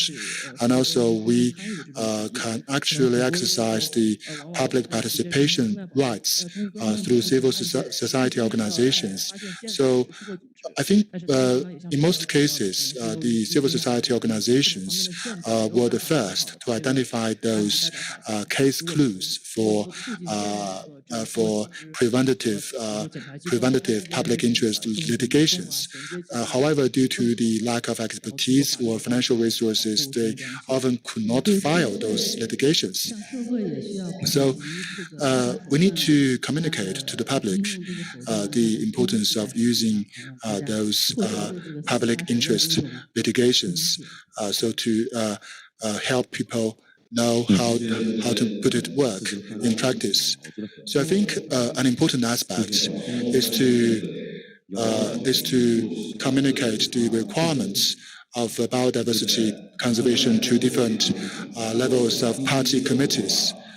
For the party committees to implement those requirements in every aspect of our life and work in order for ecological civilization and biodiversity conservation to succeed. So I think political motivation is very important. That's right. So I'd like to start with our case studies, small but beautiful. So biodiversity is very important. So we need to recognize that biodiversity is largely a top-down approach.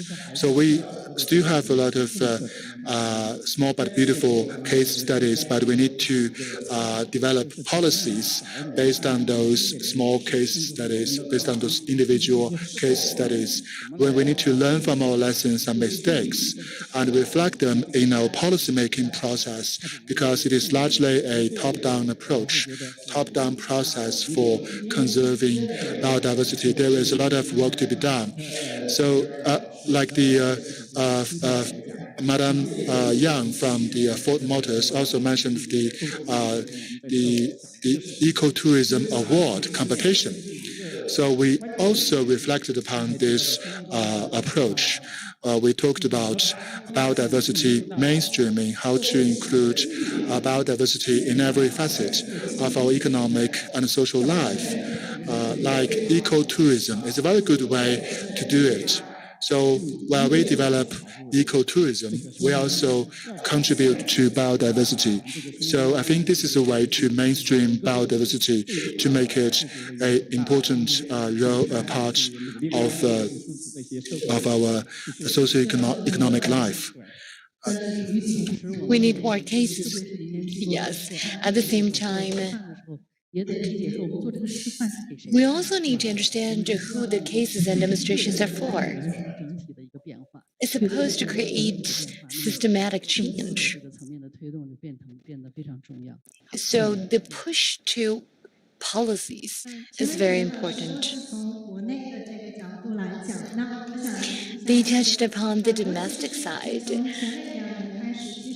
I want to mention about 2 years ago, a lot of foundations started to look at China to see whether the leadership that China assumes can have more breakthroughs. First is on technologies, the application of technologies on conservation, which China has already taken the lead. But how can we better use the technologies in developing countries, such as in Africa and Southeast Asia, so that they can also break the bottlenecks for greater biodiversity conservation? That is the one recommendation from me.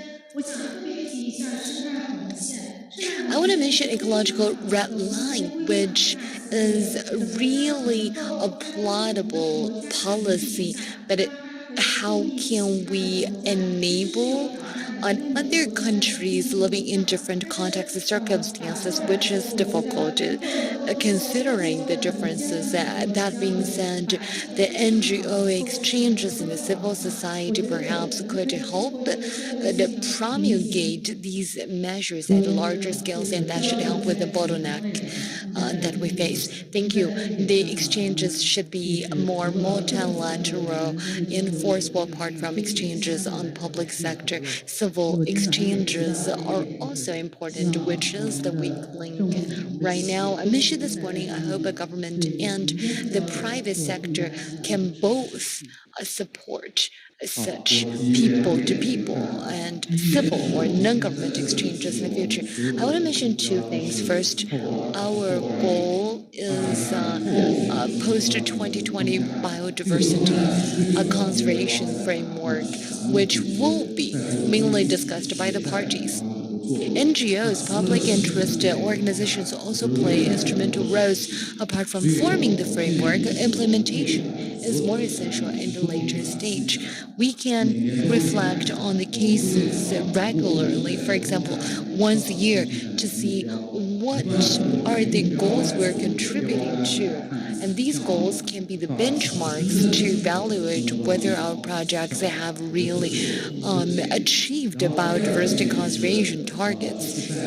That's one recommendation. Second, for mainstreaming of biodiversity in the future, we need to understand that government actors, namely the parties, are the main funders that play the most dominant roles. For civil organizations, I did statistics actually account for less than 1% of the funding, sometimes less than 0.5%. With that in mind, what is the role that we play for sustainable partnership with government, with the private sector? I think that's what we need to think about. You mentioned OECM this morning, and Ms. Khan talked about ecological red line conservation. But how do we really implement these concepts into substantive work we carry out? I think that requires more discussions in the future. Very well said.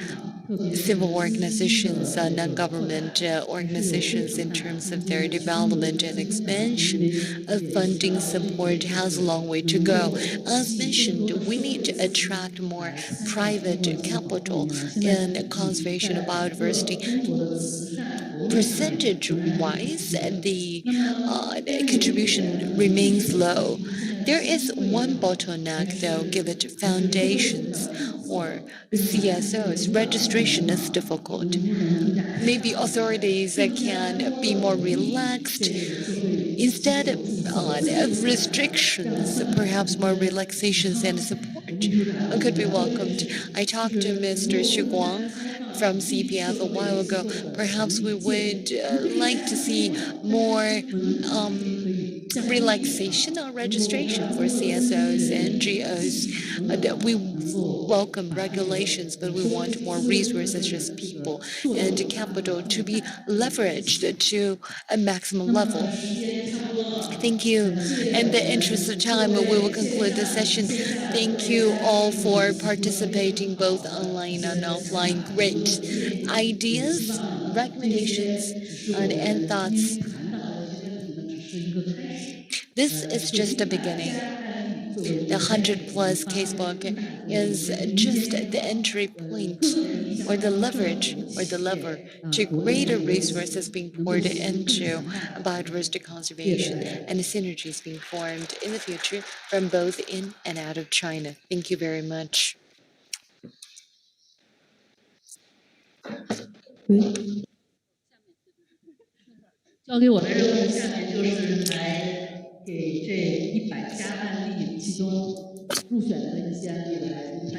Next is award ceremony for the casebook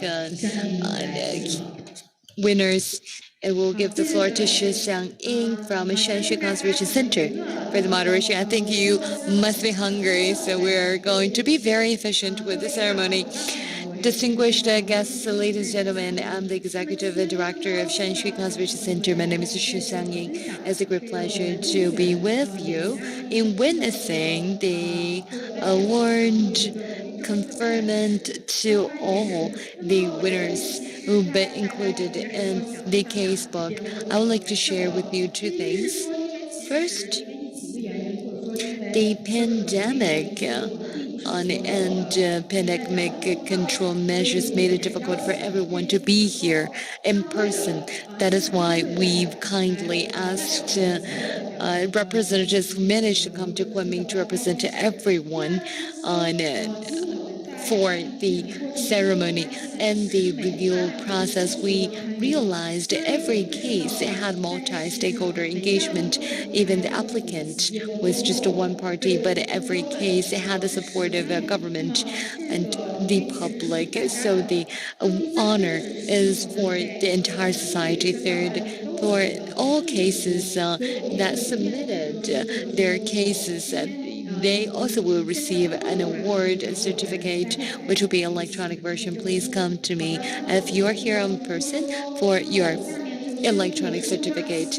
And without further ado, I would like to announce the award certification award ceremony officially starts now. We will have 4 groups who will come to stage for the awards. One representative from the organization's name to please proceed to the stage. For the first group, we have 13 organizations. First is the Nanjing Environmental Science Research Institute of Ministry of Ecology and Environment, Pinghu County Guamba River Basin Nature Conservation Center. And please proceed to the stage from here. Environmental Foundation for Beijing Entrepreneurs Huatai Securities and Group.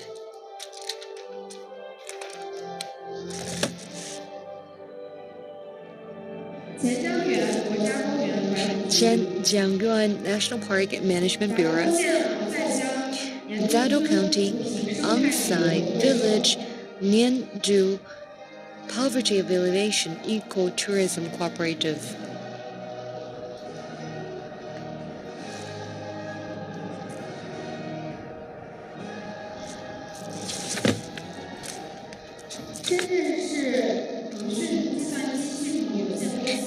Shenzhen Tencent Computing System Center and the Shenzhen Paradise International Foundation. Client Earth. Global Sustainable International Institute. Beijing Shanshui Conservation Center.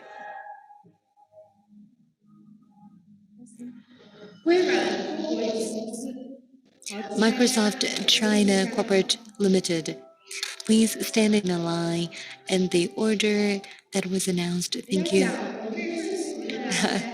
The order is not important. You can change later. This is the first group of the casebook representatives. The negotiator for COP15 from Minister of Environment and Ecology, Mr. Liu Ning, who is also the Executive Vice Director for the Steering Committee Office, will present the awards. Apart from that, we also have a snow leopard for all candidates on stage.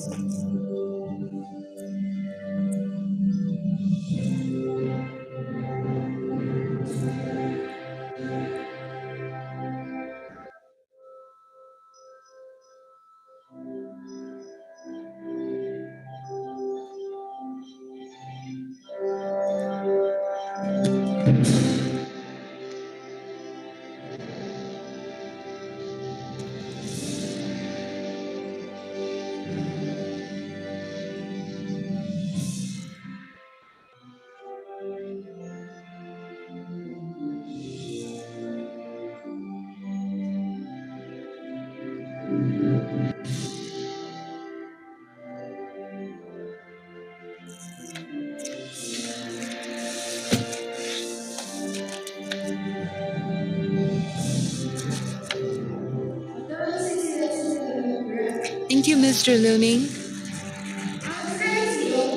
And please stay. The representative from this group, Mr. Go Yang, would just say one word on behalf of all the winners on stage. And he is with Zhou County. My name is Liu Yang. I'm with the Pinghu County. I'm also a ranger. It's a great pleasure to received the award on behalf of the Guanba village. Thank you for 12 years of attention and support to Guanba River Basin. Thank you. Let's have a group photo.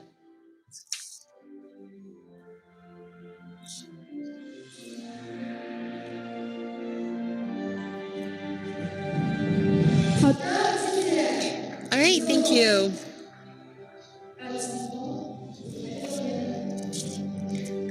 Please exit from here for the second group. So please send one representative to proceed to the stage from this side of the stage. First is the UNDP Global Environment Facility Small Screens Program. Second, Hangzhou Taoyuanli Nature Science Center. Third, Beijing Fujian Social Service Center.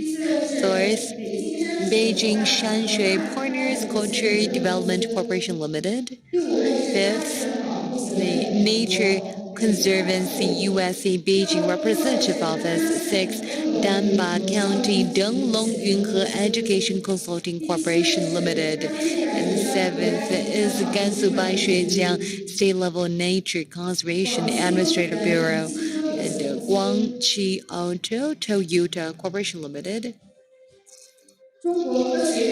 Chinese Academy of Sciences Kunming Fauna Research Institute International Historic Foundation, Henan Zhiyu Sustainable Site Tech Development Research Center, Kunming Municipal and Bird Research Institute, Kunming Zhongyuan Environmental Protection Science and Technology Consultancy Center, Inner Mongolia Laoniu Charity Foundation.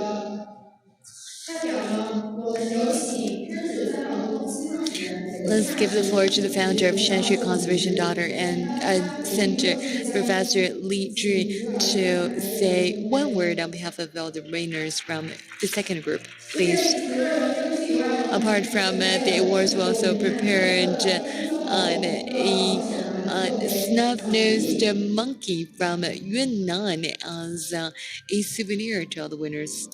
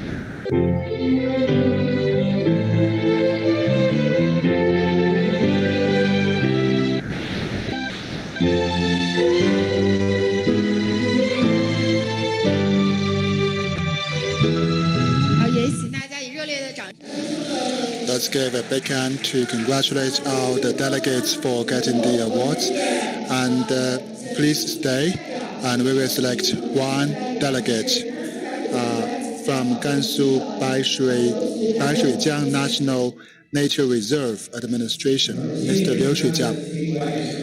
It's a great honor to be awarded, to be given this award. So with this opportunity, we will promote the biodiversity conservation and share the dividends of conservation. I call upon more NGOs to pay more attention to Baishuijiang wild panda and also contribute to the vision of living with nature in harmony. Let's take a picture.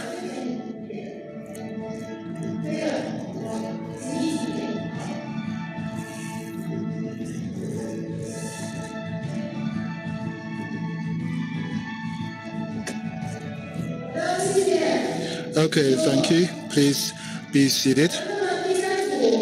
The third group, Peking University Nature Reserve, Nature Protection and Social Development Research Institute, Kunshan Duke University, Maoxian County Jiudingshan Wild Fauna and Flora Friends Society, Nanjing University Environment Planning Design Institute Company,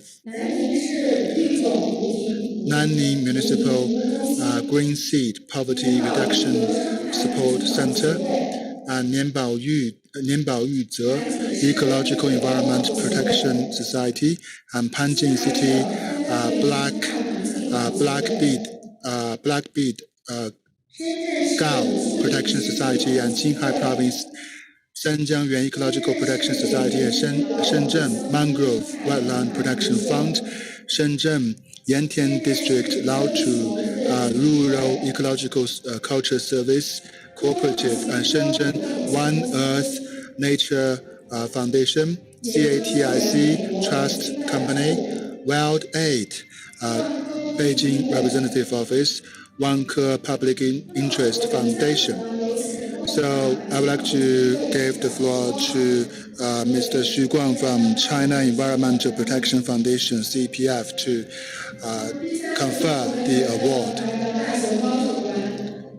So for the third group, we have prepared this award to you.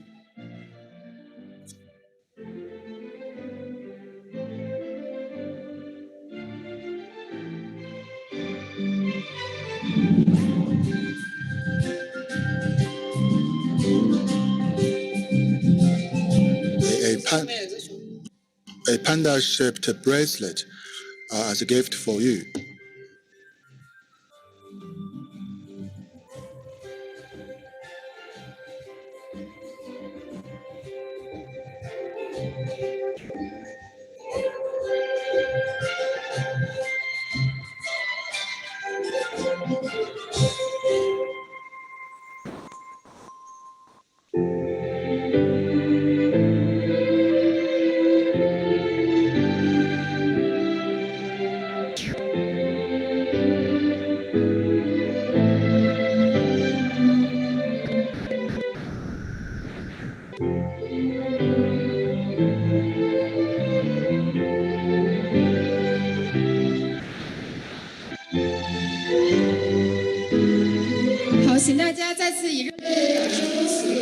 Let's give a warm round of applause to congratulate the award-winning delegates. I'd like to ask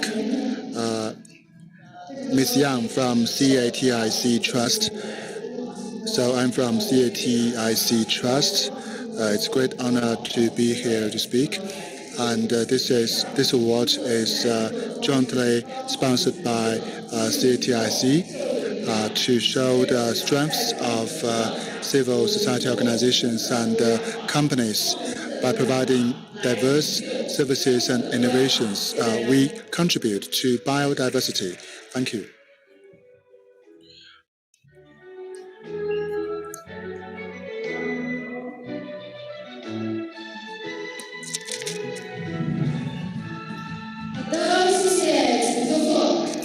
Okay, please take your seats, and we're going to invite the fourth group, the Wild China Fudan University Biodiversity Research Institute, Yunnan Provincial Green Environment Development Foundation, Yunshan Conservation Group, Zhaozhou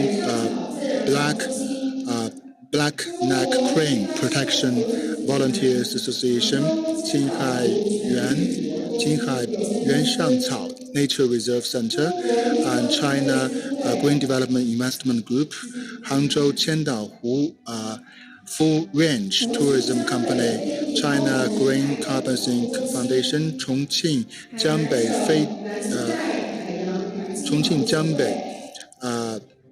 Ecological Popular Science and Conservation Center, and Hainan Blue Ribbon Ocean Environment Research Association, Beijing Sustainable Development Research Institute, and the Wild Conservation Society and also Beijing Chaoyang District Environment Research Institute. And I would like to give the floor to Ma Jian to confer the award tablet to the delegates. As for the fourth group, we present you a bracelet, a panda bracelet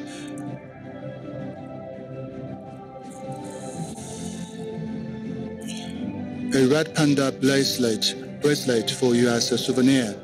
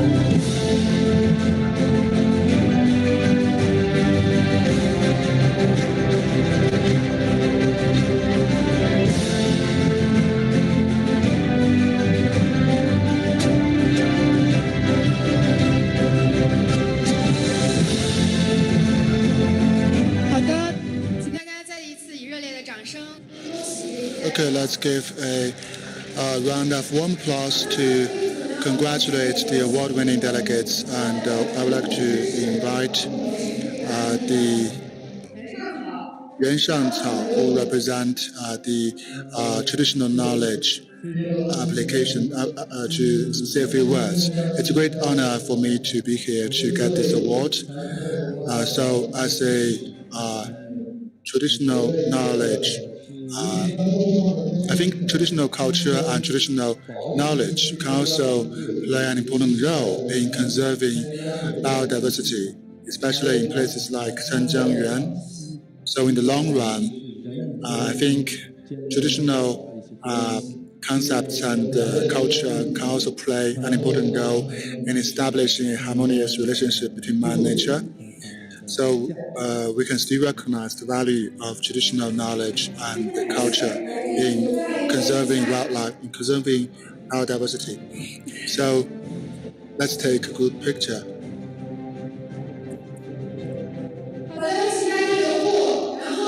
So please stay, and I'd like to ask all the delegates and the panelists to come back to the stage and take a final group picture for all of you. So if you have the bracelet, please come back to the stage. If you have the certificate of honor, please come back to the stage and take a big group photo.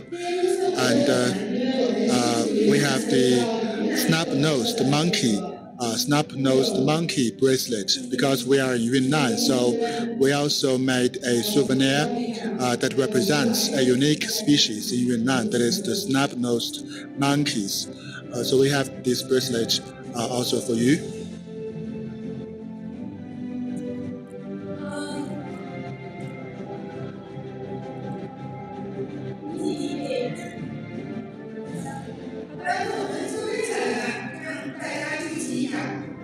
Okay, please stand close to each other first to take a big group picture.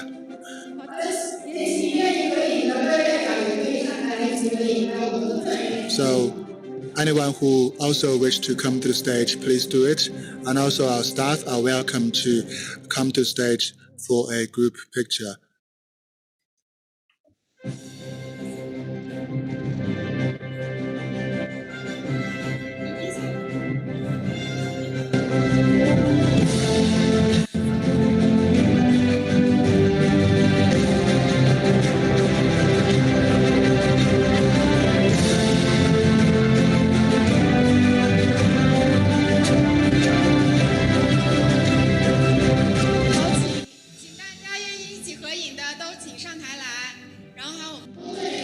So if you will, please come to the stage and take a group picture.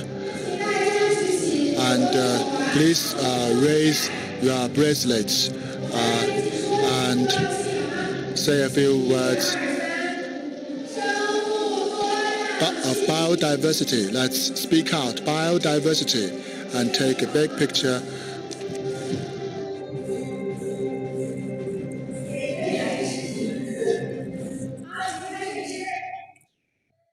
Look at the camera.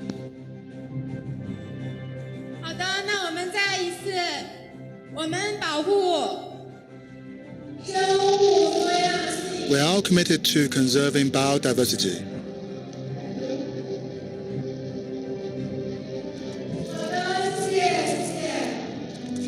Thank you very much.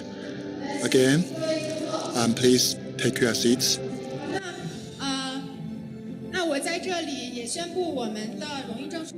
And now I declare the successful closing of the award ceremony and also the conclusion of the biodiversity 100 plus global case studies. So please start your dinner and prepare for the next session.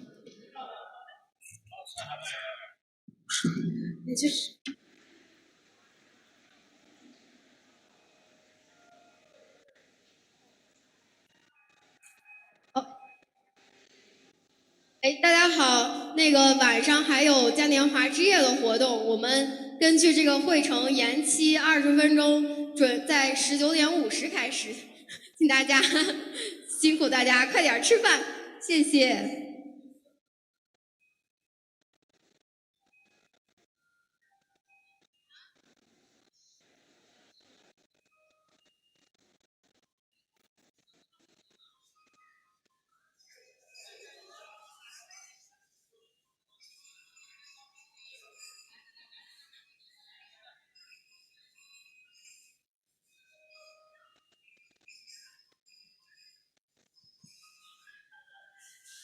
请参与申报了我们案例的但是未能入选的各位代表到我们工作人员那里领取参与证书，然后也可以领取一只毛绒手环，谢谢。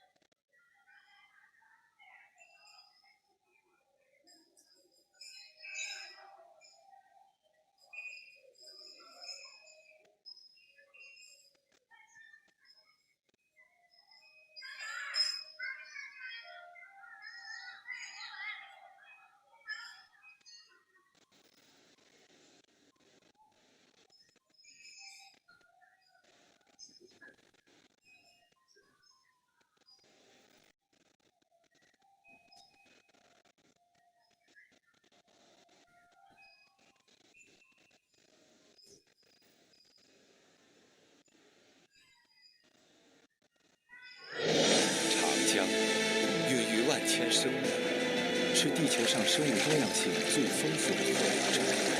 从青藏高原腹地的源头到中游湿地，再到入海口，我们讲述3个长江动物的故事。在6300公里的浩瀡之旅，和我们一起守护一个长江的万象生机。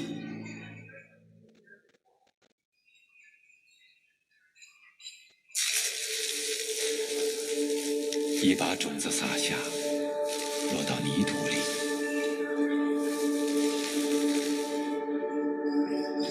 无数小草生长，长成无垠的草原。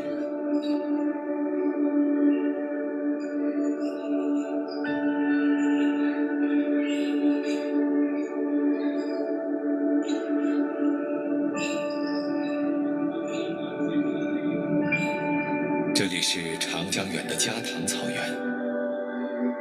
加塘在藏语里的意思为彩虹之地。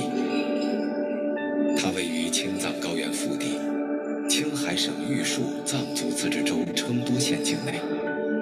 这片草原山脉起伏，水系交错，长江上游最大的支流雅砻江，在加塘汇集了更多的溪流，历经6000公里的旅程，汇入东海。这里更是许多高原野生动物的家园。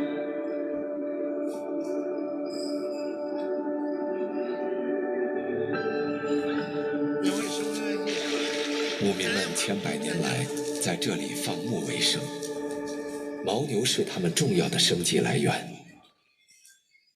在牧场不远处的一个洞穴之中，有个小家伙也住在这里，一只狼宝宝。虽然太阳已经升得老高，但它似乎还带着起床气，打量着周遭的环境。事实上，这个窝里还有他的2个兄弟。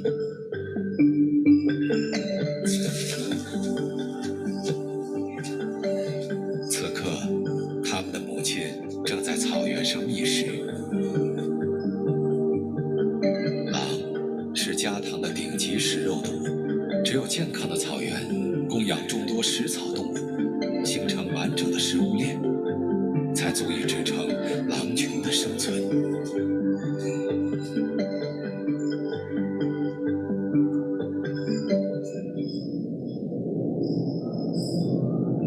高原的生活并不容易，这里的天气变幻莫测，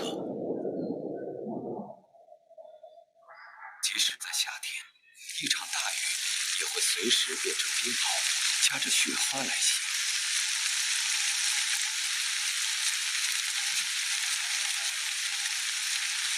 母狼依旧带领着狼群在恶劣的环境中搜寻食物。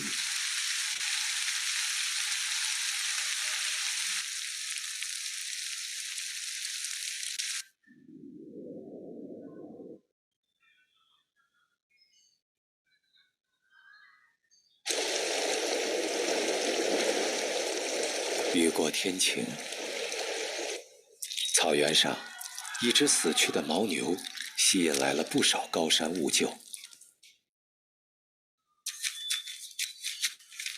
一直找寻不到食物的母狼，终于找到一块牦牛肉，带回去喂食小狼崽。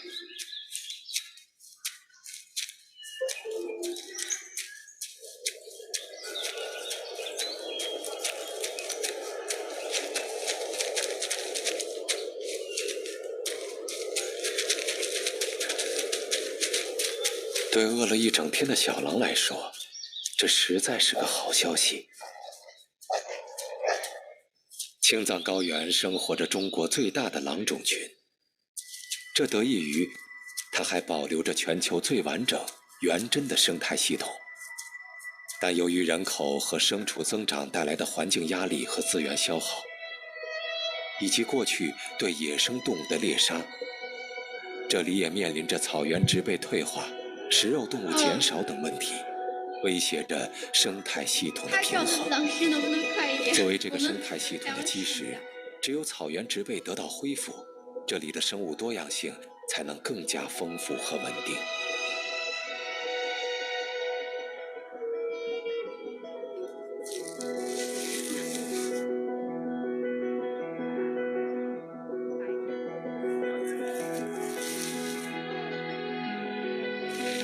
在加唐草原，一向由牧民们自愿行动、积极参与的草原修复计划正在进行中。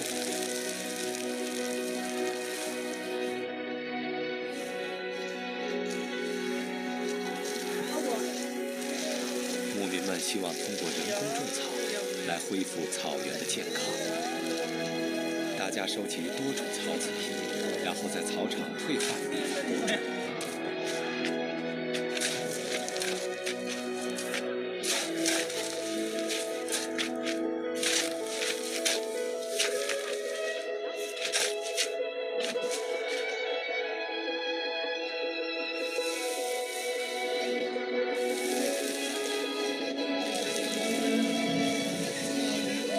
这也许是世界上海拔最高的草原修复计划。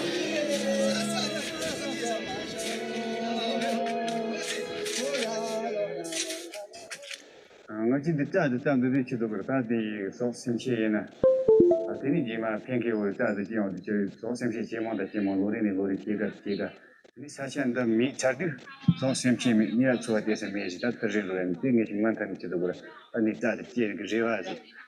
大兄弟，大不里的热爱，在街上热爱屋里，你说生气呢，他偏给听我的，他体谅肯定当不了。其实可以这么说吧，就是青藏高原这个地方，它其实是全世界来讲，就是拥有大型食肉动物种类最多的地方，它甚至比非洲都多。我们如果说保护了基础的植被类型，也就是说它这个初级的草地生产力的话，那么它首先可以供养到食草动物，那食草动物呢，进一步可以供养到了食肉的动物。这个草地可以供养牛羊，然后牛羊它又是牧民赖以生存材料嘛。如果说我们保护草原生态系统的话，也可以维持这个地方的一个比较丰富的生物多样性。多年来，在当地政府、国家公园和企业的支持下，山水自然保护中心和牧民们一起在这里尝试从物种多样性出发，寻找更多生态保护的可能性，并在这个过程中探索人与野生动物在一片土地上和谐共存的方式。随着草场的逐渐恢复，这片位于长江源头的高山草原将能蕴含更多的水，向下游源源不断地流去。牧民们还成立了反盗猎巡护队。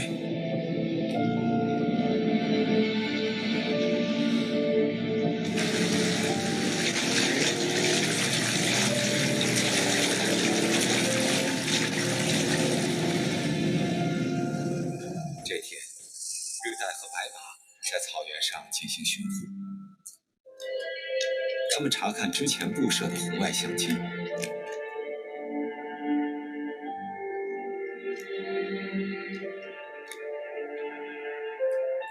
这里记录到了许多平时难得一见的动物：猞猁、艾柚、